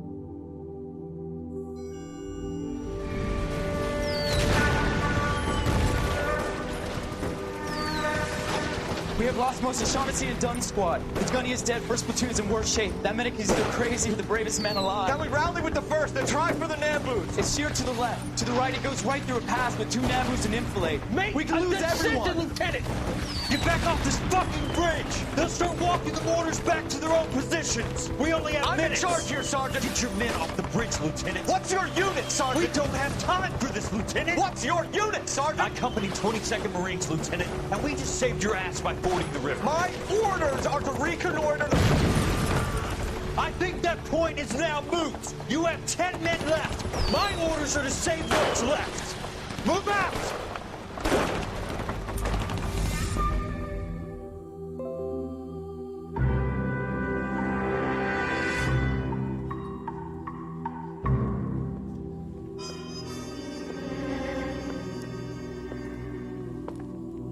Well done, lads. You did well with the Summers case. But we have a problem. The examiner received a new letter today. Do you mind if I take a look, Ray? Go right ahead.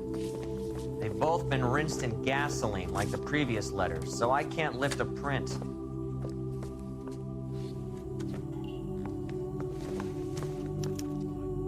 No one else but the killer knew about this message.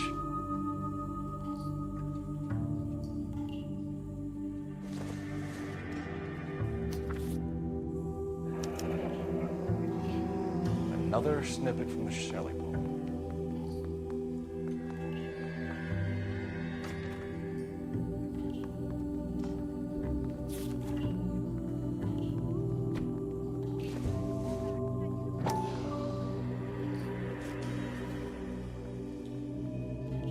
To suffer woes which hope thinks infinite, to forgive wrongs darker than death or night.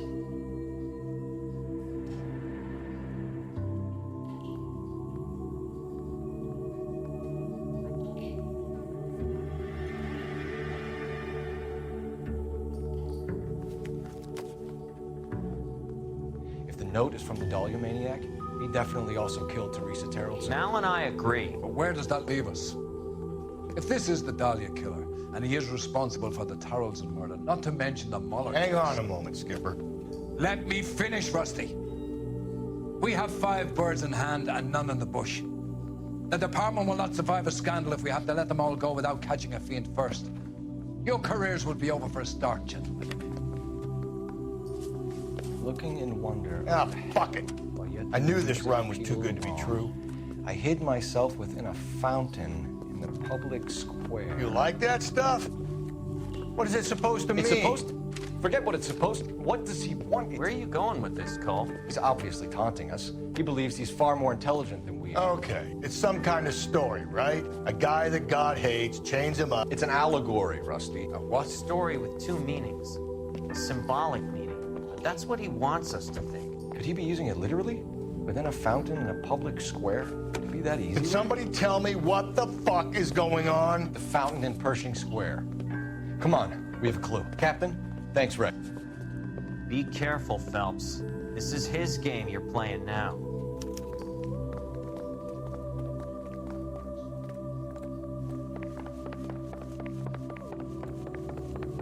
I think his name is Phelps. I read about him in the newspaper.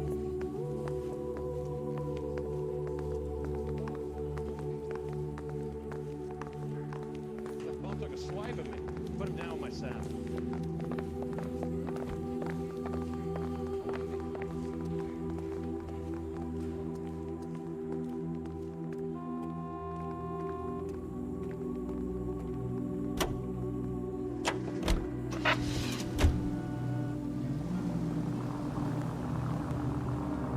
All those cases, Rusty. What have I been telling you all along? We gotta get this guy. I know. Enough women have died. Yeah, and it's our asses on the line too, Phelps. You heard what the captain said. The department is not gonna take responsibility for all those bad convictions. Success is a double-edged sword. Let's just get this sick pervert and have it done with.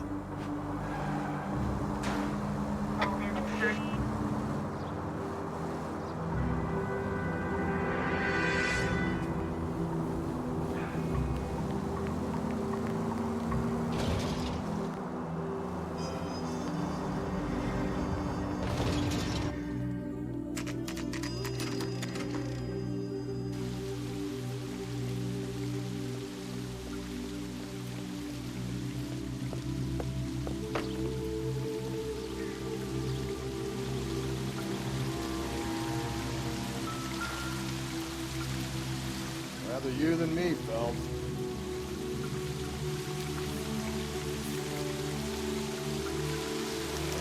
You know the local mobiles use that as a drink. There is a cave, all overgrown with trailing odorous plants which curtain out the day. Where next?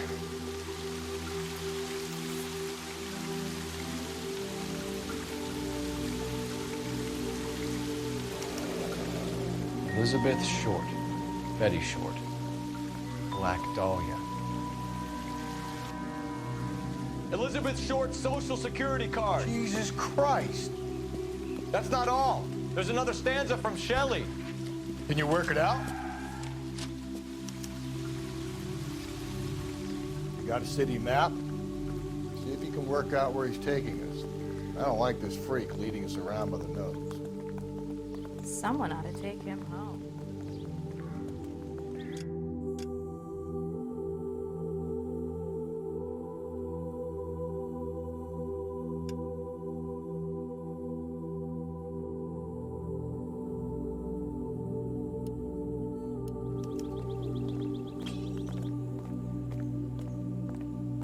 Hey, isn't that the cop who solved the big case and got promoted?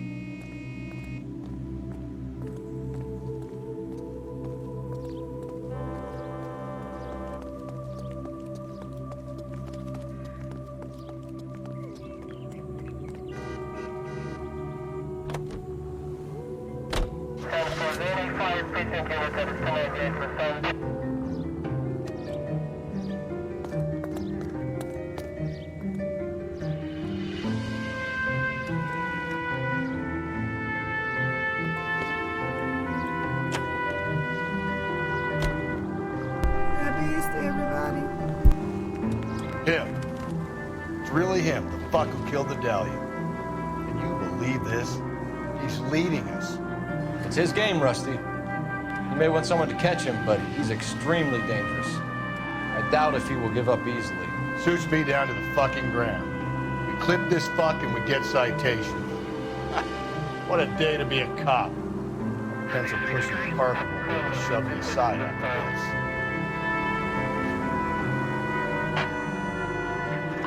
evidence shooting 943 South Broadway at Levine's Liquor Store.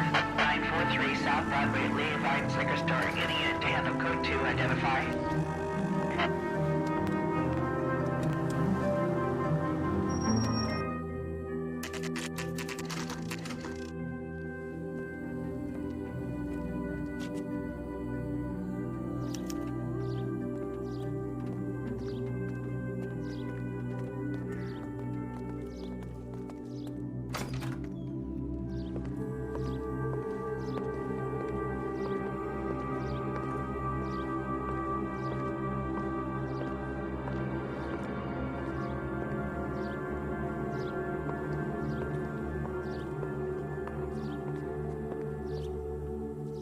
Can I help you, sir? Detectives, LAPD. This is very important, sir. How do we get to the top of the chandelier? You what? Have a little faith, pal. We're in a real hurry. Head up to the top floor. There's an access panel and a ladder in the maintenance room.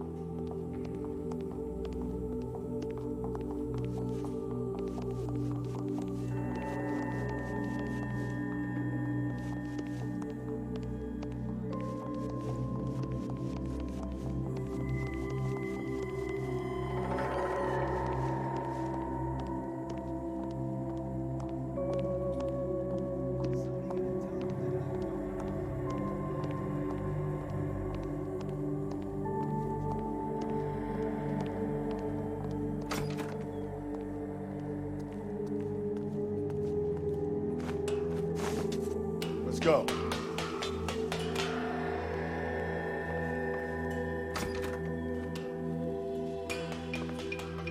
I'm going out there, Rusty. Better you than me. Be careful. Could be a trap.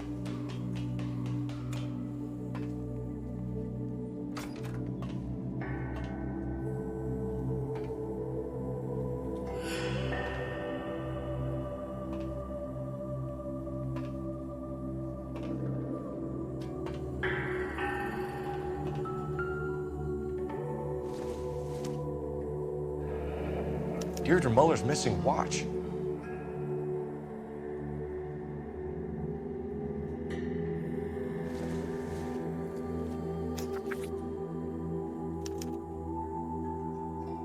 From the temple's high of man's ear and eye, roofed over sculptures and poesy. Where have I seen that?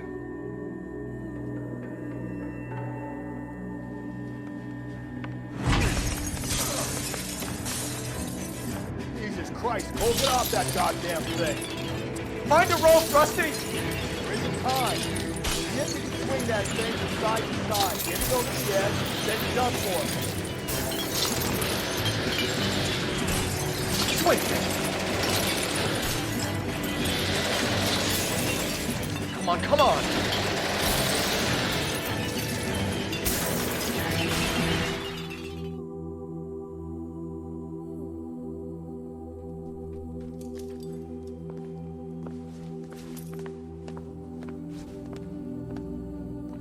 That was too close. Yeah, well, the higher you climb, the further you fall. Let's get out of here. Another Dahlia clue? No. A yellow gold wristwatch.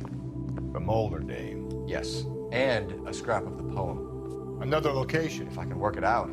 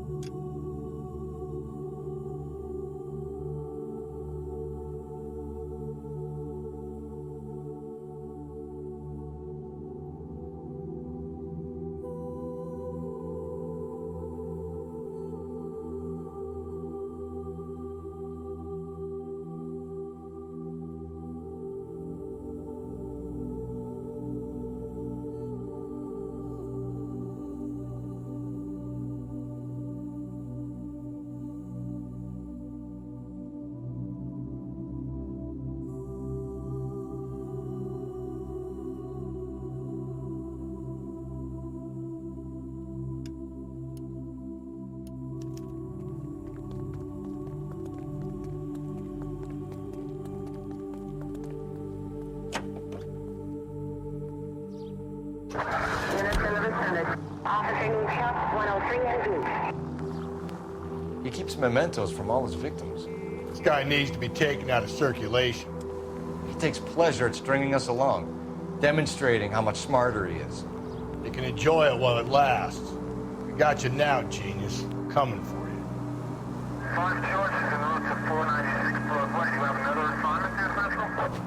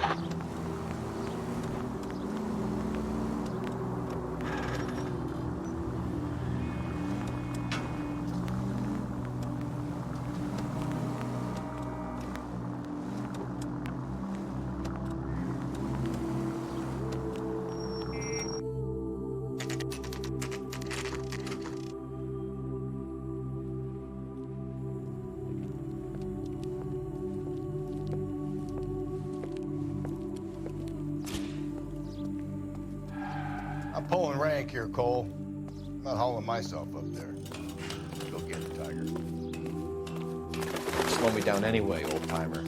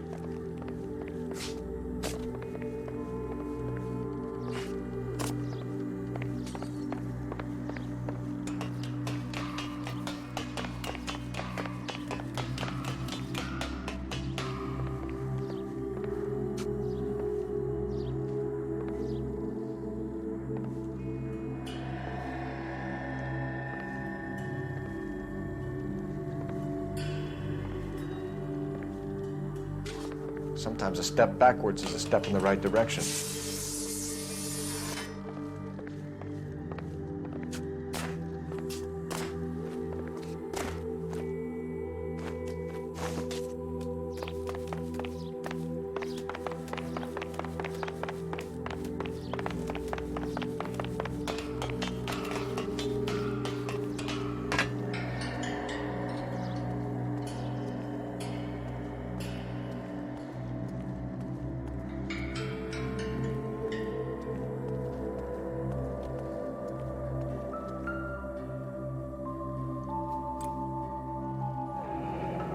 Our Lady of Guadalupe, ripped from Antonia's necklace.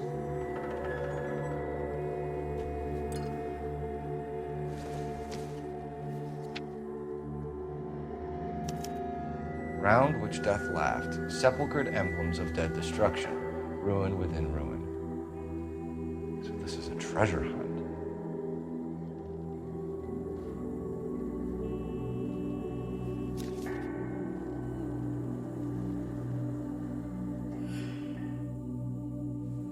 What is it this time? The religious medal from the Maldonado case. The Dahlia, Moeller, Maldonado. When this gets out... We still have to find the guy, Rusty. Another poem. Well, you must have some idea, right? Come on, Phelps. We're on a roll here. Don't let me down.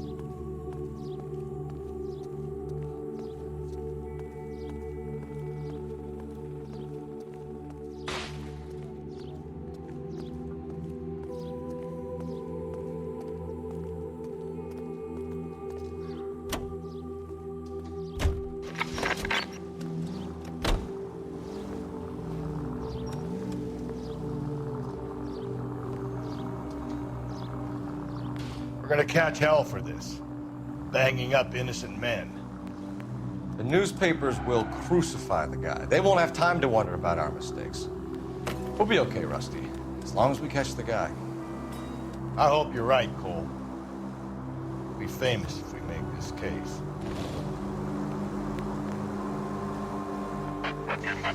Units, the citizen reports a 211 in progress at 9th and Grand.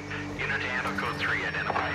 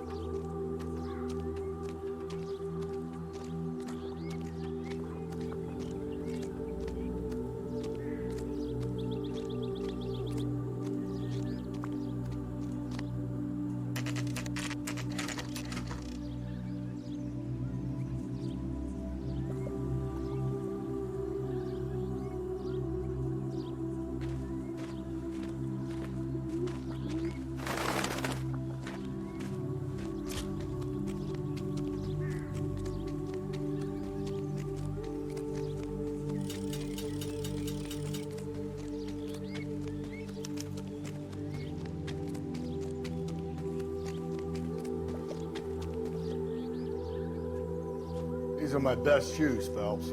I'll leave you to it.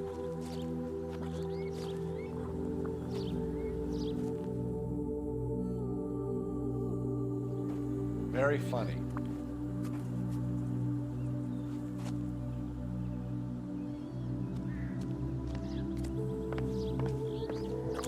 Whoa! We're gonna move on, Cole. Those boards are sinking. You want to end up like the other fossils?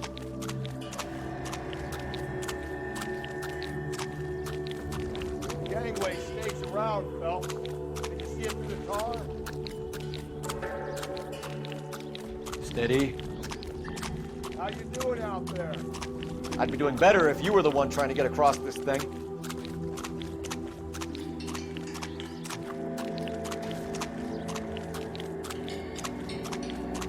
Whoa!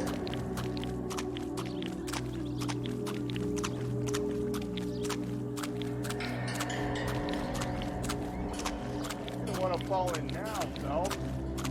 It's at the forefront of my thinking. Steady.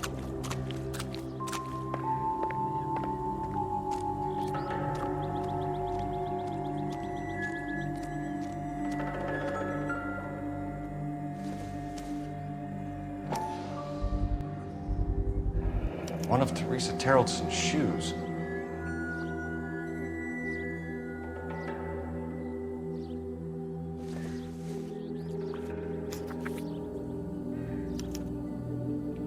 A sphere which is as many thousand spheres. Okay, where to now?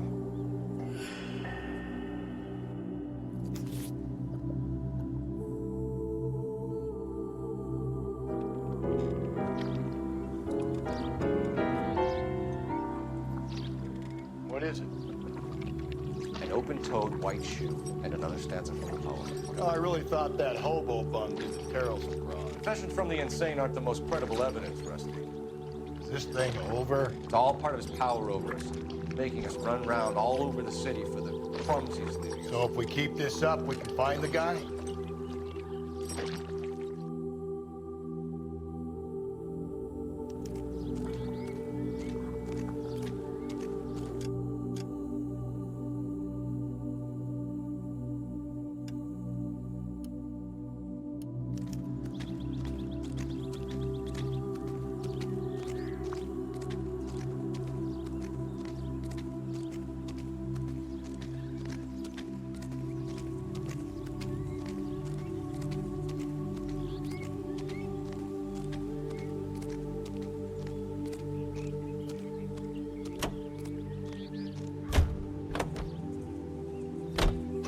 You are listening to an American Century Broadcasting Station, KTI. Well, this guy looks out for women in bars who've had too much to drink.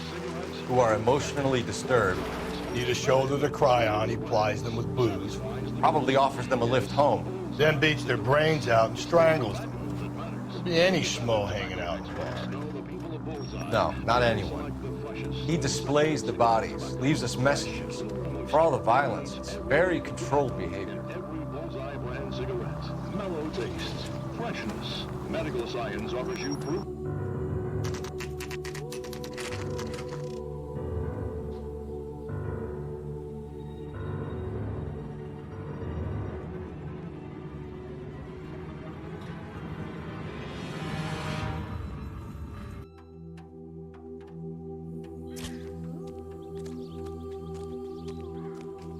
On it goes.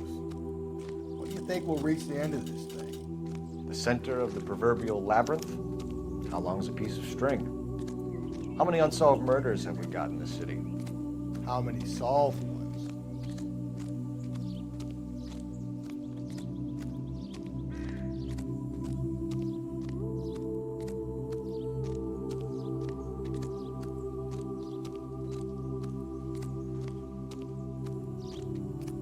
You lousy bastard. Did you read about the woman?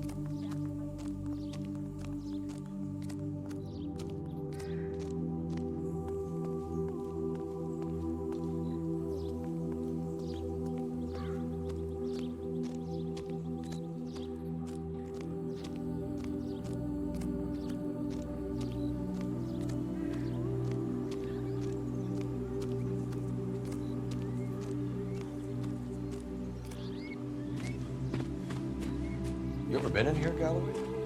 No.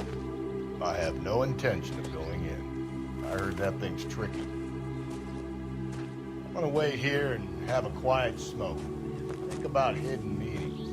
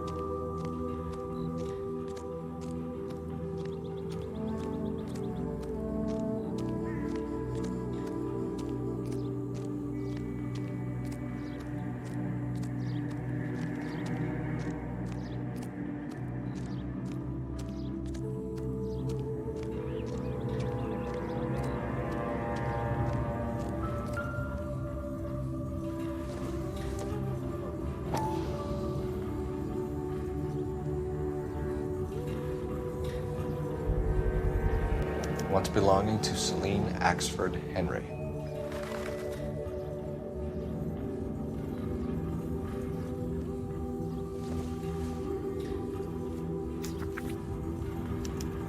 Thrones, altars, judgment seats, and prisons. No, it couldn't be.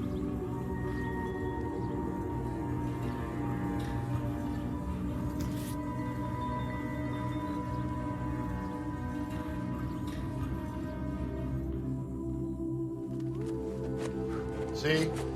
That was easy. I found Celine Henry's ring. How far does this thing go? How did we not catch this nut job?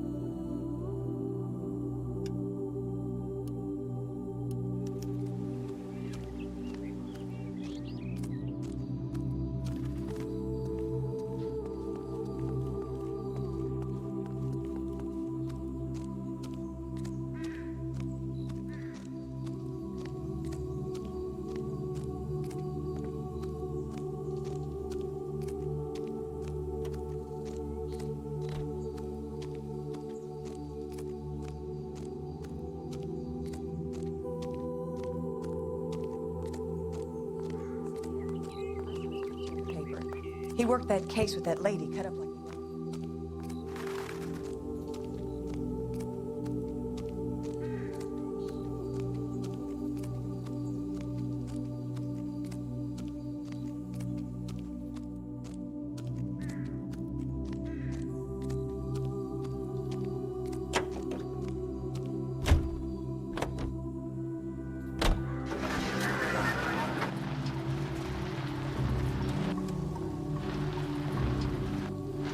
Leaving us this trail of evidence.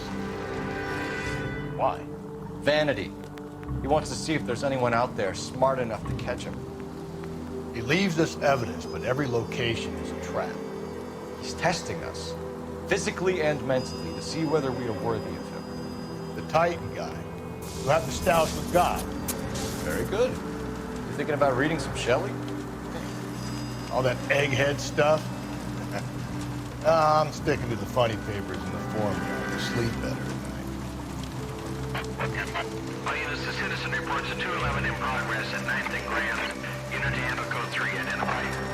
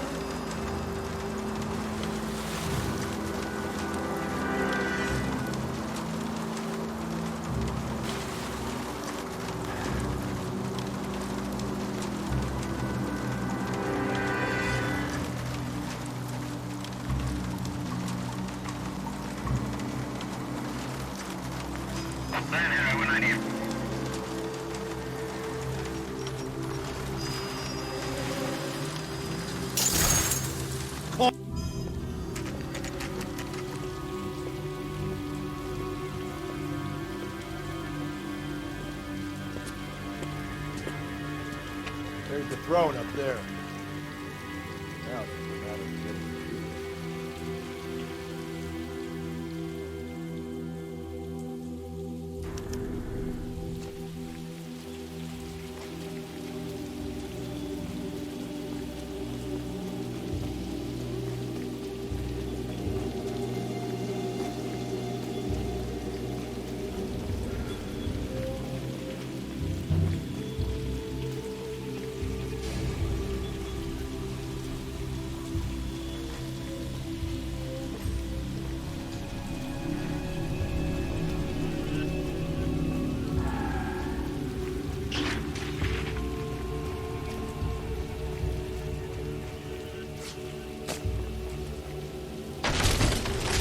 Jesus, now look what you did. Hang on, Cole, I'll get you off of there.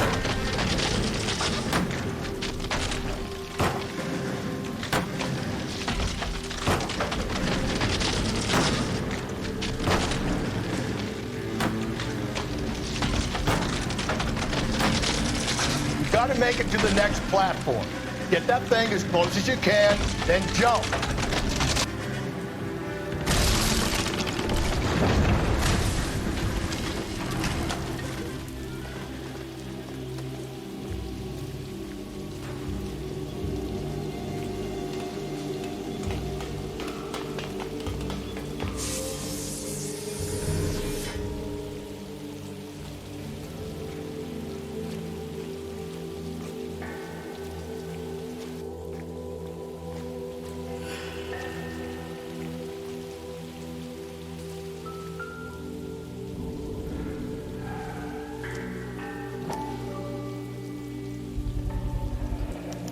Typewriter ring. Evelyn Summers.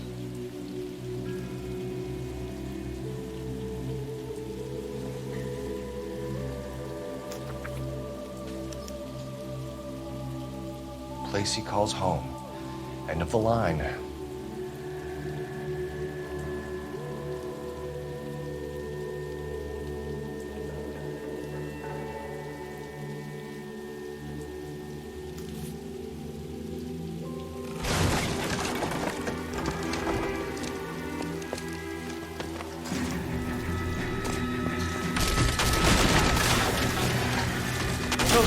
No!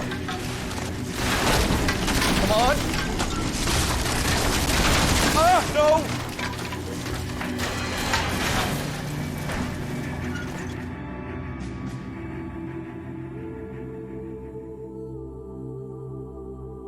I thought the whole thing was gonna come crashing down on him.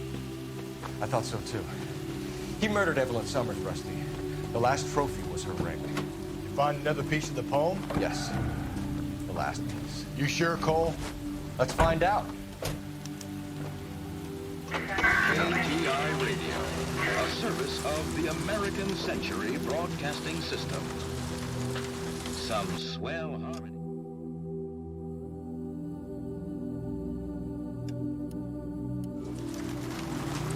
Might see this as a cry for help. For God's sake, Phelps. I'm not trying to justify this. Hear me out, Rusty. This guy has been successfully slaughtering women in this town for half a year, maybe longer. He researches and then plants evidence so that we always have someone to go after. If he hadn't sent the letters in the poem, he could have gone on forever. We would have been none the wiser. We would have 4 executed men on our conscience and have been happy about it. Why else is he doing this? A new face in the department, Phelps. Modern cop. Tries to understand why the perp does what he does. Me? I just drop the hammer down on the low lives. Crunch a roach under your heel, you don't worry about what it's feeling, you just grind it into the pavement.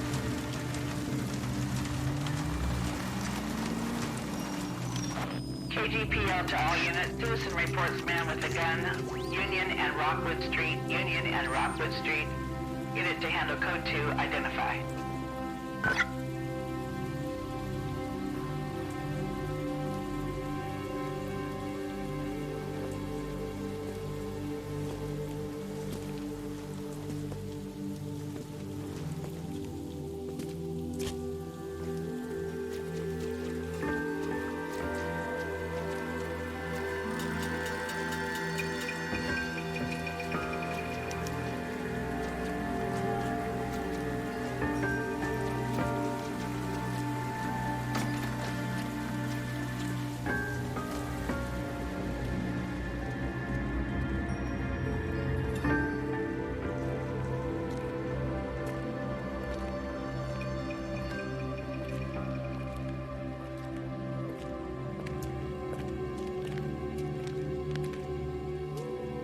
Reminds me of my days as an alder. There's a light coming from the house. Nothing hasty, gentlemen. Keep your hands where I can see them, or I'll be forced to redecorate the stucco with your entrails. We're from the LAPD, sir. I'm gonna tell you only once. To lower your weapon. The LAPD, you say? Is it really possible you could have found me after all this time? How interesting. Put down the gun, shitbird. Last warning. This boorish ignoramus could never have found me. It was you, wasn't it? Do you remember me, Detective? The temp bartender. Yes, you found me. You know what I'm capable of, yet you walk in here like lambs dressed for the slaughter. We'll see about that.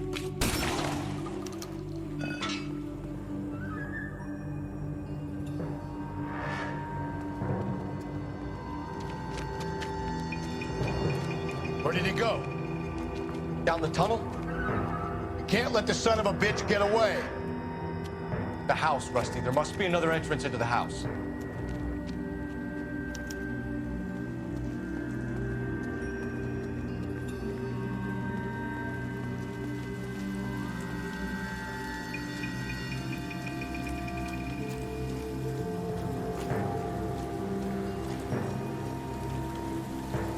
LAPD, give yourself up.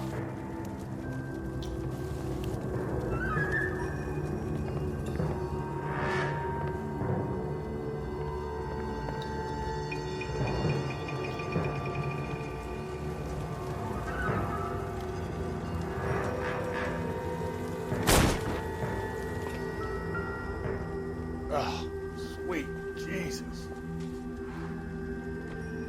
You realize this must have been the place, Rusty.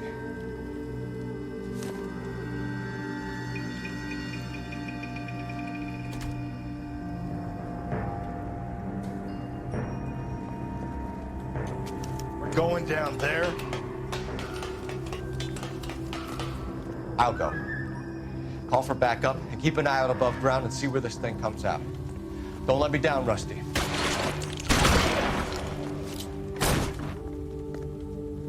You're an interesting man, Detective. Why the police force?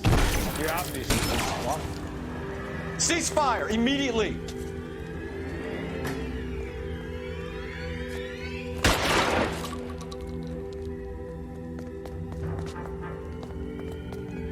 Do I get a sense you're looking for personal redemption? Do you think we have something in common? Reinforcements are on the way. Cease and desist.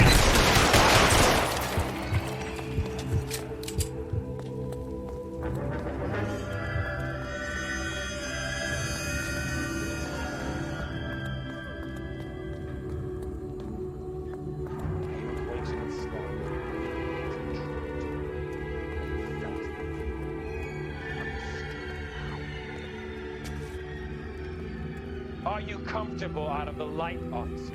Are you comfortable?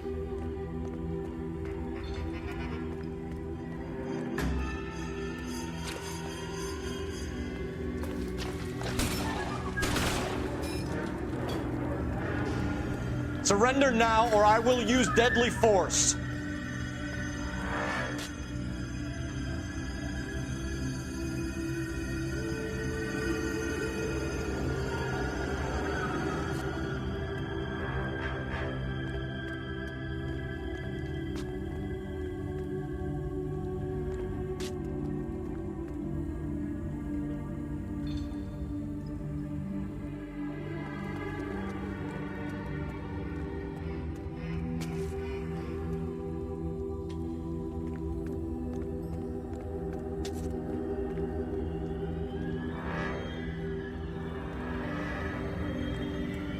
This thing has come to an end. You know that.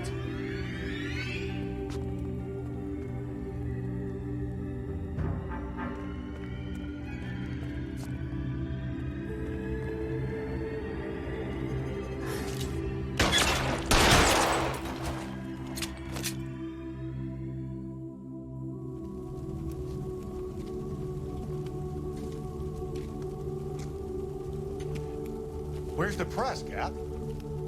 I think Phelps and I should get a medal for this. This has got to be the case of the year, right? The case of the century when you think about it. You finished? Yes, Skipper. Good. Because there won't be any press briefings or commendations. What are you talking about? We got the werewolf, the guy who killed the Dahlia, killed all the other broads. You got no one. Mason was a ghost. Can you at least tell us why, Captain? Mason is the half-brother of one of the most highly elected officials in this country. How high?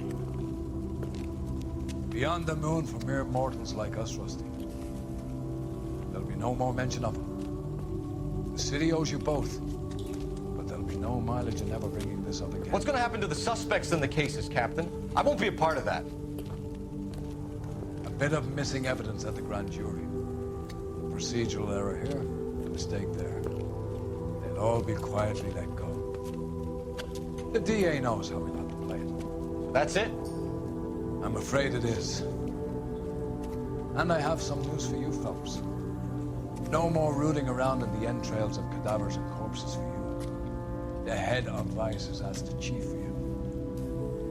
I'm reluctant to see you go to the glory boards of that Vice, but my hands are tied. Go home to that lovely wife of yours and celebrate your promotion.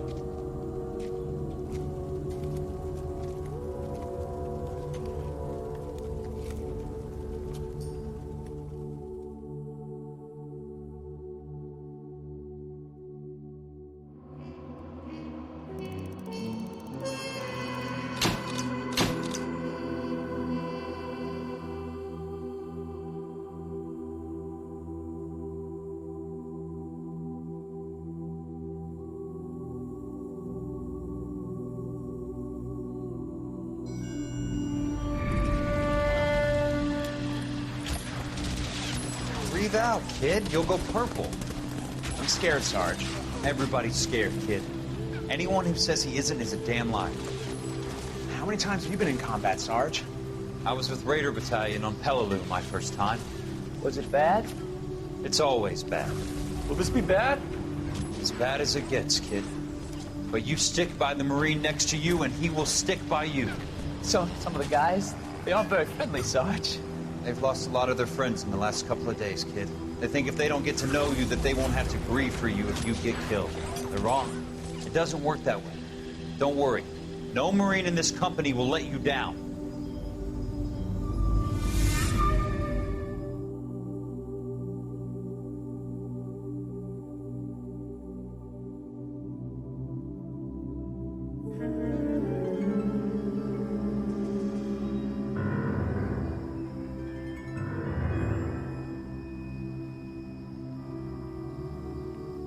Phelps, welcome to Vice. This is your new partner, Roy Earl. Take a seat. A special request was made to transfer you to Ad Vice. We need a man with your kind of starch on this desk, son. We have 2 dead Negroes found in an apartment this morning on Yucca Street. Number 6358, apartment 5. We got better things to be doing than wasting our time on 2 dead junkies. Did I ask your opinion, detective? 2 men dead on U.S. Army issue morphine. That makes it an Ad Vice case. Beat it! Yes, sir. You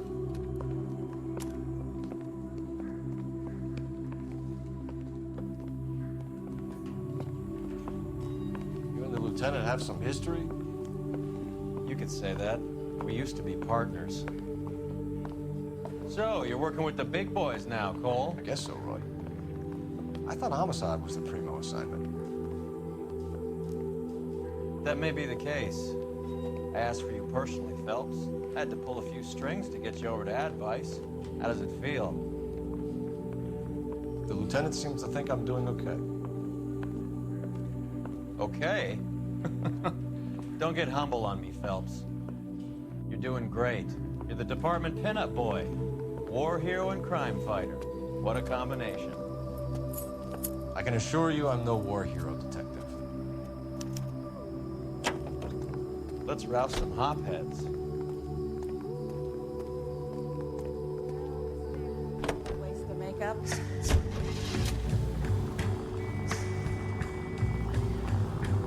Nice car, Roy. Is it department issue? No, this is my sled. You can't be seen slumming it in a Nash if you're in Vice, Cole. Meanwhile, we got needle freaks kissing it goodbye all over Central Avenue. Any of the vicinity officer needs assistance, 1825 North Highland Highland Avenue, 1825 North Highland Avenue. Unit to handle code 2 identify.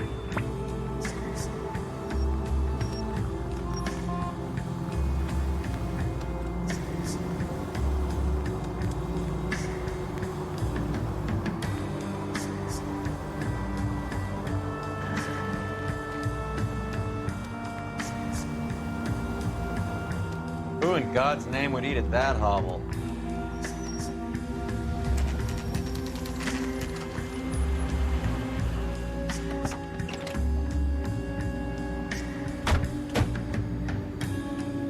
They really picked a prize shithole for our first date.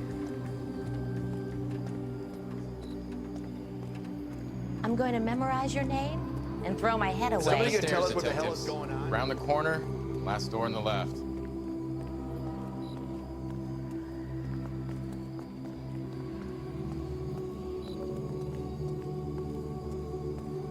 I'm all done. Your show now.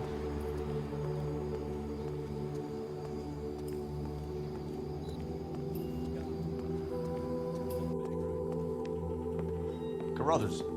Phelps, I've been reassigned to Advice. What have we got? 2 stiffs, overdosed. Been dead a couple of days. Government-issued morphine. We use the same syrettes in Okinawa. Fucking Negro junkies can't take supply this pure. You know these guys? I know of them. The younger one's a 2-bit horn player by the name of Cornell Tyree. The other one works in distribution. Started using a little too much of his own product, and Jack D took exception. He wasn't born that ugly. His name's Lamont. Tyrone Lamont. So who's supplying the drugs? That's easy. Whoever knocked off the wharves in San Pedro. Jack Dragna, Mickey Cohen. Dope's been all upside down ever since Jimmy Utley started the long walk at Quentin. You talk about it like it's a system. It was a system. But those days are long gone. We are supposed to uphold the law. Yeah, and we do. But we can't change people. The truth is, everyone wants a license to get a little dirty now and then. Our job is to keep it manageable. That's how you see it? See it any other way, and you better forget about being a vice cop. Can we get on with this? Today, preferably?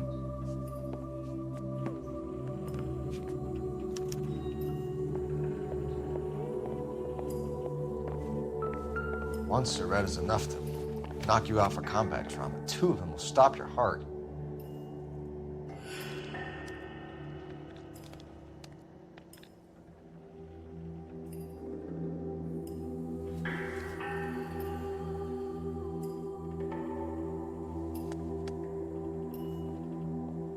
They say only the good die young. I hope it was true in your case.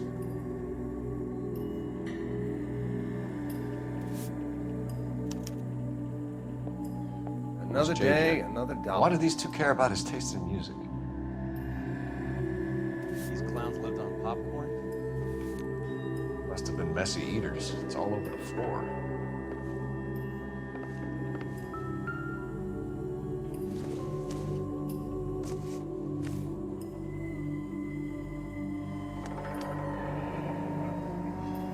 Tyrone Lamont, not even 23 years old.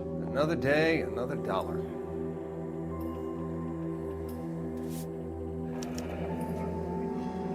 Small chance in life is probably better than no chance.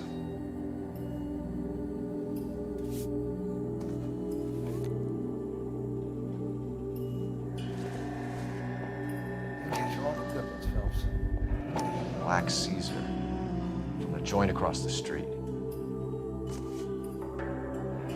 Looks like something was taped to the bottom of the cup.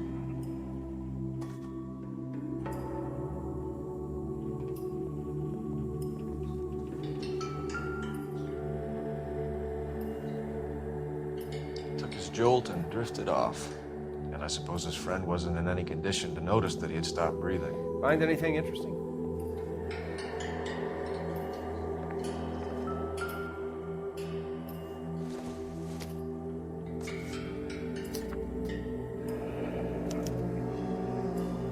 Some kind of fruit, a bell, and wind. Strange doodle.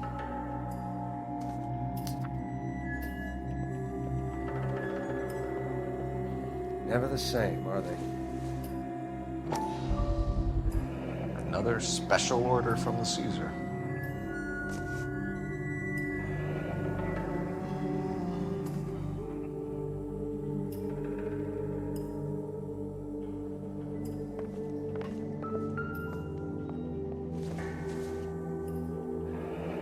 Street life have no idea how dangerous this stuff is.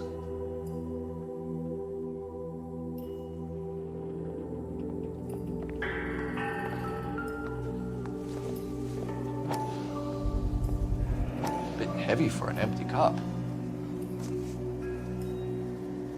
They've been getting their fix right over the counter in broad daylight.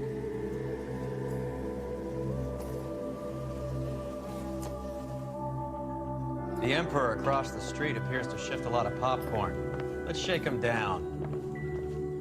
Another day, another...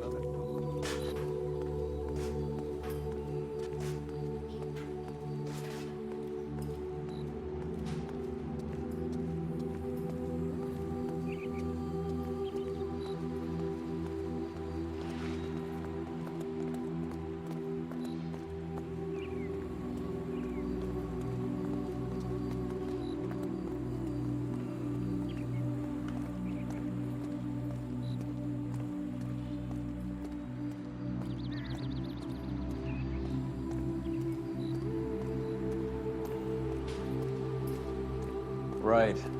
Let's wrap this up before I actually have to work overtime instead of just claiming for it. You're a true inspiration to us all, Roy.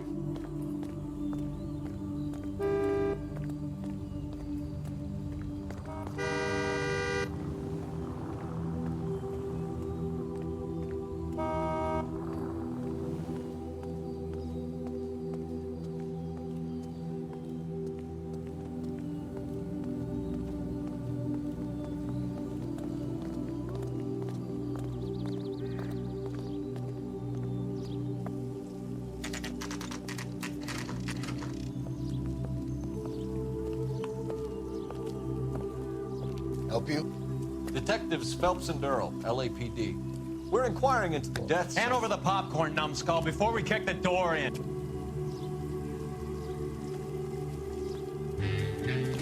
Get that son of a bitch.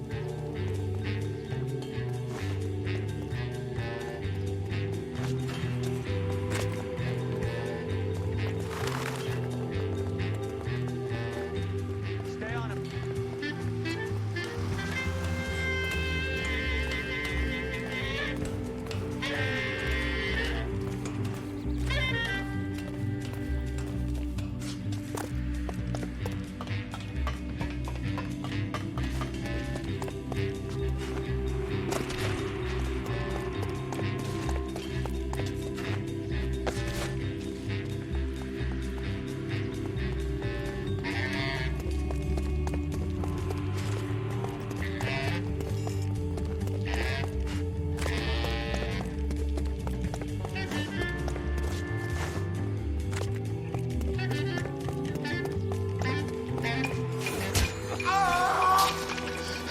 Eddie, help me out, man. They're trying to kill me. You gotta help me out. What the hell going on here? Morgan! Not you?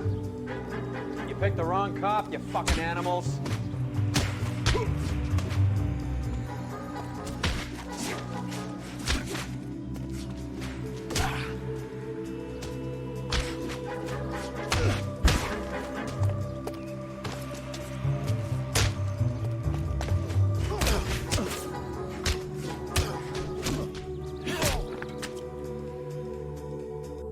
What's your name? Morgan. Half an answer is no answer to me, asshole. Fleetwood Morgan. Keep an eye on him, Roy, while I take a look around.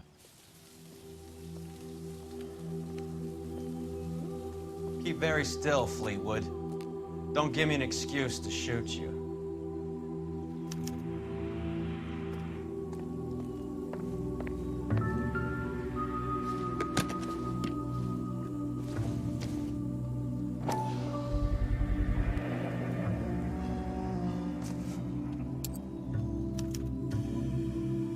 These number slips might affect your tone, Fleetwood.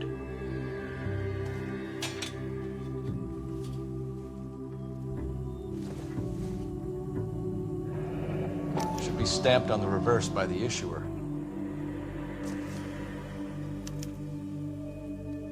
Maybe Morgan can give us something on this Jones character.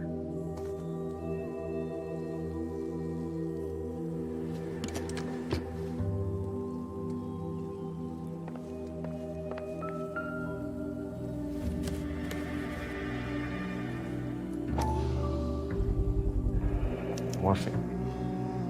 Might not be filling, but I'm sure it's satisfying.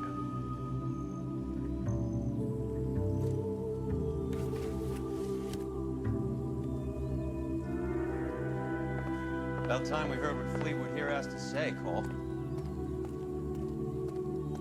We're inquiring about the deaths of 2 men in an apartment across the street, Fleetwood. We want answers. Of course. I'll do my best, mister. You sold the drugs to Cornell Tyree and Tyrone Lamont. Oh, I sell fried steaks and black-eyed peas.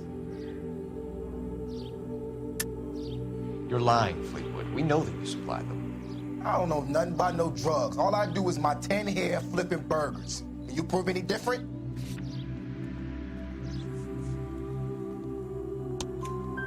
Flipping burgers and strapping jolts of morphine to the bottom of popcorn cups, Fleetwood. Now, I want the truth. Who supplies the drugs? Cat by the name of Armstrong Edwards. He brings the stuff around about once a day. I know Armstrong. He's a two-bound, strictly small time. Who's he working for, Fleetwood? Jermaine Jones.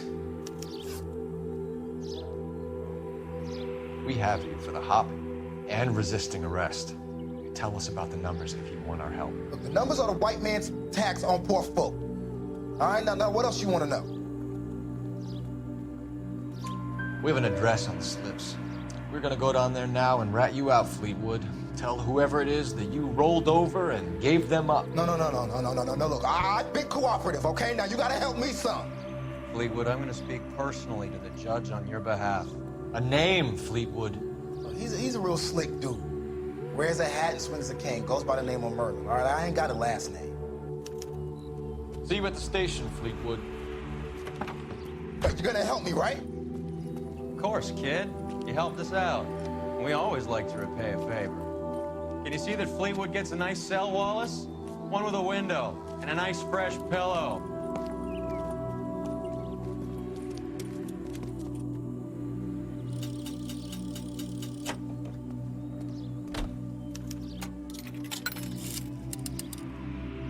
Operator, message for KGPL. Putting you through now. Phelps, badge 1247. How can I help, Detective? I need an address on a Jermaine Jones musical booking agency. Just a moment, Detective. Jermaine Jones. The office is listed as 5528 Santa Monica Boulevard. Thank you.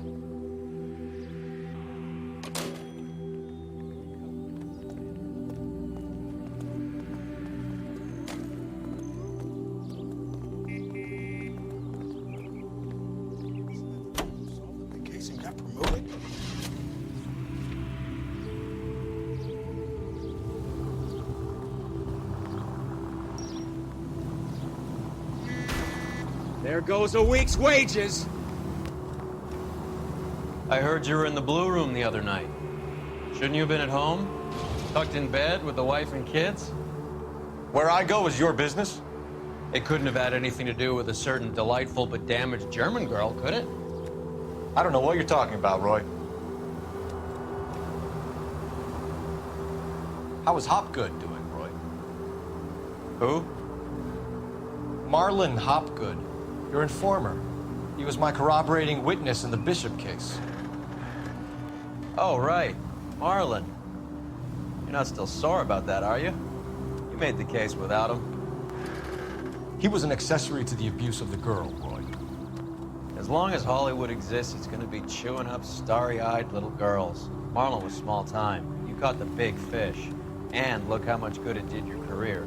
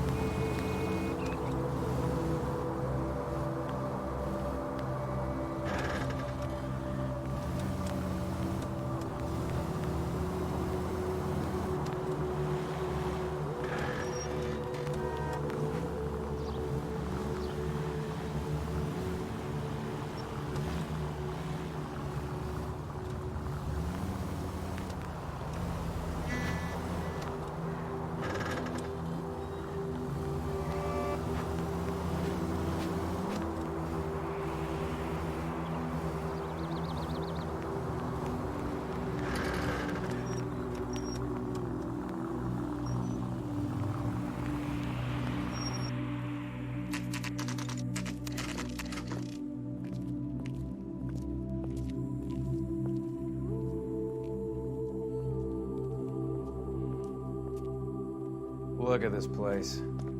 I'm guessing not much talent comes out of this talent agency.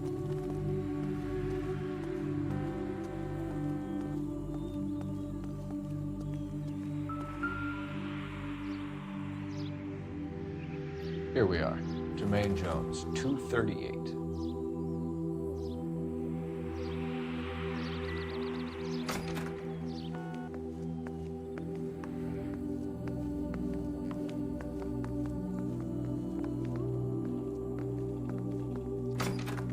Hey, who let you in? Jermaine Jones. Don't bother getting up. Your flunky Fleetwood Morgan just snitched you out. I wasn't planning to. Now you think you could tell me who the hell you are? LAPD. We'd like to take a look around. The hell you will, motherfucker. You carrying a warrant? No, do we need one? Search the place, Cole. What do you think you're gonna find, policeman? Scott Phantom. Fine radio. Shortwave, AM and FM. My father has a Scott.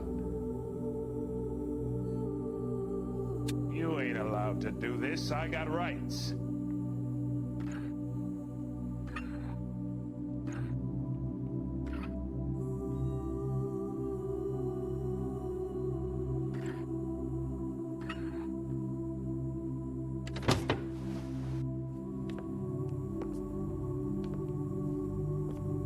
No wonder this thing is sounding a little muffled, Jermaine. Brennan, Wilt, get over here. Take these assholes apart. You heard the boss.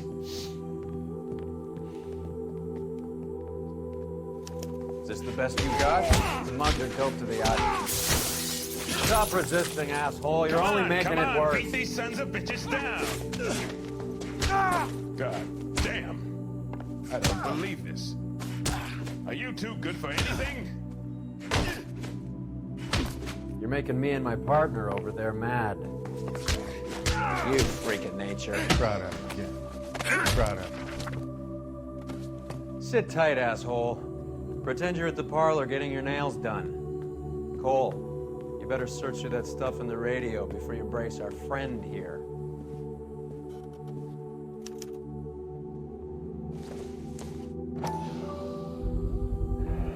How many starving musicians pay with perfect, clean 50s?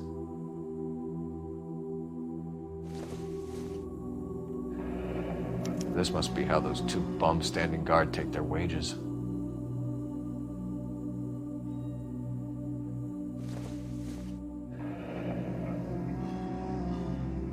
Your friend Fleetwood was also a betting man, Jermaine.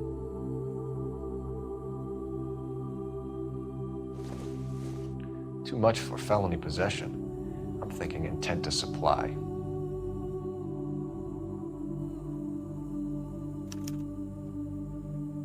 Ramez Removals.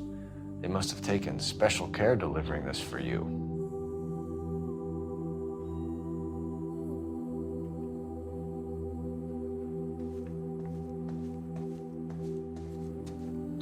Lamont and Tyree are dead.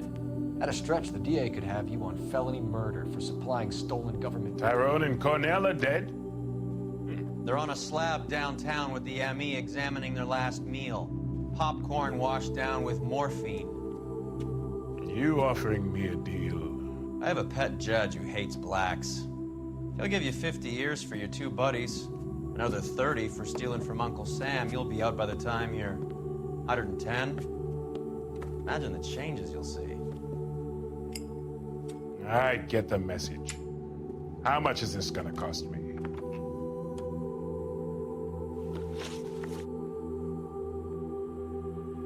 Who supplies the morphine? I don't know nothing about that.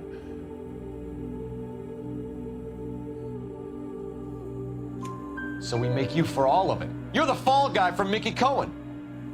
In case you haven't noticed, I'm a colored man. You see any Jew boys running around here? I collect my cut. Lenny the Fink controls the action. Lenny who? Lenny Finkelstein, Mickey's dipshit brother-in-law. What is the link between the morphine and the numbers slips? There is no link. You're wasting your time here.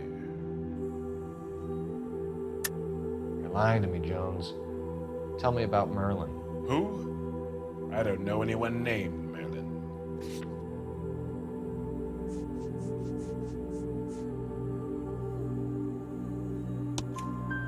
Fleetwood Morgan will testify that you and Merlin are expanding out of illegal gambling and into drugs.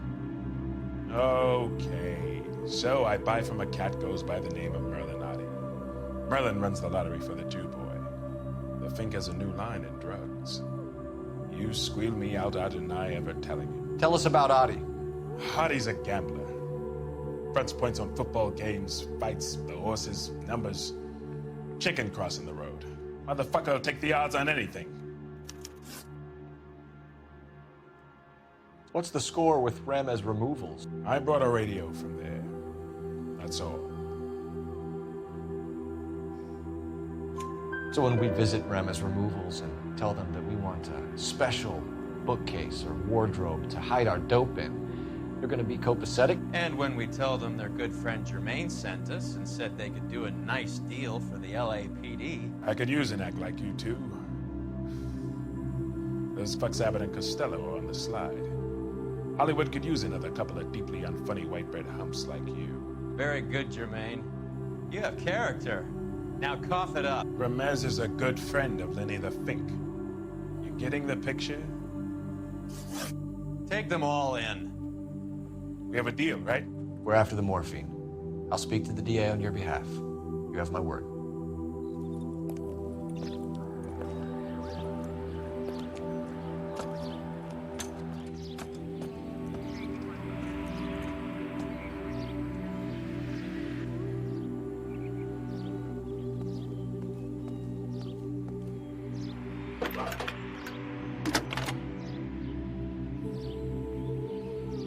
Phelps, 1247. How can I help, Detective?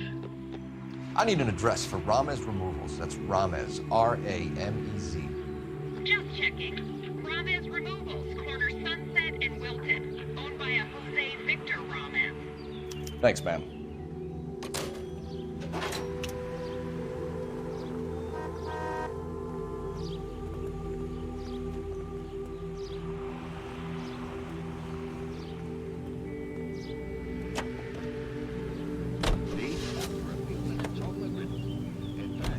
So Mickey Cohen or Jack Drachna stole the Army's surplus morphine, and they are selling it on the streets? Looks that way. But the mob wants returned customers, not corpses. Why haven't they cut the morphine? Good question, Detective. This robbery happened months ago, right? The beginning of the year.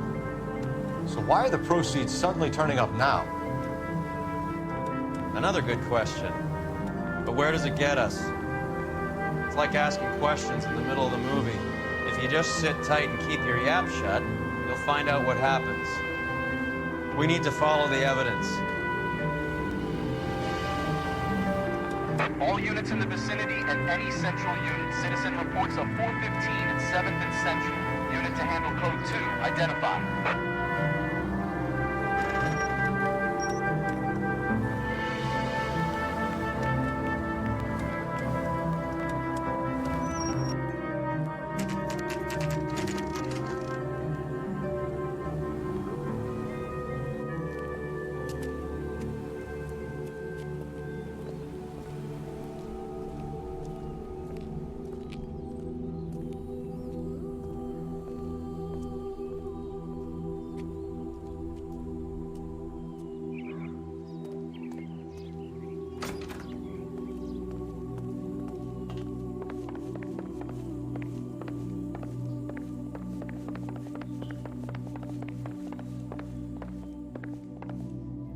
Detectives Phelps and Earl, LAPD. The name's Merlin Otti. I run a strictly legitimate bookmaker's detective. So that's not an illegal wire service that your colleagues are running? And the number slips that I've been picking up all morning with this address on them have nothing to do with you? I pay my kick to the WAPs, and they pay their cut to the LAPD. You can't go shaking me down. You're a loudmouth motherfucker, aren't you? Anyone ever tell you that criminals are supposed to keep their mouths shut? Stay where you are while we look around.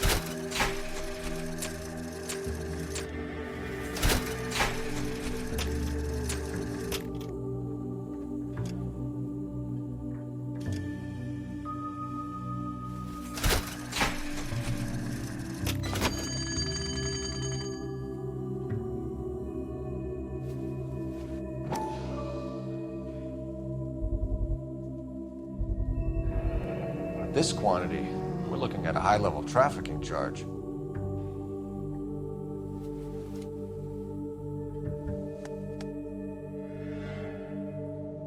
I think Ramez's place is our next stop.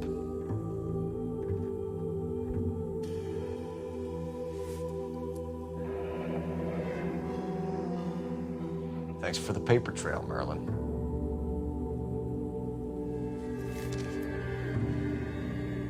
Oh, that's quite a win for a dime, Merlin. You better start God talking. damn it. Get after him, Phelps. Give it up, Audie.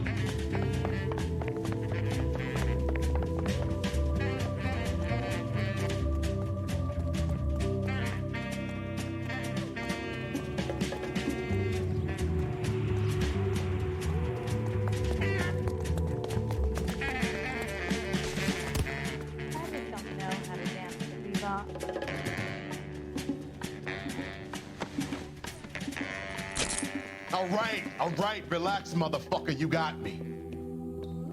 Nice wand, Merlin. Too bad you couldn't pull off your vanishing act. Make your joke, smart guy, but don't damage that. That there's a valuable antique. You don't say. Maybe you ought to have a look at this, Cole.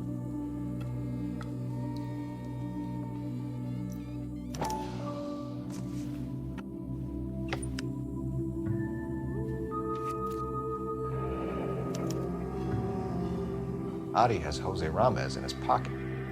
Ramez must have forgotten his lucky numbers.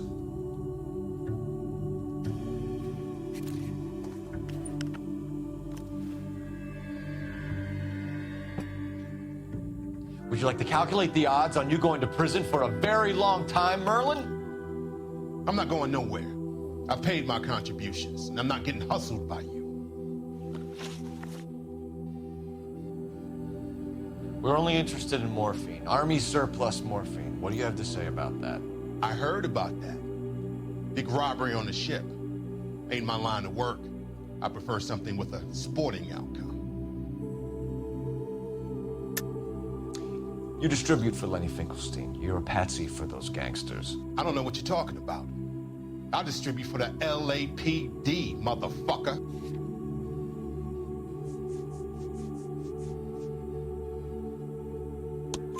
Jermaine Jones gave you up as his supplier.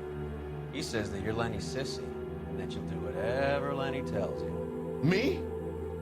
That nigga's a dead man. I move the dope Jose brings me. Jose Ramez?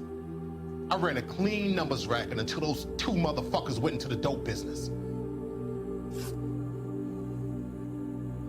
Ramez seems to owe you a lot of money. We all owe somebody. So it has nothing to do with the proceeds of the morphine shipment? It's a gambling debt. The Heaps took over the wire service and screwed me. Now I just do what I'm told. Run numbers and ship dope. Jose's no different. He just thinks he's a big man that can run up tabs. You're not the guy we want, Merlin. But we're taking you in. Maybe some time in a cell will help you remember something worthwhile. Fuck you, and fuck you. You'll never put a charge on me. Take this bum in. Take the long way around. Don't be gentle with him. You got that? Yes, sir.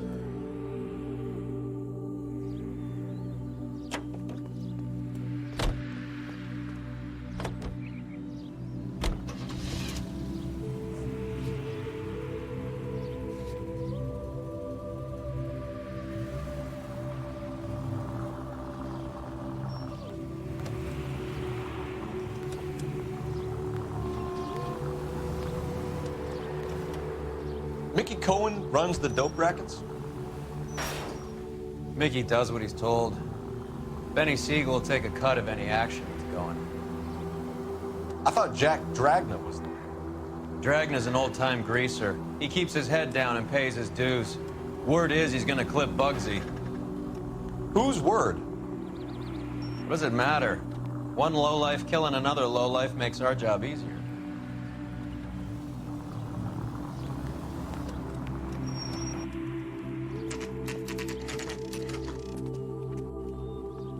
LAPD.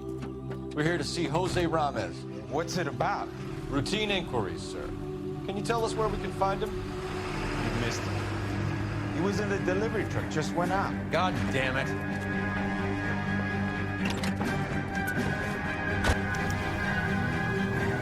$11K calling KGPL. Go ahead, 11K. 11K requesting assistance in pursuit of narcotic suspects aboard a GM delivery truck. Commercial license, David Charles, 457. Roger, 11K. Hit him, Cole. Spin him out. Here comes the cavalry. What does this lunatic think he's doing? We're not playing around here. Take this clown off the road. Hit him. Clear this asshole off the road. Keep it steady and I'll try to bust his tires.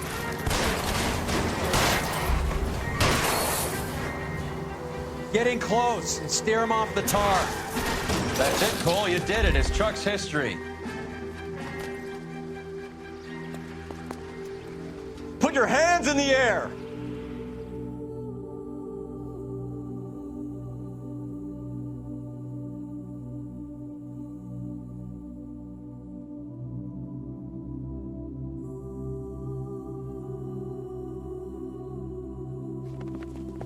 Jose Ramez, you're being arrested on suspicion of supplying illegal drugs, resisting arrest, and for malicious damage to LAPD property. Hey, hold your horses.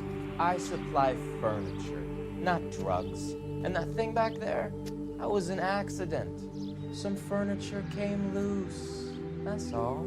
Save it for the DA, Chico. Keep an eye on him. We're gonna take a look around inside.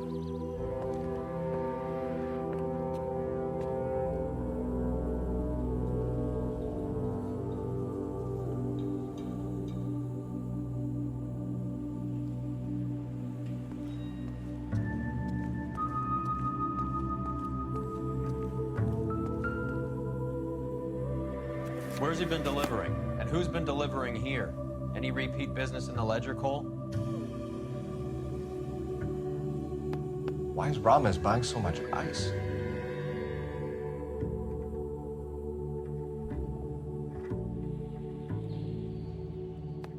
Merlinati is buying a lot of furniture.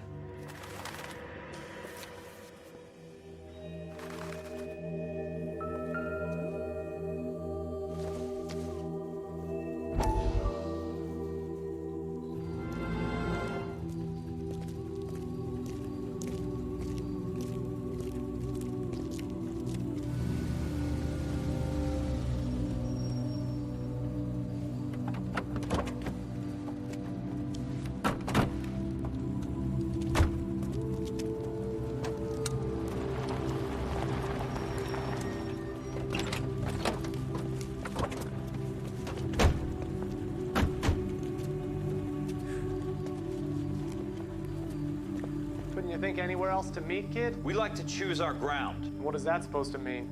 Huh? It's something Wellington said at Waterloo. The guys who win normally choose where to fight. We're gonna fight, kid? The two of you versus my boys here? I love the fight game. I went a few rounds myself. You and your friend, he looks tough, but I don't like your chances. Nah. We don't have to fight, Mr. Cohen. We have you in enfilade. What the fuck is that? Some kind of stake? It means my men are in cover, but that they can still shoot you. If those were my orders, you would all be dead now. Are you kidding me? This is a $200 coat. You got some balls. Kelso. I hope you didn't scratch the paint of my new Lincoln. These guys are getting out of the dope business, Mr. Cohen. You'll have no more problems from them. The morphine is going to disappear back into the sea. Hang on. You're getting hasty. There's a lot of dough on offer here. Thanks for the offer, Mr. Cohen, but we are going to have to politely decline. After today, the morphine is no more. This isn't the way we normally do business. I'm aware of that, Mr. Cohen. Call me Mickey. Are you aware of the risk, huh? I'm giving it to you straight, Mr. Cohen. There will be no more morphine. We made a mistake and would like to back out gracefully. If you come after us, we will be forced to come after you. You've been polite up till now, so don't stop making threats. I don't make threats, Mr. Cohen.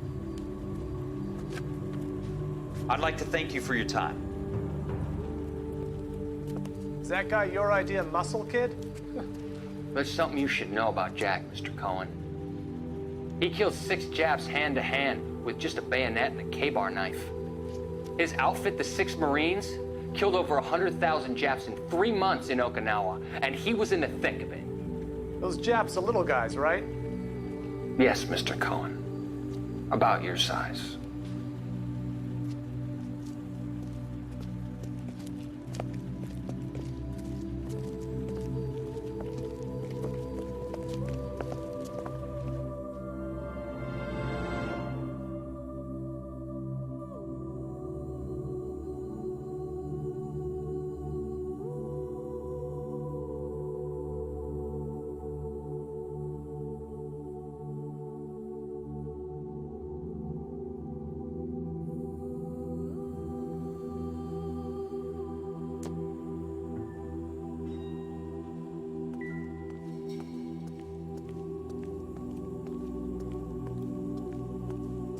What's with the puddle?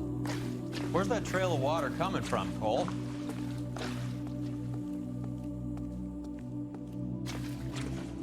There must be a way through the back.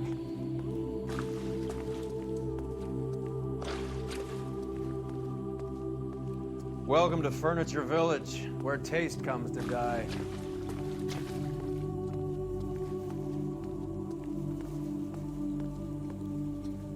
What a pile of junk. My mother would be in heaven.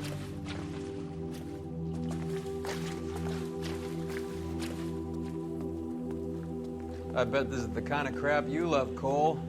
20 years out of fashion.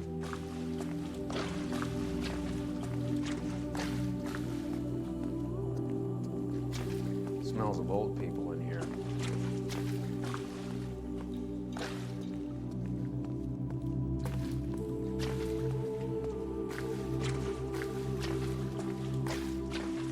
This is useless. I can't see a damn thing. You need to get up onto the floor above.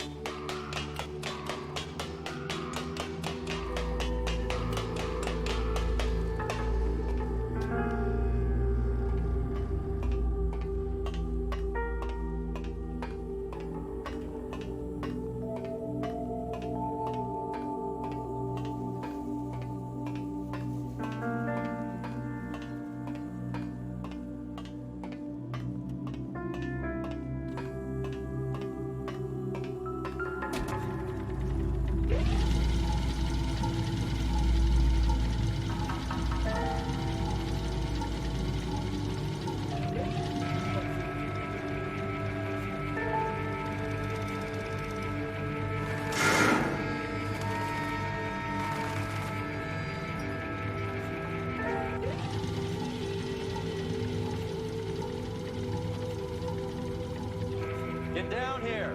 There's a cold room in the back.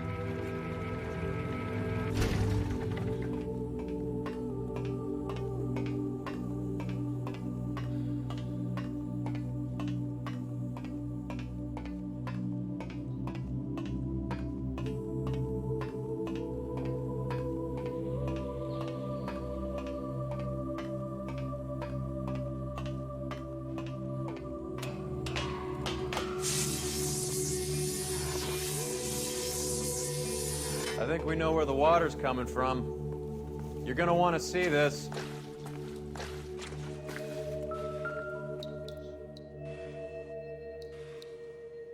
There's something frozen inside.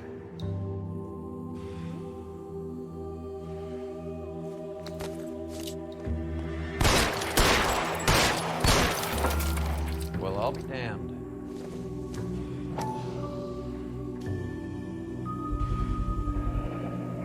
This must be how they transport the morphine.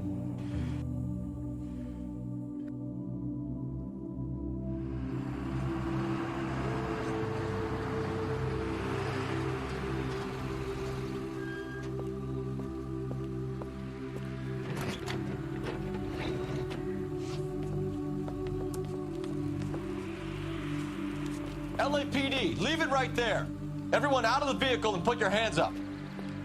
There's something in the ice. He's making a run for it. Let him have it.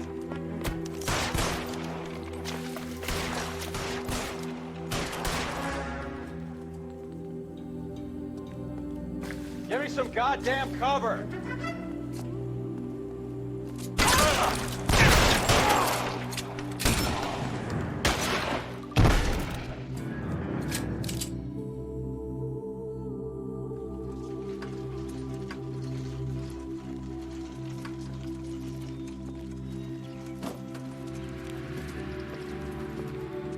Take them all to Hollywood Station. Have the ME and tech services go over this place.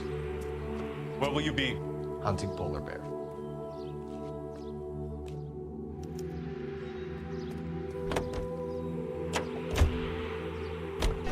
Is Audie serious? Is the LAPD turning a blind eye to narcotics?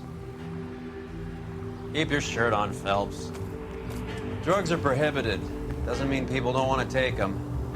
Limiting supply doesn't mean that we have limited demand. I understand that. I know that the average Joe needs to unwind a little, let his hair down at the end of the week, but morphine? Heroin? It's important to demonize hop, Phelps. Looks good in the papers. But when all is said and done, it's just another chemical like booze. A lot of people in high places think we're doing the city a favor by keeping the dope rolling into Central Avenue. Donnelly certainly believes we need to keep them anesthetized. Better jobs and opportunities would go a lot further. Will you listen to yourself? Union in the vicinity of 211 in progress at 3rd and Union. Stand by for further unit to handle identify.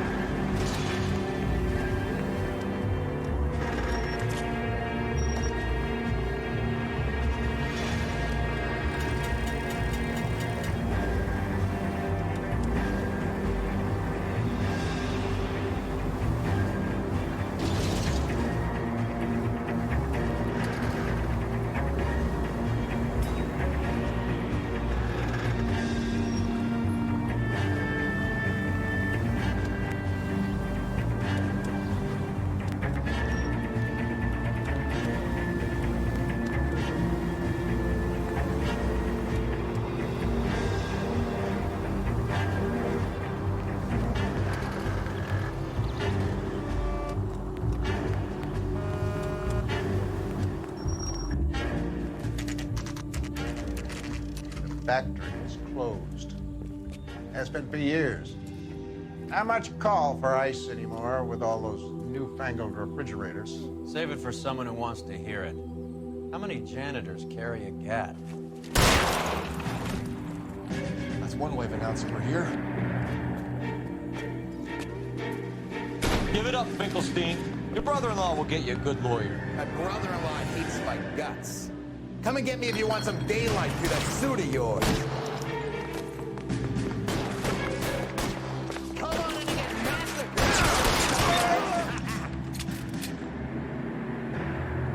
Eyes open. He's around here somewhere.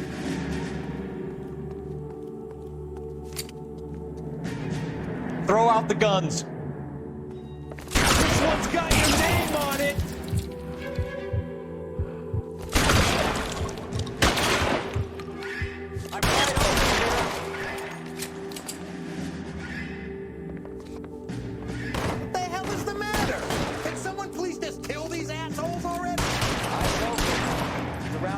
nowhere.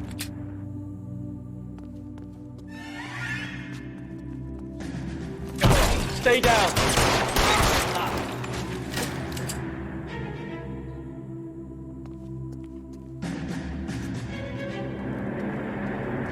Clear me some space here. I ain't running out of friends or guns in here anytime soon. Understand? Give me some goddamn cover.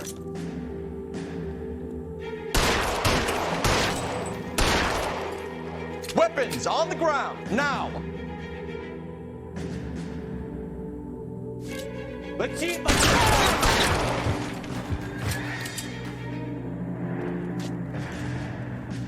I'm wide open here. Son of a bitch! Find some cover! Clear me some space here.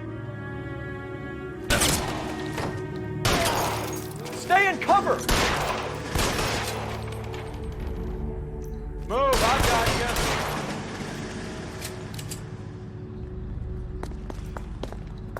I'm gonna put holes in Get in cover! God damn it! Keep shooting! Give me some goddamn cover.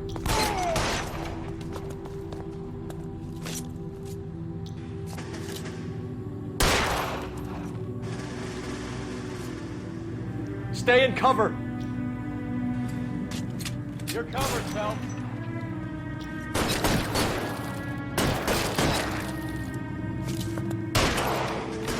Catch this asshole! Throw out the guns!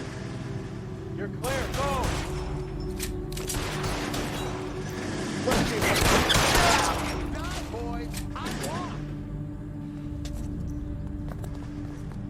I'm wide open here. Get in cover, now!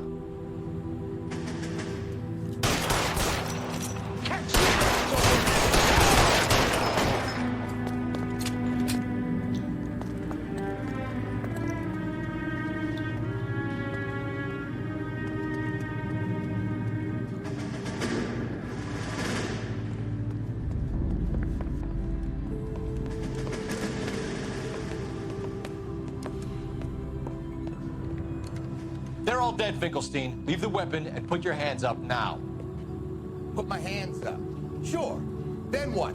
Cop to peddling the dope? Cut a deal? Ship me off to the queue? Soon as I get locked up, some old friend puts an ice pick above my ear? No thanks. Only one other way out, shitheel.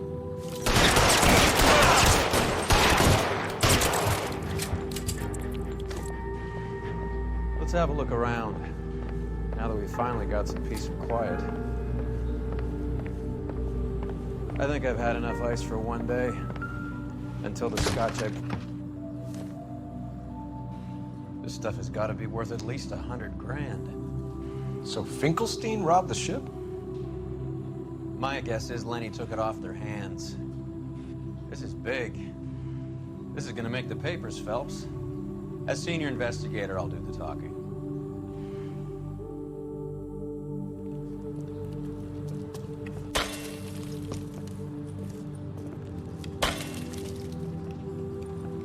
Well, well. Who would have thought that Roy Earl's handpicked new partner would have turned out to be such a great case man? This is a good result, Phelps. As far as we can tell, Lenny the Fink was moving the morphine across the city and as far north as Frisco. This makes the feds very happy, and it makes Mickey Cohen look bad. I won't lie to you, kid. I like the headlines. I like them a lot. You keep this squad in the papers, and we'll get along just fine.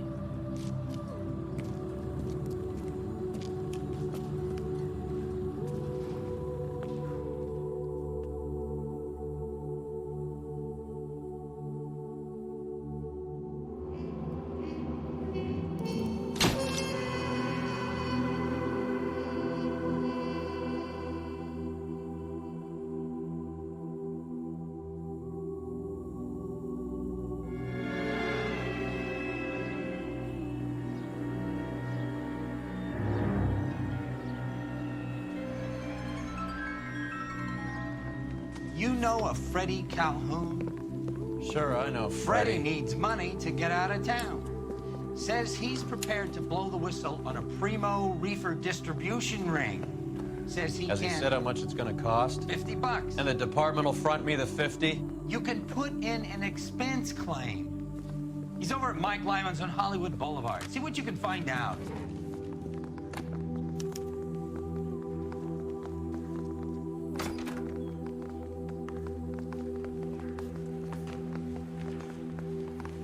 $50? Do they think I'm made of money? No, you just look like you're made of money. Oh, very good. The kid's on form. I'd say on a scale of dull to scintillating, you're a solid tedious today, which you can be pleased with. Do you ever listen to yourself? I don't have the same voices in my head as you do, Cole.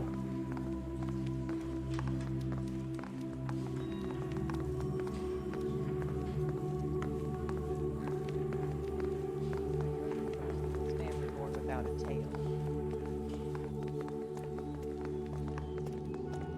If you were twice as smart, you'd still be stupid.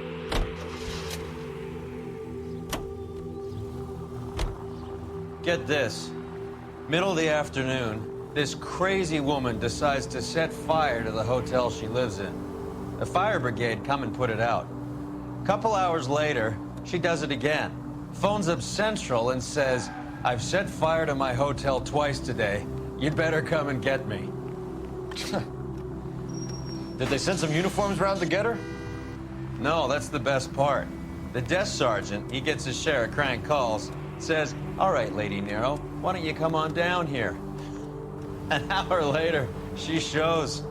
Hair still smoking, clothes smoldering, smelling like a brush fire.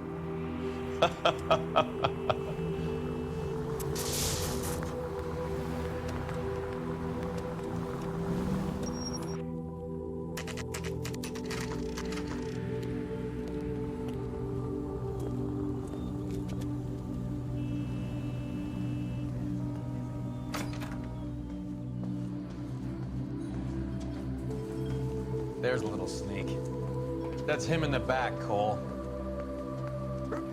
Freddie, you're looking good. You're gonna help me, right? That's what I'm here for. You got the money? The 20? Sure, right here. 20? I said... You want the money or the alternative? Tell us about the reefer, Freddie. Who's he?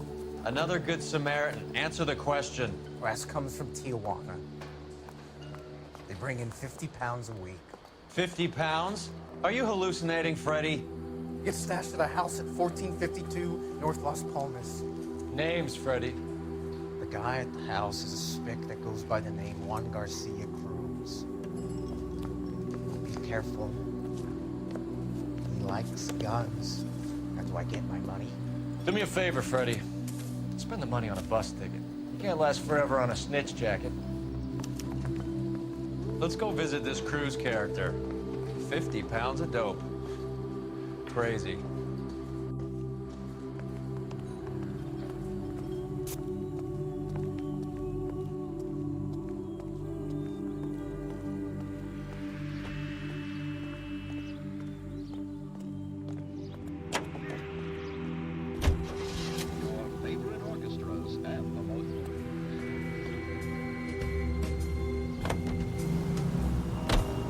You believe his story? Sure. A hophead like Freddie would raffle his sister for his next score.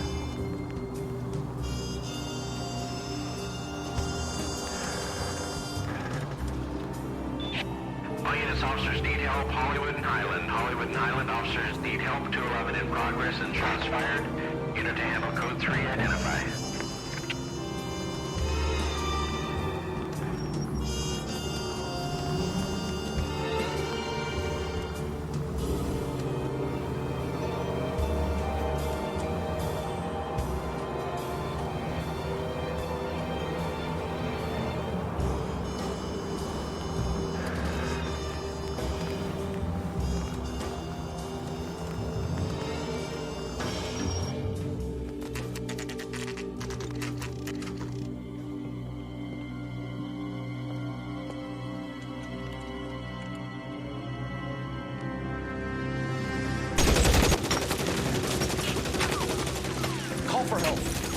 find a way in.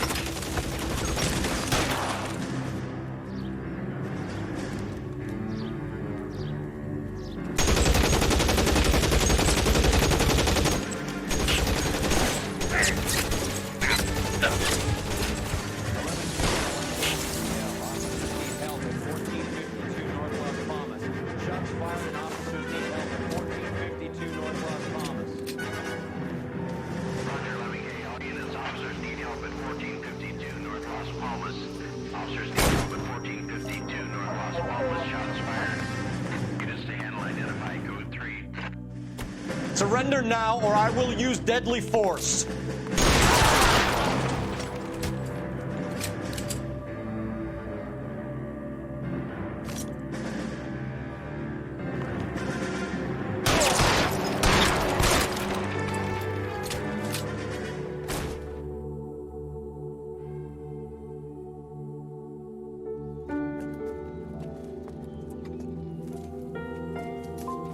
I'll ask you politely to move on. Next time I won't be so nice.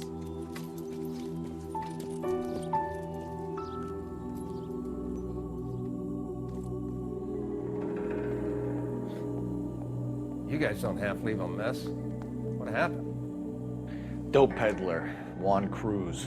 You opened fire and, well, the rest of the story tells itself.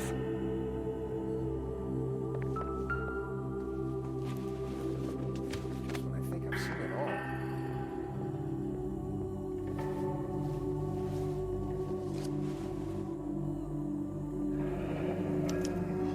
A silver dollar. Thought they took these things out of circulation.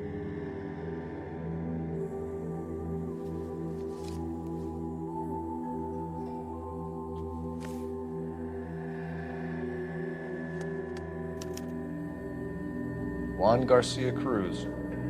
This is his address, but this place looks like a front.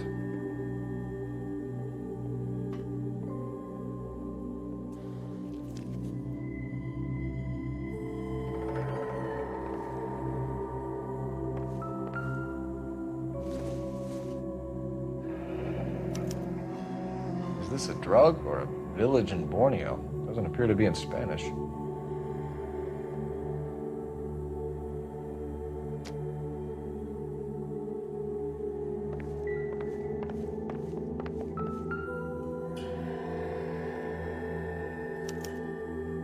Doesn't anyone eat regular meals anymore? Junkies feeding on popcorn and grasshoppers living on soup.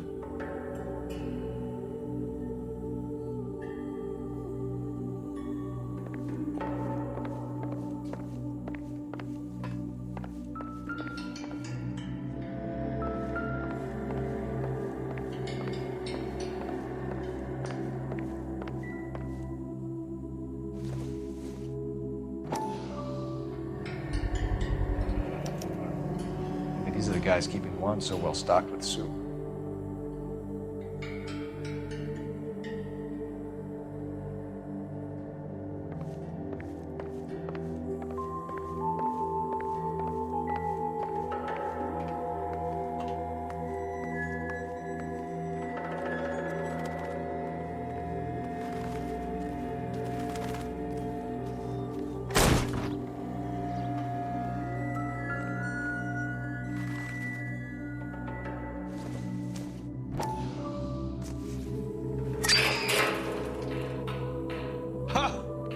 Phelps, you jump like a girl.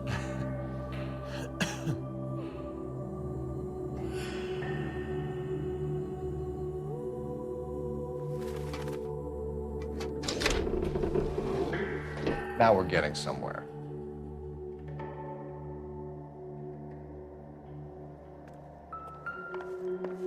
More soup? Who in the hell keeps a secret stash of soup? You hungry or something, Phelps?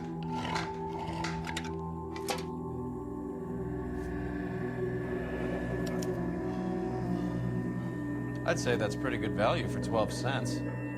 Factory sealed. Someone at the cannery has a lot of explaining to do.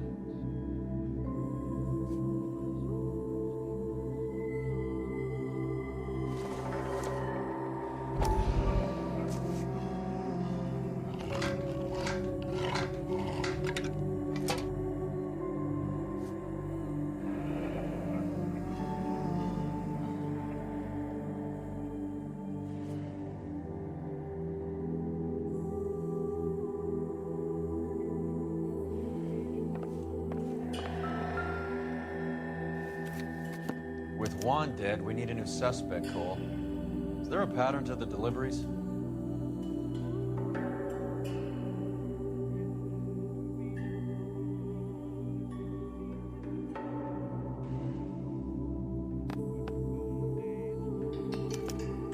This guy, EJ, seems to be bringing in most of the serious weight. Dates and times seem pretty regular. We should notify the border crossing. Those fuckers are probably in on it. Let's wait and see how this plays out.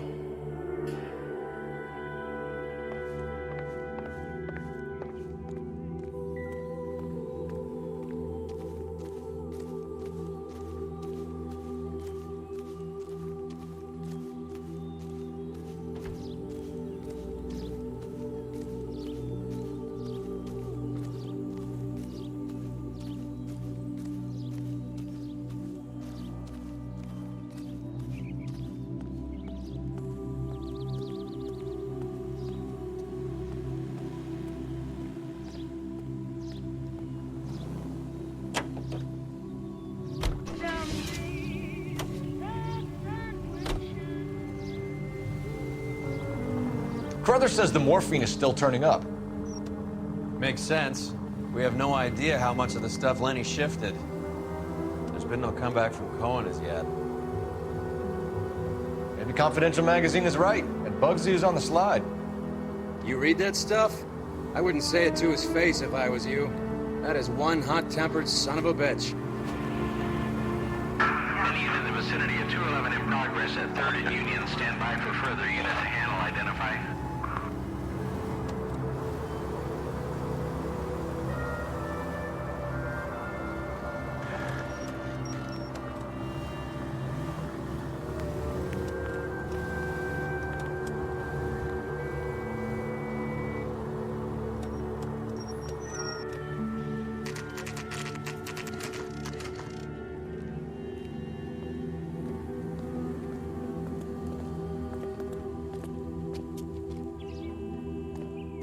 Right.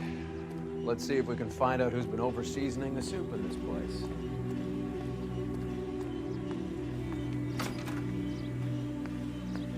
LAPD. Who owns this factory, ma'am? Mr. Parnell. Howard Parnell. I'll let him know you're here. Please, take a seat. If you don't mind, we'll come with you. If you must.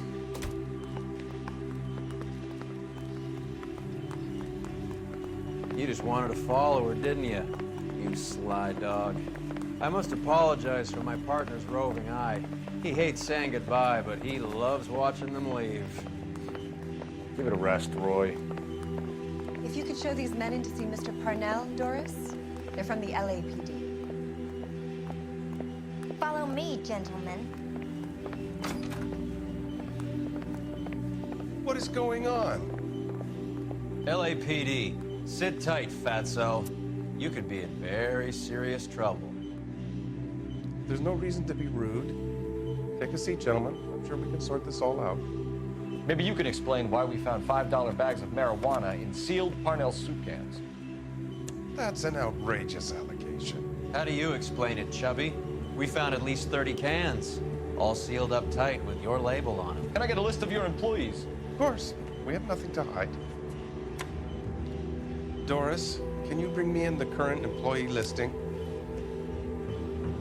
Here it is, Mr. Parnell. On the desk, please.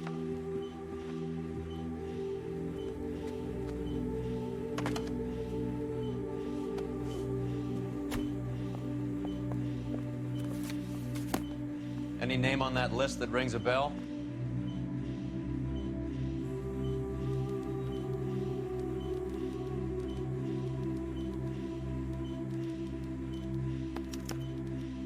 This is familiar. 1452 North Las Palmas. A Jorge Garcia Cruz.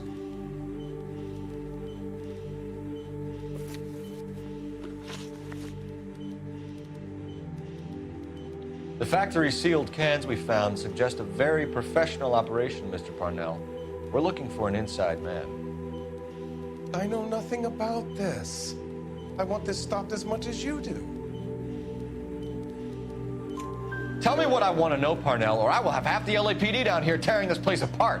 You're hiding something. Am I right in thinking you would not want to pursue misdemeanors outside your drug case? Depending on what you call a misdemeanor, we might be prepared to turn a blind eye. The truth is, I employ a lot of illegals. No one wants to do menial work anymore. Most of my factory staff are wetbacks. The local blacks and Chicanos all want jobs in aircraft factories.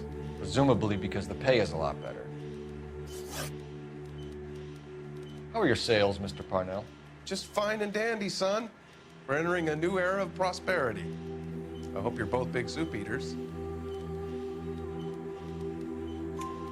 Mr. Parnell, do you know what kind of trouble you're in? Come clean with us. Okay, so things are a little flat. We're deciding whether to lower production. It's taken a while to adjust to not having any military contracts. You know, we sold Uncle Sam 5 million cans of minestrone. Ever heard of Juan Garcia Cruz? Not that I know of. He has a brother employed here. You know him? We employ large numbers of Mexicans. I'm not familiar with them all. That's funny, Parnell. He has the same address as his brother Juan, who we shot dead less than an hour ago. You better give me something. Look, I'm not involved in this. I'm getting enough grief from Washington. There's an investigation going on into profiteering. Like a guy shouldn't be able to turn a buck while the war is on. I'm sure thousands of dead Marines sleep soundly knowing that you did okay. Tell us about Jorge Garcia Cruz. Jorge? I had no idea of his last name. His team does daily maintenance on the conveyor belts and cookers. So he's here now? No, maintenance is at night. Night shift finishes around midnight. He would usually come in around 9 p.m. and have everything ready for the morning shift at 6. We'd like to take a look around the factory floor, Mr. Parnell. I hope we won't have to shut down the line. No, nothing like that. Thank you. I'm grateful for that. I'll show you around myself. I hate seeing how things are made. This is gonna be like that time I went to the slaughterhouse and couldn't eat steak for a week.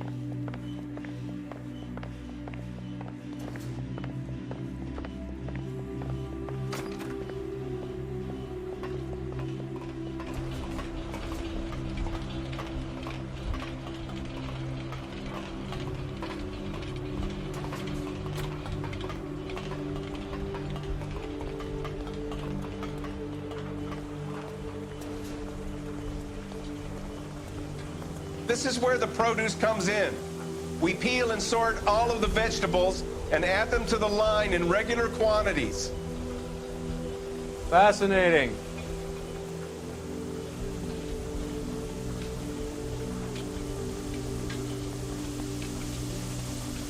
Why don't you keep quiet? Might learn something. Oh, good God. This really is turning into some nightmare school trip flashback. Goodbye.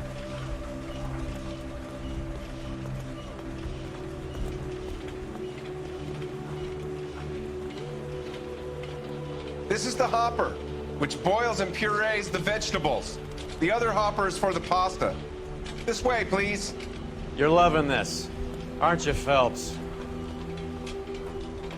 The soup is ladled automatically into cans. Next stage is labeling. I'd like to see the packing and dispatch area, if you don't mind. Sure. It's over here. Follow me.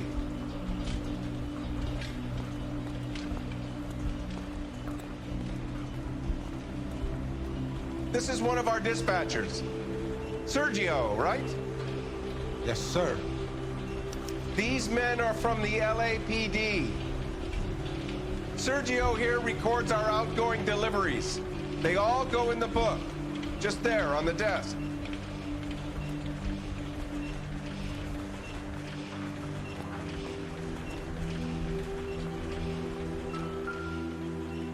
We're looking for repeat business in large amounts, Cole.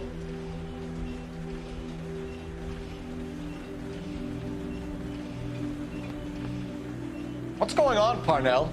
There's enough soup going to this place every day to feed a company of Marines. What are you talking about?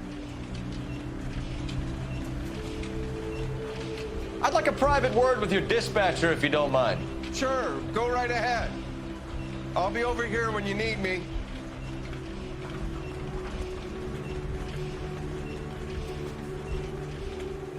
Can I have a look at that coin? Sure, why not? Silver dollar, right? Yeah, that's right. The markings on it say it's been taken out of circulation. Maybe. I'm not trying to buy anything with it. I like it. Brings me luck.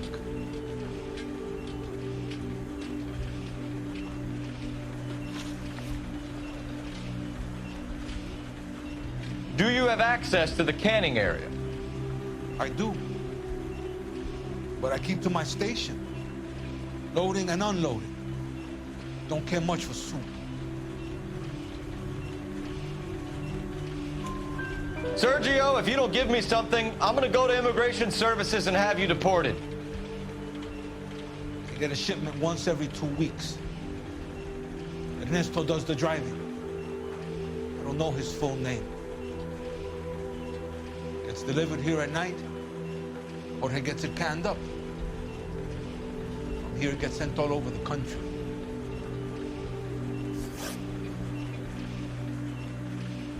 What do you know about the 20th century market? Nada. I get the orders from upstairs. I send the goods where I'm told. And you don't know Juan Garcia Cruz? No, not me. You're a liar, Sergio. You're in it, and I'm gonna break you for it. You're loco, Blanca. I got nothing to do with Juan Garcia.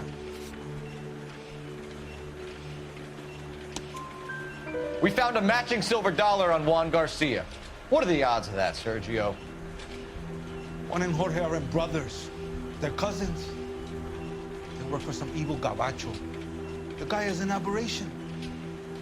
He gives out the silver dollars. Jorge gives me a list of deliveries every morning. 20th Century is always out there. You keep your mouth shut for today, and I don't take you in. Do we have a deal? Do I have a choice? Is that a serious question? That's it for now, Sergio. If we need to speak to you again, we'll put in a call to Mr. Parnell. If you have to, I guess. We will be in touch, Mr. Parnell. It is imperative that things appear as normal here. Keep an eye on Sergio in case he gets tempted to blow the whistle. Thanks, I'll do that. You're going to overlook my little immigration problem, aren't you? Cheer up, fatso. We're gonna let you go on squeezing these poor saps a little while longer. Well, until some commie union types infiltrate this place.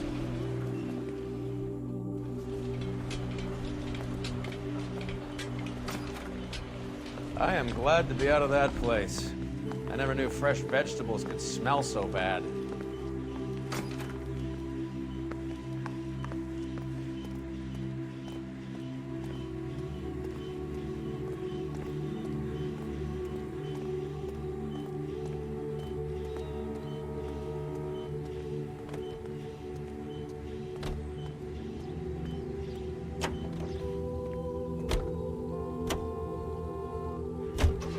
How many years have you been in Vice, Roy? More years than I want to own up to, Phelps. You have any idea who Rojas was talking about? The gringo runs the operation?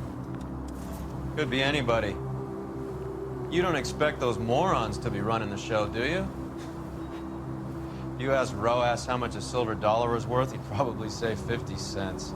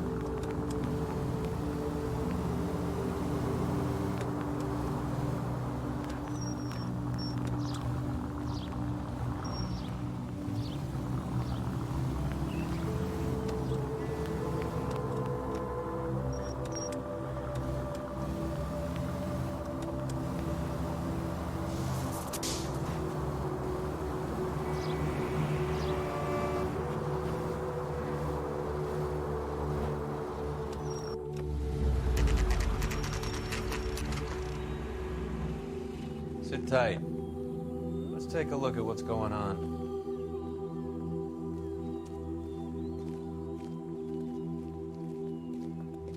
Either these customers are serious soup lovers, or I think we found our middleman. Car 11 King to KGPL. Car 11 King, go ahead. I'm requesting assistance in a B-Wagon at 20th Century Markets, 1558 North Highland. Numerous narcotic suspects. Code 2 only, no sirens. 11K, roger. Okay. Cavalry should be here any minute.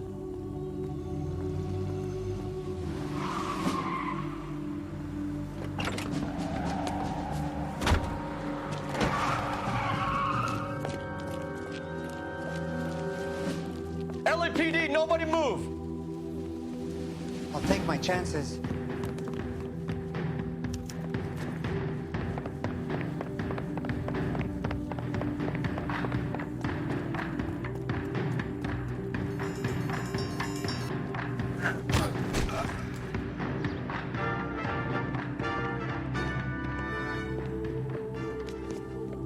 Whatever you're carrying, hand it over.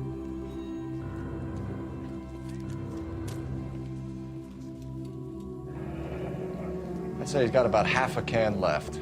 I guess that makes me a pessimist.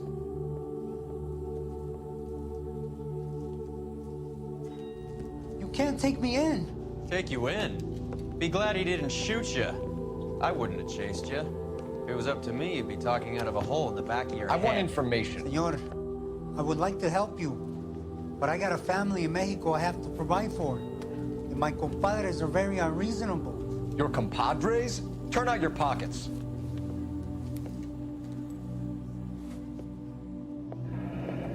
I need Ray to run down these silver dollars. I need to make a deal. I need guarantees. You have identification?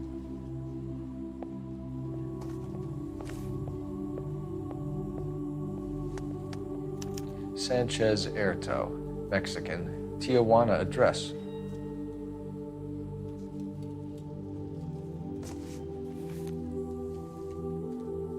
Here's the deal, Erto. You give me information, and I won't give you to immigration.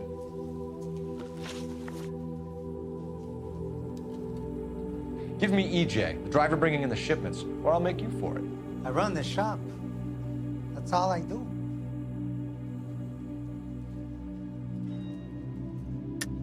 Tell me the goddamn truth. You are in this with the others. I told you I know them. I told you my family is at risk. What makes me part of their gang? You have a silver dollar, Erto, just like Juan. I'm sure Ernesto and the rest have them as well. Silver dollars are his mark. Whose? Give me a name. None of us are allowed to see him. His creatures carry his orders to us. If I gave you his name, I would be buried alongside my wife and children. If you don't give us something, you will rot in jail while your family starves on the street. Ernesto Juarez, tonight at 1 a.m. He's bringing the truck into the soup factory. Please help me, sir. Ernesto can be very cruel. Tell me about the soup cans. The soup is very popular, as you can see. It's real funny, wise guy. You want to try saying that again with no teeth? I get a delivery at 7:30 every other day from the factory. Jorge organizes everything. We know about Jorge and Juan. Juan is dead. Tell us how you know the Cruz boys. Ernesto put together this thing. He brought in Juan, Juan brought in Jorge.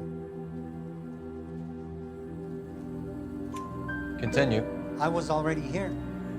Ernesto knows I'm illegal, so he threatened to report me if I didn't help.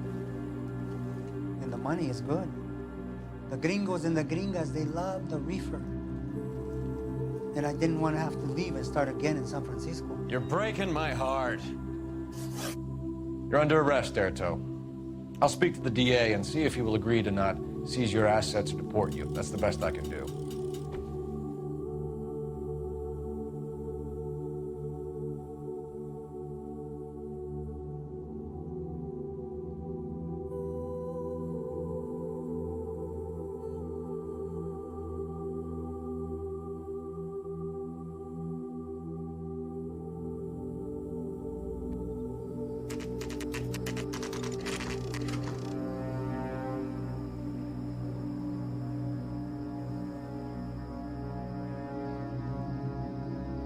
Freddie said they were moving 50 pounds a week.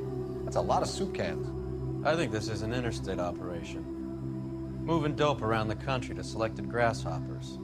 Local weed gets distributed in the usual way, through Pachuco street punks. Someone must know something about this drug baron character. Here they come.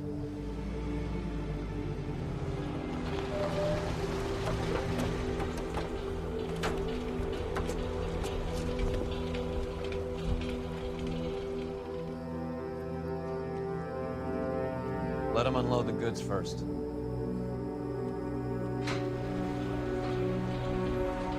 Now?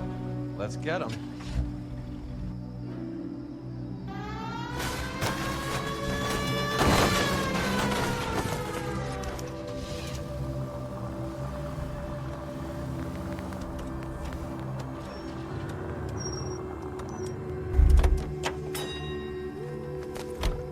All right, move.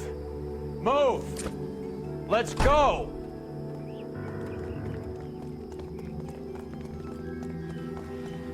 Everyone into position. Okay, gentlemen, we'll take the lead. You cover us.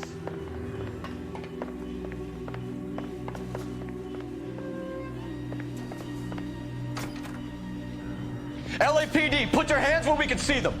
Throw out the guns. Go, Phil. Get in there.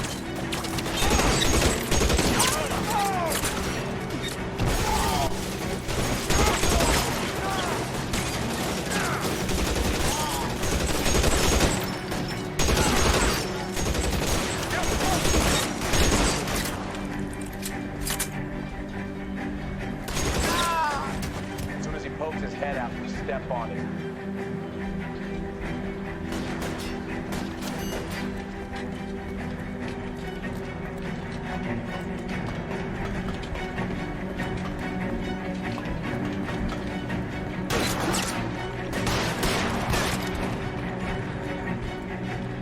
All clear?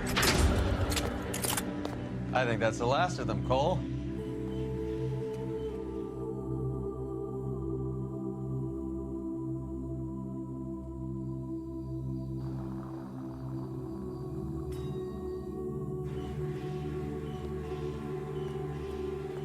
Detectives, found something here you probably want to see.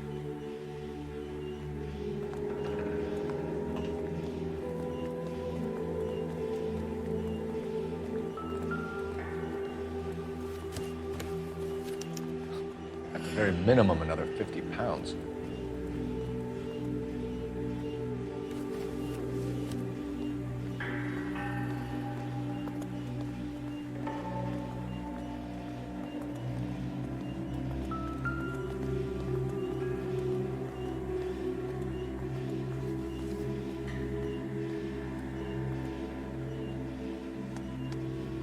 Tijuana address. We should see what the federales have on it.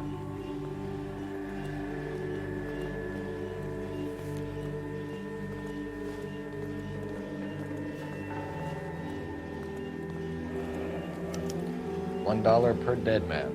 Doesn't seem like much for a human life. Detectives, I think we got the guy. Does the name Cruz mean something to you?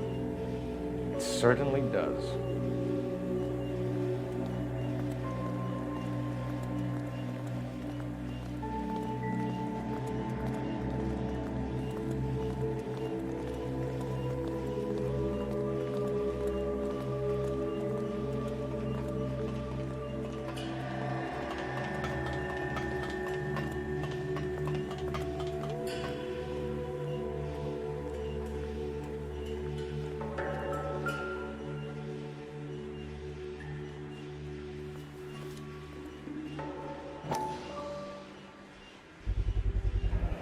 Must be $1,000 here.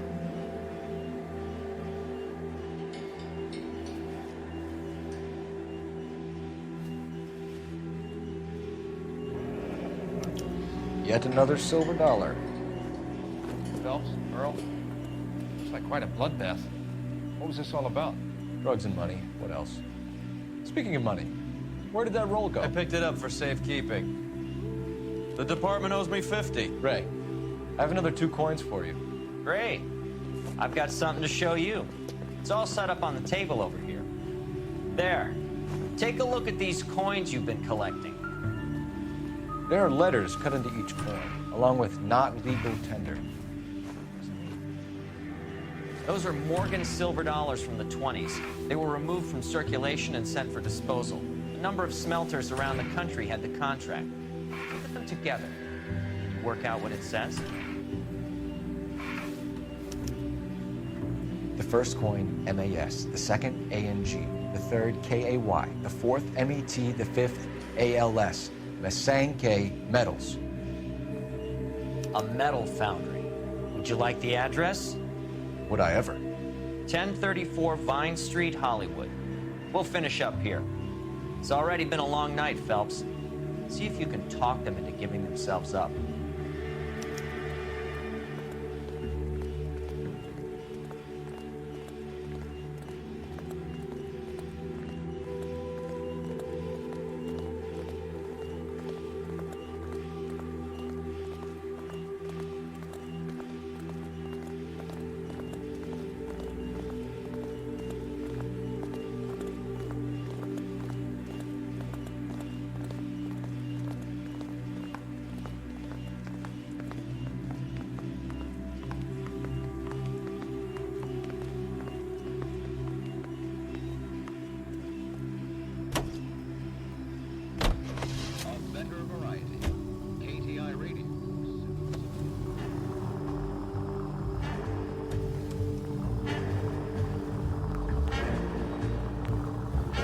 I hope that big wad of cash doesn't weigh you down. Get your priorities straight, Phelps.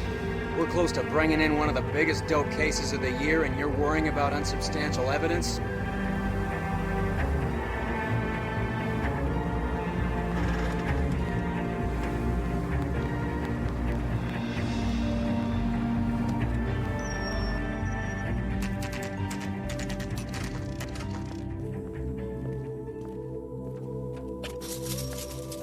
Locked. We need another way in.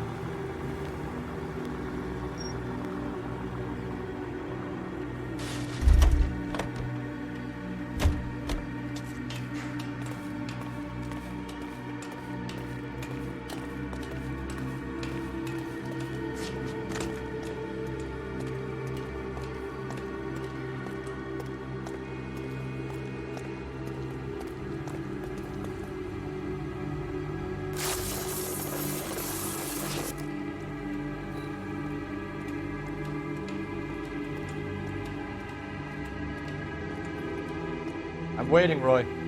Keep your shirt on. Here I come.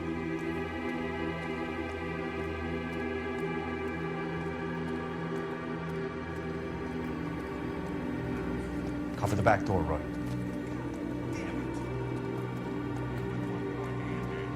taking my money and going home. That fucker's turning this to my shop. Hey, what can I say? I got lucky.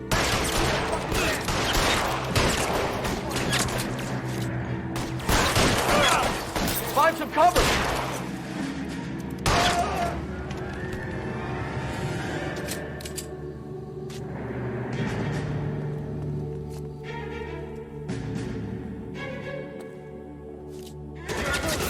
Give me some cover!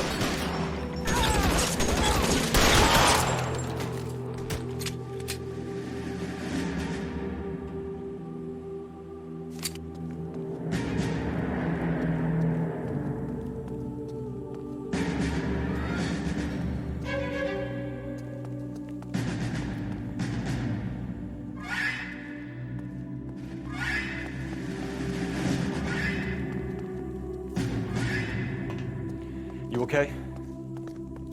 I'll tell you when I see what's waiting for us at the top.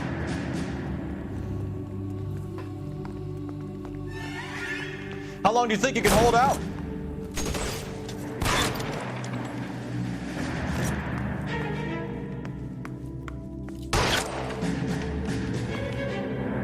surrounded, and your buddies are dead.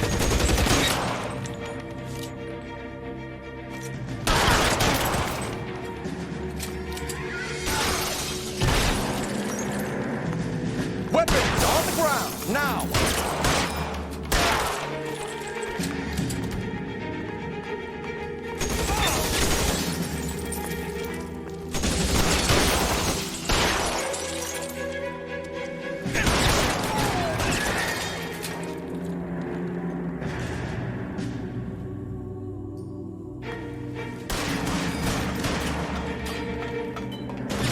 Stay in cover! This one's got your name on it.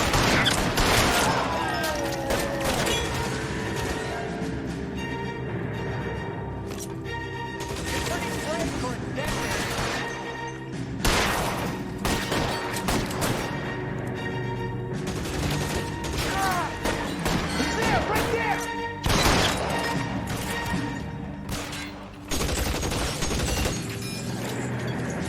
Move, I've got you.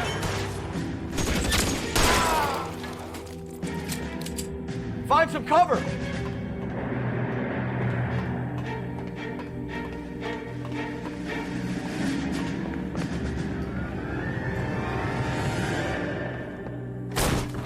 LAPD, hands up! Victor Sanders. You know this guy? I should have known. Of course I know Roy. Roy and I have had an arrangement for Get many up. years. You're under arrest. Am I? We have a mountain of prima facie evidence, as well as the You'd testimony. be surprised how things have a habit of sorting themselves out. Evidence disappearing. Witnesses that can't be found. Policemen that forget. The impossible becomes probable when you have a client list like mine. Shut your mouth. Turn around and put your hands behind your back.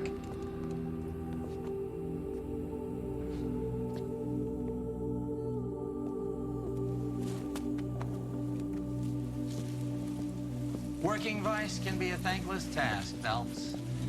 But on behalf of the brass and the moms and dads and the concerned citizens, I'd like to commend you and your partner for smashing this dope ring. Reefer is almost as big a threat to the children of this city as communism. What about Sanders, Lieutenant? Leave Sanders to me, Phelps. The chief will be looking after that one personally. He will be brought to trial. Phelps, we are celebrating your success. Don't push your luck. Sanders is no longer your problem.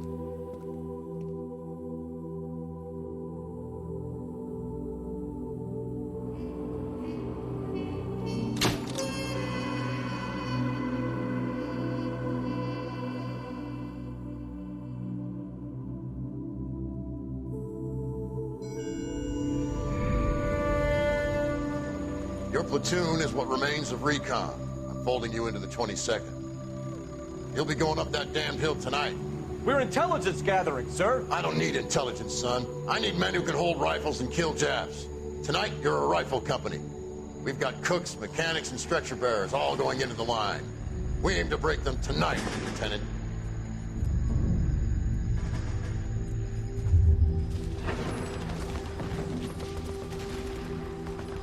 Good to see you, Hank. You too, Cole. How's your war? Not quite what I expected. As long as I live, I will never get over that sound. Hey, who's that medic? He'll be killed going out there. It's Sheldon, the guy from the Osakawa Bridge. That guy's got no fear.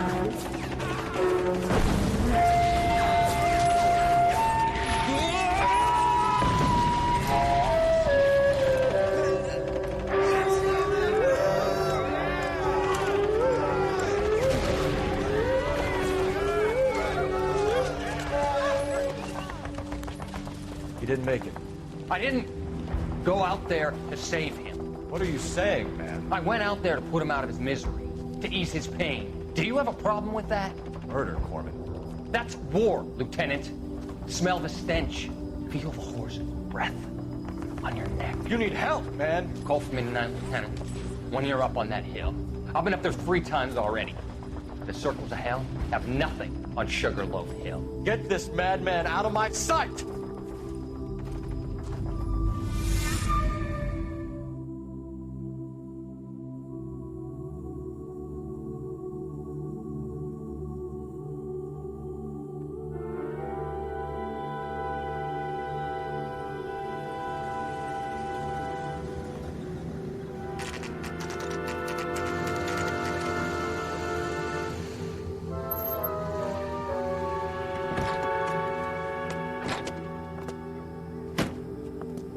to fight Dame Phelps? I did a little boxing in the Marines. I found it a pretty humbling experience.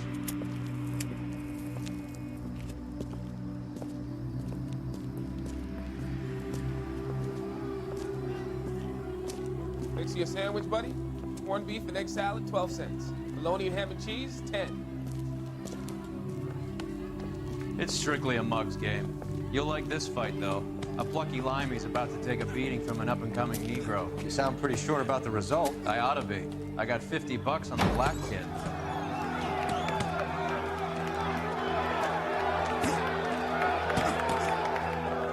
Let's get a ringside seat.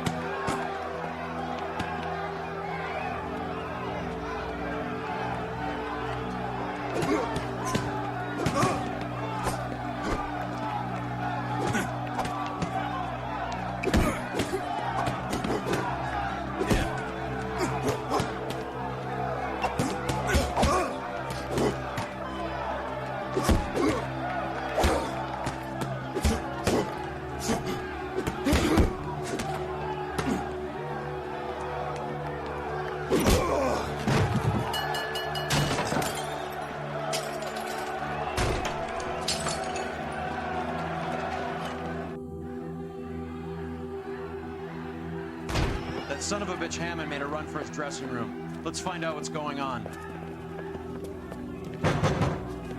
God damn you, Albert! You get out here right now! Step back! LAPD! What's going on? That son of a bitch Hammond has jammed the door. And who are you? Carlo Arcaro. I'm his manager. I'm his trainer. Interesting attitude to have towards a victorious athlete. Victorious? We had an arrangement. We had a goddamn arrangement! That limey bastard was paid to take a nap. He reneged. And you were out of pocket? Damn right. Me and a couple hundred other people. Stand aside.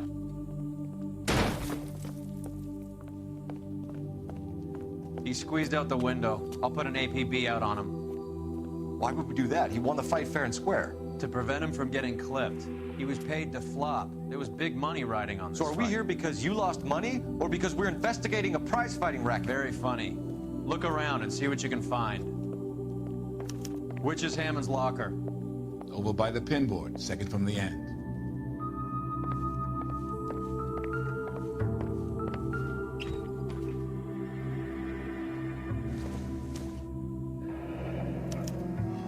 There's a phone number we can run by R&I, plus a bunch of names and odds. You're not the only one who likes a flutter, Roy.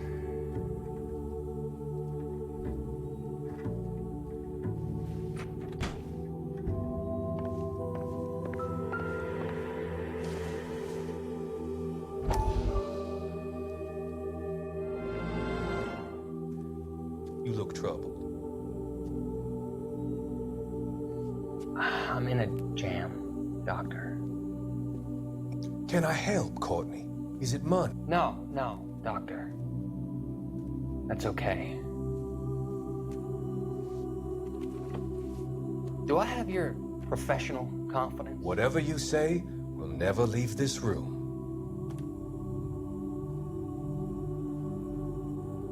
I talked some of the guys in my old unit into doing something, and it's gone wrong. I guess I did it for the wrong reasons, for short-term gain. We came home from China on the Cool Ridge. The morphine robbery. That was us.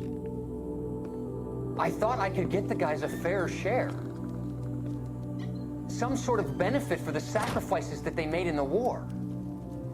Those guys deserve it, Doctor. Oh, I'm sure they do, Courtney. But the deserving aren't always rewarded. Tell me about it, Doc.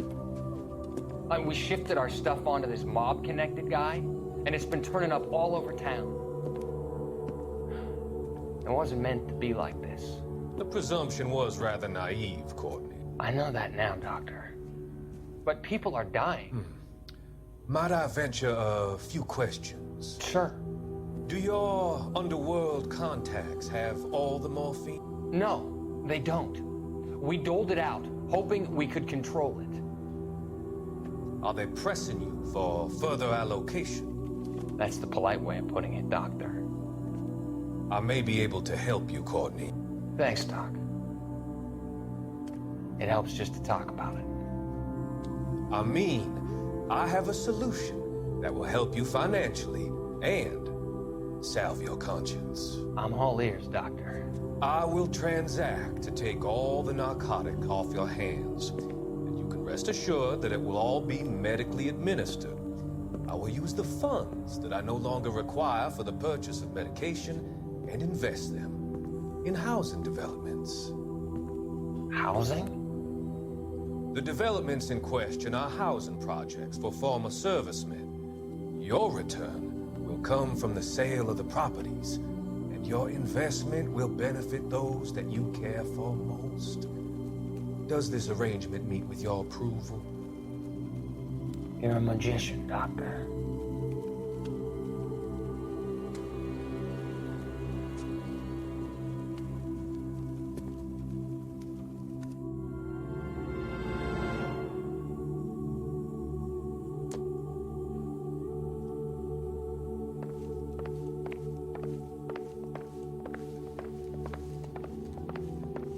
You better find that cocksucker and you bring him to me. I feel bad too, Mickey. He guaranteed me he would take the flop. I guarantee that you will be fish food if you don't bring me... Roy, you out of pocket too? Mickey? Seems that way. Don't worry about it. My boys are out looking for him. Well, you'd better call them off. This is a police matter now. If anything happens to Hammond, I'll testify that you made threats against him. Who's the Greyhound? He's a frisky one, isn't he? Cole Phelps? Mickey Cohen. I know who he is, Roy. I, met his brother-in-law.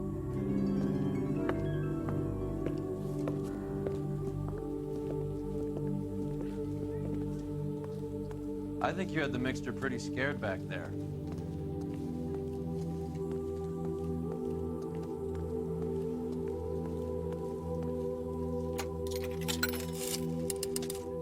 Operator, give me R&I.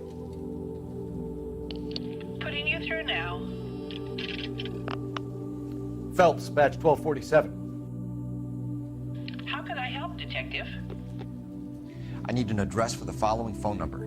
AL345. The address for the phone number is the Hotel L.Noire, 6294 Leland Way, Hollywood. Thanks. You know the place? Flophouse. Quarter a night, no questions asked.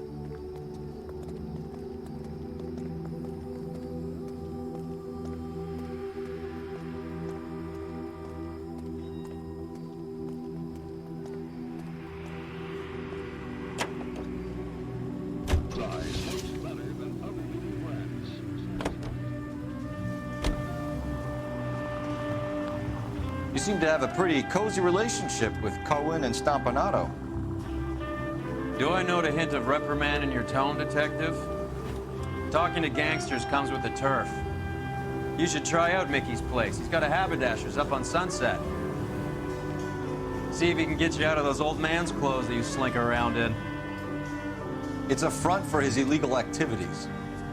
It is that, but he does carry some very sharp suits. If it's okay with you, I'll stick with Brooks Brothers.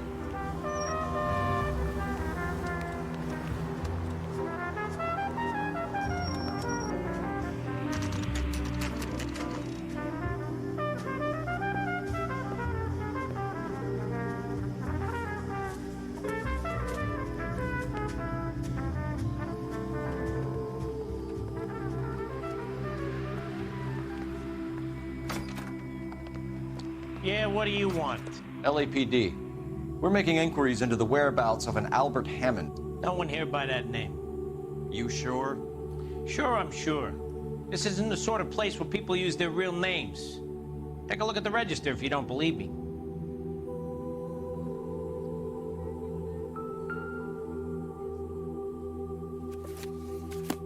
Okay, so look for prominent Tommies. That should narrow it down.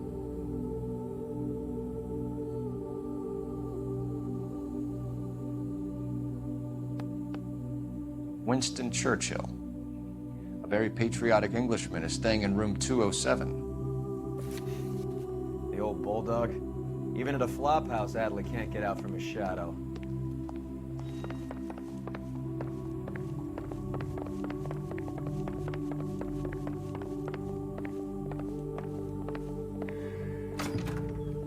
Door's unlocked.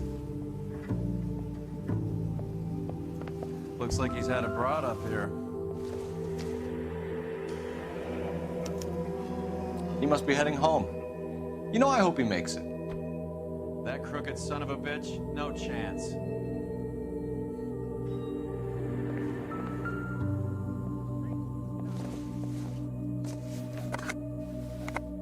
Does Albert have somebody special? I didn't see anyone in his corner at the fight.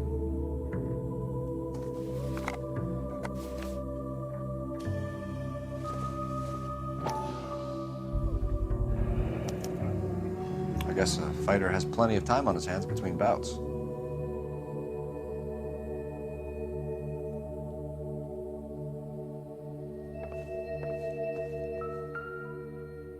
Instaheat. Adrian Black's product of choice. Seems like a lifetime ago. Candy has expensive taste. Albert has his work cut out for him. Who's Candy? Candy Edwards, the lady who filled out this coupon. All right, let's go after his girl. See if that gets us any closer. Looks like Albert has been doing some homework. 11 grand would be a nice little nest egg.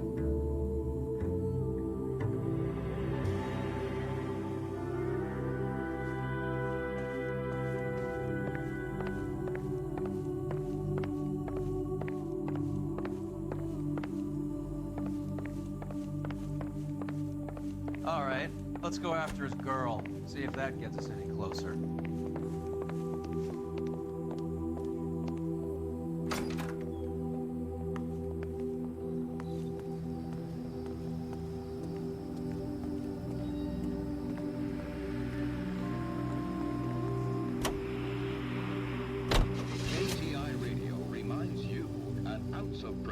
Saves many an emergency. Hammond is over the hill. He's a punching bag for the up-and-comers. Should know his goddamn place. I think he knows. I think he worked out the place isn't L.A. He's punchy. His brain's going to mush. Winston Churchill? Give me a break. Churchill is a fighter, Roy. Hammond didn't just scribble down the first name he could think of. So, you boxed in the Marines? We all did. Standard training. I can't imagine you ever played dirty. The only prize for taking a fall was 1,000 push-ups.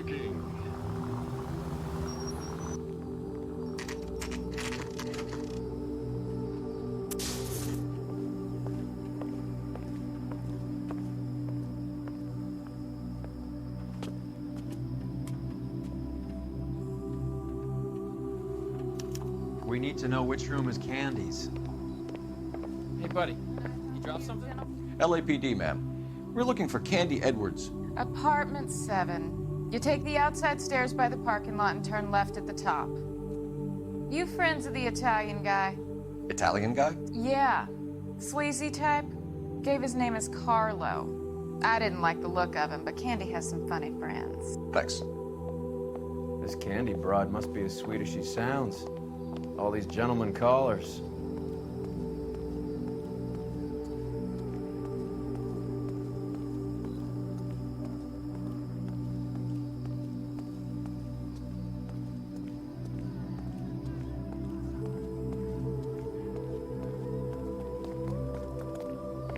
Give it up, bitch. Sounds like we're missing all the fun. Get in there, Phelps. You know where he's hiding. Now tell me where he is before I cut you.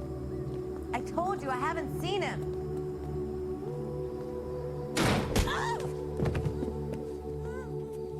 Like hitting women, do you? We had a gun! This isn't gonna end well for you, friend.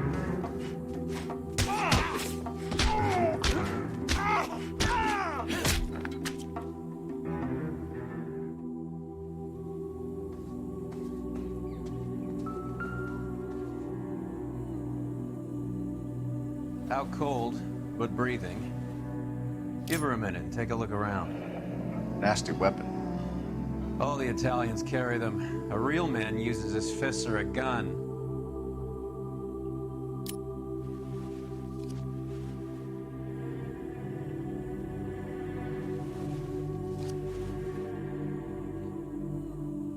Carlo here seems to have the same friends as Hammond. What are the odds on them all being bookmakers?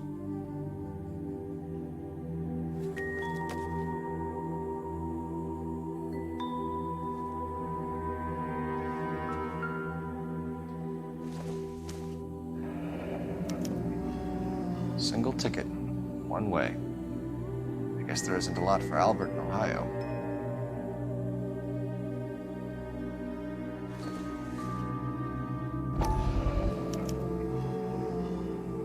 Scania sails from New York.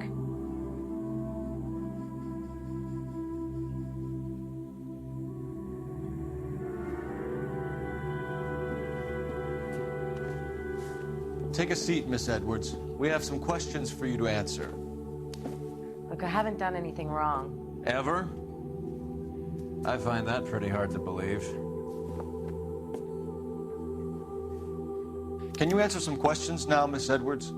Sure, I've had worse. I'll shake it off.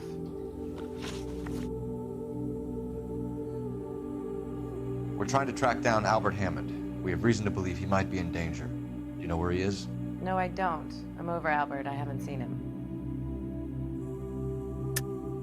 You're lying, Candy. You were in his hotel room. He came back after the fight and you weren't there. What happened? You can't prove that I was in the room.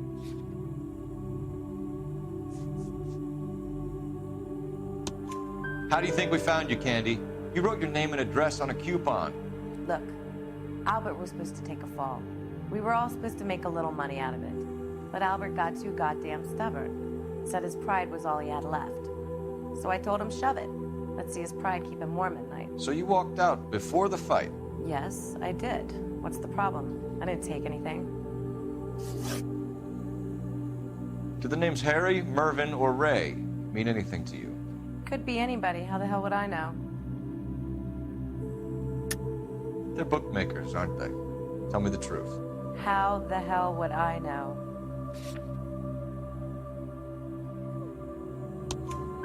Albert wrote his winnings down on a notepad in the hotel room. We found the odds in his locker. Who has the betting slips? That son of a bitch, Albert. Everyone thought he was dumb, including me. But he beat them all. You're leaving town, Miss Edwards? Yes, I'm going straight home. Albert is going home by boat as soon as he collects his winnings. I know you're going to meet him. Albert is going to collect nothing. He'll be lucky if he can get out of town in one piece. How will you fare any better? They already believe you're in on it. Hell, I know you're in on it. You can think what you want, Buster. I'll take my chances. I got a few errands to run, and then I say adios to this dump. Do you want to press charges against Arcaro? Just get him out of here. That's all I want. Get out, Carlo, you hump. And get rid of that pig sticker. You ever pull that thing on me, I'll shoot you like a dog. That bitch knows where Hammond is. She knows where my money's gone. My money too, tough guy. I'll handle this. Good luck, Miss Edwards. I hope things work out for you. Thank you. It's very kind of you to say so.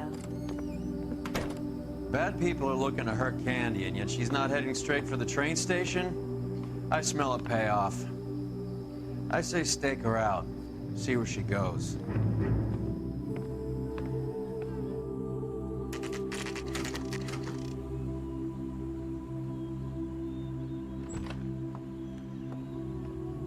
Tail this broad. Don't let her get away, but don't get spotted. I'll bring up the car behind you.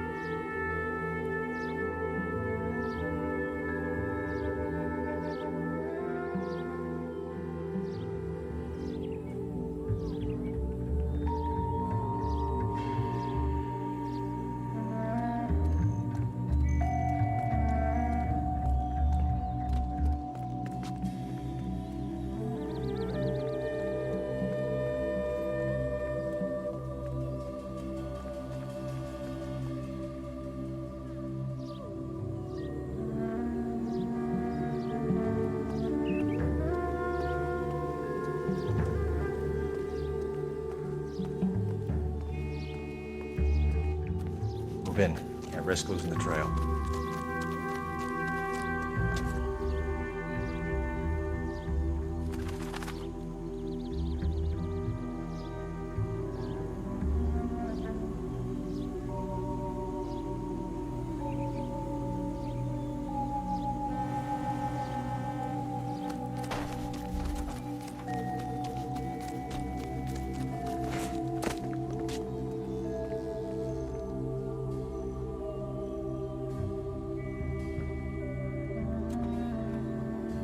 When is America gonna understand it's about giving, not getting?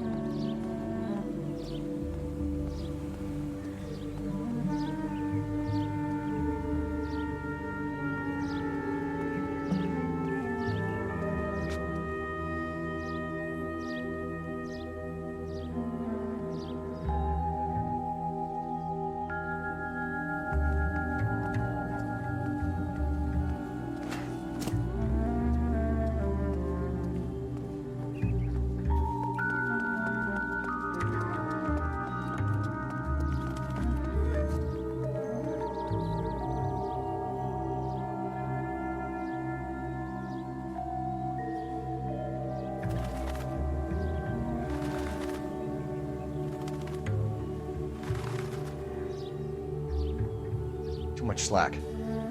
Gotta get closer.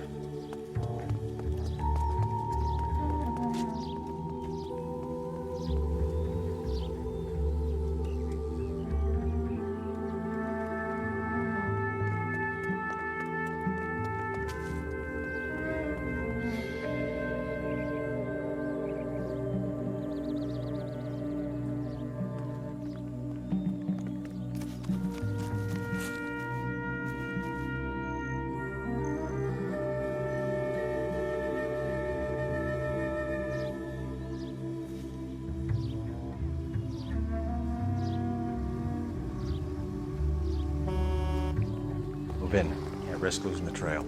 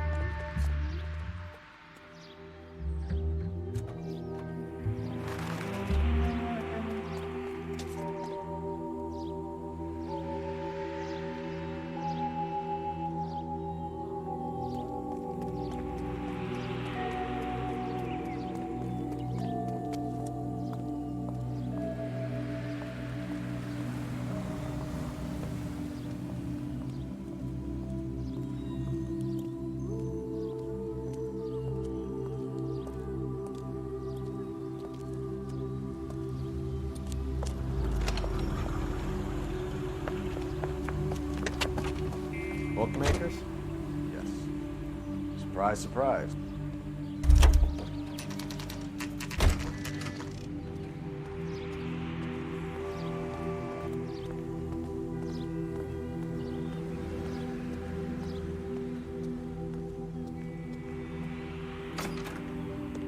A blonde woman just came in here. She went out the back way. Said she was being watched. How much did she collect? $3,600. She cleaned me out. On the Hammond Kid Galahad fight? You got it.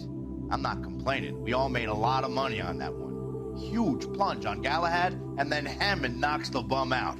So she collected the money and went out through the back door? Nope. She made a phone call over there, wrote something on a notepad, and then left.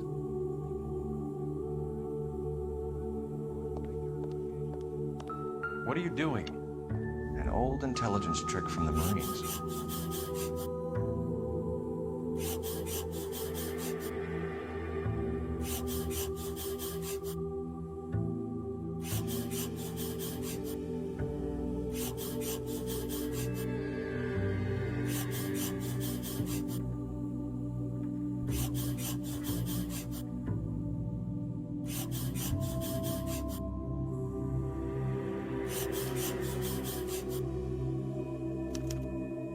We know where she's headed. Let's get moving.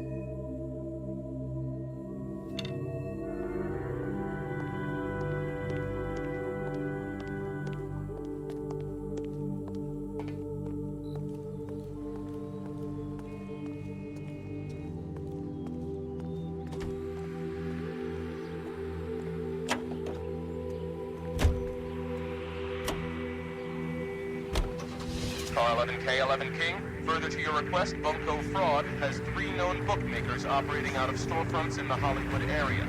Thrifty Liquor, 6106 Santa Monica, the Examiner Drugstore, and a Max Spirits at 1658 North Cherokee. KGPL clear. Hammond backed himself to win. And Candy is picking up the winnings. Smart play. Question is Candy collecting on Albert's behalf, or is she cheating him too?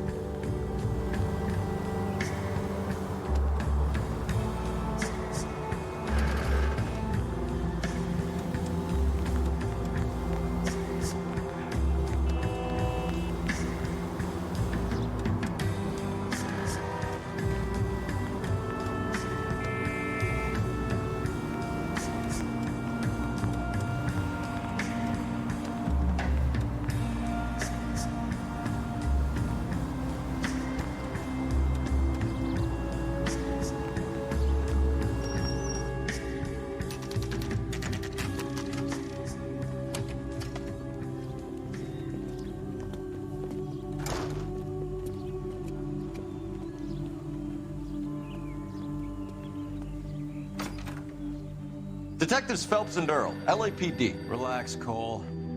You just have a blonde in here, Mervyn? Sure did. I'm just about to close up. She took me to the cleaners. 4,000 clams and change. How long ago did she leave? Maybe 5 minutes. Called a cab. Asked for a number. I told her there was a card over there by the phone.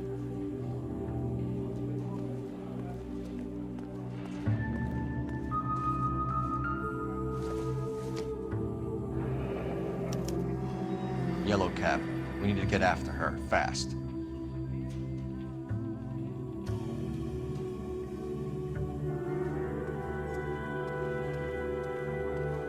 Leave me alone, mister. I mind my own business.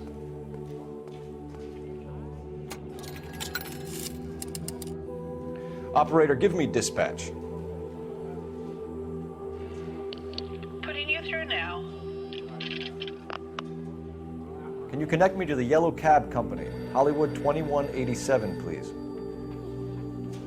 This is Detective Phelps, LAPD. You dispatched a cab to 1487 Ivar Avenue, Hollywood? Yes, sir. Sent one round from the pool. Do you have the number of that cab?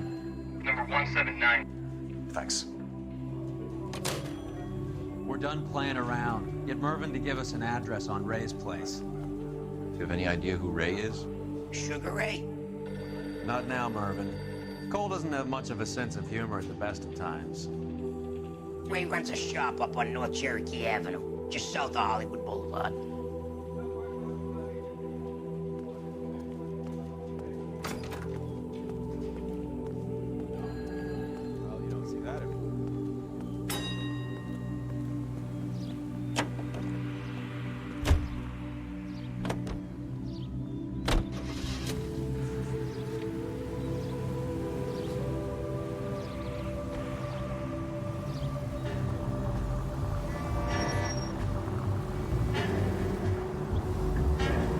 This broad's planning on cleaning out every bookmaker in town. Hammond needed to make sure he was getting a bigger payday than if he'd taken the flop.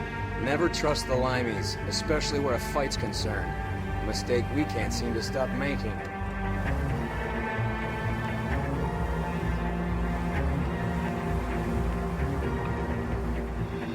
Hey, Sentry, in a Citizen reports suspicious activity on a trolley car on Fountain Avenue. Stand by for further information. Any Central unit.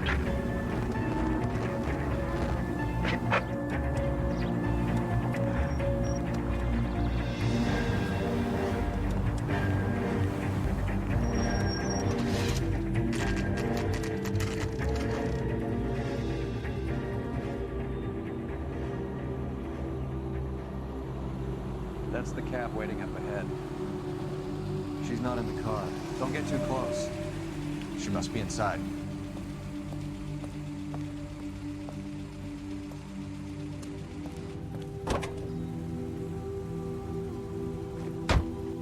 We're on the move again, Cole. After her. Don't lose that cab.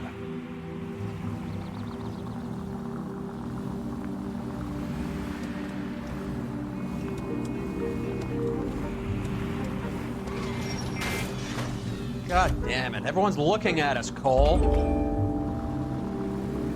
How many stops is she gonna make?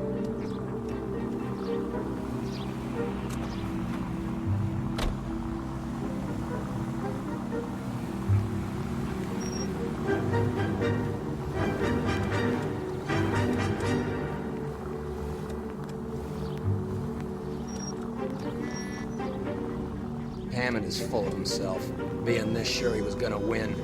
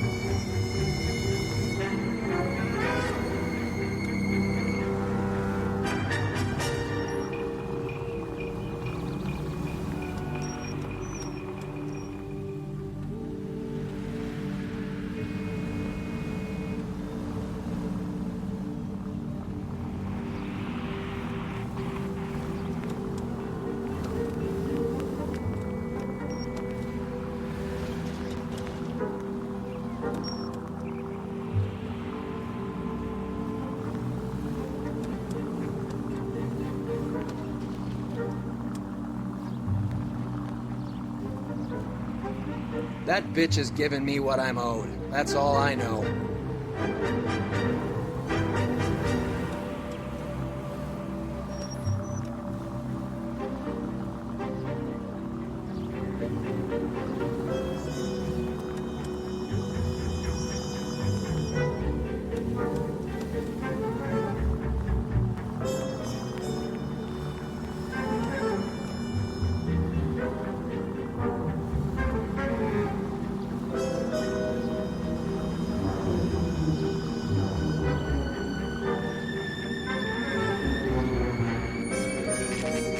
Pull over. She's heading inside.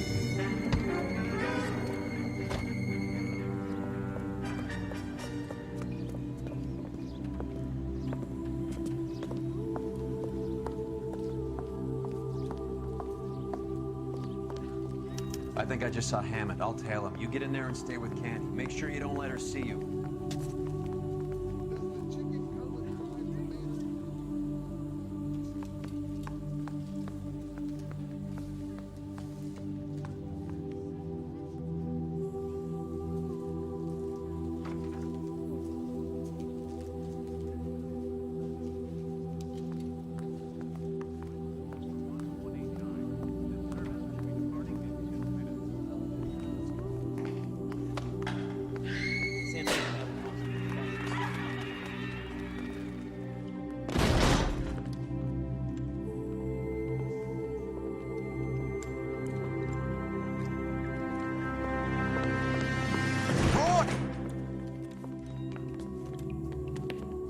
Call an ambulance. Hammond got away. He said... Just try and sit still, Candy. Who shot you? Was it Albert? Car.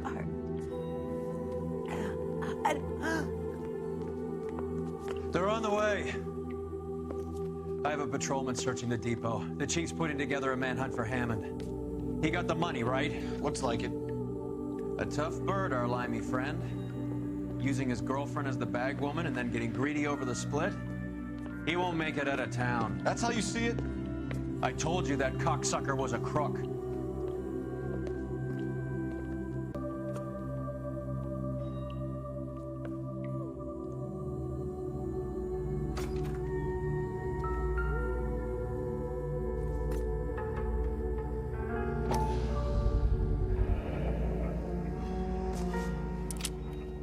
.32 caliber. One shot fired.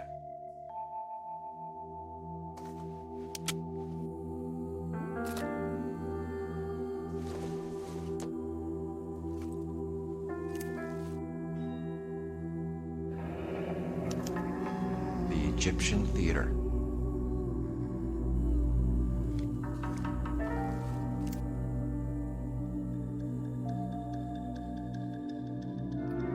So, what now? The theater, I guess. We don't have much else to go on.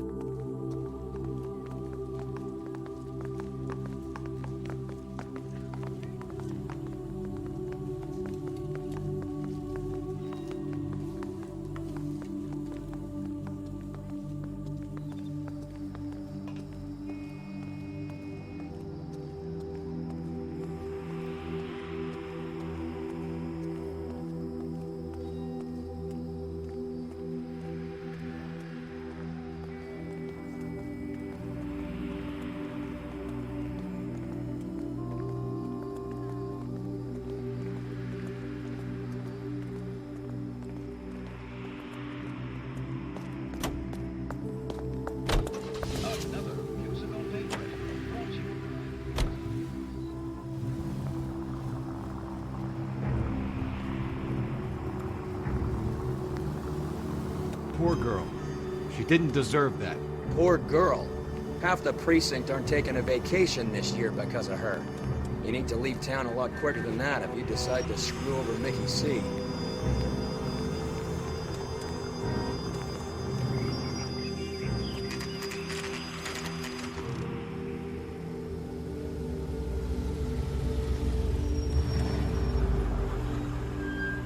This seems like a long shot. Aren't they all? Car 11K, Car 11K, come in. Car 11K. Message from the coroner. The cause of death was a knife wound. Repeat, a knife wound. Revolver appears to have belonged to the victim.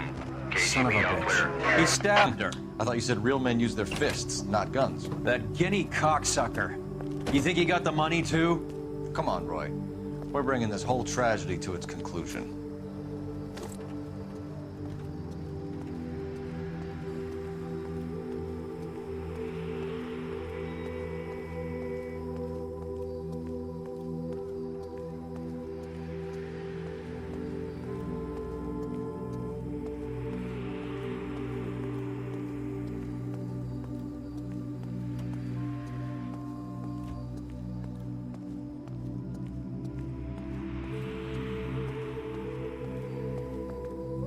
Why'd you kill her, Carlo?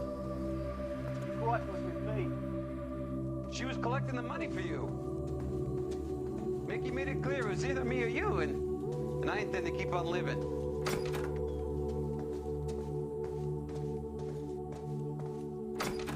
She stole those betting slips. She was running out on me. And you were gonna let her? No, I let her collect. I set her up, just like she set me up. Just like my manager set me up. Everyone wanted me to take the dive. Everyone wanted me to take the short money. It's for the best, kid. You were washed up, kid! You couldn't climb, and you were too brave to sink. You were going nowhere! Maybe, but I had heart. I was a Royal Marine, Carlo. If I lost a fight, it wasn't for lack of trying, and it wasn't for lack of courage. I didn't have much, but I had that. I did it for you, and that's how you repay me! You did it for yourself, so did little boy. You did it to make a quick buck, and Candy did it to make her dream come true. Blah, blah, blah. I've got the money, all I need to do is get rid of you. It's gonna be a shame, kid, but that's business.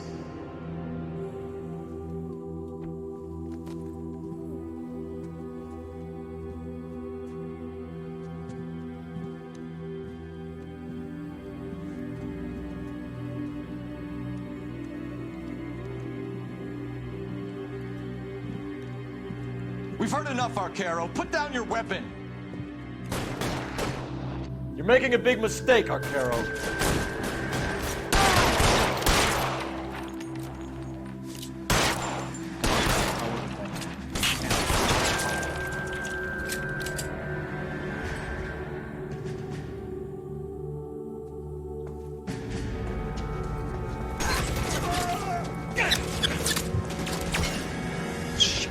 Really hurts.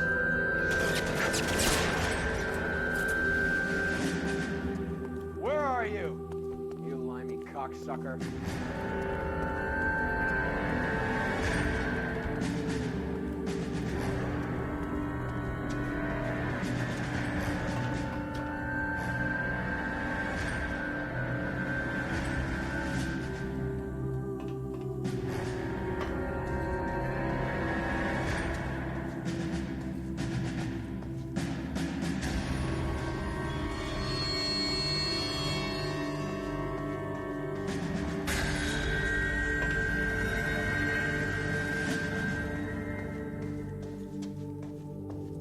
Get behind something, Phelps!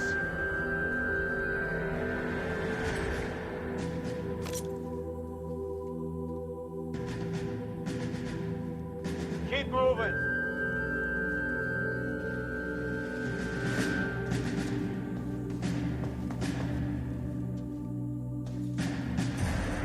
Are you trying to get yourself killed?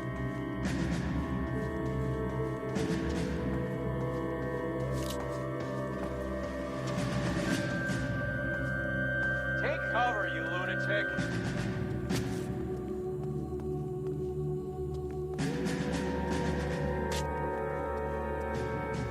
Push forward.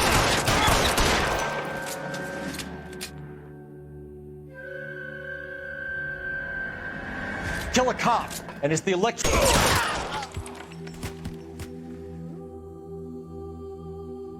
It's time to come out now, Hammond.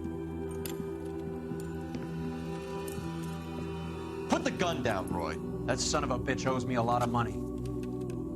Catch. Escania sails from New York, Hammond. Be on the next train and don't ever come back. Why? Because I was a Marine and I once lacked courage. Everyone deserves a second chance. Now beat it.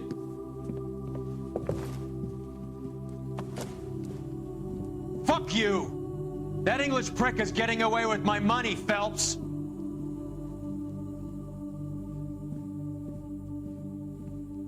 Donnelly and the homicide squad send their best, Phelps. They're more than pleased that you wrapped up the Edwards killing. They're a little mystified about the motive. You have any ideas on that? Crime of passion, sir. Looks like some sort of love triangle between the manager, the fighter, and his girlfriend. No sign of the scrapper? No, sir. Looks like he left town after the fight. Okay. It's homicide's problem now. Good work, gentlemen.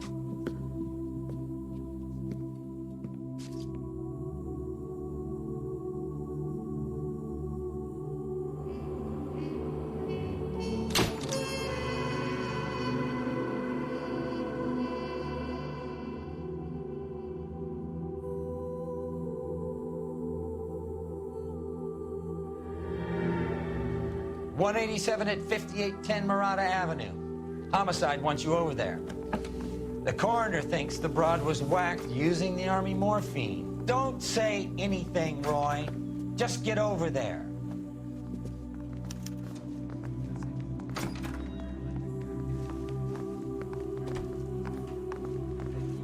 What's with that getup of yours anyway? I should start introducing us as Detective Earl, and this is my science teacher, Mr. Phelps. Your interest in my appearance is starting to get me worrying. Like it or not, we're a dysfunctional couple now.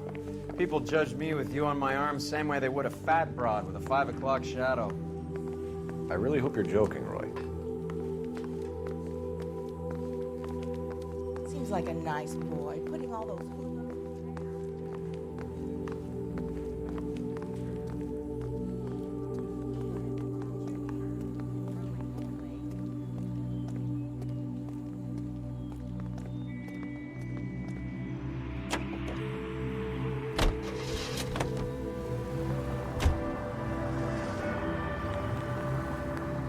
seem distracted. We recovered the morphine. Some of it might be unaccounted for, so what? That's life. We did our job. Closing one case opens another. Do you have any idea what is really going on while we're wasting our time following this stuff? Are you going to tell me? The deals being done right now will change the face of L.A. forever, and we're wasting our time on some hunk. Someone's little girl. Visit the morgue at the end of the month when the John and Jane Does are cremated. Their percentages. The odds for and against lightning striking.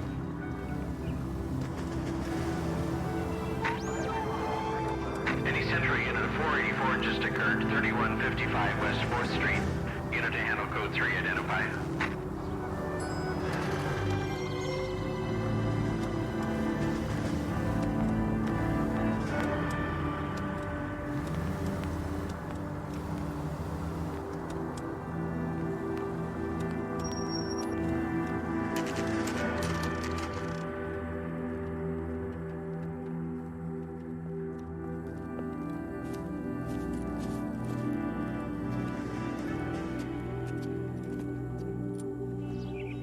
Second floor. Apartment 6. In the back. Thanks.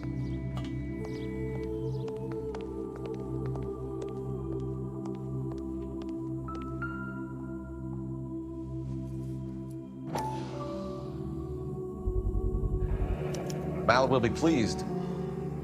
Well, that's hardly conclusive, given the number of those things we've come across recently. The autopsy will confirm it one way or another.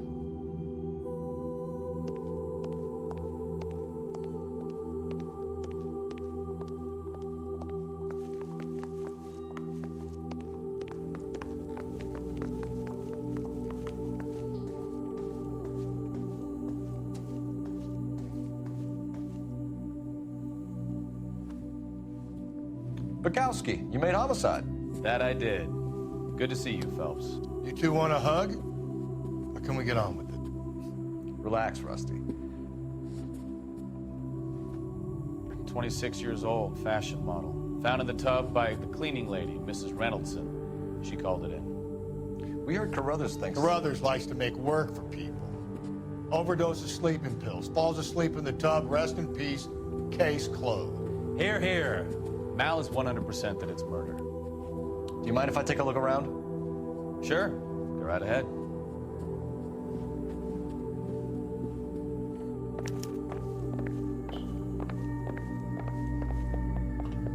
Phelps? Mal, we've had a look around. Rusty thinks it's a waste of time. What's your theory? Come on, Mal. Tell us why we were dragged down here. If the victim was alive when she entered the tub, water would have entered her lungs. The water is violently churned in the windpipe as she drowns. The result is that a lot of foam is generated. This foam is found at the mouth and nostrils in almost all cases of real drowning. Notice anything about our Vic? Yeah, I took a look. Be my guest. Take a closer look at her head and neck. Her neck is bruised pretty badly.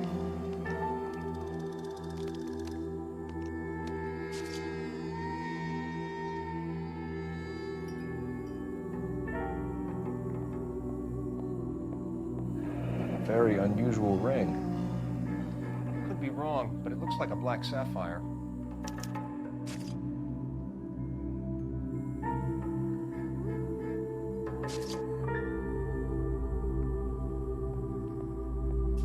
Bruising on the forearms, and these look like bite marks.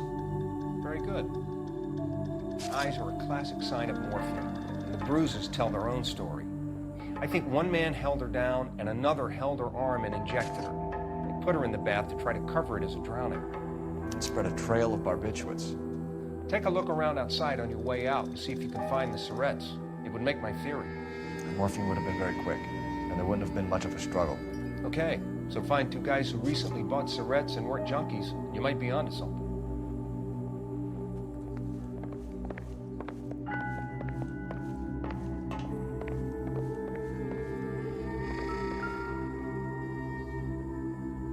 Quality English smoking jacket. I don't know anyone under 45 who would wear one.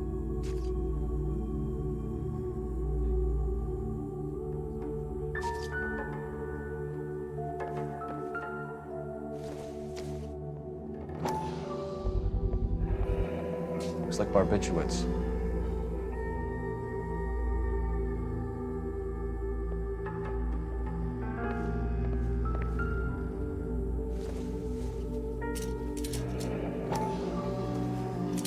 Barbiturates. What else is rattling around in this thing?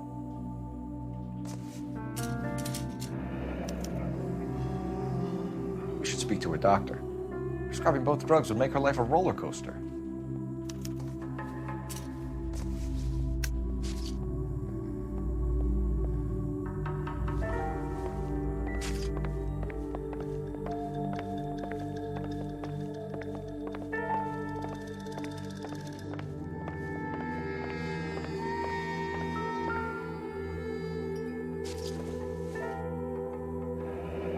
This is all top end of town stuff.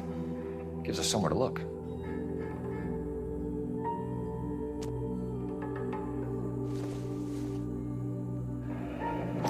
There's been a modeling assignment.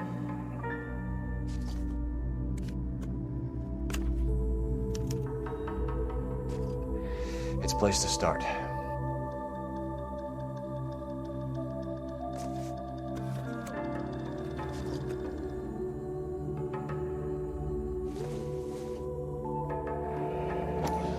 Girl. Clothes certainly aren't from the Sears catalog.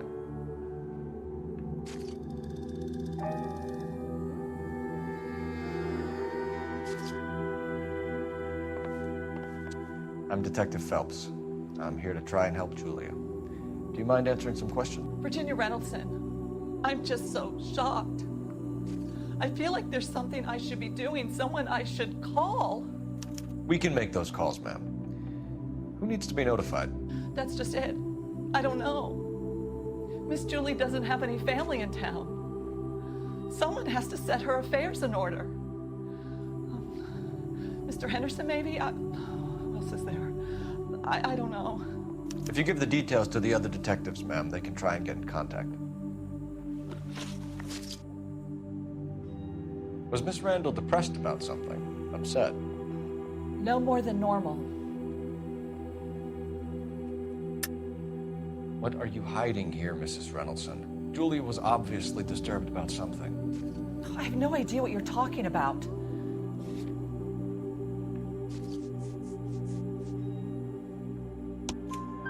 She was taking barbiturates. She couldn't sleep.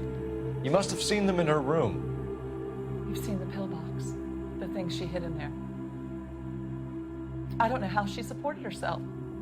Always new clothes and jewelry. She lived like a movie star. A princess. Does modeling really pay that well? Did Miss Randall have many friends visit? I'm not sure. I only come around twice a week. Why are you lying to me, Mrs. Reynoldson? Julia had men stay here. I will not speak ill of the dead. You can't prove that.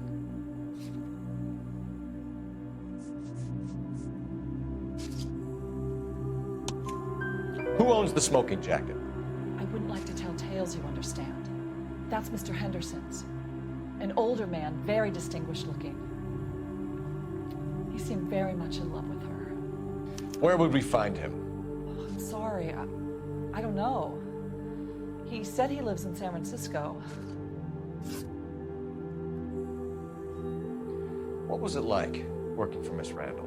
Perfectly fine, officer.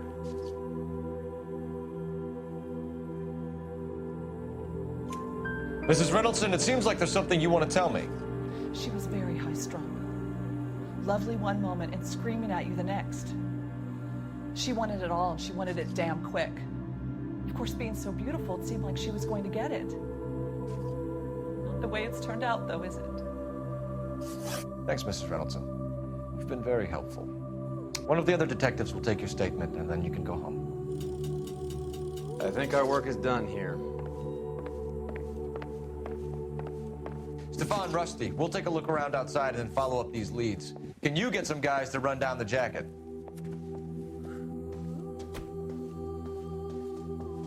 You think Carruthers has called it right? He rarely gets it wrong. I don't know. I'm with Galloway. I've met enough girls in my time who can't handle their dope.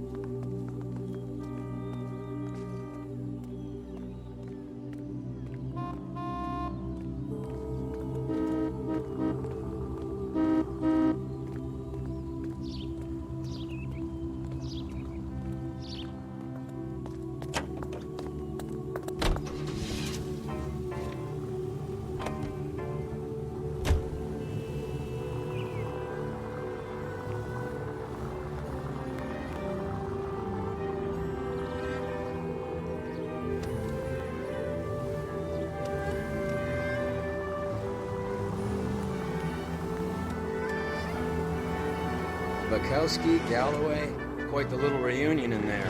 Almost brought a tear to my eye. They're good police. How would you know? You got promoted so fast you barely had time to learn their names. Let me fill you in. Bukowski's a pushover. Galloway's a drunk. You could learn a thing or two from both of them. Please. They couldn't work a vice case if their life depended on it. I don't see why they'd be any better or worse at it than me. I noticed you said better. Hubris disguised as humility. Kind of your trademark, don't you think? Why do you always twist everything? Galloway's got nothing to prove. He's been on homicide for years. And he's welcome to it. You're a terrier, Phelps, and that's what I need. Not some old bulldog who can't get up a flight of stairs without coughing up his lunch.